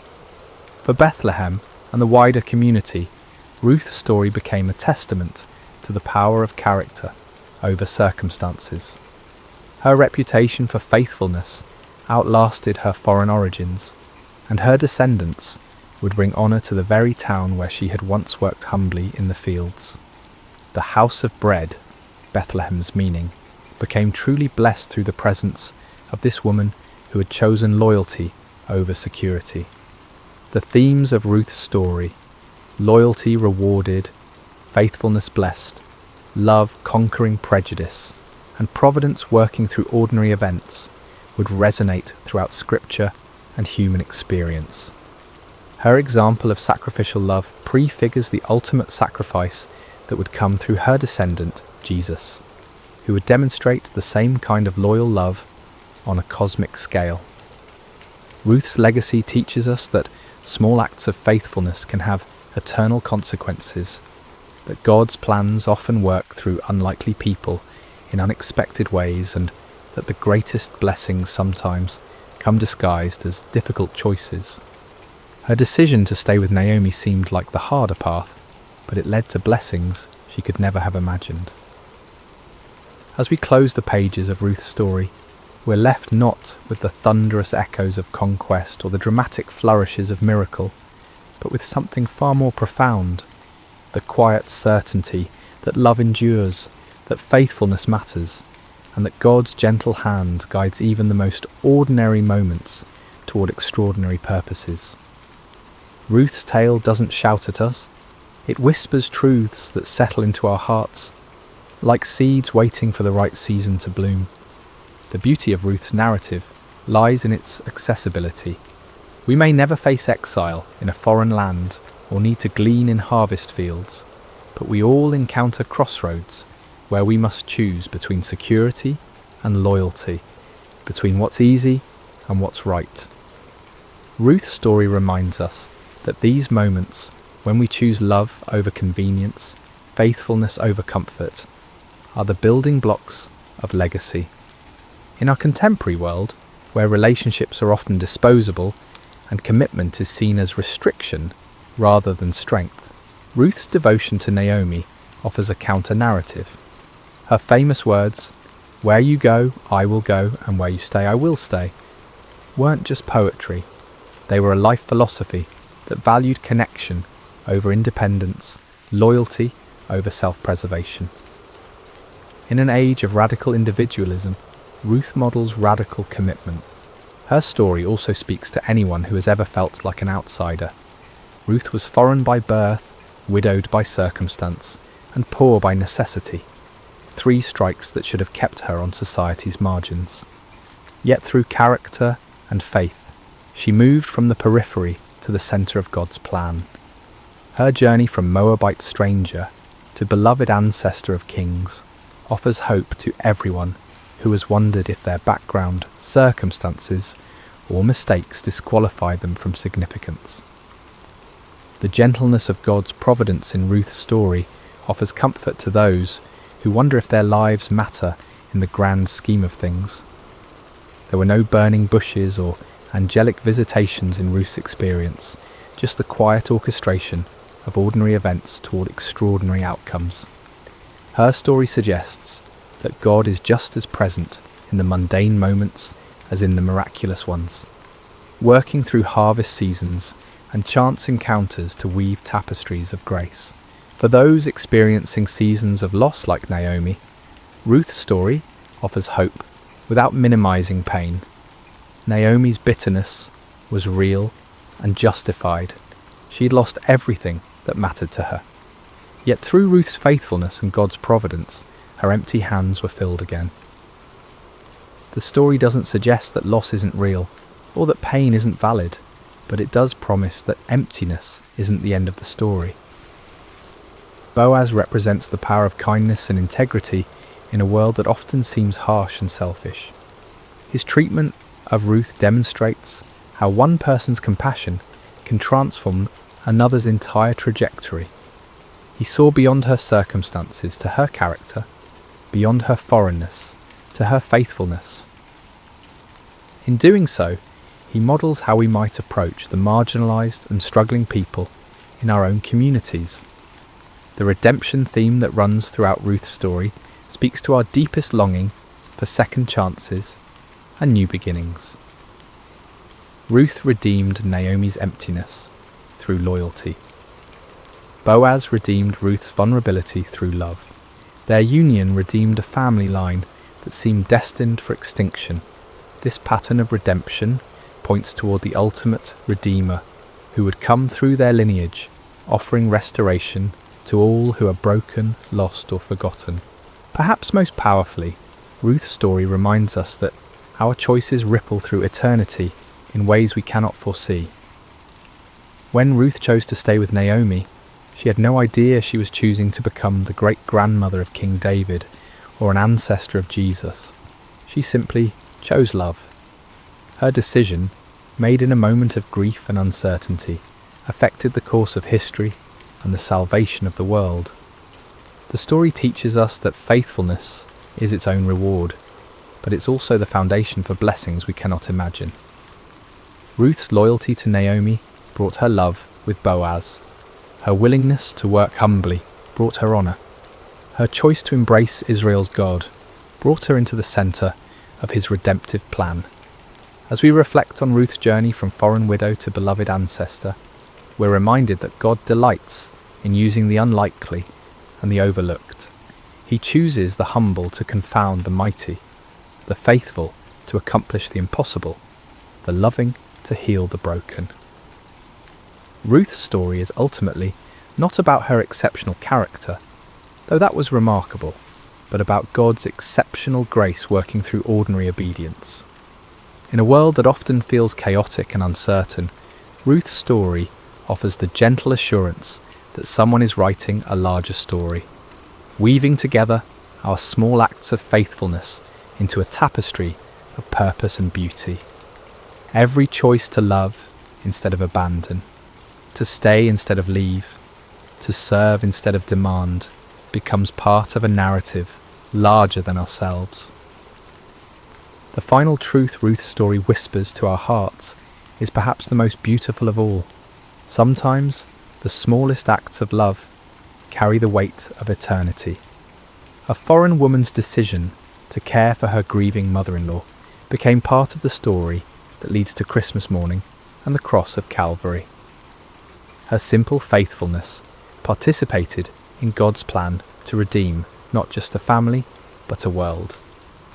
Ruth's legacy lives on not only in the genealogies of Scripture, but in every act of sacrificial love, every choice of loyalty over convenience, every decision to stay when leaving would be easier. Her story continues in our stories when we choose, as she did, to let love be our guide and faithfulness be our strength. In the end, Ruth teaches us that we don't need to be heroes to be heroic. We don't need to be perfect to be used by God, and we don't need to see the whole staircase to take the next step of faith.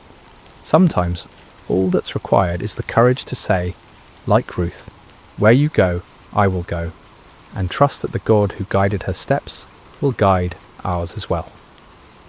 The gentle hope of Ruth's story rests in this beautiful truth. In God's economy, no act of love is ever wasted, no gesture of faithfulness ever forgotten, and no choice to follow him ever in vain. Sometimes the smallest acts of love carry the weight of eternity, echoing through generations and touching the very heart of God's redemptive plan for humanity. Hey there, peaceful soul. Before we begin tonight's gentle journey through Scripture, I'd love to know where in the world you're listening from right now and what time it is in your corner of creation. Please leave a comment below sharing this. It's always such a blessing to see how God's Word brings rest to hearts across every time zone. And if tonight's story brings you peace, please consider subscribing to Sacred Rest for more Scripture-based sleep stories delivered with calm, unhurried care. Now take a deep breath and let's rest in God's presence. The Sea of Galilee rested in quiet splendour as the day's light began its gentle retreat toward the horizon. Golden rays stretched across the water's surface, dancing and shimmering as if heaven itself had scattered coins across the deep. It had been a full day, a day when crowds pressed in from every direction, hungry for wisdom, for healing, for a glimpse of this man who spoke as no one had spoken before. Jesus had been teaching since morning, his voice carrying across the gathered multitudes.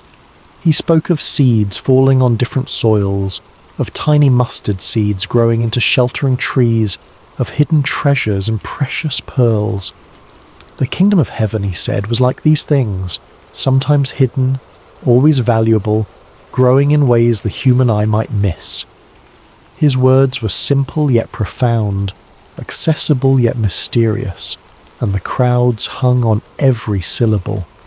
But even the Son of God wrapped in human flesh grew weary. As the sun began its descent, Jesus looked out at his disciples with eyes that held both exhaustion and purpose. "Let us go over to the other side," he said simply. No fanfare accompanied these words, no dramatic declaration, just a quiet invitation to cross the sea. This is where our meditation begins tonight, with this small, seemingly unremarkable statement. Let us go over to the other side. 5 ordinary words that carried extraordinary meaning. For when Jesus says, "Let us go," he already knows what lies ahead. The storm that would soon rage was not a surprise to him. The fear that would grip his disciples' hearts was already known. The peace he would speak was already prepared. The disciples, eager to follow their teacher wherever he led, began to prepare the boat. Some of them were fishermen by trade: Peter, Andrew, James, and John. Their hands calloused and strong from years of casting nets and pulling oars. They knew this sea intimately, had crossed its waters countless times. This evening crossing seemed unremarkable to them, simply another journey in their extraordinary adventure with this remarkable man. Other followers bid Jesus and the disciples farewell from the shore, perhaps still pondering the parables they had heard throughout the day. The kingdom of heaven is like. These words would linger in their hearts as they returned to their homes, planting seeds of truth that would grow in ways they couldn't yet imagine. As the boat pushed away from shore, Jesus settled into the stern. A small cushion was placed there, nothing luxurious, just a simple comfort for the teacher's rest. Several of the disciples took up the oars, their strong arms working in rhythmic unison to guide the vessel forward. Others perhaps sat quietly, watching the shoreline recede or gazing up at the vast canvas of sky that was beginning to transition from azure blue to deepening indigo. The evening air was cool against their skin, a welcome relief after the heat of the day.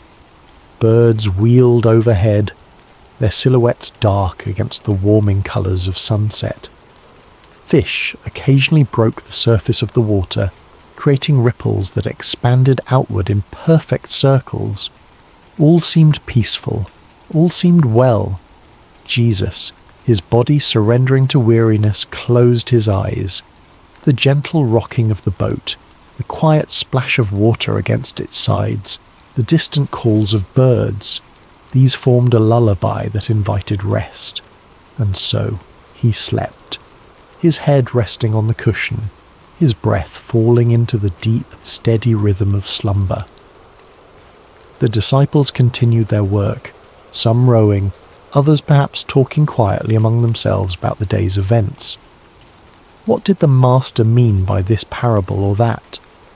How had he known what was in the heart of the Pharisee who had challenged him? Would they truly understand all these mysteries someday, as he had promised? As twilight deepened into dusk, stars began to appear overhead.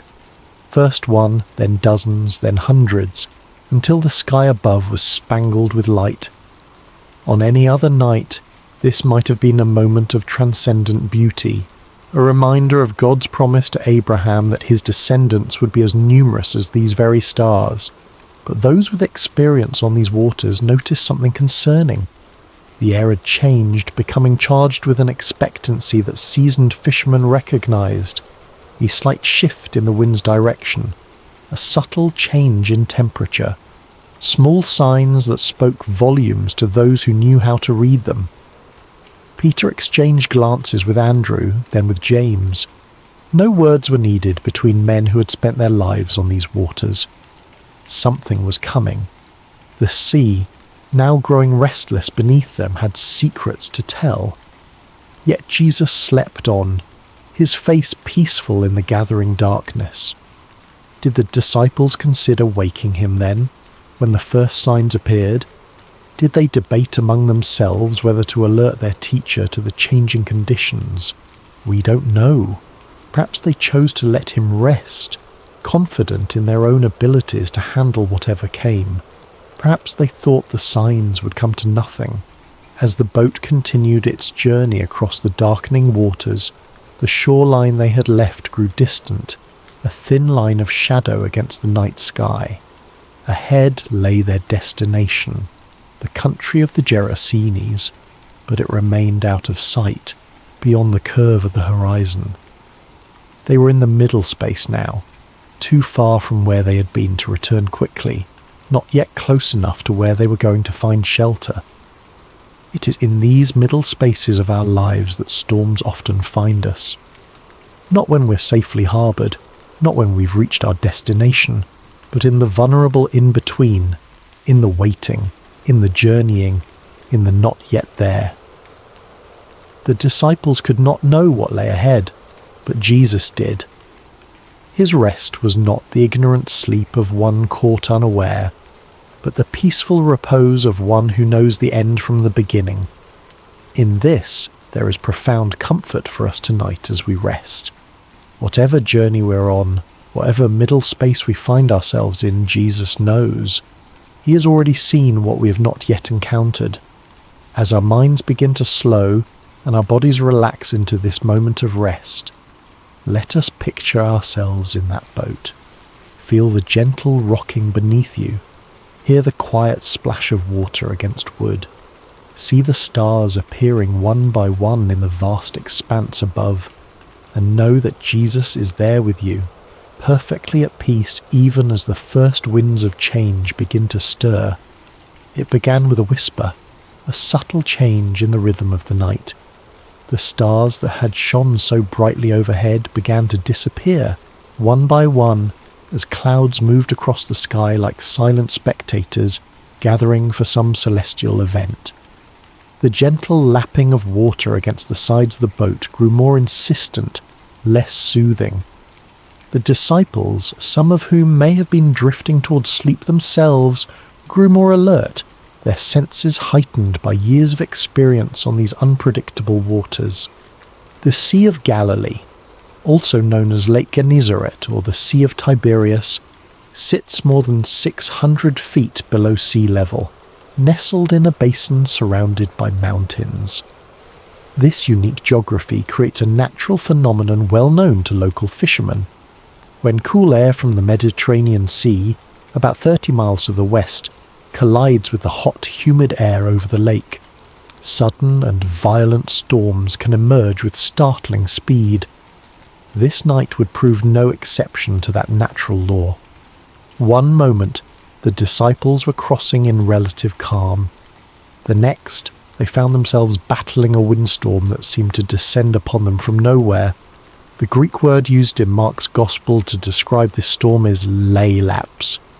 Not a gentle rain shower or passing breeze, but a furious squall, a tempest of frightening power. The wind began to howl, no longer a whisper but a roar that filled their ears and made conversation nearly impossible. It seized the sail, straining the ropes that secured it, and threatening to tear the fabric from its moorings. Those disciples with seafaring experience would have worked quickly to secure what they could, their hands moving with practiced efficiency despite the growing chaos. Waves rose around them, no longer gentle undulations but angry mountains of water that lifted the boat high before dropping it with stomach-churning speed into the next trough. Water began to break over the sides, soaking the men to their skin and pooling at their feet. In the dim light of whatever lamps they might have had, or perhaps by now extinguished by wind and water, they could see the boat beginning to fill. For modern readers, it might be difficult to fully appreciate the terror of this moment. We who cross oceans in massive ships or fly above the clouds in airplanes may have experienced turbulence or rough seas, but few of us have truly feared for our lives while travelling. These men, however, even those who had spent their lives on the water, understood their mortality with stark clarity in this moment. The boat was filling with water faster than they could bail it out. The wind showed no signs of abating. The shore was nowhere in sight. In the ancient world where swimming was not a commonly taught skill, and where the depths of the sea represented chaos and death, their situation was dire indeed. And Jesus slept on, his head still resting on the cushion in the stern of the boat. This image of Christ sleeping peacefully while chaos rages is one of the most powerful in all of Scripture. There is something almost incongruous about it, something that both confounds and comforts. The disciples must have looked at him with bewilderment. How could anyone sleep through such a storm? Did he not feel the water soaking his garments? Did he not hear the howling wind, or feel the violent pitching of the vessel? Perhaps some of them remembered the words of Psalm 121. He who watches over you will not slumber. Indeed, he who watches over Israel will neither slumber nor sleep. Yet here was their teacher, their master, whom some had begun to believe might be the promised Messiah, deep in slumber while destruction seemed imminent.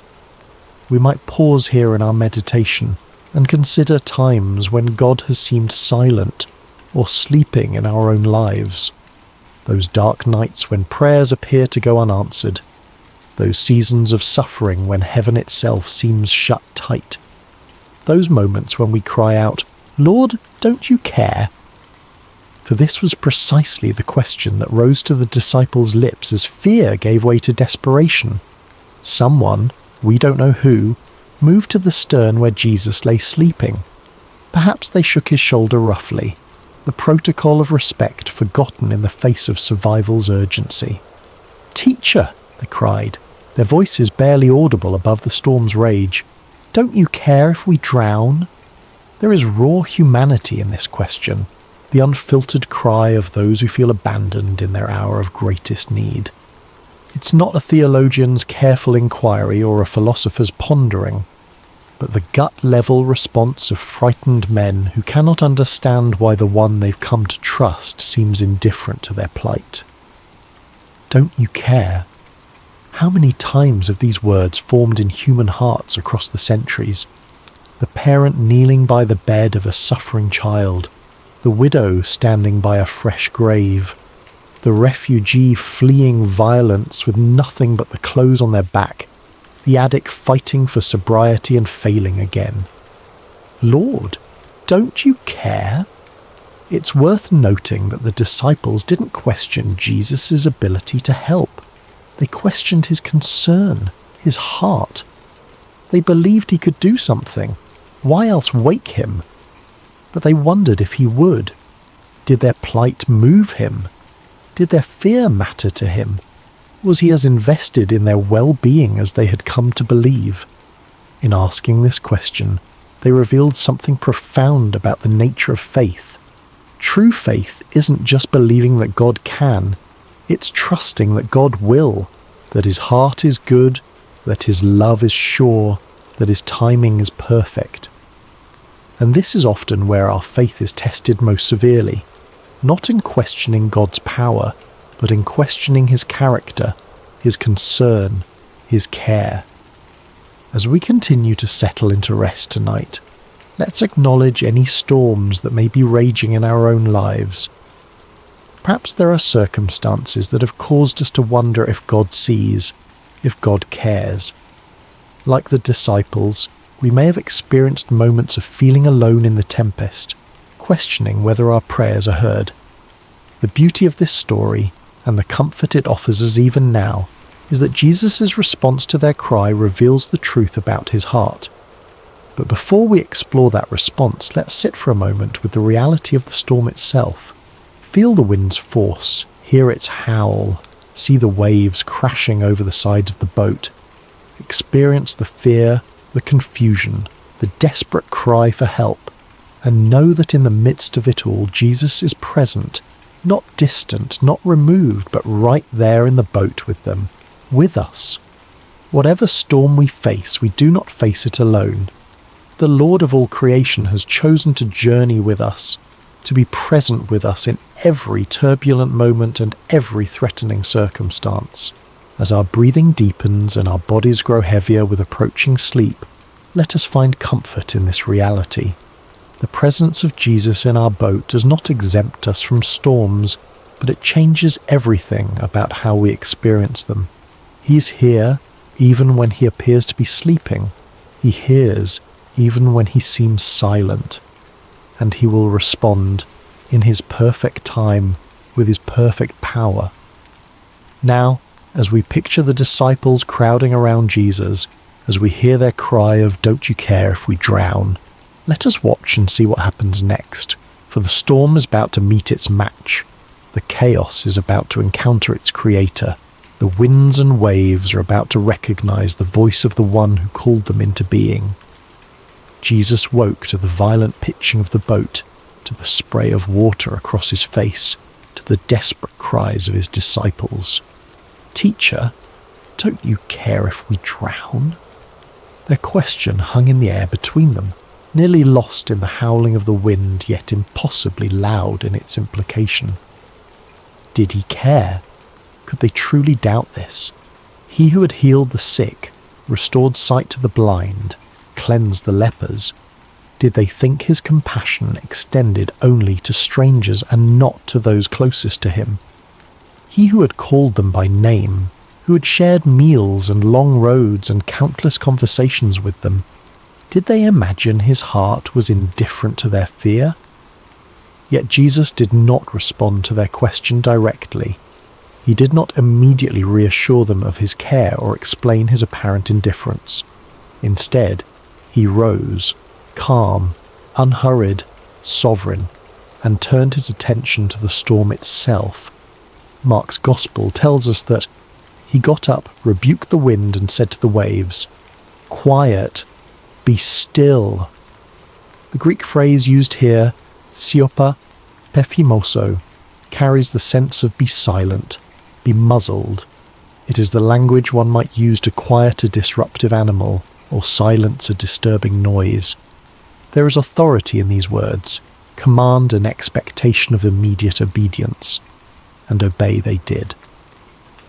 The wind, which had been screaming across the water with destructive force, died away at once. The waves, which had been crashing over the sides of the boat and threatening to sink it, flattened into submission.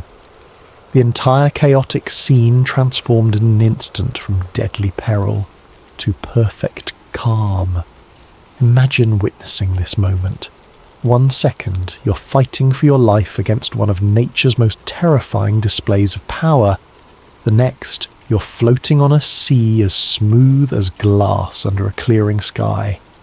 The contrast would be disorienting, almost unbelievable. The silence following such tumult would ring in your ears. The stillness after such violent motion would leave you feeling strangely weightless. Only then, after demonstrating his authority over creation itself, did Jesus turn back to his disciples, and his words to them were not what they might have expected. No warm reassurance that yes, of course he cared, no gentle understanding of their fear. Instead, he asked them 2 pointed questions. Why are you so afraid? Do you still have no faith? These questions weren't meant to shame or condemn. Jesus was not expressing disappointment so much as issuing an invitation to examine the gap between what they professed to believe about him and how they responded when those beliefs were tested by circumstance. The first question, why are you so afraid, invites examination of the source of our fears. Fear often arises from a perception of threat coupled with a sense of powerlessness to address that threat. The disciples feared drowning because they perceived the storm's power and recognized their inability to control it. But Jesus was suggesting another perspective. When he is in our boat, the equation changes. The presence of the Creator fundamentally alters the balance of power in any situation. The second question, do you still have no faith, probes even deeper. These disciples had witnessed Jesus perform miracle after miracle. They had seen him heal diseases medicine couldn't touch. They had watched him cast out demons that had tormented their victims for years. They had even seen him challenge the religious authorities of their day with an authority that clearly came from above. Yet when the storm came, when their own lives were threatened, their faith faltered. They reverted to fear rather than resting in confidence that the God who had demonstrated his power in so many other circumstances remained just as powerful in their present crisis. This is a common human pattern, isn't it? We can intellectually believe in God's power and love. We can recall times when we've experienced his faithfulness. We can even testify to others about how he has worked in our lives. But when new challenges arise, particularly ones that feel overwhelming or threatening, we can forget everything we know and surrender to panic. Jesus' questions invite a different response. They challenge us to align our emotional reactions with our professed beliefs. to allow what we know about God's character to inform how we feel when facing life's storms. This is not about denying fear. Fear is a natural human emotion that even Jesus experienced in the Garden of Gethsemane. Rather, it's about preventing fear from distorting our view of God and his activity in our lives. The disciples' fear had led them to question Jesus' care for them. "Don't you care if we drown?" His questions in return invited them to question their fear instead. Was it consistent with what they knew of him? Was it justified in light of who he had revealed himself to be? As we continue our journey toward rest tonight, these questions can guide our own reflection. What fears keep us awake at night? What storms in our lives have made us wonder if God cares? And more importantly, what do we know about the character of Jesus that might speak to those fears? If Jesus is truly who Scripture reveals him to be, all-powerful yet deeply compassionate, sovereign yet intimately involved, holy yet merciful, then our fears must be evaluated in light of these truths. Not dismissed or denied, but placed within the larger context of who God is and how he works. The disciples in that boat had to reconcile their experience of the storm with their experience of Jesus' power over it. We too must reconcile our experience of life's challenges with our understanding of God's character and capabilities. This reconciliation doesn't happen once and for all. It's an ongoing process, a continued growth in trust that develops as we walk with him through both calm seas and raging tempests. Perhaps the most comforting truth in this entire account is the simple reality that Jesus was in the boat with them. He had said, "Let us go over to the other side, you will," not "let me meet you on the other side," or "to try to make it to the other side." When Jesus says, "let us go," he commits to the entire journey, not just the destination. Similarly, when Jesus calls us to follow him, he doesn't promise absence of storms. He doesn't guarantee that the path will be smooth or the journey comfortable. What he does promise is his presence with us in whatever we face. "I am with you always," he would later tell his followers, "to the very end of the age." This presence changes everything. It doesn't always change our circumstances, though sometimes, as in this story, it dramatically does. But it always changes the meaning of those circumstances and how we can respond to them. As we feel sleep drawing nearer, let us rest in this truth. Whatever storm we face, Jesus is in our boat, not as a passive passenger, but as the Lord of wind and wave, the one whose word can transform chaos into calm, the one whose presence transforms our fear into faith. The question Jesus asks, "Why are you so afraid?" isn't meant to dismiss our feelings, but to direct our focus toward the greater reality of his presence and power. The perfect love he embodies casts out fear, not by pretending the storm doesn't exist, but by reminding us that he exists within the storm with us, and that makes all the difference. In the aftermath of the storm's sudden cessation, a profound silence settled over the Sea of Galilee. The only sounds remaining might have been the gentle lapping of now calm waters against the boat's hull, the dripping of seawater from soaked clothing and hair, and perhaps the still rapid breathing of men whose hearts had not yet caught up with the dramatic change in their circumstances. The contrast could not have been more stark. Moments before, chaos had reigned, wind howling, waves crashing, men shouting in fear. Now, perfect stillness surrounded them. The sky was clearing, stars reappearing like hesitant witnesses emerging after danger has passed. The sea, which had threatened to claim their lives, now cradled their boat with gentle care. In this strange new quiet, Jesus' words hung in the air. "Why are you so afraid? Do you still have no faith?" These questions weren't harsh or condemning. They were asked by the same voice that had just commanded the elements and been instantly obeyed. They were spoken by the same lips that had taught multitudes about the kingdom of heaven, that had pronounced forgiveness to the repentant, that had offered living water to the thirsty. His tone may have been one of genuine curiosity rather than criticism, a teacher using a powerful experiential lesson to reveal what was in his students' hearts. The disciples' reaction to this moment is profoundly revealing. Mark tells us that they were terrified and asked each other, "Who is this? Even the wind and the waves obey him." This was a new kind of fear, not the desperate fear of drowning that had gripped them during the storm, but the reverent awe that comes from encountering something, someone, beyond human comprehension. Their question, "Who is this?" is perhaps the most important question any person can ask about Jesus. It's a question that has echoed through centuries across cultures within countless human hearts. Who is this man who spoke with unparalleled authority, who healed with a touch, who forgave sins as if they were his to forgive, and who, as they had just witnessed, commanded the very elements of nature with a word? The disciples had already seen Jesus perform many miracles. They had watched him heal sickness, cast out demons, even restore withered limbs. But this display of power struck them differently, perhaps because it touched so directly on their own expertise. Peter, Andrew, James, John, these were fishermen who had spent their lives on this very sea. They knew its moods and dangers. They had weathered storms before through their own skill and experience. But they had never seen anyone simply speak to a storm and have it obey. Their question reveals something profound about spiritual growth. Revelation comes in layers. We don't grasp the full reality of who Jesus is all at once. Even those who walked with him physically, who ate with him and listened to his teaching daily, came to understand his identity gradually, through accumulated experiences and progressive revelation.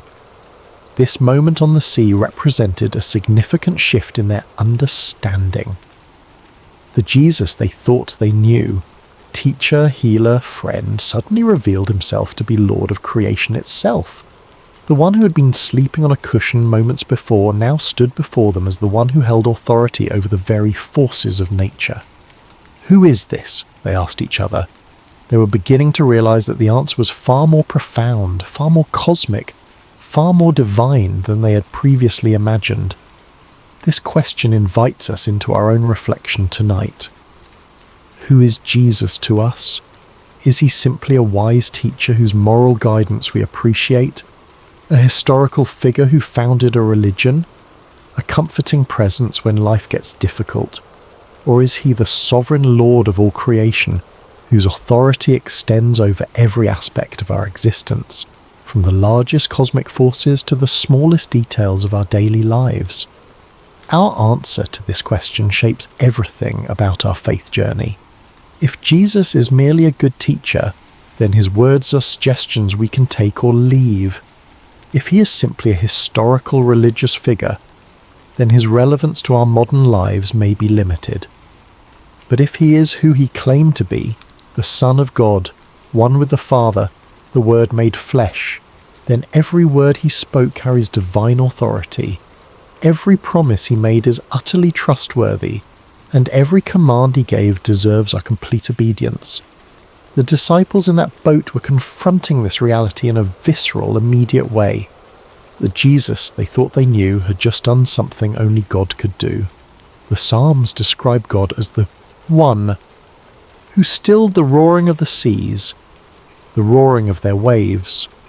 Psalm 65:7, and the one who stilled the storm to a whisper, the waves of the sea were hushed.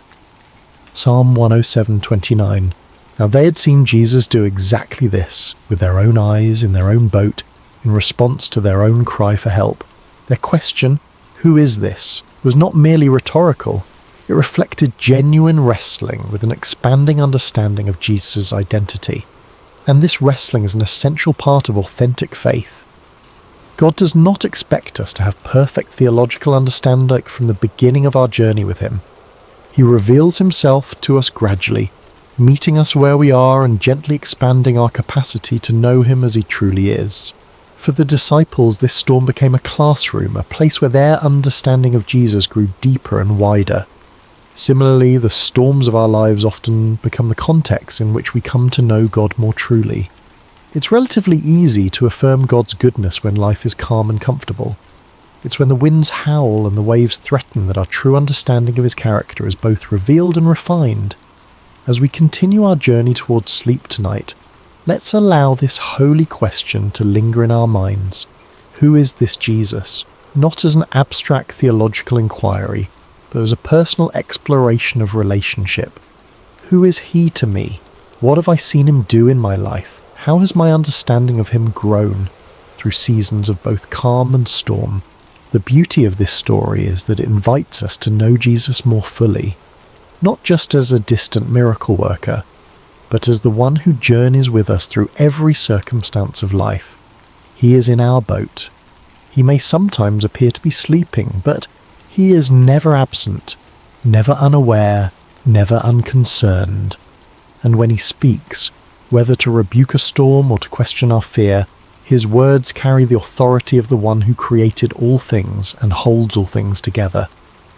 The wind and waves recognize his voice, because they came into being through that same voice.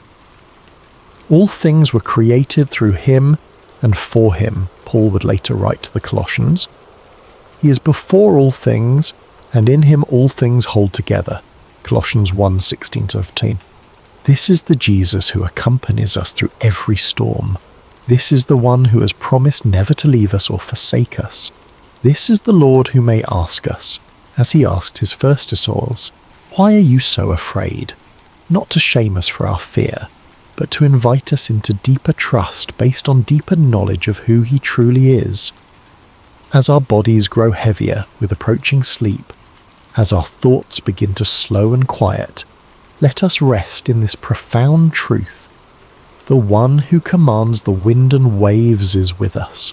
And if even the storm obeys his voice, how much more can we trust him with the circumstances of our lives, with the fears that sometimes keep us awake, with the future that remains unknown to us but is fully known to him. In this trust we find not just theological truth but practical peace, the kind of peace that allows us to rest even when circumstances remain uncertain. Jesus didn't promise his disciples a storm-free journey. He promised them his presence through whatever storms might come. He offers us the same today. Who is this? The disciples asked.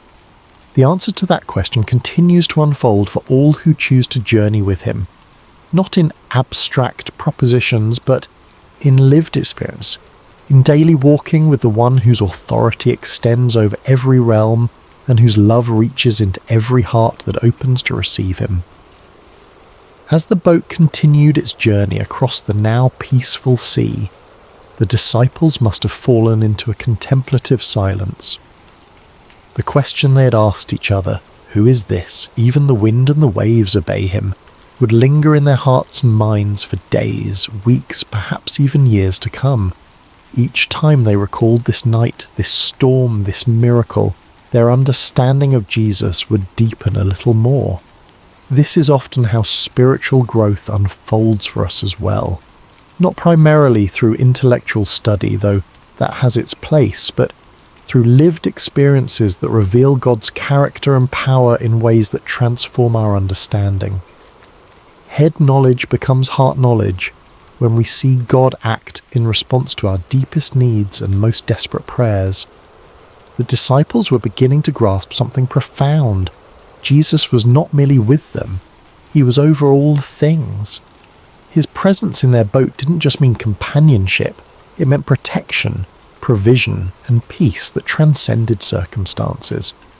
Even when he appeared to be sleeping, his sovereignty remained active and absolute. As the first light of dawn began to brighten the eastern sky, they could see their destination approaching, the region of the Gerasenes on the opposite shore of the lake. Jesus had said, "Let us go over to the other side," and despite all that had transpired during the night, they were indeed arriving exactly where he had intended to take them. This small detail carries significant comfort. When Jesus sets a destination, he ensures arrival. The storm, powerful as it was, had not prevented the fulfillment of his stated purpose. It had threatened, certainly. It had frightened the disciples badly. But in the end, it had simply become another opportunity for Jesus to reveal more of himself to those who followed him. This pattern appears throughout Scripture and throughout the lives of those who walk with God. What appears to be a detour or a disaster often becomes the very context in which God manifests his glory most clearly. The storm on the sea, the fiery furnace, the lion's den, the prison cell. In Scripture, these became stages for divine revelation, not obstacles to divine purpose. As we prepare to drift into sleep tonight, there is profound rest available in this reality. Whatever storms we face, they do not take Jesus by surprise. Whatever fears arise within us, they do not diminish his power. Whatever threatens to overwhelm us, it cannot overrule his sovereign declaration over our lives. If Jesus has said to us, in any area of our lives, "Let us go to the other side," then we can rest assured that no storm, internal or external, can prevent us from reaching the destination he has established. The journey may include unexpected turbulence. We may experience moments of genuine fear, but the presence of Jesus in our boat, in our lives, our circumstances, our hearts, guarantees safe passage. This doesn't mean we won't get wet, doesn't mean the journey will always feel comfortable or proceed according to our preferred timeline. The disciples in that boat experienced genuine terror before they witnessed miraculous calm. They got soaked to the skin. They may have lost cargo overboard. The boat likely required bailing out and repairs afterward, but they made it to the other side because Jesus had declared that this would be so, and in the process, they came to know him more deeply than they had before. The storm became not an obstacle to their progress, but a vehicle for their spiritual growth. As we reflect on this story one final time tonight, let's consider 3 enduring comforts it offers to all who journey with Jesus. First, Jesus is present in every storm. He may not manifest his power immediately or in the ways we expect, but he's never absent from our struggles. The psalmist wrote, "God is our refuge and strength, an ever-present help in trouble. Therefore we will not fear, though the earth give way and the mountains fall into the heart of the sea, though its waters roar and foam, and the mountains quake with their surging." Psalm 46:1-3. This presence is not just comforting, it is transformative. It changes how we experience our circumstances, even when it doesn't immediately change the circumstances themselves. Second, Jesus' timing is perfect. He allowed the storm to rage for a time before calming it, not because he was indifferent to the disciples' fear, but because the experience would deepen their understanding and strengthen their faith. Similarly, when he seems silent or inactive in our lives, it is never due to indifference. His timing takes into account purposes and perspectives that extend far beyond our immediate comfort, encompassing our long-term growth and God's eternal glory.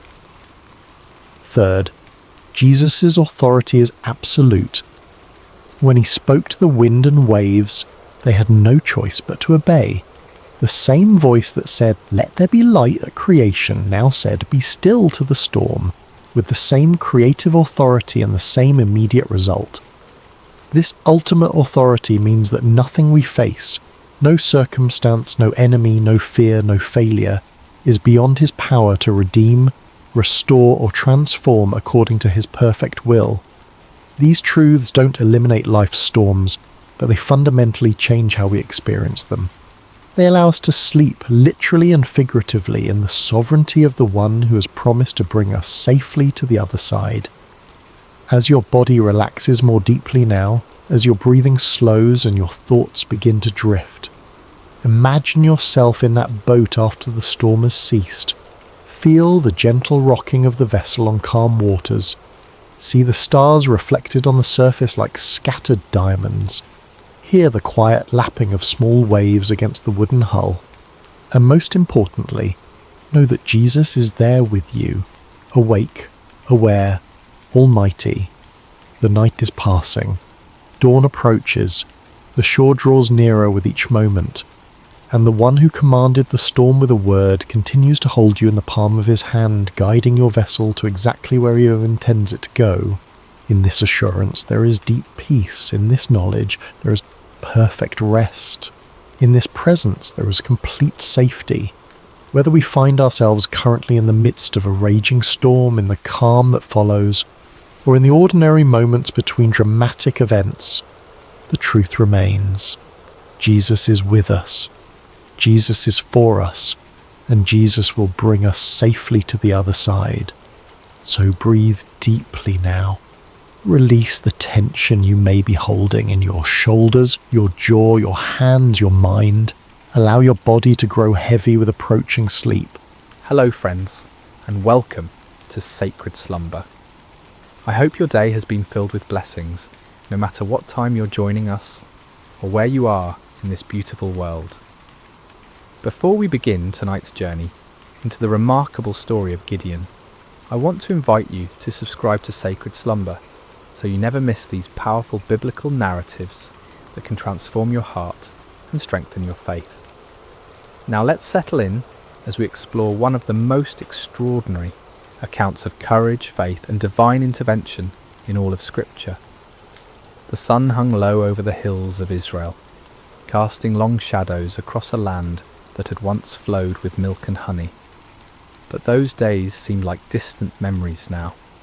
The once prosperous nation had fallen into chaos, its people scattered and hiding like frightened animals. For 7 long years, the Midianites had swept down upon Israel like locusts, devouring everything in their path. Picture, if you will, the terror that gripped every village and farmstead. Families would wake each morning not knowing if this would be the day the raiders would come. Fathers would venture out to check their crops, only to find them trampled and stolen. Children would be hushed to silence at the first sound of hoofbeats on the horizon. The very air seemed thick with fear and desperation. The Midianites, along with their allies, the Amalekites, and other eastern peoples, had turned the conquest of Israel into an annual ritual. Like a plague of locusts, they would arrive at harvest time, their camels beyond counting, stretching across the landscape as far as the eye could see. They would strip the land bare, taking not only the grain and livestock, but also crushing the spirits of God's chosen people. Farmers had abandoned their fields, choosing instead to hide in mountain caves and underground chambers. The marketplaces that once bustled with commerce now stood empty and silent. What should have been a time of celebration and thanksgiving for the harvest had become a season of dread and starvation. Israel's cities, once proud and strong, had crumbled into mere shadows of their former glory. The walls that should have protected the people lay in ruins, and the gates that once welcomed travellers now hung broken on their hinges. It was as if the very blessing of God had departed from the land, leaving behind only sorrow and defeat. In this atmosphere of despair, mothers would gather their children close and whisper the old stories of how God had delivered their ancestors from Egypt, how he had parted the Red Sea and given them victory over mighty enemies. But those stories seemed like fairy tales now, beautiful but impossible dreams from a time when God still cared about his people. The elders of Israel shook their heads in bewilderment. Where was the God of Abraham, Isaac and Jacob?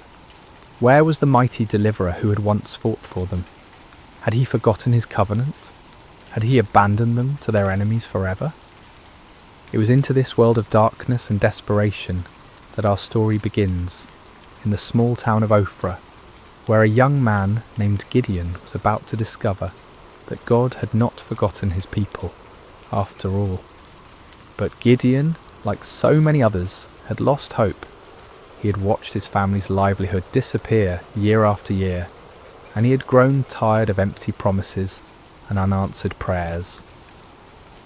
On this particular day, as storm clouds gathered on the horizon, both literally and figuratively, Gideon was engaged in the dangerous work of threshing wheat.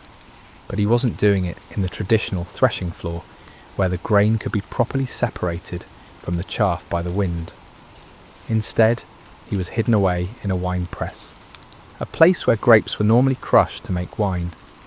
It was cramped, inefficient, and poorly ventilated, but it offered something more valuable than convenience. It offered concealment from enemy eyes.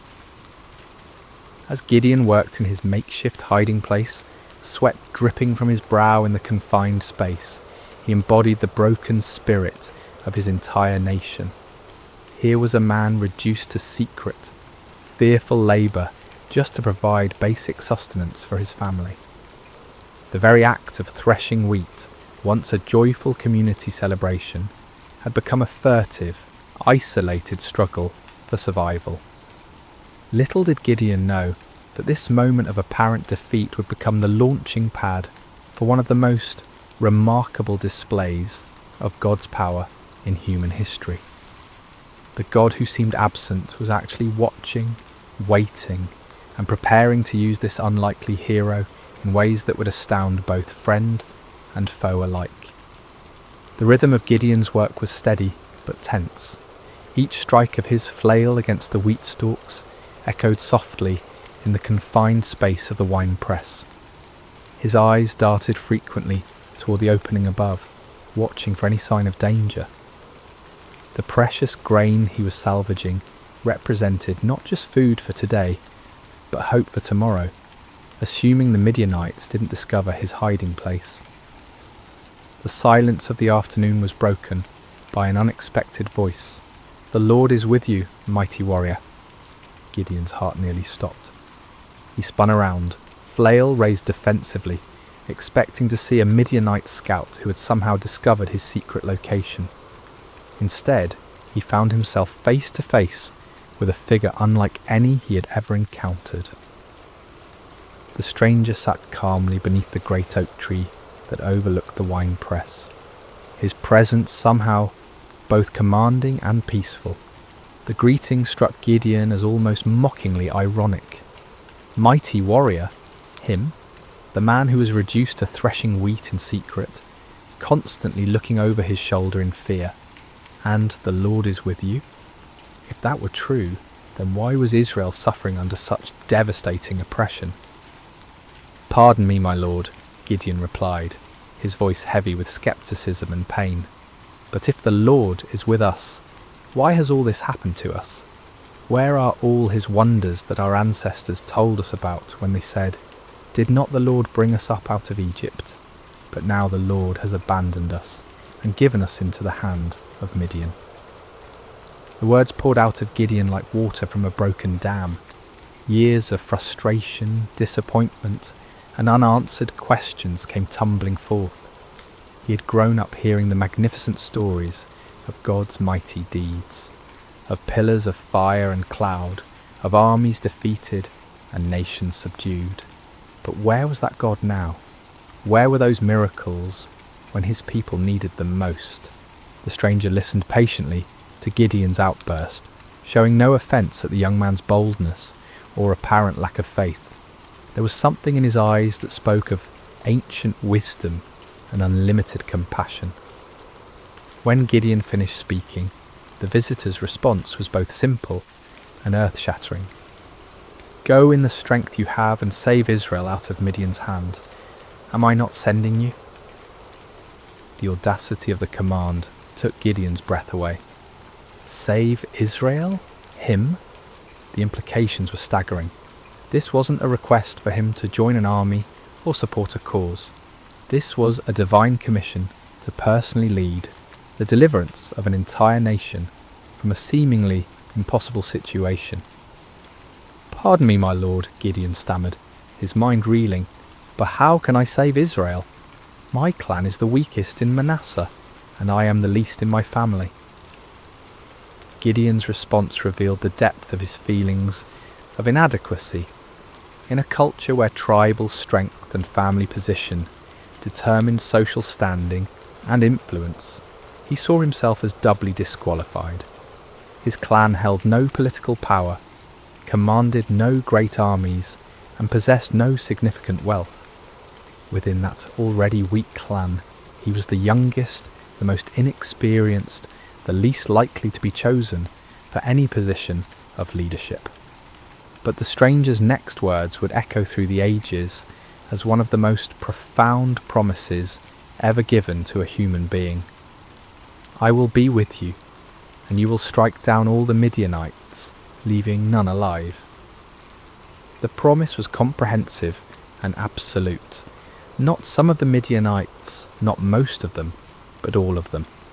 The victory would be complete and decisive, but more importantly, it would not depend on Gideon's strength, wisdom, or experience. It would depend entirely on the presence and power of God himself. Still struggling to believe what he was hearing, Gideon made a request that would reveal both his desire for faith and his need for certainty.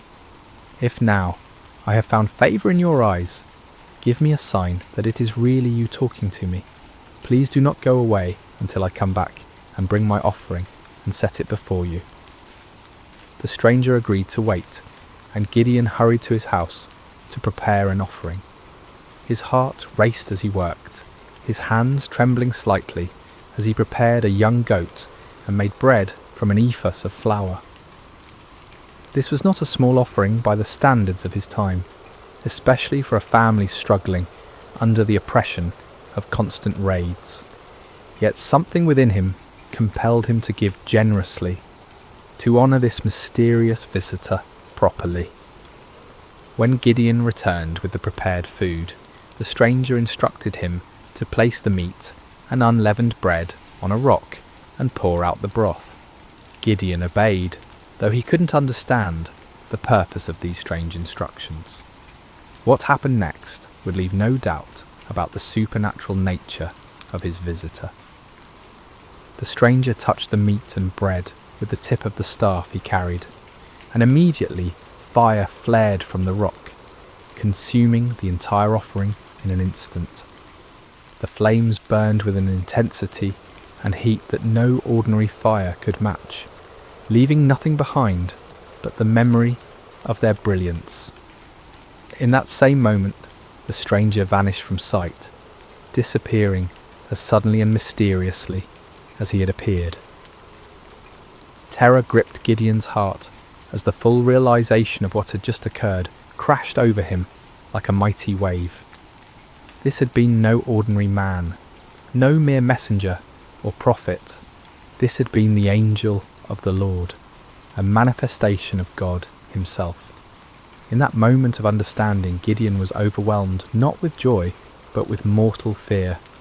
"Alas, sovereign Lord," he cried out in anguish, "I have seen the angel of the Lord face to face." In the ancient world, it was believed that no human could see God and live. The very encounter that should have filled him with confidence instead filled him with terror. Had his boldness in questioning and testing the Lord sealed his doom? Would he die for having stood in the presence of the Almighty? But even in his moment of greatest fear, God's grace reached out to comfort him. The voice of the Lord came to him again, gentle and reassuring. "Peace, do not be afraid, you are not going to die." With his own hands, Gideon built an altar on that spot and called it, "The Lord is Peace." The place where he had threshed wheat in fear and desperation had become holy ground, the site of a divine encounter that would change not only his life, but the destiny of an entire nation. As night fell over Ophrah, Gideon stood beside his new altar, his mind swirling with the magnitude of what had occurred.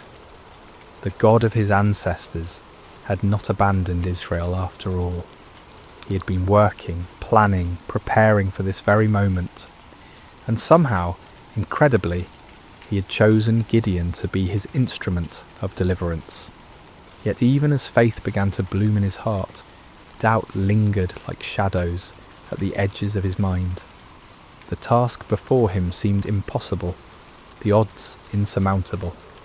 How could he, one man from the weakest clan in Manasseh, possibly hope to defeat the countless multitudes of Midian and their allies? It was a question that would lead him to make one of the most famous requests for divine confirmation in all of Scripture. The days following Gideon's encounter with the angel of the Lord were filled with a mixture of excitement and anxiety. The divine commissioning had been clear and unmistakable, yet the human heart, prone to doubt and fear, struggled to fully embrace what seemed impossible. Gideon found himself caught between the supernatural certainty of his calling and the natural uncertainties of his circumstances. As he went about his daily tasks, Gideon's mind constantly returned to that moment when fire had consumed his offering and the angel had vanished from sight. Had it really happened? In the bright light of day, with the familiar sounds and sights of ordinary life surrounding him, the encounter almost seemed like a dream. Yet the altar he had built stood as a permanent reminder, its stones bearing witness to the reality of what had occurred. Word began to spread quietly through the region about Gideon's calling. Some believed and were filled with hope for the first time in years. Others were skeptical, wondering how this young man could possibly succeed where so many others had failed. Still others were fearful, worried that any attempt at resistance would only bring more severe retaliation from their oppressors. The weight of responsibility pressed heavily on Gideon's shoulders. He was being asked not just to risk his own life, but potentially to lead others to their deaths. What if he had misunderstood? What if his faith had somehow led him astray? The consequences of a mistake would be catastrophic, not just for him, but for all who would follow him. It was in this state of mind that Gideon made his famous request for divine confirmation. The fleece test, as it would come to be known, represented not a lack of faith, but rather a deep desire for certainty in the face of overwhelming responsibility. "If you will save Israel by my hand as you have promised," Gideon prayed earnestly, "look, I will place a wool fleece on the threshing floor. If there is dew only on the fleece, and all the ground is dry, then I will know that you will save Israel by my hand, as you said." The request was specific and measurable. In the normal course of nature, dew would form on all surfaces exposed to the night air. If God could reverse this natural process, causing moisture to collect only on the fleece, while leaving the surrounding ground completely dry, it would serve as an unmistakable sign of divine intervention. Gideon placed the fleece carefully on the threshing floor as evening approached. All through the night, he must have awakened periodically, wondering what he would find in the morning. As dawn broke, he hurried to the spot where he had placed his test. What he discovered filled him with wonder and awe. The fleece was thoroughly saturated with dew, so much so that when he wrung it out, he was able to fill an entire bowl with water. Yet all around it, the ground was completely dry, as if an invisible barrier had prevented any moisture from settling anywhere but on the wool. The sign was clear and unmistakable, yet Gideon's human nature craved even greater certainty. The magnitude of what he was being called to do seemed to justify asking for additional confirmation. With remarkable humility and boldness he approached God with yet another request. "Do not be angry with me," Gideon prayed, acknowledging that his repeated testing might seem to indicate a lack of trust. "Let me make just one more request. Allow me one more test with the fleece, but this time make the fleece dry and let the ground be covered with dew." This second test was even more remarkable than the first. It would be one thing for God to cause dew to collect on a single object, while keeping the surrounding area dry, but it would be quite another to keep one small piece of wool completely dry while saturating everything around it. This second sign would demonstrate not just God's power over nature, but his precise control over the smallest details. Again, Gideon placed the fleece on the threshing floor and waited through the night. When morning came, he found exactly what he had requested. The fleece was bone dry without a trace of moisture, while the ground all around it sparkled with heavy dew. The grass, the stones, the nearby trees, everything was wet with the night's moisture, except for that one small piece of wool. God had patiently granted both requests, demonstrating not anger at Gideon's need for reassurance, but understanding and compassion for human weakness. The fleece tests revealed important truths about the nature of faith and the character of God. Faith is not the absence of questions or doubts. Rather, it is the willingness to act in obedience despite those questions and doubts. Moreover, God's response to Gideon's requests showed his patience with those who seek him earnestly. He did not rebuke Gideon for his need for confirmation, nor did he withdraw his calling because of the young man's hesitation. Instead, he graciously provided the assurance that Gideon needed to step forward in faith. The fleece tests also demonstrated the balance between seeking divine guidance and taking action. There comes a point when further testing can become an excuse for inaction, when the desire for certainty becomes a barrier to obedience. Gideon wisely limited his requests to 2 clear signs, then proceeded to act on what he had received. As news of these miraculous signs spread throughout the tribes of Israel, hope began to stir in hearts that had been dormant for years. Perhaps God had not forgotten them after all. Perhaps deliverance was indeed coming through this unlikely young man from Ophrah. But before Gideon could lead Israel into battle against their oppressors, he would need to assemble an army. The call went out throughout the territories of Manasseh, Asher, Zebulun, and Naphtali. Men who had been hiding in caves and mountain strongholds began to emerge, drawn by the promise of freedom and the reports of God's miraculous confirmations. The response was overwhelming.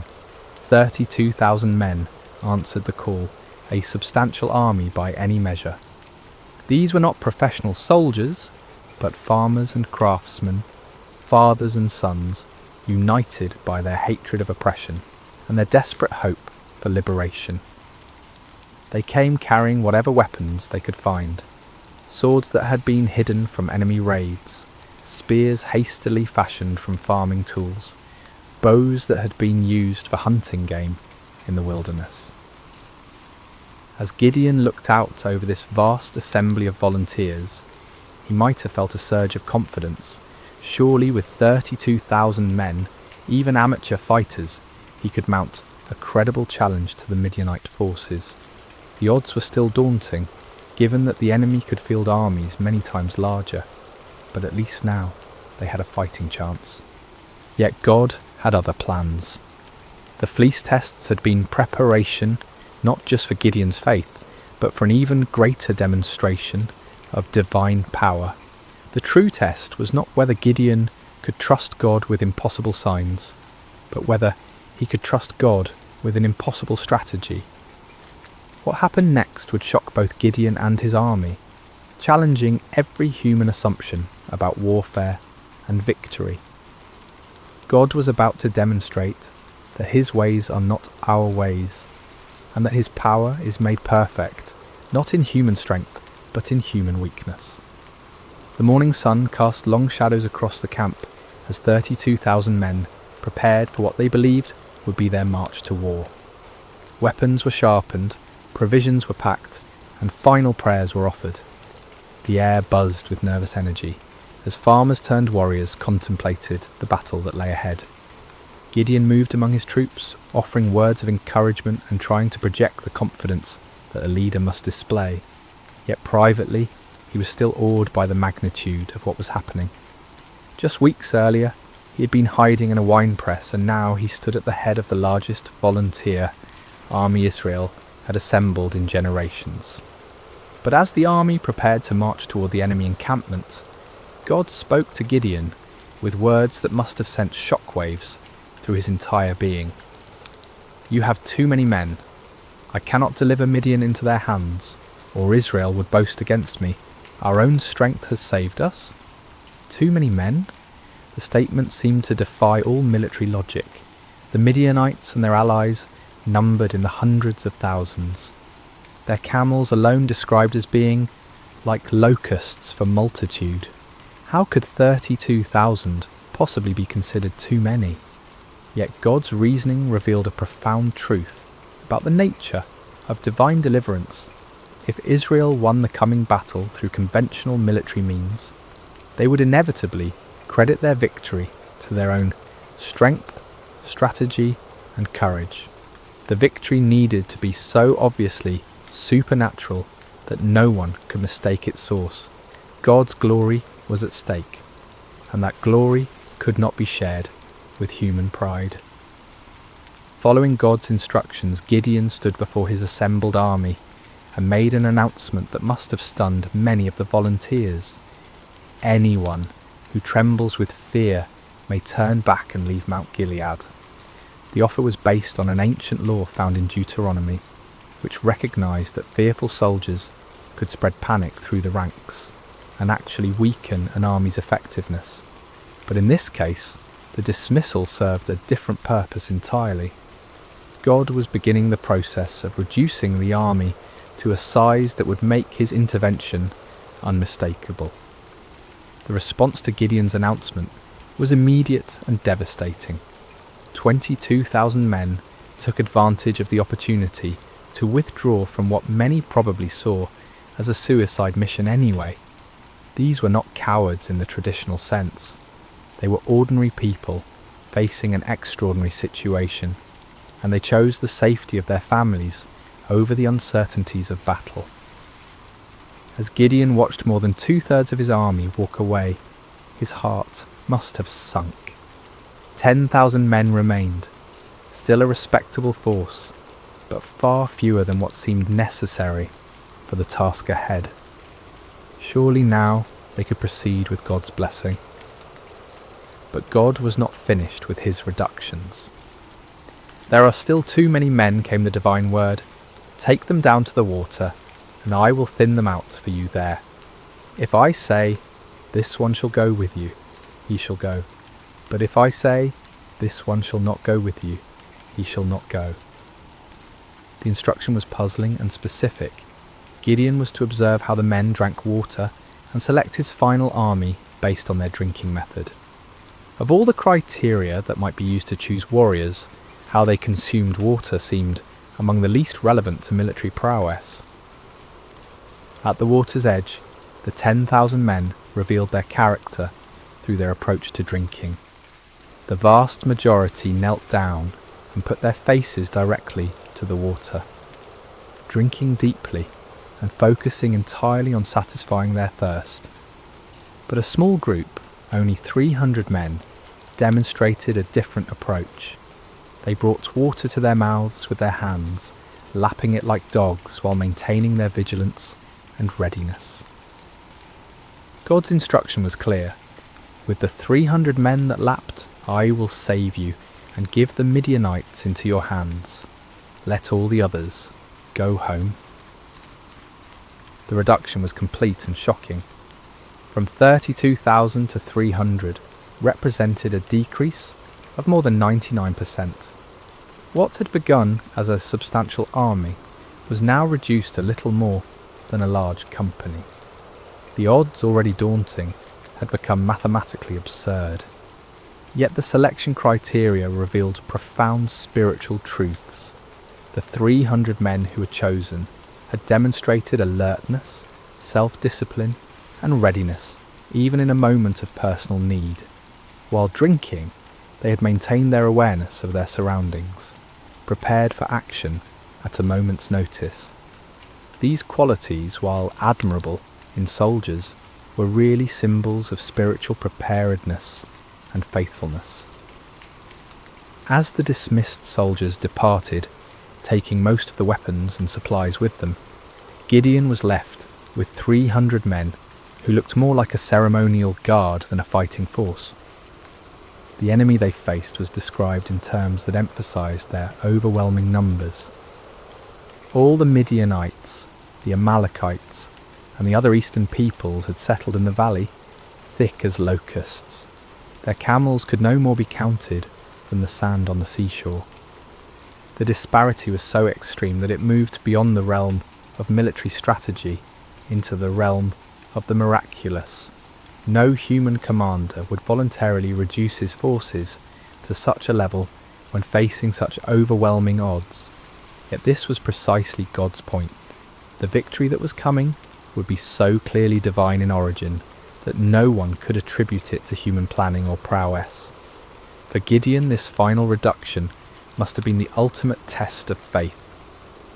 Everything in his military thinking, everything in his natural instincts, everything in conventional wisdom screamed against such a strategy.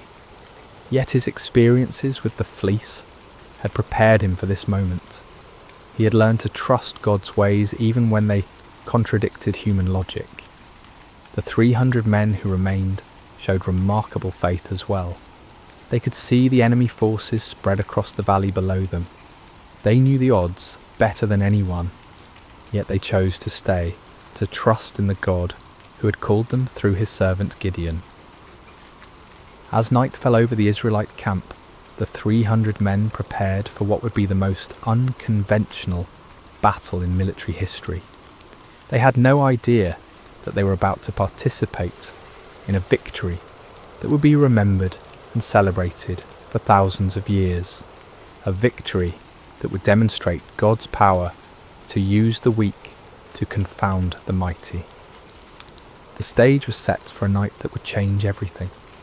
The Midianites slept in their countless tents, confident in their overwhelming superiority. The 300 Israelites made their final preparations, trusting in a God who specialized in impossible victories. The hours before dawn are often the darkest, both literally and figuratively.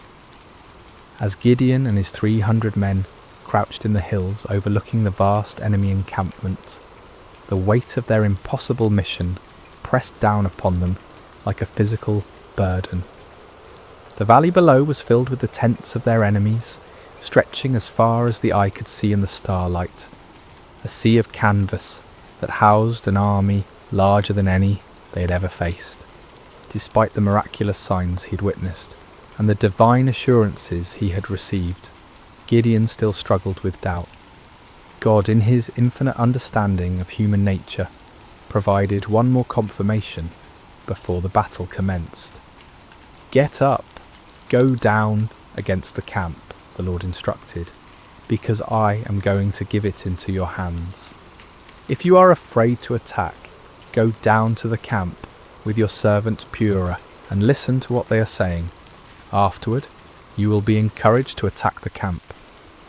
The offer revealed God's compassionate understanding of Gideon's anxiety. Rather than rebuking him for his continued fears, the Lord provided an opportunity for reassurance. Taking his servant Purah with him, Gideon crept down toward the perimeter of the enemy camp under cover of darkness. The Midianite camp was massive beyond imagination.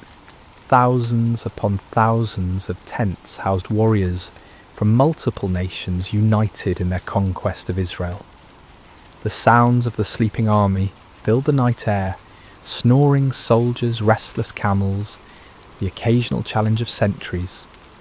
The very scale of the enemy forces should have been overwhelming to any reasonable observer. As Gideon and Purah approached the outer edge of the camp, they overheard a conversation between two Midianite soldiers. One was telling his companion about a disturbing dream he had experienced. "I had a dream. A round loaf of barley bread came tumbling into the Midianite camp. It struck the tent with such force that the tent overturned and collapsed." The interpretation offered by his fellow soldier was even more remarkable. "This can be nothing other than the sword of Gideon, son of Joash, the Israelite. God has given the Midianites and the whole camp into his hands." The irony was profound.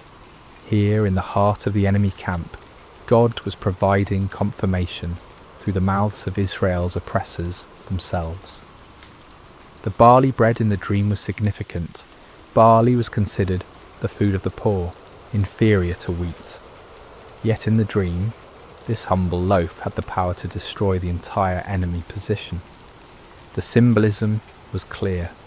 God would use the humble and despised to bring down the mighty and proud.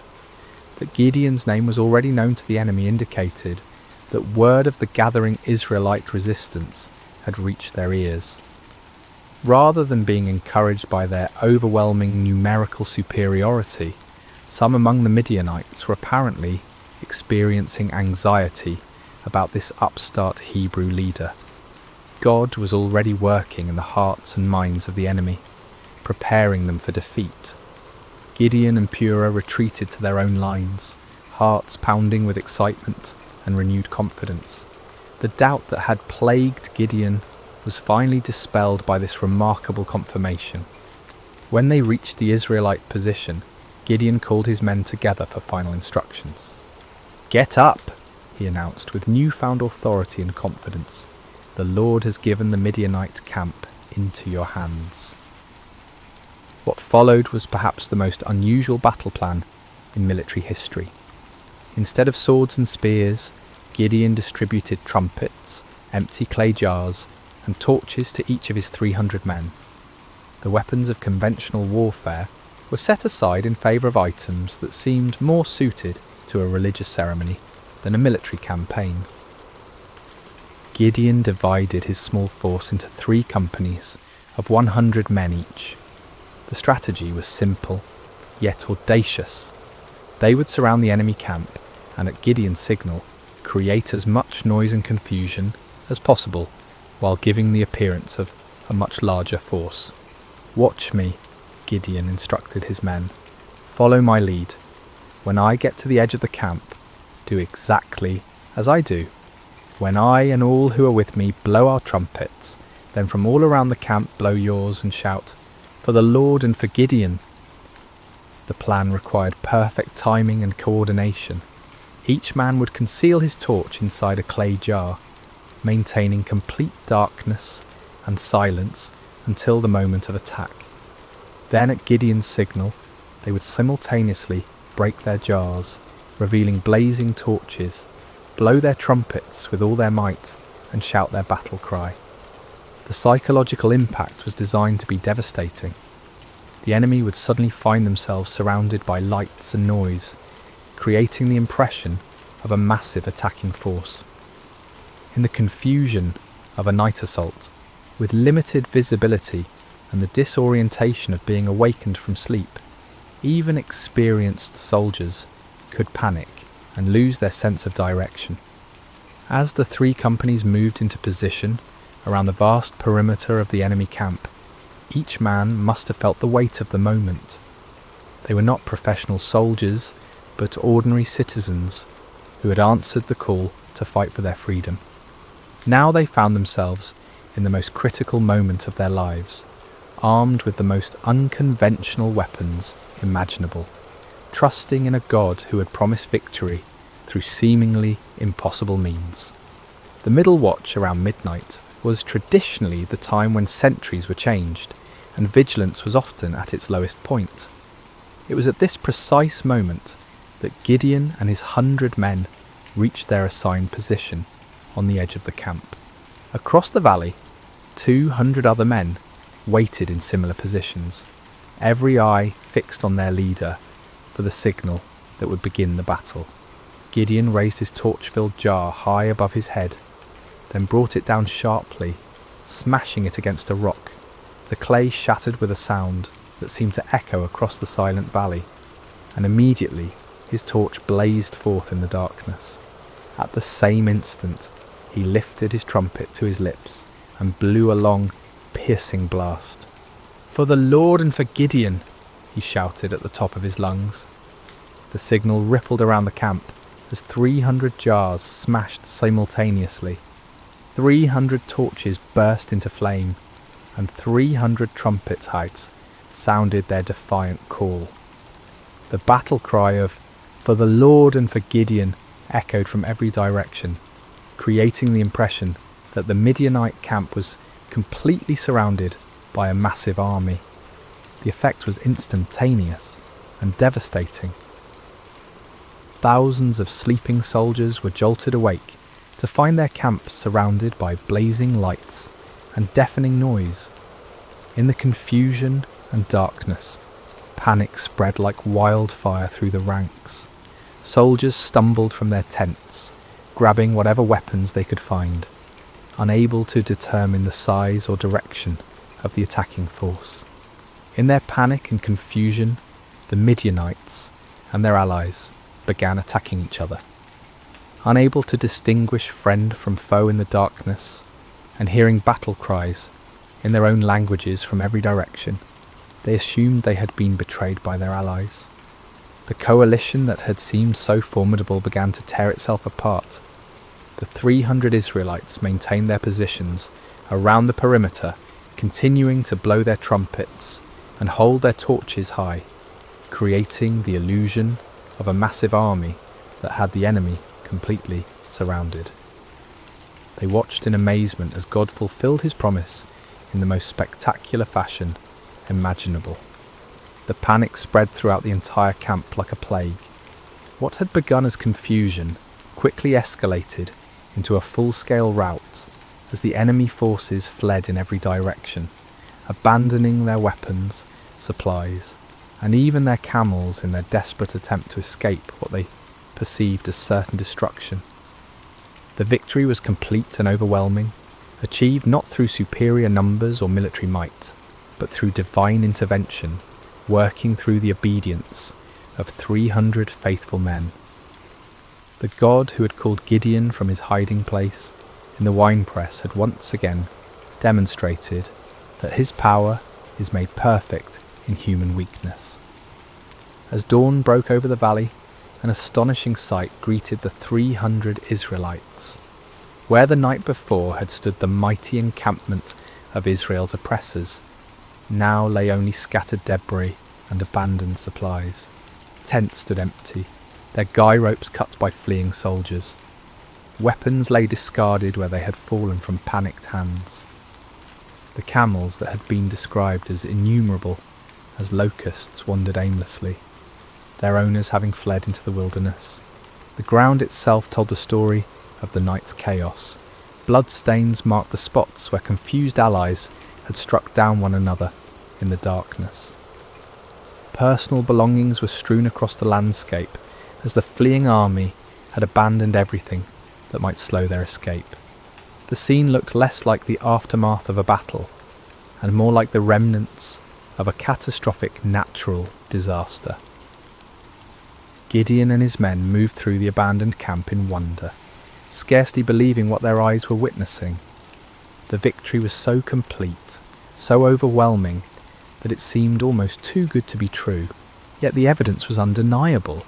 The army that had terrorized Israel for 7 years had been routed by 300 men armed with trumpets and torches.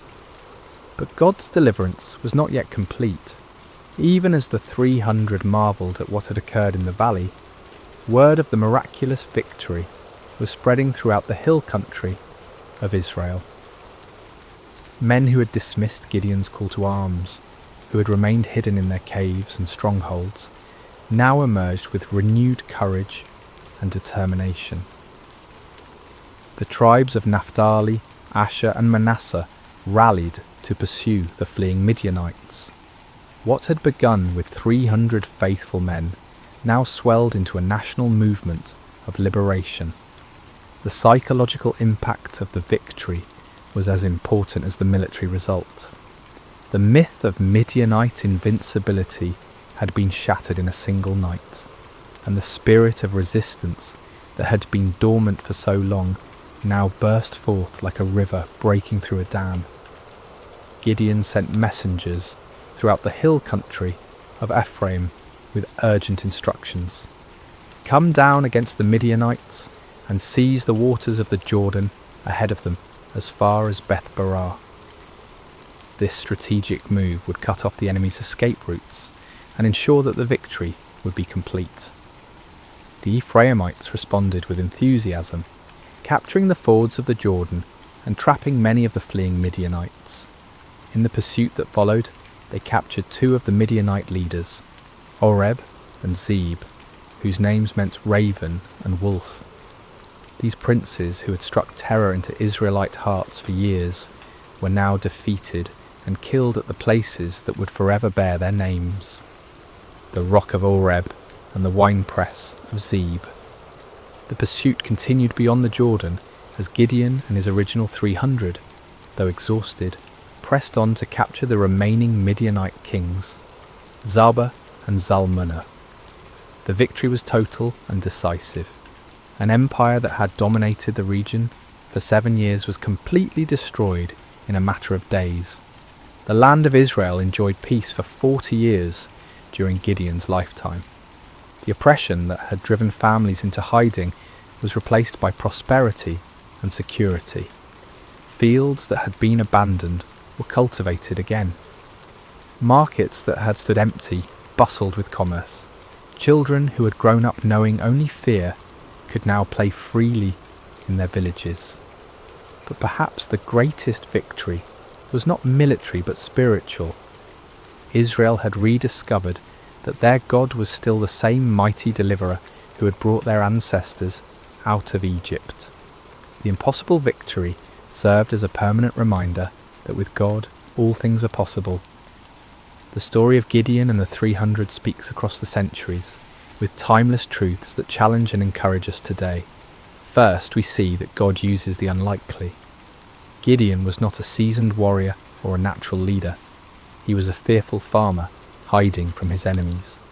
Yet God saw potential that others missed. This reminds us that God's calling is not based on our qualifications, but on his purposes. Second, the reduction of Gideon's army from 32,000 to 300 demonstrates that faith matters more than numbers. In a world obsessed with statistics and metrics, God's economy operates differently. He delights in using small faithful remnants to accomplish great things, ensuring that his power, not human strength, receives the glory. Third, Gideon's requests for signs teach us about the balance between faith and doubt. God was patient with Gideon's need for confirmation, showing us that honest questions and requests for reassurance are not signs of weak faith but of a heart that desires to walk in God's will. Finally, the story shows us that obedience in the face of fear is the essence of courage. Gideon was afraid, his army was outnumbered, and the strategy seemed foolish. Yet they obeyed, and God honoured their faithfulness with victory. When we feel unqualified for the tasks before us, when the odds seem insurmountable, when we need reassurance before taking steps of faith, the story of Gideon reminds us that our God specialises in impossible victories. He is still calling ordinary people to extraordinary purposes, still using the weak to confound the mighty, still turning fearful hearts into faithful warriors. The God who met Gideon at the winepress is the same God who meets us in our hiding places today, calling us to step out in faith and watch him work miracles through surrendered lives. Just as the 300 trumpets and torches became instruments of divine victory, our simple obedience can become the means through which God accomplishes his purposes in our generation. May we have the courage to answer when he calls, the faith to trust when he leads, and the persistence to follow when he sends us into battles that seem impossible to win. For with God, the 300 can defeat the multitudes, and faith can move mountains that seem immovable. The story of Gideon reminds us that our greatest victories come not when we feel strong and capable, but when we acknowledge our weakness and depend completely on God's strength. In those moments of surrender, we discover that we serve a God who delights in doing the impossible through the most unlikely people. And so the story ends where it began, with an invitation to faith, a call to courage, and a promise that the God who delivered Israel through Gideon and the 300 is still delivering his people today, one impossible victory at a time.